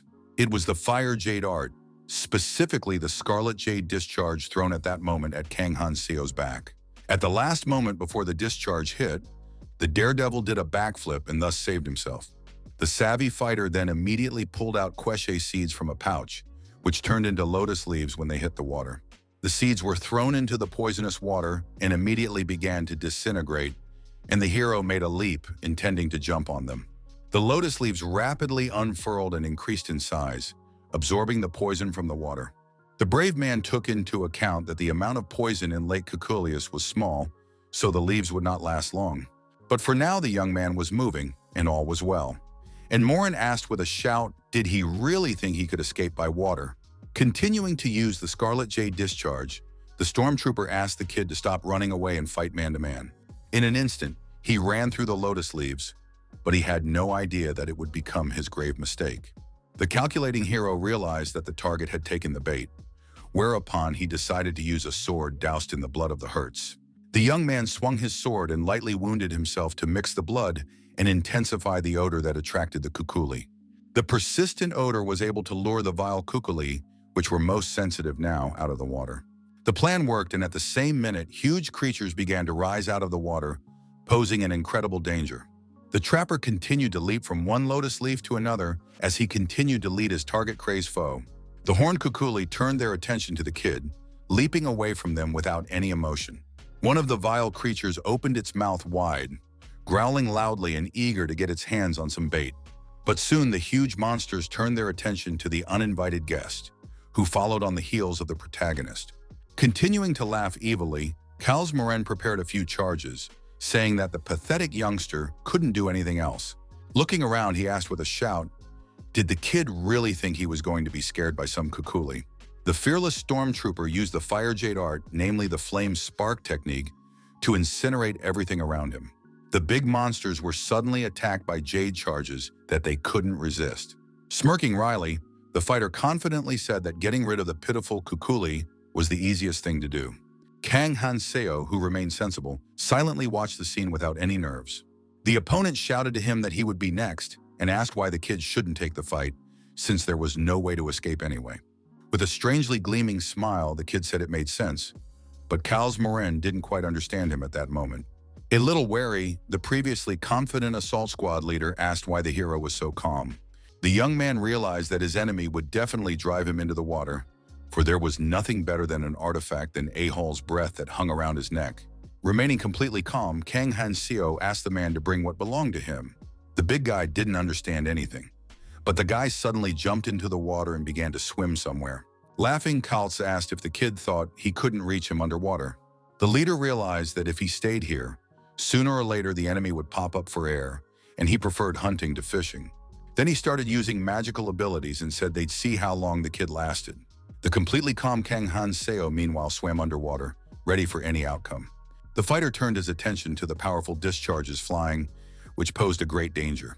It became clear to him that Moran was going to shoot at random until he surfaced, and realized that he was going to be fried alive as soon as he came up. The hero couldn't use the dragon art because he had no mana left, but he had prepared for that too. He used a bud called Alham's pouch, which stored air and released it when it budded. Daredevil was sure he could hold out with him for a while, and then suddenly he saw danger ahead. Two enraged kukul, whose jaws had not been filled with muffins in a long time, swam swiftly toward him. The brave man was not at all confused and immediately began thinking of a plan of action to stay intact after the fight. Calamity fish were not the only enemy of the kukuli, as it was easy to find monsters with such a vile odor that it was difficult to even get close to them. The guy used Arquan's gallbladder, which was a monster organ with a disgusting odor, and crushed it in his hand. The horrible smell threw the monsters into a panic because they were very afraid of it and tried to avoid it. Hanseo only had to watch as the kukuli flew away, and he was sure to get rid of them with the organ. The monsters mixed the poison with nutritious spawning fluid and diluted it, forming their lairs that led into the poisonous sea. Meanwhile, Kalsmorn continued to watch him and clearly saw the whole picture of the enemy's movement. He immediately released a long energy ribbon into the guy's back to thwart his plans. Since it was a fire art, in the water, it was easier for the protagonist to track the direction of the attack from the enemy. But suddenly, the young man was hit in the right shoulder, which by its suddenness confused him a little. The wound was bleeding profusely. Though Morin had only scratched it slightly, it didn't change the matter. The fierce fighter thought it was time for a counterattack, whereupon he used his forgotten blade and swung. The tense stormtrooper immediately remembered that this weapon was an artifact that Yungasu had previously used. The big man said the forgotten blade was too powerful a weapon for such a brat and threatened to take it away. But suddenly he was greatly agitated, for he felt short of breath, which was most frightening. The man realized in a panic that he couldn't breathe, but he didn't understand what was wrong, because he was sure that the artifact must be working. As it turned out, the precious relic was stolen by Kang Hanseo, in whose hands it was spotted. The young man began tying the rope as if nothing had happened, and an exasperated Kalsmorn asked how he dared to steal the artifact. The kid said the valuable item belonged to him and was now completely safe and could stay underwater as long as he wanted. Then the brave man smiled and said he would give his opponent something in return, which sounded even surprising. Holding the forgotten blade in his hands, he used Norma's second skill, which spoke of the seriousness of his intentions. In an instant, the sharp weapon flew towards the standing assault squad leader, who was at a loss. Amble was immediately shot in the arm and clenched his jaw tightly, in severe pain that he could do nothing about. Continuing to clench his teeth tightly, he called it a stupid trick, but he didn't even realize what was causing the bleeding. Behind the Kalsmorn, who had frozen in place, was suddenly a huge Kukula, mouth open. Lucky managed to swim away and stay alive, but the situation was still tense. Without wasting any time, the stormtrooper immediately used the technique and attacked the attacking monster. He noticed that all the Kukuli in the lake had become active, and that made the situation even more difficult. The shrewd fighter realized that here was a disadvantage to him and decided to retreat, but did not consider it an admission of defeat. At full steam, the man began to drift away, saying in his mind that Kang Hanseo might not even think that this was the end. The young man observing this said that it was very good that Kalsmorn had given up so quickly. Now the kid could take what he needed and leave, and set his eyes on the Kukuli runes falling to the bottom. Swimming towards the gap under the water, he said that he seemed to have kept Sophia Viraj waiting, so he had to get back sooner rather than later. The girl, meanwhile, stood near the poison lake and gazed at it in awe, waiting for her companion to appear. It was near the outermost roots, and it was here that she first met Kang Hanseo that she remembered. The flustered lady wondered when he was coming and said she should have dealt with the beacon herself. The beauty also wondered where the ship the hero was talking about was, because she hadn't seen it at all. She realized that if the guy couldn't make it here because he couldn't keep the ship, then there was nothing that could be done. Sophia supposed the young man was disappointed, but she had the idea to offer him her 13-man ship. Suddenly, the stunning maiden turned around, hearing strange and very loud noises behind her. The lady was amazed to see behind her a huge ship with 500 seats belonging to Kang Hanseo.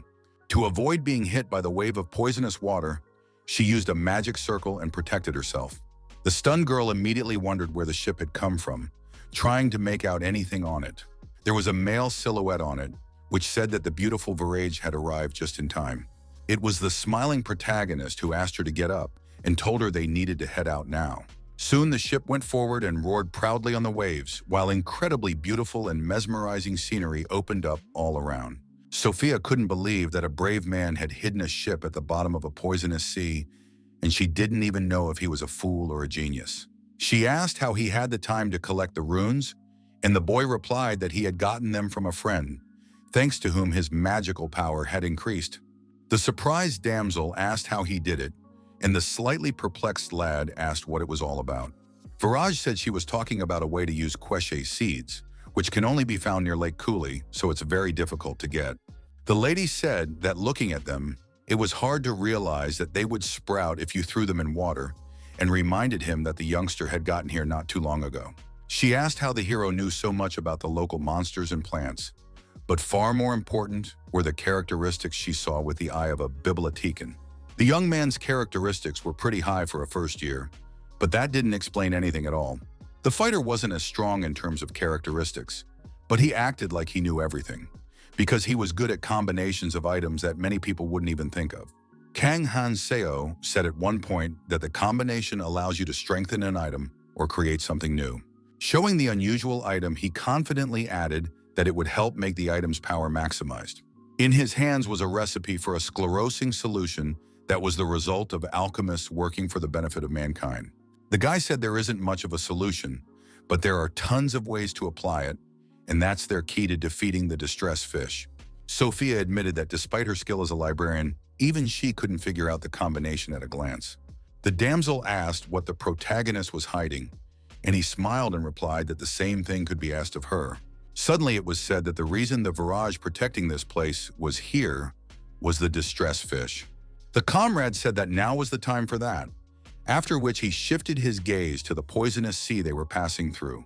He said that the disaster fish was already here, which caused the real Sophia behind him to be very surprised. Not far from the 500-man ship at that moment, a large fish was indeed swimming by. It was the very same disaster fish that had been rumored to be a target for the fearless Kang Han-seo. A terrifying creature no more than 300 meters away watched the passing ship. The ship continued to roar proudly through the waves, heading in the direction the protagonist had indicated. Looking away, the young man asked his companion if she knew how to get in, and the maiden replied that as long as the fish weren't doing anything, they could go through the gills. Keeping his wits about him, the fighter said they should be showing up soon too, and remained ready for anything. The guy then said that from now on, Sophia should listen to him carefully, and if she didn't, he would go alone. The beauty was not going to argue with a fighter who knew his business and promised not to get in the way. She firmly said that as long as they had a chance to get rid of the disaster fish, it didn't matter at all who Kang Han-seo was. The lady then confidently stated that her goal was to get rid of the fish, and that's why she was cooperating with the daredevil. Folding his arms at his chest, the warrior said that Sophia had made the right choice and asked that she not be disturbed. Being determined and firm, Kang promised that he would keep his word and not let her down under any circumstances. He decided to start changing things from the red zone to lay a foundation for life, and remembered that there would be no second chances. The ship continued to sail forward relentlessly, and at that time no one knew what would happen in a few seconds. Suddenly, arrows with sharp tips flew from the horizon toward the ship, which was cause for excitement. Several sharp arrows successfully hit the ship, thus creating a large hole in it. A worried Sophia nearly fell overboard, but luckily managed to hold on and even stay on her feet. Looking closely, she exclaimed that there was a breach in the hull, and at this rate they would go down. Kalsmorin was nearby and called them silly rats, and realized that the cowardly boys were hiding this little ship. Grinning maliciously, the assault squad leader began to walk forward, seeing the targets he had long pursued in front of him. Frightening in his appearance, he ordered Rachel to drag her, and said he had prepared this weapon especially for Sophia. The fighter said that now they would see how long their weak, worthless ship would hold out. Another wave of sharp spears flew towards Kang Han-seo's vessel, who was in no hurry to panic. But not one of the spears hit the target, and luckily all fell into the sea. But that didn't change anything yet. Under attack, the young fighters on the ship struggled to stay on their feet and figure out what was going on. An alarm barrage shouted that they should attack the opponents now, while the ship was still on the move. The calm hero stopped her, and the nervous girl exclaimed that if they delayed, they would get nowhere. She said the ship had already been damaged, and they were only kept afloat by the leaves that grew from germinated kesh seeds. The desperate damsel added that they would soon be finished, and the brave man in turn said that the disaster fish were sensitive to magic.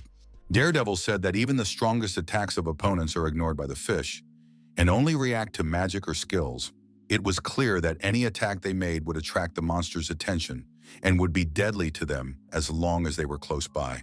The cold-blooded fighter said they were at a disadvantage now, and the panicked fighter asked what they should do. In her mind, Sophia wondered if she had come all this way to be useless and didn't know how she should be.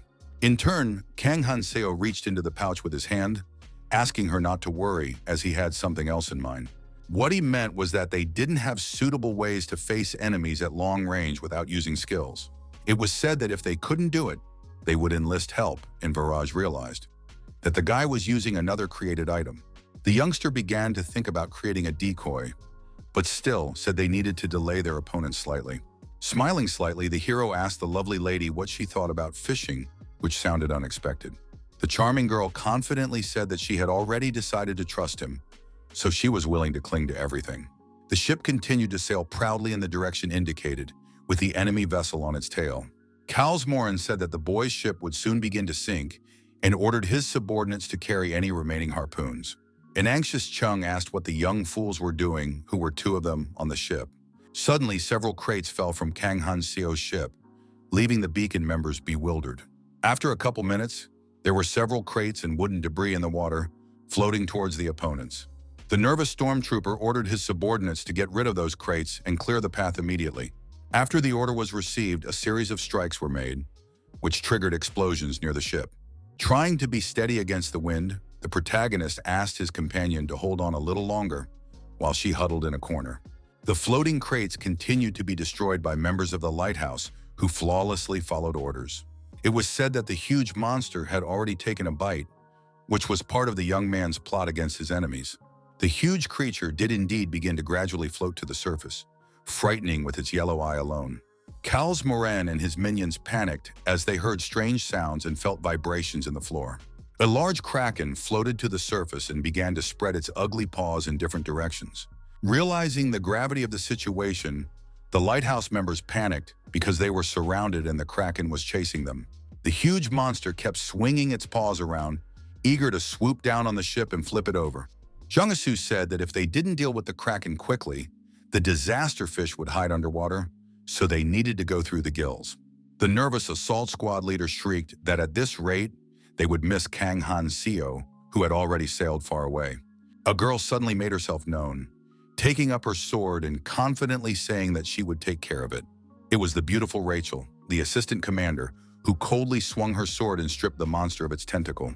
Such behavior greatly angered the kraken, who began to rage even more violently and swing his paws more rapidly. The leader told the girl that if she was ready, she could act, for they had already lost too much time. He himself turned Youngshi's head forward and asked him not to be distracted, but to focus and lead them on.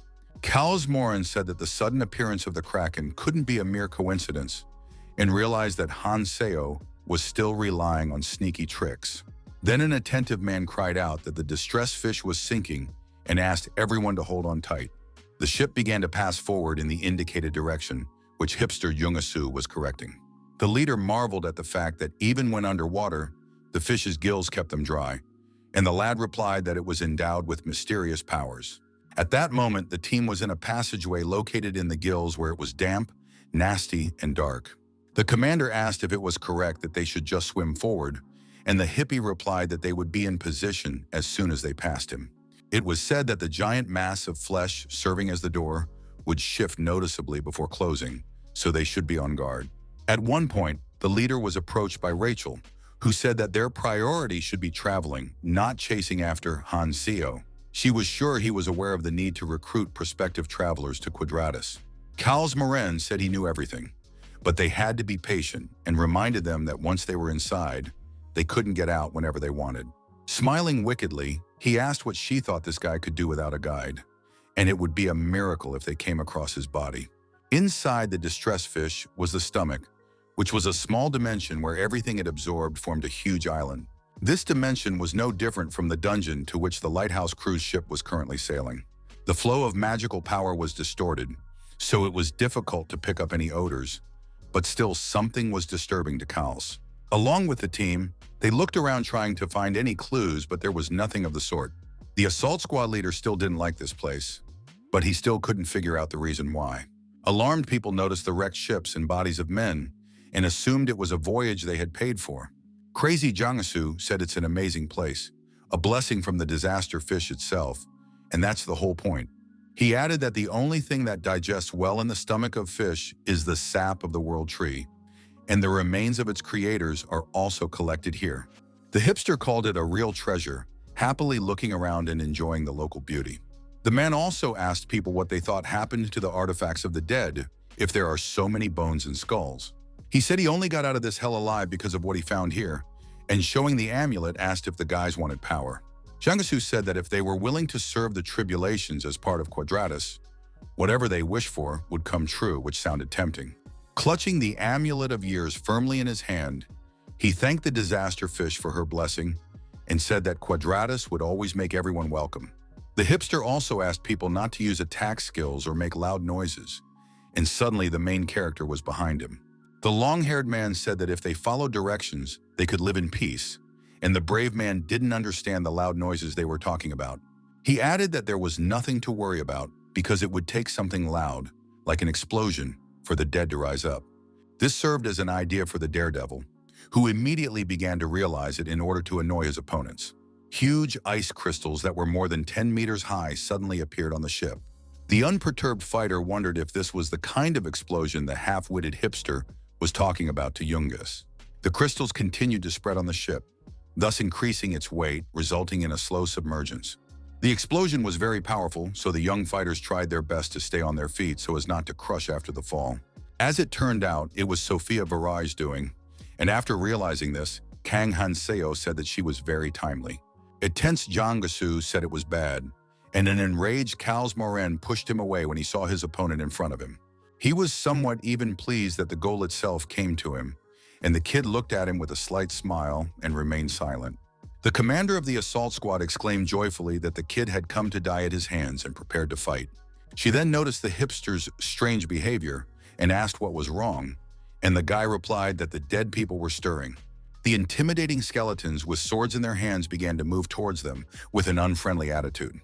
The long-haired man shouted out in fear that the non-dwellers had risen, and it was very hard to resist such a crowd.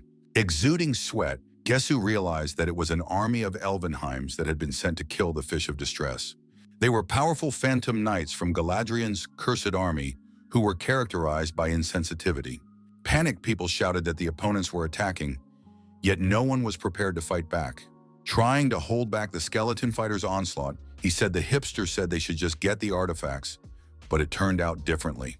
The ruthless Elfenheim continued to press with his sword, and the guy said that such a thing was out of the question. Suddenly, there was a powerful explosion, but after it, the young fighter was lucky to stay alive. The fearless Kals Moren, who got rid of the skeleton with an explosion, said that even such a cheap trick requires good skills. He then ordered the soldiers to rush in and destroy the death spirits, and they proudly and without question rushed into battle. The motivated warriors began swinging their blades, knocking down the Elvenheims and finishing them off. The assault squad commander in turn used a magic charge to make it easier for them. With a sharp circular motion, he began to increase the charge, thus endowing it with even more power. The leader proudly shouted that there was nothing that would burn his fire art, and meanwhile the skeletons were defeated in flames. The joyous fighters shouted that the great commander of the Lighthouse Assault Squad would easily handle the Elvenheims. The tense Jangasu differed from them in his understanding of the situation and knew very well that these spirits wouldn't die so easily. The body of one of the headless skeletons suddenly began to move, which was already a cause for excitement. The excited hipster looking at it in his mind said that the spirits are the guardians of this gloomy place. Their cursed bodies allow them to fight endlessly, something mere fighters could not afford. The spirits began to rise en masse and put on their heads, allowing them to continue to fight on and on. The long-haired fighter clearly knew that as long as the disaster fish were alive, the Elvenheims would be revived indefinitely. The sight that they saw greatly frightened the fighters, whose motivation and fighting spirit were simply trampled in an instant. In panic, everyone began to scatter in different directions and shout for help, but it was all for naught. The stern Kals Moren ordered them not to retreat and to hold their positions, and Jangasu immediately rushed out. The nervous guy realized he couldn't risk his life here, and decided to escape while he had the chance. At one point, he wondered and wondered where Kang Hanseo had gone, who had wreaked havoc and then just disappeared. With a little brainstorming, the hipster speculated that the kid might have come here with the same goals as Sophia. The hero, meanwhile, was running at breakneck speed, making sure everything turned out exactly as Keldian had said it would. The first line of defense, the Phantom Knights, needed to be silenced by something, and he explained the plan of action to Verage in general terms. The kid decided to move on to the next important item so as not to waste time on trivia. In front was the core of the distress fish, a vulnerable spot in its body, unlike its skin. The brave knew full well that the creature's skin could not be penetrated by any attack, but things were easier with the core. Taking the forgotten blade in his hand, he said it was the only way to defeat the fish of calamity that had caused much evil. After these words, the kid proudly made a leap upwards, gradually making his way to the vulnerable core.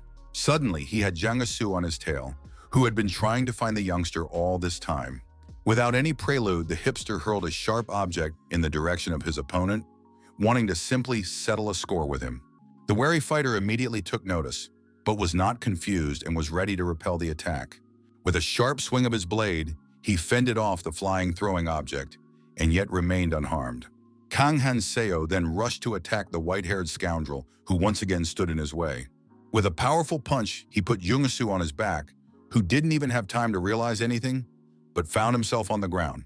With a stern look in his attacker's eyes, the protagonist asked if he hadn't had enough last time. The fighter laid a firm grip on the hilt of the forgotten blade, pressing it in, thereby preventing the enemy from rising.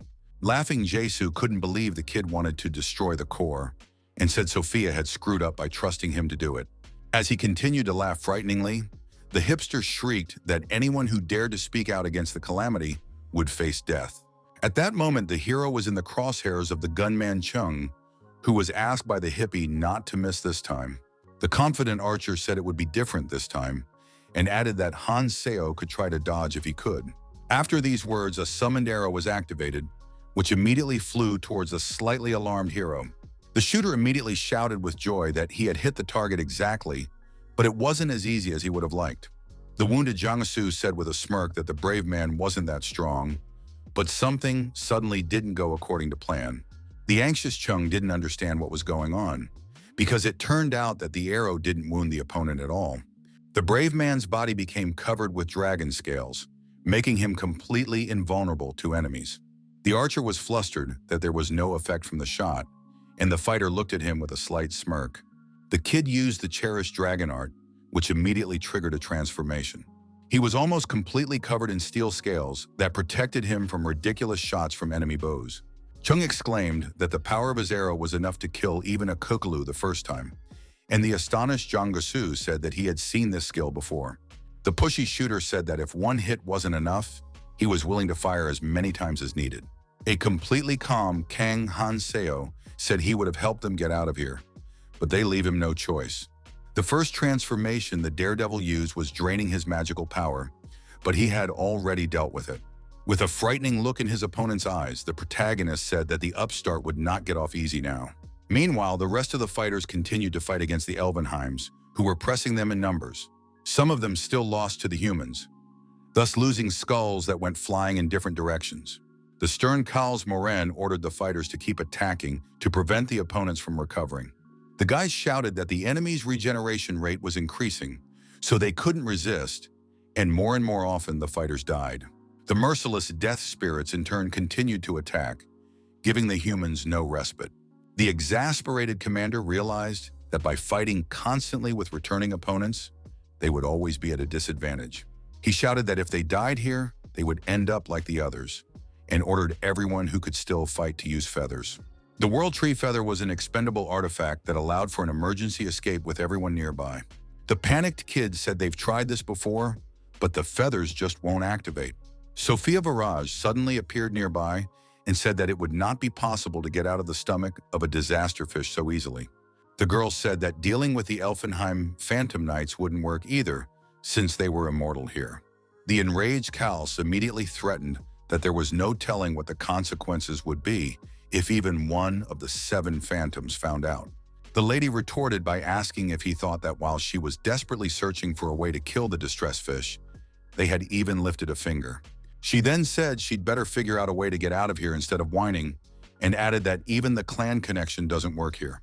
Sophia also said that it didn't matter if Morin survived or not, because no one would even know about it, which made him even angrier. In parting, the beauty decided to leave him a gift and used a magic circle. Viraj said that she finally got all the information she needed, so she can safely leave the place. The man said firmly that he was the commander of the Lighthouse Assault Squad, entrusted with running the Red Zone. He then prepared a magic discharge endowed with powerful force to launch it towards the girl. The confident fighter shouted loudly that he would have fun with her, the lowest of the 7 phantoms, if only for a whole day. Breaking his head, he rushed into the fight, attacking the girl with all his might, but she kicked and tried to fend off his attacks. Kalsmorn cried out that Sophia wasn't worthy of being called a phantom, since she couldn't even hit the target right in front of her. Seeing the impending magic discharge, the beauty covered her head with her hands, a bit confused. A moment later, there was a massive explosion that she never escaped from, which pleased the stormtrooper. The confident squad leader landed on the ground, convinced that the female enemy had failed to survive. Suddenly, coming out of the mist, Sophia Viraj smiled and said that she wasn't aiming at him either. Her sudden appearance knocked Kals out of the loop, who was sure she was no longer in this world. A worried fighter suddenly shouted that there was an earthquake inside the stomach of a fish in distress. It was a very strange phenomenon, and the guy yelled to the commander that the walls of his stomach, which had been the entrance, were beginning to converge. Smiling, the pink-haired beauty said, just stalling for time as she searched for a way to close her gills with her librarian skill. She then said her work was done and was going to disappear, which infuriated Moren even more. Enraged, the man cursed her, and the girl only expressed the hope that this was their last meeting. The enraged leader ordered the ship lowered, about to get the hell out of here. But a tense Rachel said something was wrong with the ship. The man was dumbfounded when he noticed that the members of Quadratus had disappeared, and with them, Jiangsu was missing without a trace. The assistant shouted that the Phantom Knights were attacking again, but it was already very hard to hold the defense. Kalt said the gills would reopen when they got to them and ordered Rachel to provide support because they needed to break the distance. Staying in an angry state, the man vowed to himself that Sophia would regret it as soon as he got out of here. Ambal began to form a discharge again, saying that he, the commander of the Lighthouse Assault Squad, was not going to die here. The Scarlet Jade discharge that was supported by the Fire Jade art knocked down the Elvenheims ahead. The squad leader then ordered his subordinates to follow him, and they, motivated, rushed forward. But at one point, everyone stopped as they saw something strange and even amazing ahead. In front stood the cold-blooded Kang Han Seo, whom Kals Moren hated with all his heart and soul. Holding a battered Junggesu by the collar, the hero said he thinks he really looks like a villain, showing up now. After saying that, he let go of the hipster, who fell to the ground, and said he probably did, but he didn't care. The enraged assault squad captain shouted and called him an arrogant prick and a fearless idiot. He shouted that he was going to accept the protagonist into his ranks, but things had changed, and now the decision had been made. Not intending to listen to his chatter, the emotionless daredevil threw himself into the attack to end it for good. Extending his arm out in front of him, the young man said there was no need to coddle and prepared to deliver a powerful blow to his opponent's face. As a result, a solid punch was blocked by Kals Moren, but he was unable to keep his footing. The big man flew backwards a few meters with a shriek, but remained conscious and uninjured. An alarmed Rachel immediately rushed over to the commander, who clenched his jaw tightly with anger. The astonished man wondered if Han Seo had become stronger by absorbing the runes of the Quadratus members. In fury, he clutched a handful of earth tightly in his hand, saying in his mind that even so, the kid had no chance against him. An enraged Moren screamed that he would crush the protagonist and return A-Hole's breath that he had stolen from him. Faithful Rachel told the commander they would help him, but he told her to shut up and said he didn't need anyone's help. Breaking his head, the fighter rushed towards the enemy, ordering the others to hold off the Phantom Knights so they wouldn't interfere with him. The fearless youngster smiled and said that he was planning to clean up the place anyway, and asked his opponent not to worry. Kals Moren was annoyed by the arrogant behavior of a juvenile pup who was only a novice. After these words, the fighter made a leap and swung at the enemy in flight, eager to settle the score with him. Hanseo wasn't molded from easy dough and immediately blocked the attack with his forgotten blade and continued to hold back the onslaught. Laughing evilly, the stormtrooper asked if, after saying that was all the kid could do. The protagonist did not give in to his provocations and only silently held back the onslaught of a strong enemy. The smirking fighter in his mind said that he knew perfectly well that there was no way the little guy could become stronger than him. He felt that there was no way he could lose to such a rookie, so he continued to put in his best effort to win. The situation was getting more and more heated, but this did not panic the daredevil, who intended to fight to the last. The red-eyed Kals Moren grasped the hilt of his sword firmly and told the kid that this was the end for him. The sharp blade was aimed at the chest of the young man, who tried to remain calm until the last. Still, the brave could not hold back the onslaught, causing the sharp sword to pass through him. The assault squad commander called him a fool, adding that if he had accepted the offer and joined, he could have saved his life. The badly wounded warrior answered nothing to his words and continued to hold the forgotten blade tightly in his hand. Smiling slyly, Morin said that the cause of the boy's death was quite simple and quite obvious. Continuing to gloat, the stormtrooper said that the kid was much weaker than him and shouldn't have fought at all. A smile suddenly appeared on the face of the wounded fighter, and he himself still possessed the ability to talk. Suddenly, the young man grabbed the tip of his opponent's sword, who was surprised extremely by the surprise. The blue-eyed boy said that he would probably return the favor, and then the stormtrooper even got nervous. The extremely rugged-looking young man was again attacked in the chest, but he didn't even squeak in pain. The gloating Kals Moren continued to press his sword into him, saying it was the boy's payback for being cocky. Finding the strength to smile, the blood-stained, unrivaled Kang Hanseo mumbled that he could say the same thing. The boy again grabbed the sword of his enemy, who froze in place, not quite understanding what was happening. The hero recognized that the Phantom Knight's artifacts are quite good and sharp enough to pierce the scales created by the dragon's art. His skin began to be covered in dragon scales again, after which the brave man thanked the stormtrooper for the gift. The panicked commander didn't understand how the kid was still alive, because he was sure that he had hit him exactly in the heart. Looking at the dragon-like hand with sharp claws, the man assumed it was some kind of body modification. The ruthless Kang Hanseo rushed at him, saying that it was too late to think about it. At the same moment, the cocky Kals Moren was attacked by the vile arm, unable to resist. The commander was scrambled over his arm and began to lose blood rapidly, but was still on his feet. Now he realized that even if the little guy changed his appearance, the special skill would not let him die. The cold-blooded warrior looked silently at his opponent, who had fallen to the ground, who was now breathless.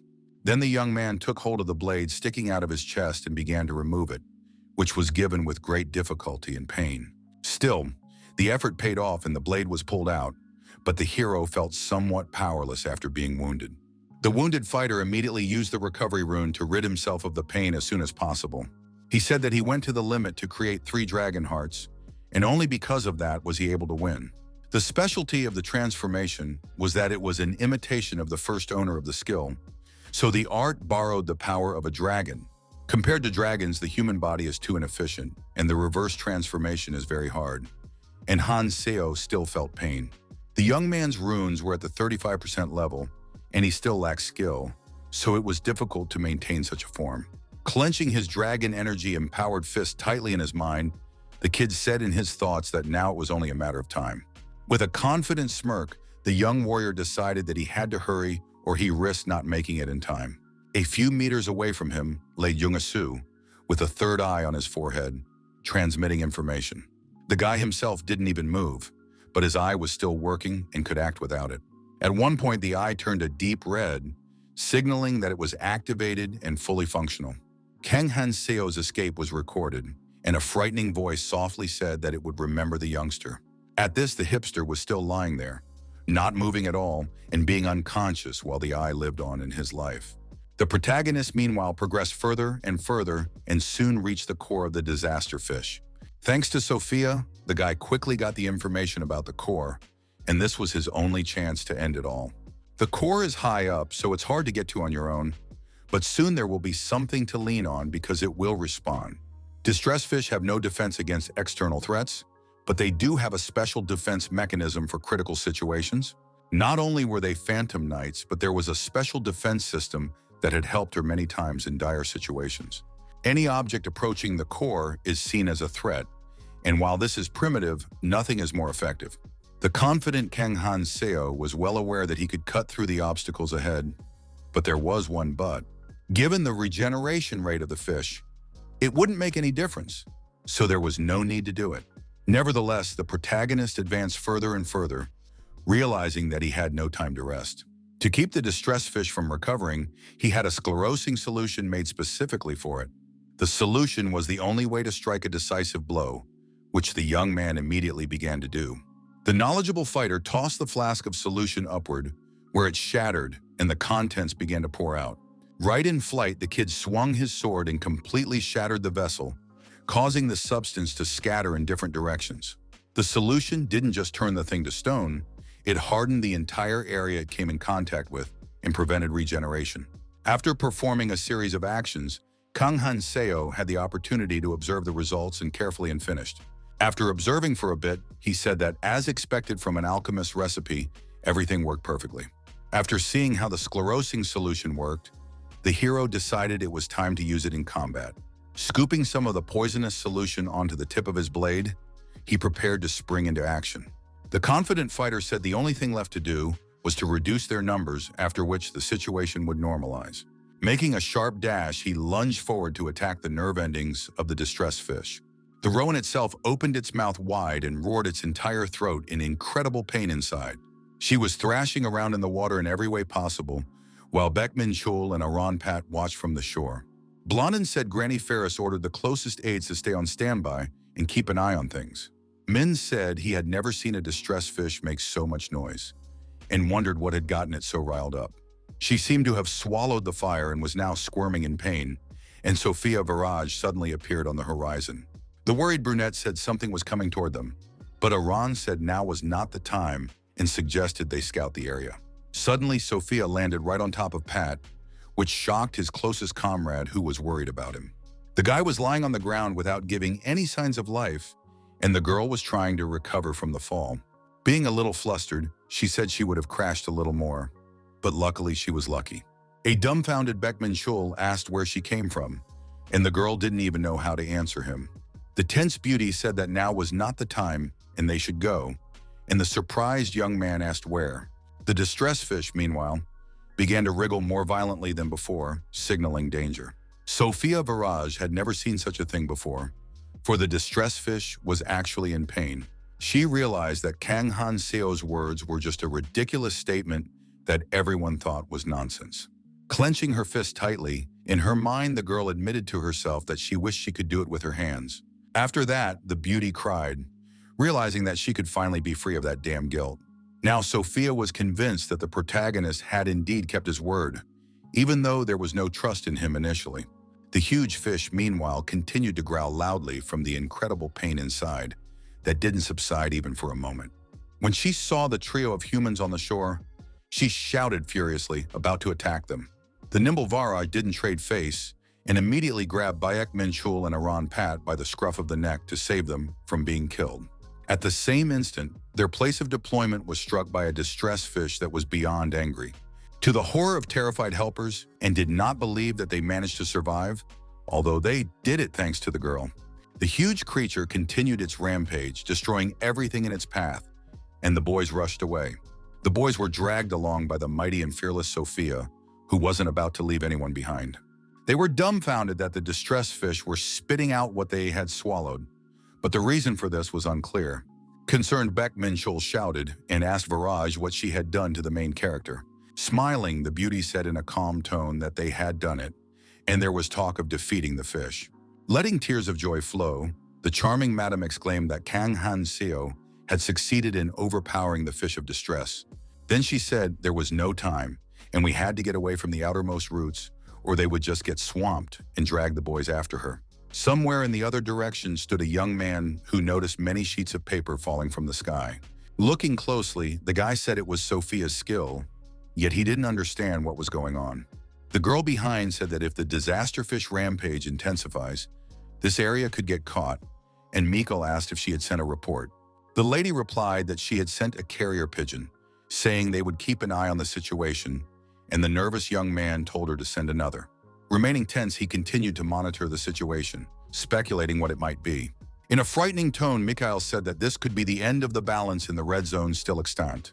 It was all the fault of a raging distress fish that was attacked from within, something that had never happened before.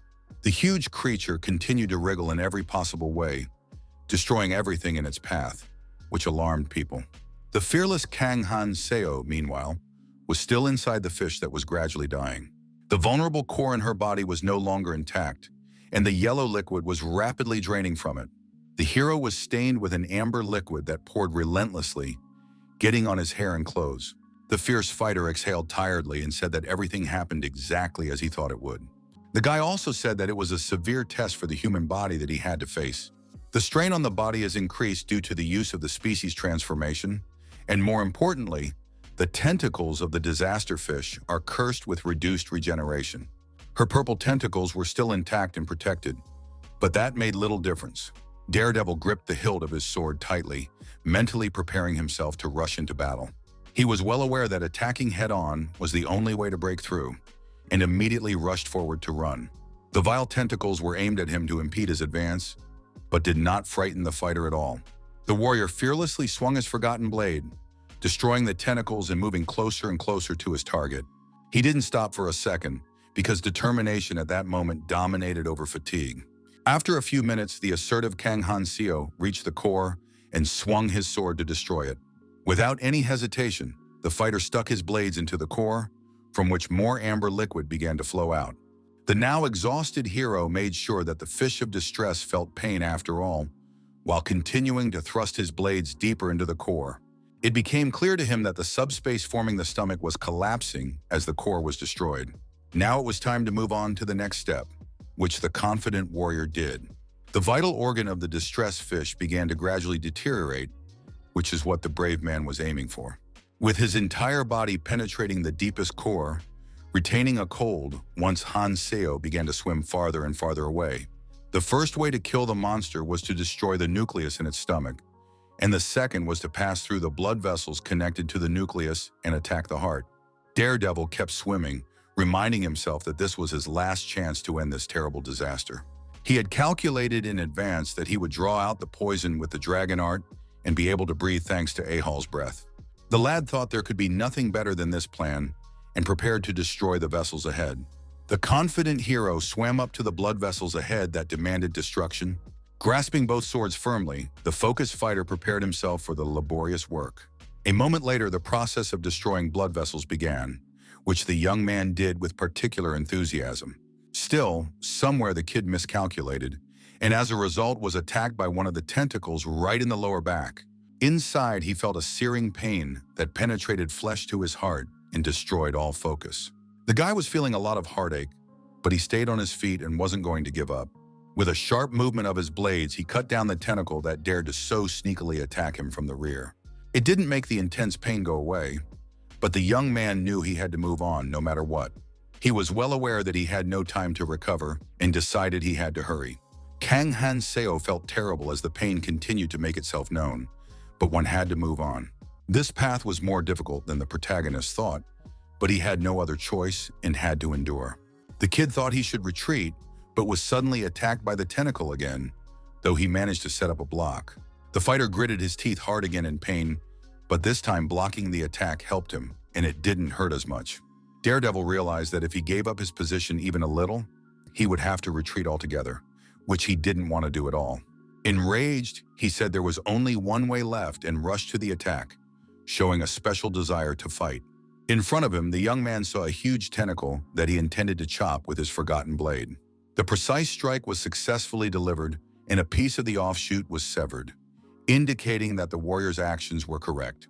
Kang Hansu didn't stop there and continued to rush forward because time was short. He had to accelerate harder and harder while putting his body under a lot of stress. He destroyed every obstacle in his path, using both blades and being extra vigilant. At one point, the kid slowed down and looked around a little wary, but realized he had done his job. In front of him was a fragment of a divine stone that had once been the base of the tree, but had split into many fragments and was inside disasters. Coldly looking forward, the young man said in a calm tone that the calamity fish was complicating things. Suddenly, a strange reaction began, provoking unknown beings to appear against him. Small parasites like snakes began to appear everywhere, which at first behaved calmly. But within seconds, the creatures turned into bloodthirsty snakes, opening their hungry mouths. The young man gripped the hilt of his sword tighter, realizing that the stubborn fish would fight to the last man. At the same time, the warrior himself was not going to give up and prepared to give the vile creatures a decent fight. A horde of screaming vermin rushed to attack the fighter, who was waiting on their side for movement. The ruthless swordsman slaughtered every monster in his path, mindful of his cherished goal.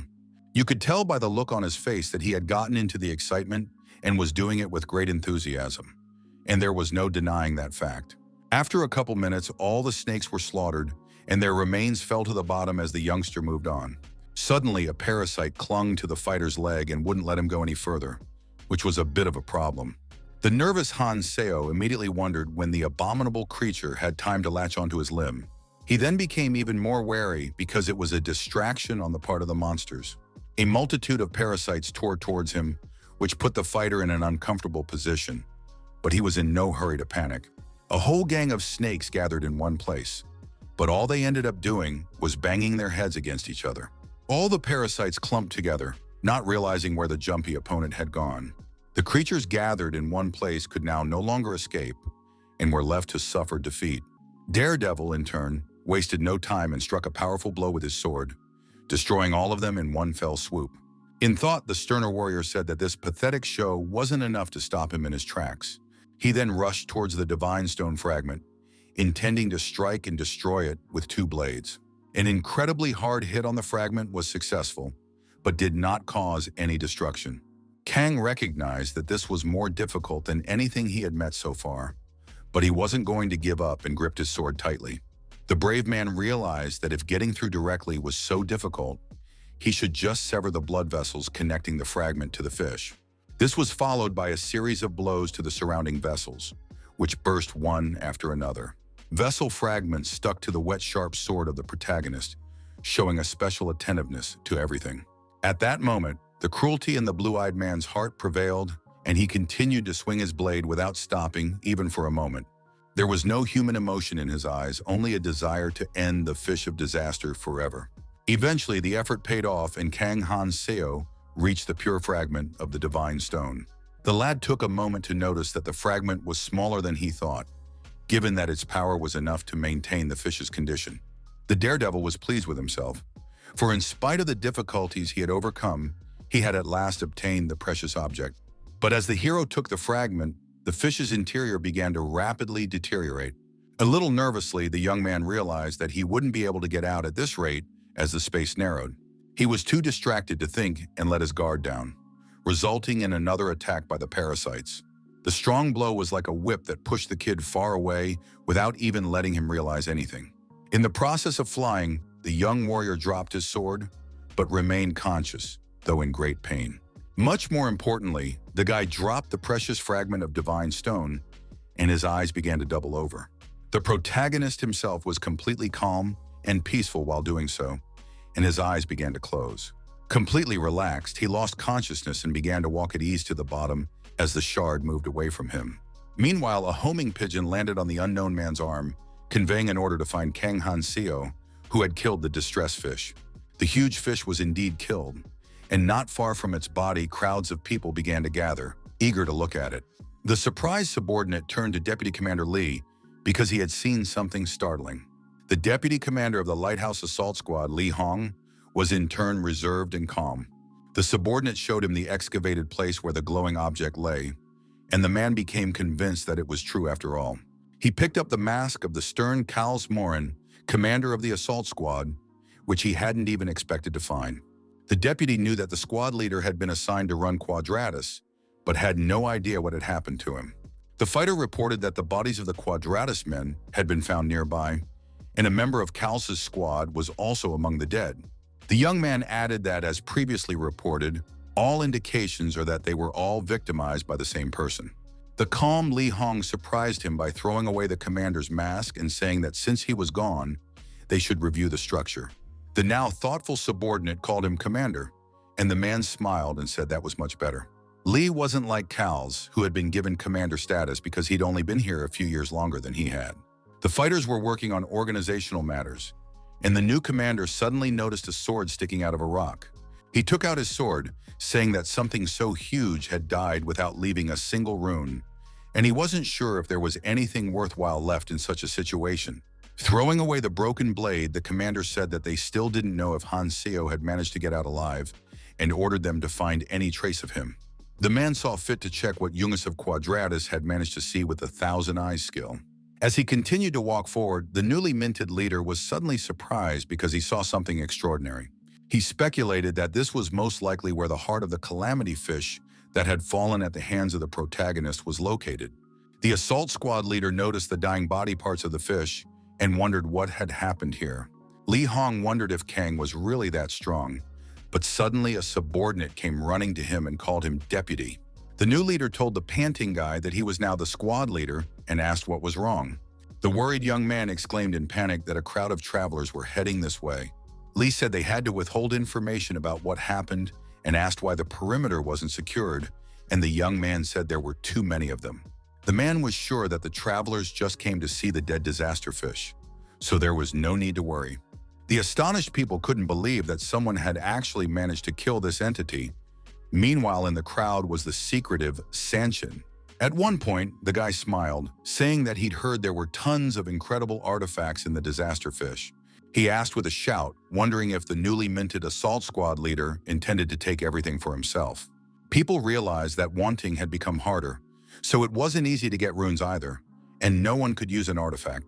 One of the men exclaimed firmly that he needed to take in all the artifacts for himself to become stronger. The crowd of travelers then rushed with fists at the stormtroopers to take away the artifacts. A nervous Li Hong shouted that he was here on the orders of this person and told everyone to move away from the beacon-controlled place. The man then ordered his subordinates to deal with the burnout scum who had gotten up to do something stupid. At that moment, a bird-like reconnaissance drone was watching nearby. It was a drone with white bird wings which swooped away to go unnoticed.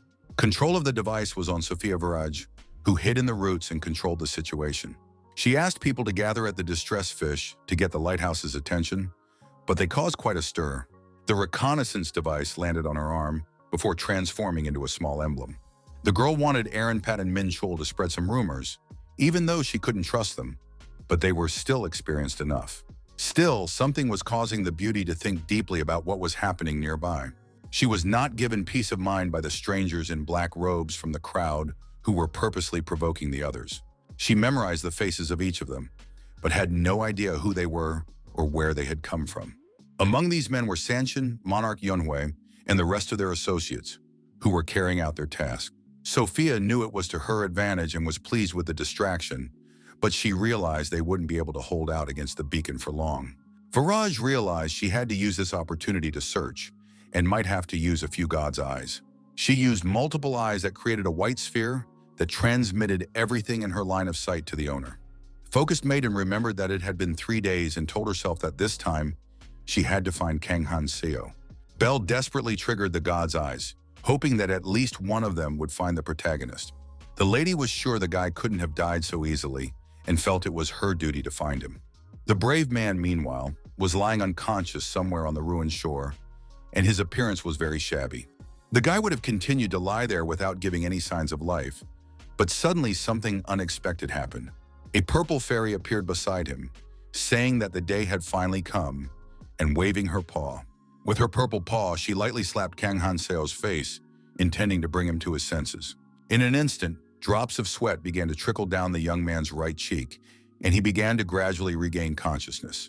The fairy threatened that if he didn't wake up, she would kiss him, whereupon the lad immediately jumped up, being roused. The horned creature was pleased that the young man was awake, but was never lucky enough to kiss him. Looking at his hand, the hero realized that he had managed to recover before the transformation stopped. Seeing the precious divine fragment in front of him, in his mind he said that he had gotten everything he desired. The guy then turned his attention to the one who had woken him up, and the sarcastic fairy said with a smile that it had been a long time since they had seen each other. Looking at her sternly, the young man wondered what she was doing here in the red zone, where it was very dangerous. Horny assumed he knew full well that they didn't show up unless there was something special going on. At one point, she jumped on the young man's shoulder, saying that she couldn't just sit and watch, because this situation was far from standard. Pointing at the body of the dead distress fish, Yellowtooth said that it was all the work of Kang Hanseo, who was as serious as ever.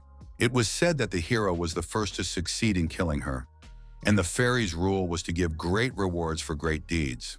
The demoness said that this fish was not meant to be hunted, so there was no reward for catching it, but that would be a shame. The shrewd fighter smiled and asked if the helpers wouldn't be bored if he got stronger. He was well aware that since they all loved cruelty, there was no way they could have come here with good intentions. The thoughtful, horny assistant acknowledged the young man's point and said that was why they had been thinking for a long time. They thought for a long time on what they could do to make Mr. Hanseo desperately throw himself into hell and fight to the end. At one point, the yellow-toothed one laughed slightly intimidatingly, but the daredevil didn't blink an eye and only continued to stare at her. After that, the demoness smiled again and said that she had an offer that was favorable to the fighter as well. It was solemnly stated that he could pick up the reward for destroying the distress fish right now. The reward provided was the 8th skill of the numbered series with the name Lord of the Dead. The hero understood that it was a skill that allowed him to turn dead phantoms and summon them. And that wasn't all. Its power was simply limitless, from magic power to special effects, and the youngster had no idea how powerful it was. He realized that such a skill would be an incredibly lucrative reward, and the fairy said it was too early to be surprised and snapped her fingers. It was said that the other award includes conditions related to the remaining red zone disasters. Hovering in front of Kang Han-seo appeared in the air, which were skill fragments. Brainstorming slightly, the young man smiled as if anticipating the possibilities appearing before him. The hero said that was enough for him, and the discouraged assistant said she didn't even have time to explain anything. Smirking, the kid said there was no need to tell and abruptly accepted the second offer. The horned one said that the second required the removal of all disasters, and if any remained, he would be rewarded nothing. Being surprised, she asked if the guy would still take it, and he only nodded his head silently in response. Then the muscular brave did say that he was indeed willing to honor the terms of the second offer. After saying that, the fighter said they would see each other later and plunged into the water, somewhat surprising the demoness. The fairy was delighted that Kang took the case without even knowing the details, and she also said that he never ceased to please her. The helper added that she was upset the young man had chosen the easy reward. Meanwhile, he swam underwater. Identifying all the calamities in the red zone was quite difficult, so the horned one hoped he would fight a long and painful battle. In one of the gloomy places, there was a small tree that had strong and long roots. It was not a simple tree, but an all-consuming root that took pleasure in causing destruction. The frightening creature said in an intimidating tone that he couldn't hear the voice of the distressed fish, who was something of a companion to him. After saying that, the all-devouring root opened its mouth, from which green smoke began to emanate. The tree began to spread its long roots, raging and trying to listen, hoping to hear the fish of distress. Meanwhile, Kang Han-seo was on the shore of the poisonous sea, which he had swum to in a relatively short period of time. Stepping out of the water, the protagonist wiped the water off his head, continuing to walk forward slowly and thinking about the pressing matters at hand. Although he accepted the fairy's offer with ease, but the situation was actually quite complicated. The young man's existence had greatly accelerated the destruction of the abyss, so it was necessary to end everything faster than last time. In an instant, the boy froze in place as he was once again hit by a wave of memories. Kang Tae had once said that using the Arcanian time crystal resulted in accelerating the destruction of the abyss. The comrade told the young man that he would have to work his ass off, and he replied that he didn't want to go back in time. Then the disgruntled lad often wondered why the whole task was dumped on him. Now that the hero thought about it, he felt the weight of it all and was unable to cope with it. Presently, he spread his palm and felt a gentle touch that soothed him. In front of him, Han-seo suddenly saw a charming girl with blonde shiny hair who was smiling sweetly at him. But immediately the beauty let go of his hand and, turning around, began to walk away without even saying anything. Left alone with his thoughts, the hero gave her a slightly sad look, but remained silent. At this, the unflappable fighter did not show much emotion and simply clenched his hand tightly into a fist. He didn't focus on that and continued walking forward, thinking about the trials ahead. The thoughtful daredevil said that in such a situation, each of these skills gives a significant advantage. As he approached the remains of the huge distress fish, the kid said he didn't expect a reward for killing it. That said, the brave realized that he would have to do it anyway to keep his balance in the red zone and find the next disaster. Tearing off a fragment from the remains, he said that even one sample would be enough to lure the monster. The fighter began to slip the fragment into his holster, about to quietly walk away on his own. This time, Kang Han-seo was able to straighten out the fish of disaster, got what he wanted, and repaid his debt to Sophia Viraj. Turning his head to the side, the hero said it would be nice to meet her, but he had somewhere to go first. Suddenly, the men of the assault squad appeared, one of whom called the young man a minor and asked what he was doing here. A whole crowd of stormtroopers had gathered behind the brave man, but he maintained complete restraint and composure. Then the invincible warrior smiled slightly and said softly that the boys had arrived just in time. He immediately turned around and, kneading his joints, and confidently said he wanted to check something with them. Rushing forward sharply, Kang noted that it was a very good thing that there were plenty of people to ask around. The tense fighter just a few centimeters away was very nervous, not knowing what to expect from the fighter. The intimidating fighter asked the man not to worry and promised to make sure he could talk. A short time later, the bodies of the stormtroopers were lying on the ground, and one of them was being held by the collar by the hero. At one point, the guy shifted his gaze to the side, where he saw something interesting and worthy of attention. Seeing a huge tree nearby, the daredevil said it had been 3 days and other disasters must have been activated. After that, he rushed forward, and in doing so, he couldn't believe that he had been unconscious for so long. A somewhat tense Kang Han-seo realized that at this rate, he wouldn't be able to take advantage of this opportunity. The fighter began to take everything more seriously and continued running at a breakneck pace so as not to lose an extra second. Suddenly, he had to stop because a strange green rectangular-shaped object fell right in front of him. The emotionless kid stood in place as he saw the man in front of him, a stranger to him, and continued to remain silent. The man asked if it was the right Kang Han-seo, but the hero in turn didn't answer him anything. It was Mikhail Lebanon of the Valkyrie clan, who was also in the group of helpers. The young assistant kept smiling, which somewhat annoyed the vis-a-vis who was hurrying about his business. The serious-looking young man said he was busy and would rather go about his business than waste time chatting. Behind Mikhail, his companions suddenly began to appear. Among them, Aaron Pat was immediately spotted. The blonde looked at his comrade and realized that Sophia, who had been looking for Han-seo, was too late, for Lebanon had found him first. Mikhail promised to see to it that Iran would be held accountable for punishing the aid of the 7 phantoms at will. He asked him not to do anything stupid, then tore off to roll down the slope, still smiling irritatingly. The assistant landed just a few meters away from the standing, still protagonist, who didn't understand what he wanted. Pulling out a mighty sword, a restrained Mikhail Lebanon said that the daredevil was now paramount. Falling pieces of paper suddenly appeared around, which was Sophia Virage's skill. A few seconds later, an enthusiastic beauty appeared, delighted that she had finally found a brave man. With a smile on her face, she noted the fact that the young man did talk a lot to useless people. But nevertheless, the pretty maiden was glad that he was all right, for she had been worried all this time. Her attention was caught by Mikhail, who asked why she, taking the place of one of the 7 phantoms, was helping Khan. The assistant also said that the phantoms already knew what had happened here and were aware of Sophia's involvement, which tensed the damsel. With a calm tone, the beauty replied that she had already decided to do so she wasn't going to stop Han-seo from giving so easily. She used the spellbook and asked the hero to leave, trying to buy him time, for he had better things to do. Lebanon tried to maintain restraint and said that they seemed to misunderstand each other, for he just wanted to know something. The man calmly asked if the main character was really the one who killed the huge disaster fish. The confident fighter asked why he cared, and Sophia continued to have his back. After saying that, Mikhail said that there was only one option left in that case, which alarmed the maiden. The aide made her worry by suddenly reaching out to Han-seo's hand, which looked strange.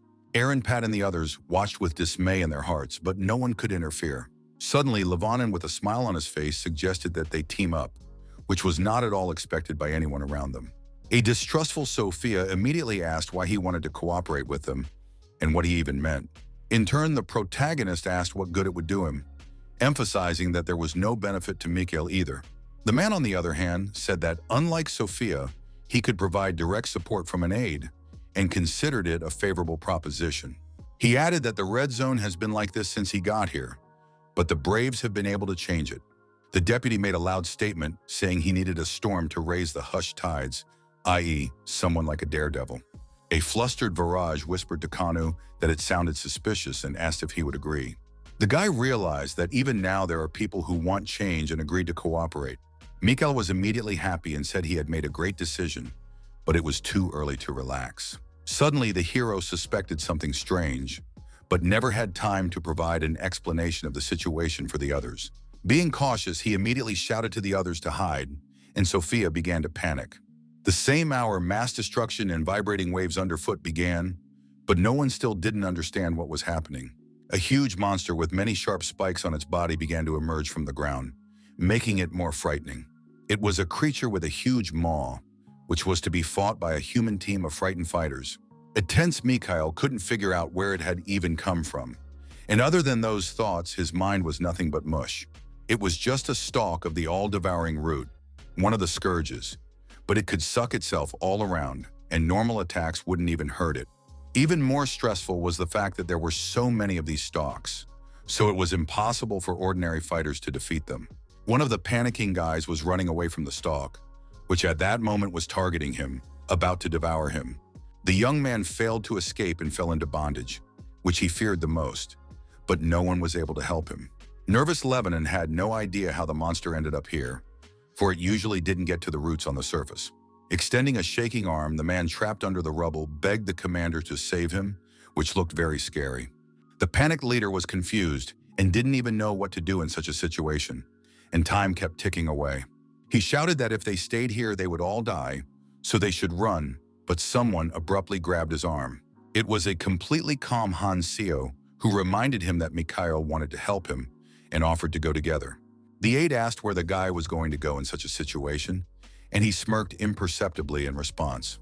Taking the forgotten blade in his hand, the daredevil told him not to worry, saying that they would not have far to go. With a sprint, the fighter tore forward, leading his newfound comrade, who was characterized by confusion. Once near the wreckage, the kid said they should go inside, but it was puzzling. Sweating with nerves, Mikhail said the route was not easy to cut and asked what the youngster meant. Suddenly, both fighters went down, which scared Lebanon even more, who wasn't prepared for something like this. Less than a minute later, the knowledgeable Hansu landed on his knee unharmed. Looking down, the brave man said the devil's maw looked just about as he had imagined. Then he turned his attention to the rumbling satellite that had landed, which was not professional. The guy emphasized the fact that the aid landed so-so, and he cringed, asking what kind of person in their right mind would drag someone behind them like that. He didn't like the fact that he'd been dragged into this at all, and the cold-blooded fighter asked if he hadn't said he'd help him. A nervous Mikhail said that wasn't the help they had been offered and asked what the youngster was going to do. The man then noticed a strange liquid on the ground that looked like a nutrient. The protagonist said that all disasters have one thing in common and asked if the man knew about it, but he had no idea. Suddenly, the inside of his mouth began to move, which immediately made Lebanon panic. The fearless fighter confirmed that this was indeed the case and simply asked his comrade to get ready. From the shadows, several monster silhouettes began to approach them, which were clearly unfriendly. With their behavior, the monsters exhibited an aggressive mood and a hunger that hadn't been quenched in a long time. The very nervous Mikhail immediately realized that all the monsters of the red zone had gathered here. Fighting with them was very difficult. He realized that he should run away immediately because it was too dangerous to fight so many monsters. For his part, the unwavering Hansu emphasized that one should always look only forward in the battle against disasters. With both hands grasping the hilt of the forgotten blade, the hero utilized the dragon art. The activation was successful, and the sword was immediately endowed with a powerful energy that monsters feared. Being extremely serious, the young man said that one should look forward because there is no going back. These words were followed by a sharp swing of a forgotten blade that took most of the attacking entity's life. Mikhail, who was watching, couldn't understand how the brave man was doing all these actions alone. He wondered, no matter how strong a fighter was, could he fight like this alone? And wasn't he scared? On the hero's face at that moment, there was only firmness and confidence in his actions, while he himself continued to swing his sword. Suddenly, pieces of paper began to fall to the ground, which was immediately noticed by the green-haired assistant. It was Sophia Viraj who said that Lebanon didn't realize it, because he just met Kang Hansu. The faithful companion appeared to assist her buddy in a time of need, and immediately set about doing so. The maiden couldn't believe that the hero just disappeared without saying a word, and asked if he really thought she would follow him. Smiling, the kid replied that he knew her too well, and the pretty girl replied that they hadn't known each other that long. A bewildered Mikhail asked why they were talking so quietly, and added that they should get out of here soon. The nice lady said in a calm voice that she came here to help her buddy and fight alongside him. She said the green-haired helper could run if he was afraid, and he silently froze in place. The man thought they were crazy after all. This place would endlessly spawn a monster in the red zone, and in this situation, two people were not enough. Fearless Kang shouted that the abominable entities were growing in number and asked the fighters to get ready. A worried Sophia Viraj noticed the strange wind and immediately realized it was an artifact of the wind path. The strong wind was blowing everything in its path, and she could barely stay on her feet, but she did. A determined Mikkel said that as foolish as it was, he had given his word that he would help them, so he drew his sword, ready to fight. Smiling, he told Sophia that he would see the true power of the seven phantoms. And more importantly, he would personally witness the full power of the main character. The man said this man was able to start the variable in the red zone and expected more changes in the future. The maiden was convinced that Hansu had similar strength, which was obvious even after a brief encounter. It was a power that could change everything and lead people, even though he didn't throw words about it. The green-haired assistant was now bravely fighting the monsters, swinging his sword and preventing them from getting any closer. The battle lasted for quite some time, but no one on the human side was going to give up. The stern Lebanon swung his sword in every way possible, continuing to keep out the vile creatures that were burrowing to do so. He asked if they were planning on just defending themselves, and the brave man replied that there were fewer monsters, which meant the first wave was on its way out. Remaining serious, Hansu asked if she could see the one, but the girl didn't say anything at first. Still, the beauty smiled and replied that she hadn't stopped watching from the moment she got here. She used the god's eye and said she knew the approximate location, so all that was left was to find it. The observation shell was immediately released on the right trajectory, but the monsters meanwhile continued to advance. The god's eye flew freely forward, having been programmed to search for the all-devouring root the fighters were looking for. If the all-devouring root had a similar structure to a fish, it would be pointless to attack it from the outside.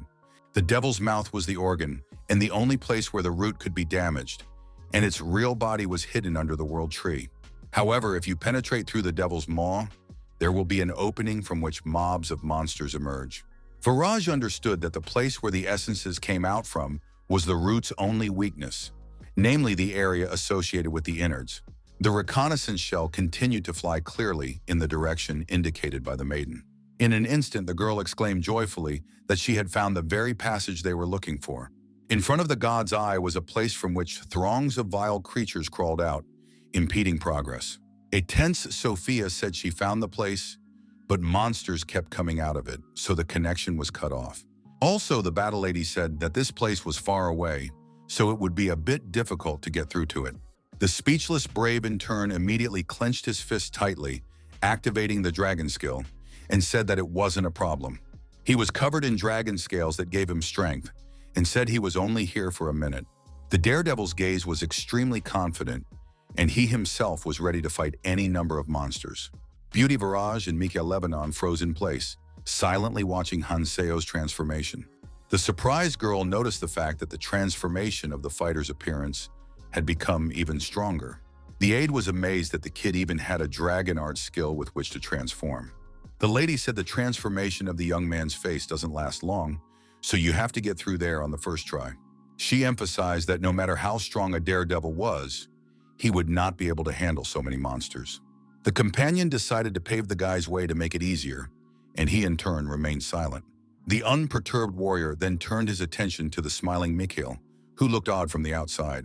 The man said he had requested the clan's help on the surface, and though he didn't know how long it would take, he was sure they could help them.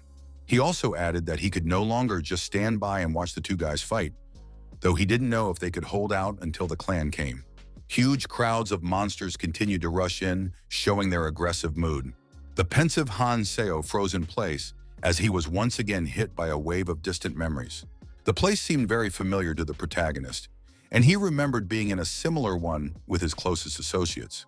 All this was a very long time ago, but perfectly remembered by the young man to this day, and gave him warmth of heart. At this point, the guy asked the companions to wait and said he'd have to use what he got. With his dragon paws, he picked up a precious divine stone fragment that glowed brightly. A worried Lebanon asked what he was doing and what he even wanted to accomplish by smashing the gem. The completely calm Hansu replied at that moment that he wasn't just breaking the fragment, which sounded surprising. The kid said he needed crystal shards of stone, which he successfully obtained. The warrior then tossed the shards upward and swung his forgotten blade to destroy them in midair. The nimble young man emphasized the fact that Youngsu's goofball had a damn good grasp of the subject. All the monsters had been destroyed, and the guy smilingly held a forgotten blade that was a Galadriel relic. A dumbfounded Mikkel exclaimed that this was a far cry from the weapon Gesu wielded, for a single mighty blow had destroyed all of them. Suddenly, the brave man asked two of his companions to hold up their weapons to him, which somewhat alarmed them. Several crystals were also placed on the huge book, which triggered a magical reaction. Resonance of magical power was a skill inherent in an artifact that allowed it to transfer its power to a specified target. The Galadriel relic was one of the most sought after of the forgotten ones in the Red Zone, but there was no use for it unless it was awakened by a shard of stone. After that, the fearless Hansu rushed to attack, while the librarian Sophia Viraj attacked the monsters from behind his back. The force was also empowered by Mikhail, who gripped his sword tighter, preparing to fend off the entity's attacks. It was now almost impossible for the monsters to resist the human trio, who had become many times stronger. Meanwhile, Aaron Pat and his fellow clansmen were fighting on another battlefield, where it was no less hot due to the attack of a huge number of creatures. A tense fighter asked if reinforcements had arrived yet, but no answer was forthcoming. At one point, the blonde turned his attention to a carrier pigeon flying towards him, which belonged to Levanon. The wary fellow assumed that a companion was asking for help, but unexpectedly, the pigeon was shot down on the fly. He was grabbed in the arm by Assault Squad leader Li Hong, which immediately angered Aaron Pat. The man said he wondered what kind of rats were swarming on their property, and it turned out to be clan members. With a stern look at the blonde, he added that he was sure they had already been notified that they were looking for Kang Hansu. It was said that anything disaster-related is under the jurisdiction of the lighthouse, so the helpers should stand down. The young man exclaimed that they couldn't leave when they were surrounded by monsters, and Lee explained that they would have to deal with the small critters on the surface. Then he smiled slyly and said that after all, the beacon members had better things to do than this. His gaze was drawn to the gap in the roots, which was a perfect passageway for a man of any height. After a short period of time, Li Hong and his fighters were inside, where he saw Lebanon bound to the first squad. Perplexed by what was happening, the aide asked the assault squad leader what he was doing here. The man said the place was under Beacon's control and asked them to stop doing nonsense and return to the surface. The intimidating stormtrooper also added that the guys will regret it, because even bluffing has a limit. Suddenly, the entrance through which the squad members entered was piled with rocks, which was the new introductions. A wary Li Hong took notice and exclaimed that the entrance was blocked, and someone added that the walls had begun to move. The nervous commander said he had never heard that the devil's mouth could move like that, but he had no plan of action. Smiling, Mikhail said he never thought his carrier pigeon would summon such an important person, and added that they would have to fight together. The tense captain tried to tell him off, but was suddenly distracted by the monster's attack. Behind him was an adamant Kang Hansu, who turned to the self-important commander. The guy defiantly asked Li Hong to shut up and said that if he wanted to live, he should not stand still but fight. The man wondered if this was the man who had destroyed the distress fish, and realized that as long as the entrance was blocked, it was pointless to waste energy here. After that, he ordered his subordinates to deal with the monsters since they had no other choice. Li saw fit to report the situation and was sure that Hansu had become stronger thanks to Sophia, the Phantom, but decided to deal with him later. The protagonist standing behind him said it wouldn't be enough, which caught the stormtrooper's attention. The man realized that if he dealt with the kid, he'd be officially appointed commander of the assault squad, so he asked what he was talking about.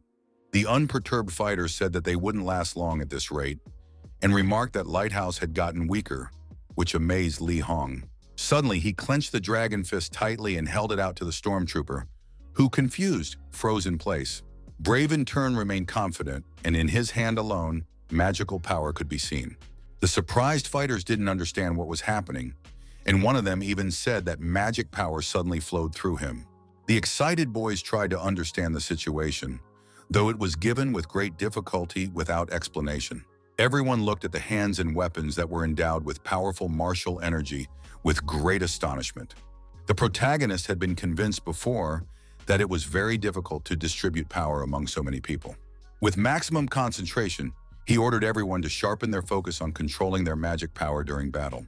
With incredible efforts, the fighters endowed with powerful energy continued to fight while listening to the instructions. Somewhere in the meantime was an insidious, all-devouring root that was preparing intrigues for the opponents. He used all sorts of spells and plans to help deal with the uninvited guests. Still, the disaster realized it was still early, so it couldn't control the whole plant. Then the angry monster turned his attention to the insolent intruder and firmly said that he would get rid of him. On his guard was a warrior of sturdy build, who was ready to carry out any order of his lord. The lighthouse fighters, meanwhile, made their way forward, bravely fighting every monster in their path. Proud of his personnel, Li Hong joyfully exclaimed that this was unbelievable and continued to fight along with the others. The man had never thought he had been so weak before, and at the moment he was experiencing an interesting sensation. The incredible power given to Kang Han Seo caused him to admire him and gave him limitless possibilities. Hong felt that he should report it immediately because the command clearly didn't even realize how strong the hero was. Even though the devil's mouth was covered with a layer of magic stronger inside than outside, the youngster could easily break through the wall of roots. The stormtrooper realized that if he could catch up to the guy who had gotten even deeper and get out, this man would start to look at him differently. He was sure he wouldn't die as stupidly as Kalsmorn, but unexpectedly, there were unforeseen circumstances. The confident fighter fell into the monster's paw as he lost his guard and made an oversight. The tense commander wondered why the flow of magical energy had suddenly just disappeared. The monster, however, was attacked in an instant and began wriggling in pain, not realizing where the blow had come from. As it turns out, Sophia Viraj came to the rescue and said she couldn't help anymore. So from here on out, Li Hong is on his own. The stormtrooper couldn't believe that he had been helped by this woman, whom he considered a true heretic among phantoms. With a shout, he asked the assault team what they were doing and ordered them to take up positions and deal with the monsters sooner rather than later. There really wasn't anything else Sophia could do to help the fighter, as the magic power that Han Seo shared had long been unstable. At that moment, she was very curious as to what was going on inside the mouth where the fearless warrior had gone. The somewhat earlier nonchalant one had said he would go inside, which caused the beautiful Varaj to be excited. The worried girl reminded him that it was too dangerous to go there, when they hadn't even dealt with all the monsters that had appeared. The fighter said the only way was the one that led inside, but he couldn't leave the enemies behind him, so he decided to go ahead while the guys covered him. In her mind, the beauty said she would soon join the protagonist, which she was completely sure of. Inside the central root zone, meanwhile, there was a large fighter ready to fight the uninvited guests. Kang Han Seo knew that the fighter would show himself as soon as he entered. After all, it was a security system guarding the inside of the root. The brave held the hilt of the forgotten blade tightly, mentally preparing himself for the hard fight ahead. With a stern look at the enemy, the young man said that this was the last member of the extinct race, the only surviving member of the Elvenheim army. Without wasting any time, the beleaguered brave immediately rushed into battle, swinging his blade in every possible way. The lad was putting forth a tremendous effort with powerful blows, and the Elfenheim in turn kept his restraint. The daredevil moved from side to side, and at one point even found himself at the rear of a standing enemy. The thug with the amulet around his neck sensed the young man's presence behind him and was ready to repel his attack. The big man turned around and clenched his fist tightly, intending to fight back against the boy who thought he was a warrior. With an abrupt movement, he raised his hand, smiling intimidatingly at the kid who froze in front of him with sword in hand. After that, the representative of the extinct race firmly struck the ground with his fist, triggering heavy destruction. As a result of what happened, the brave man experienced severe pain, but he was not going to give up and continued to stand on his feet. He noticed that his opponent's movements were different, and it was all about the fact that his body was still alive. Holding his sword just above his head, the lad activated the Nirma ring that had saved him dozens of times in battles. Elfenheim immediately noticed the actions of his opponent, who was plotting something bad against him. The shrewd Han Seo decided to apply Nirma's power to the relic, awakening using shards of divine stone. His goal was to get rid of the magical defense of the giant, who screamed in pain the minute after using the power of destruction. The furious thug immediately reached his hand towards the kid, who immediately realized that his actions were successful. However, the wounds weren't as deep as the hero expected, so he decided to concentrate all his strength. While his attention was focused on the giant, another root minion had his eye on him. It was a mysterious creature with sharp claws that came to the aid of a burly companion. Immediately, magic was used against the youngster, who was caught off guard and didn't realize what was happening. Soon the smoke cleared, and in it was Ehidron of the Elvenheim army, who was one of the 5 generals. Daredevil, on the other hand, fought Fabian from the same army, who was also among the 5 generals. As expected of the 2 Elvenheim generals, they used the relic to block his strike. All of the big man's power was clenched in his fist at that moment, and he was going to direct it at his young rival. Khan knew they were Elvenheim defenses, originally used to guard plants and still active. He also remembered that their characteristics were incredible, so normal attacks wouldn't do anything to them. The fighter's right hand was shattered by the last punch, but the pace had been quite good up to that point. Despite growing quite fast and using red runes, it didn't succeed in completely blocking the enemy's strike. Daredevil distributed the forces and left the others to deal with the monsters, and everything went according to plan, but there was something he didn't take into account. Generals excel at wielding relics, and although the guy awakened his relic, using it perfectly is a different matter. The protagonist needs to extract as much power as possible from the divine stone and relic to change the course of the battle. His target was not the generals of the Elvenheims at all, for more important was what was behind them and gave them power. Death spirits that had risen from the dead and were eager for battle began to suddenly emerge from the ground. The young man got a little nervous when he saw this and wondered if the second security system had already been activated. A multitude of vile creatures with long tongues began to move toward him, intent on amusement. The merciless monsters rushed to attack, and Hansu said that if they were measuring by quantity, he had something too. At that moment, Sophia Viraj and the rest of the fighters came running to his aid, who were not going to leave their comrade in distress. Seeing the many targets, the skeletons desperately rushed to attack with their swords, with no fear in their hearts. The nervous fighters wondered if they had gotten rid of the bug-like monsters, only to come here and face an army of zombies. A surprised Sophie knew it was Galadriel's army that was in the stomach of the distress fish, and had originally been called to defend the place. Leong knew that there was something wrong with the flow of magic power, but he couldn't imagine that a battle of this magnitude would break out here. The nervous stormtrooper realized that things weren't going to go according to plan at this rate, and wondered how far the protagonist was going to go. The fearless fighter, meanwhile, attacked Fabian in every way possible, who had no use for conventional attacks. That didn't stop the kid, who desperately swung his forgotten blade, still dealing damage. He managed to harm his opponent, but it was too early to rejoice, for this was only the beginning of the journey. At the same time, the general also kept up and tried to counterattack the boy, who at one point was almost knocked down. The young man realized he was dealing damage, but his opponent was recovering too quickly and turned his attention to the gem. Suddenly, there was a small magical explosion as the rocks clashed, but no one was injured. The guy said that two generals attacking at the same time would also cause a lot of trouble, but he had no choice. Fabian and Ehedrin glared at him insidiously, and the young man realized that his body would not hold up if the battle dragged on, and he continued to use the dragon arts. Because he was using this skill to heavily heal his body, his blood vessels seemed about to burst. The brave man decided he needed to concentrate on one thing, and that target was the center heart. Elfenheims are creatures that once ruled the red zone, who created a world tree to keep themselves safe from a dangerous environment. They created a plant and hid it deep in the roots of the world tree, but over time it ceased to function due to calamities. The all-devouring root, originally created to help the plant, became a scourge, which explained why the plant went berserk. However, lacking sufficient power, the root is only able to buy time, but nothing more. Currently, the big man Fabian continued to strike with his huge fist, but it was all in vain. The brooding protagonist assumed that was why the security systems had been activated. The five generals were eternal guardians of the plant that retained destructive and regenerative abilities. Elvenheim bodies were stronger than human bodies, making them quite strong opponents. However, if Kang Hansu uses the dragon art to activate the transformation, he will have an opportunity. Most of all, he had to be wary of their ability to regenerate, fueled by the central heart. Presently, the enraged Fabian growled loudly, about to rush in and attack and tear the boy to shreds.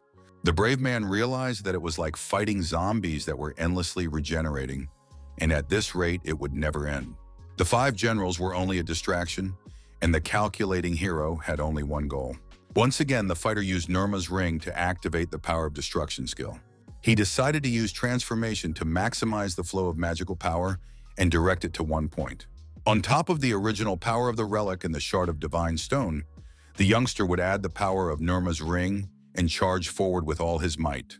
With rage in his eyes and anger in his heart, the determined warrior rushed into battle, not even thinking of giving a backhand. Still standing in his way was an angry General Fabian, who was not going to give up for nothing.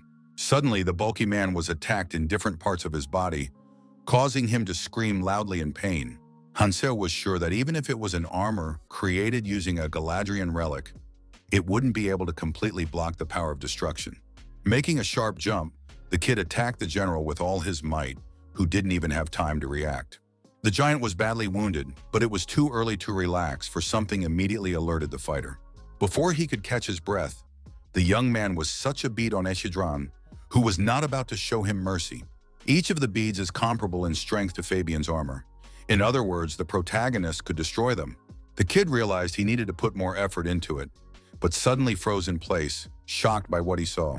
Daredevil didn't even have time to do anything, and the bead cracked on its own, which he didn't expect at all.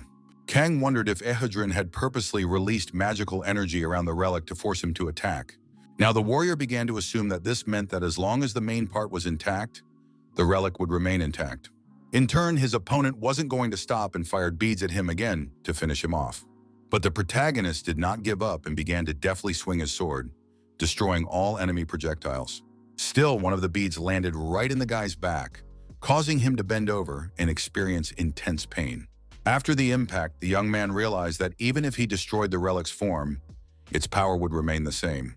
The Echidron, meanwhile, soared above the ground, and the brave had a headache from the fact that things were very complicated.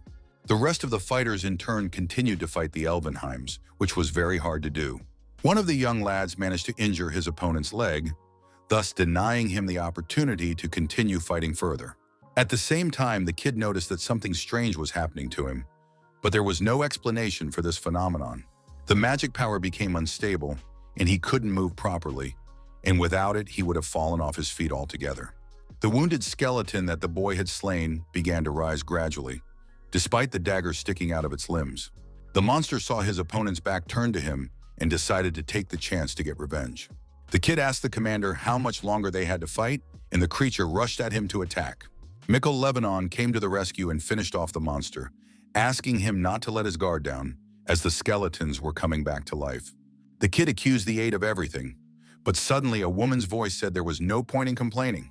A multitude of ice crystals rained down from the sky onto the skeletons, who were now finally finished.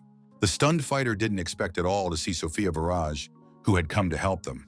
The stern lady told him to forget everything and focus on fighting the Galdrian army, or they would all die here. Li Hong had thought all along that the beauty had defeated that calamity, but watching her, he realized who was actually capable of it. Besides, Kang Hanseo was stronger than he had anticipated, and the man decided that he would need to report accurate information. The stormtrooper also figured that everything else could wait until they got out of here, and discreetly sent out a carrier pigeon. The swiftly flying bird was not noticed even by General Fabian, who was focused on the enemy. The protagonist, meanwhile, was battling the mighty Echidron, who wouldn't give him even a moment's respite. Bead after bead flew towards the exhausted fighter, who was trying to fend off the attacks to the last. The nervous warrior noticed that if he blocked one, 2 more would appear immediately, and there was no way to defend against all of them. If dodging was impossible, whatever he did was considered pointless in an unequal battle. Still, the fighter wasn't going to give up and tried to wiggle from side to side to avoid injury.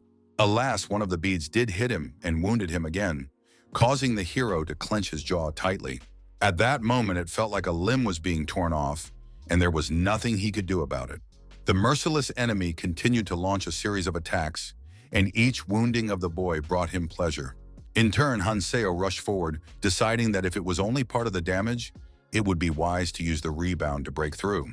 The first thing he decided to do was to take a closer look at the actions of Eshidran, who was clearly plotting something insidious.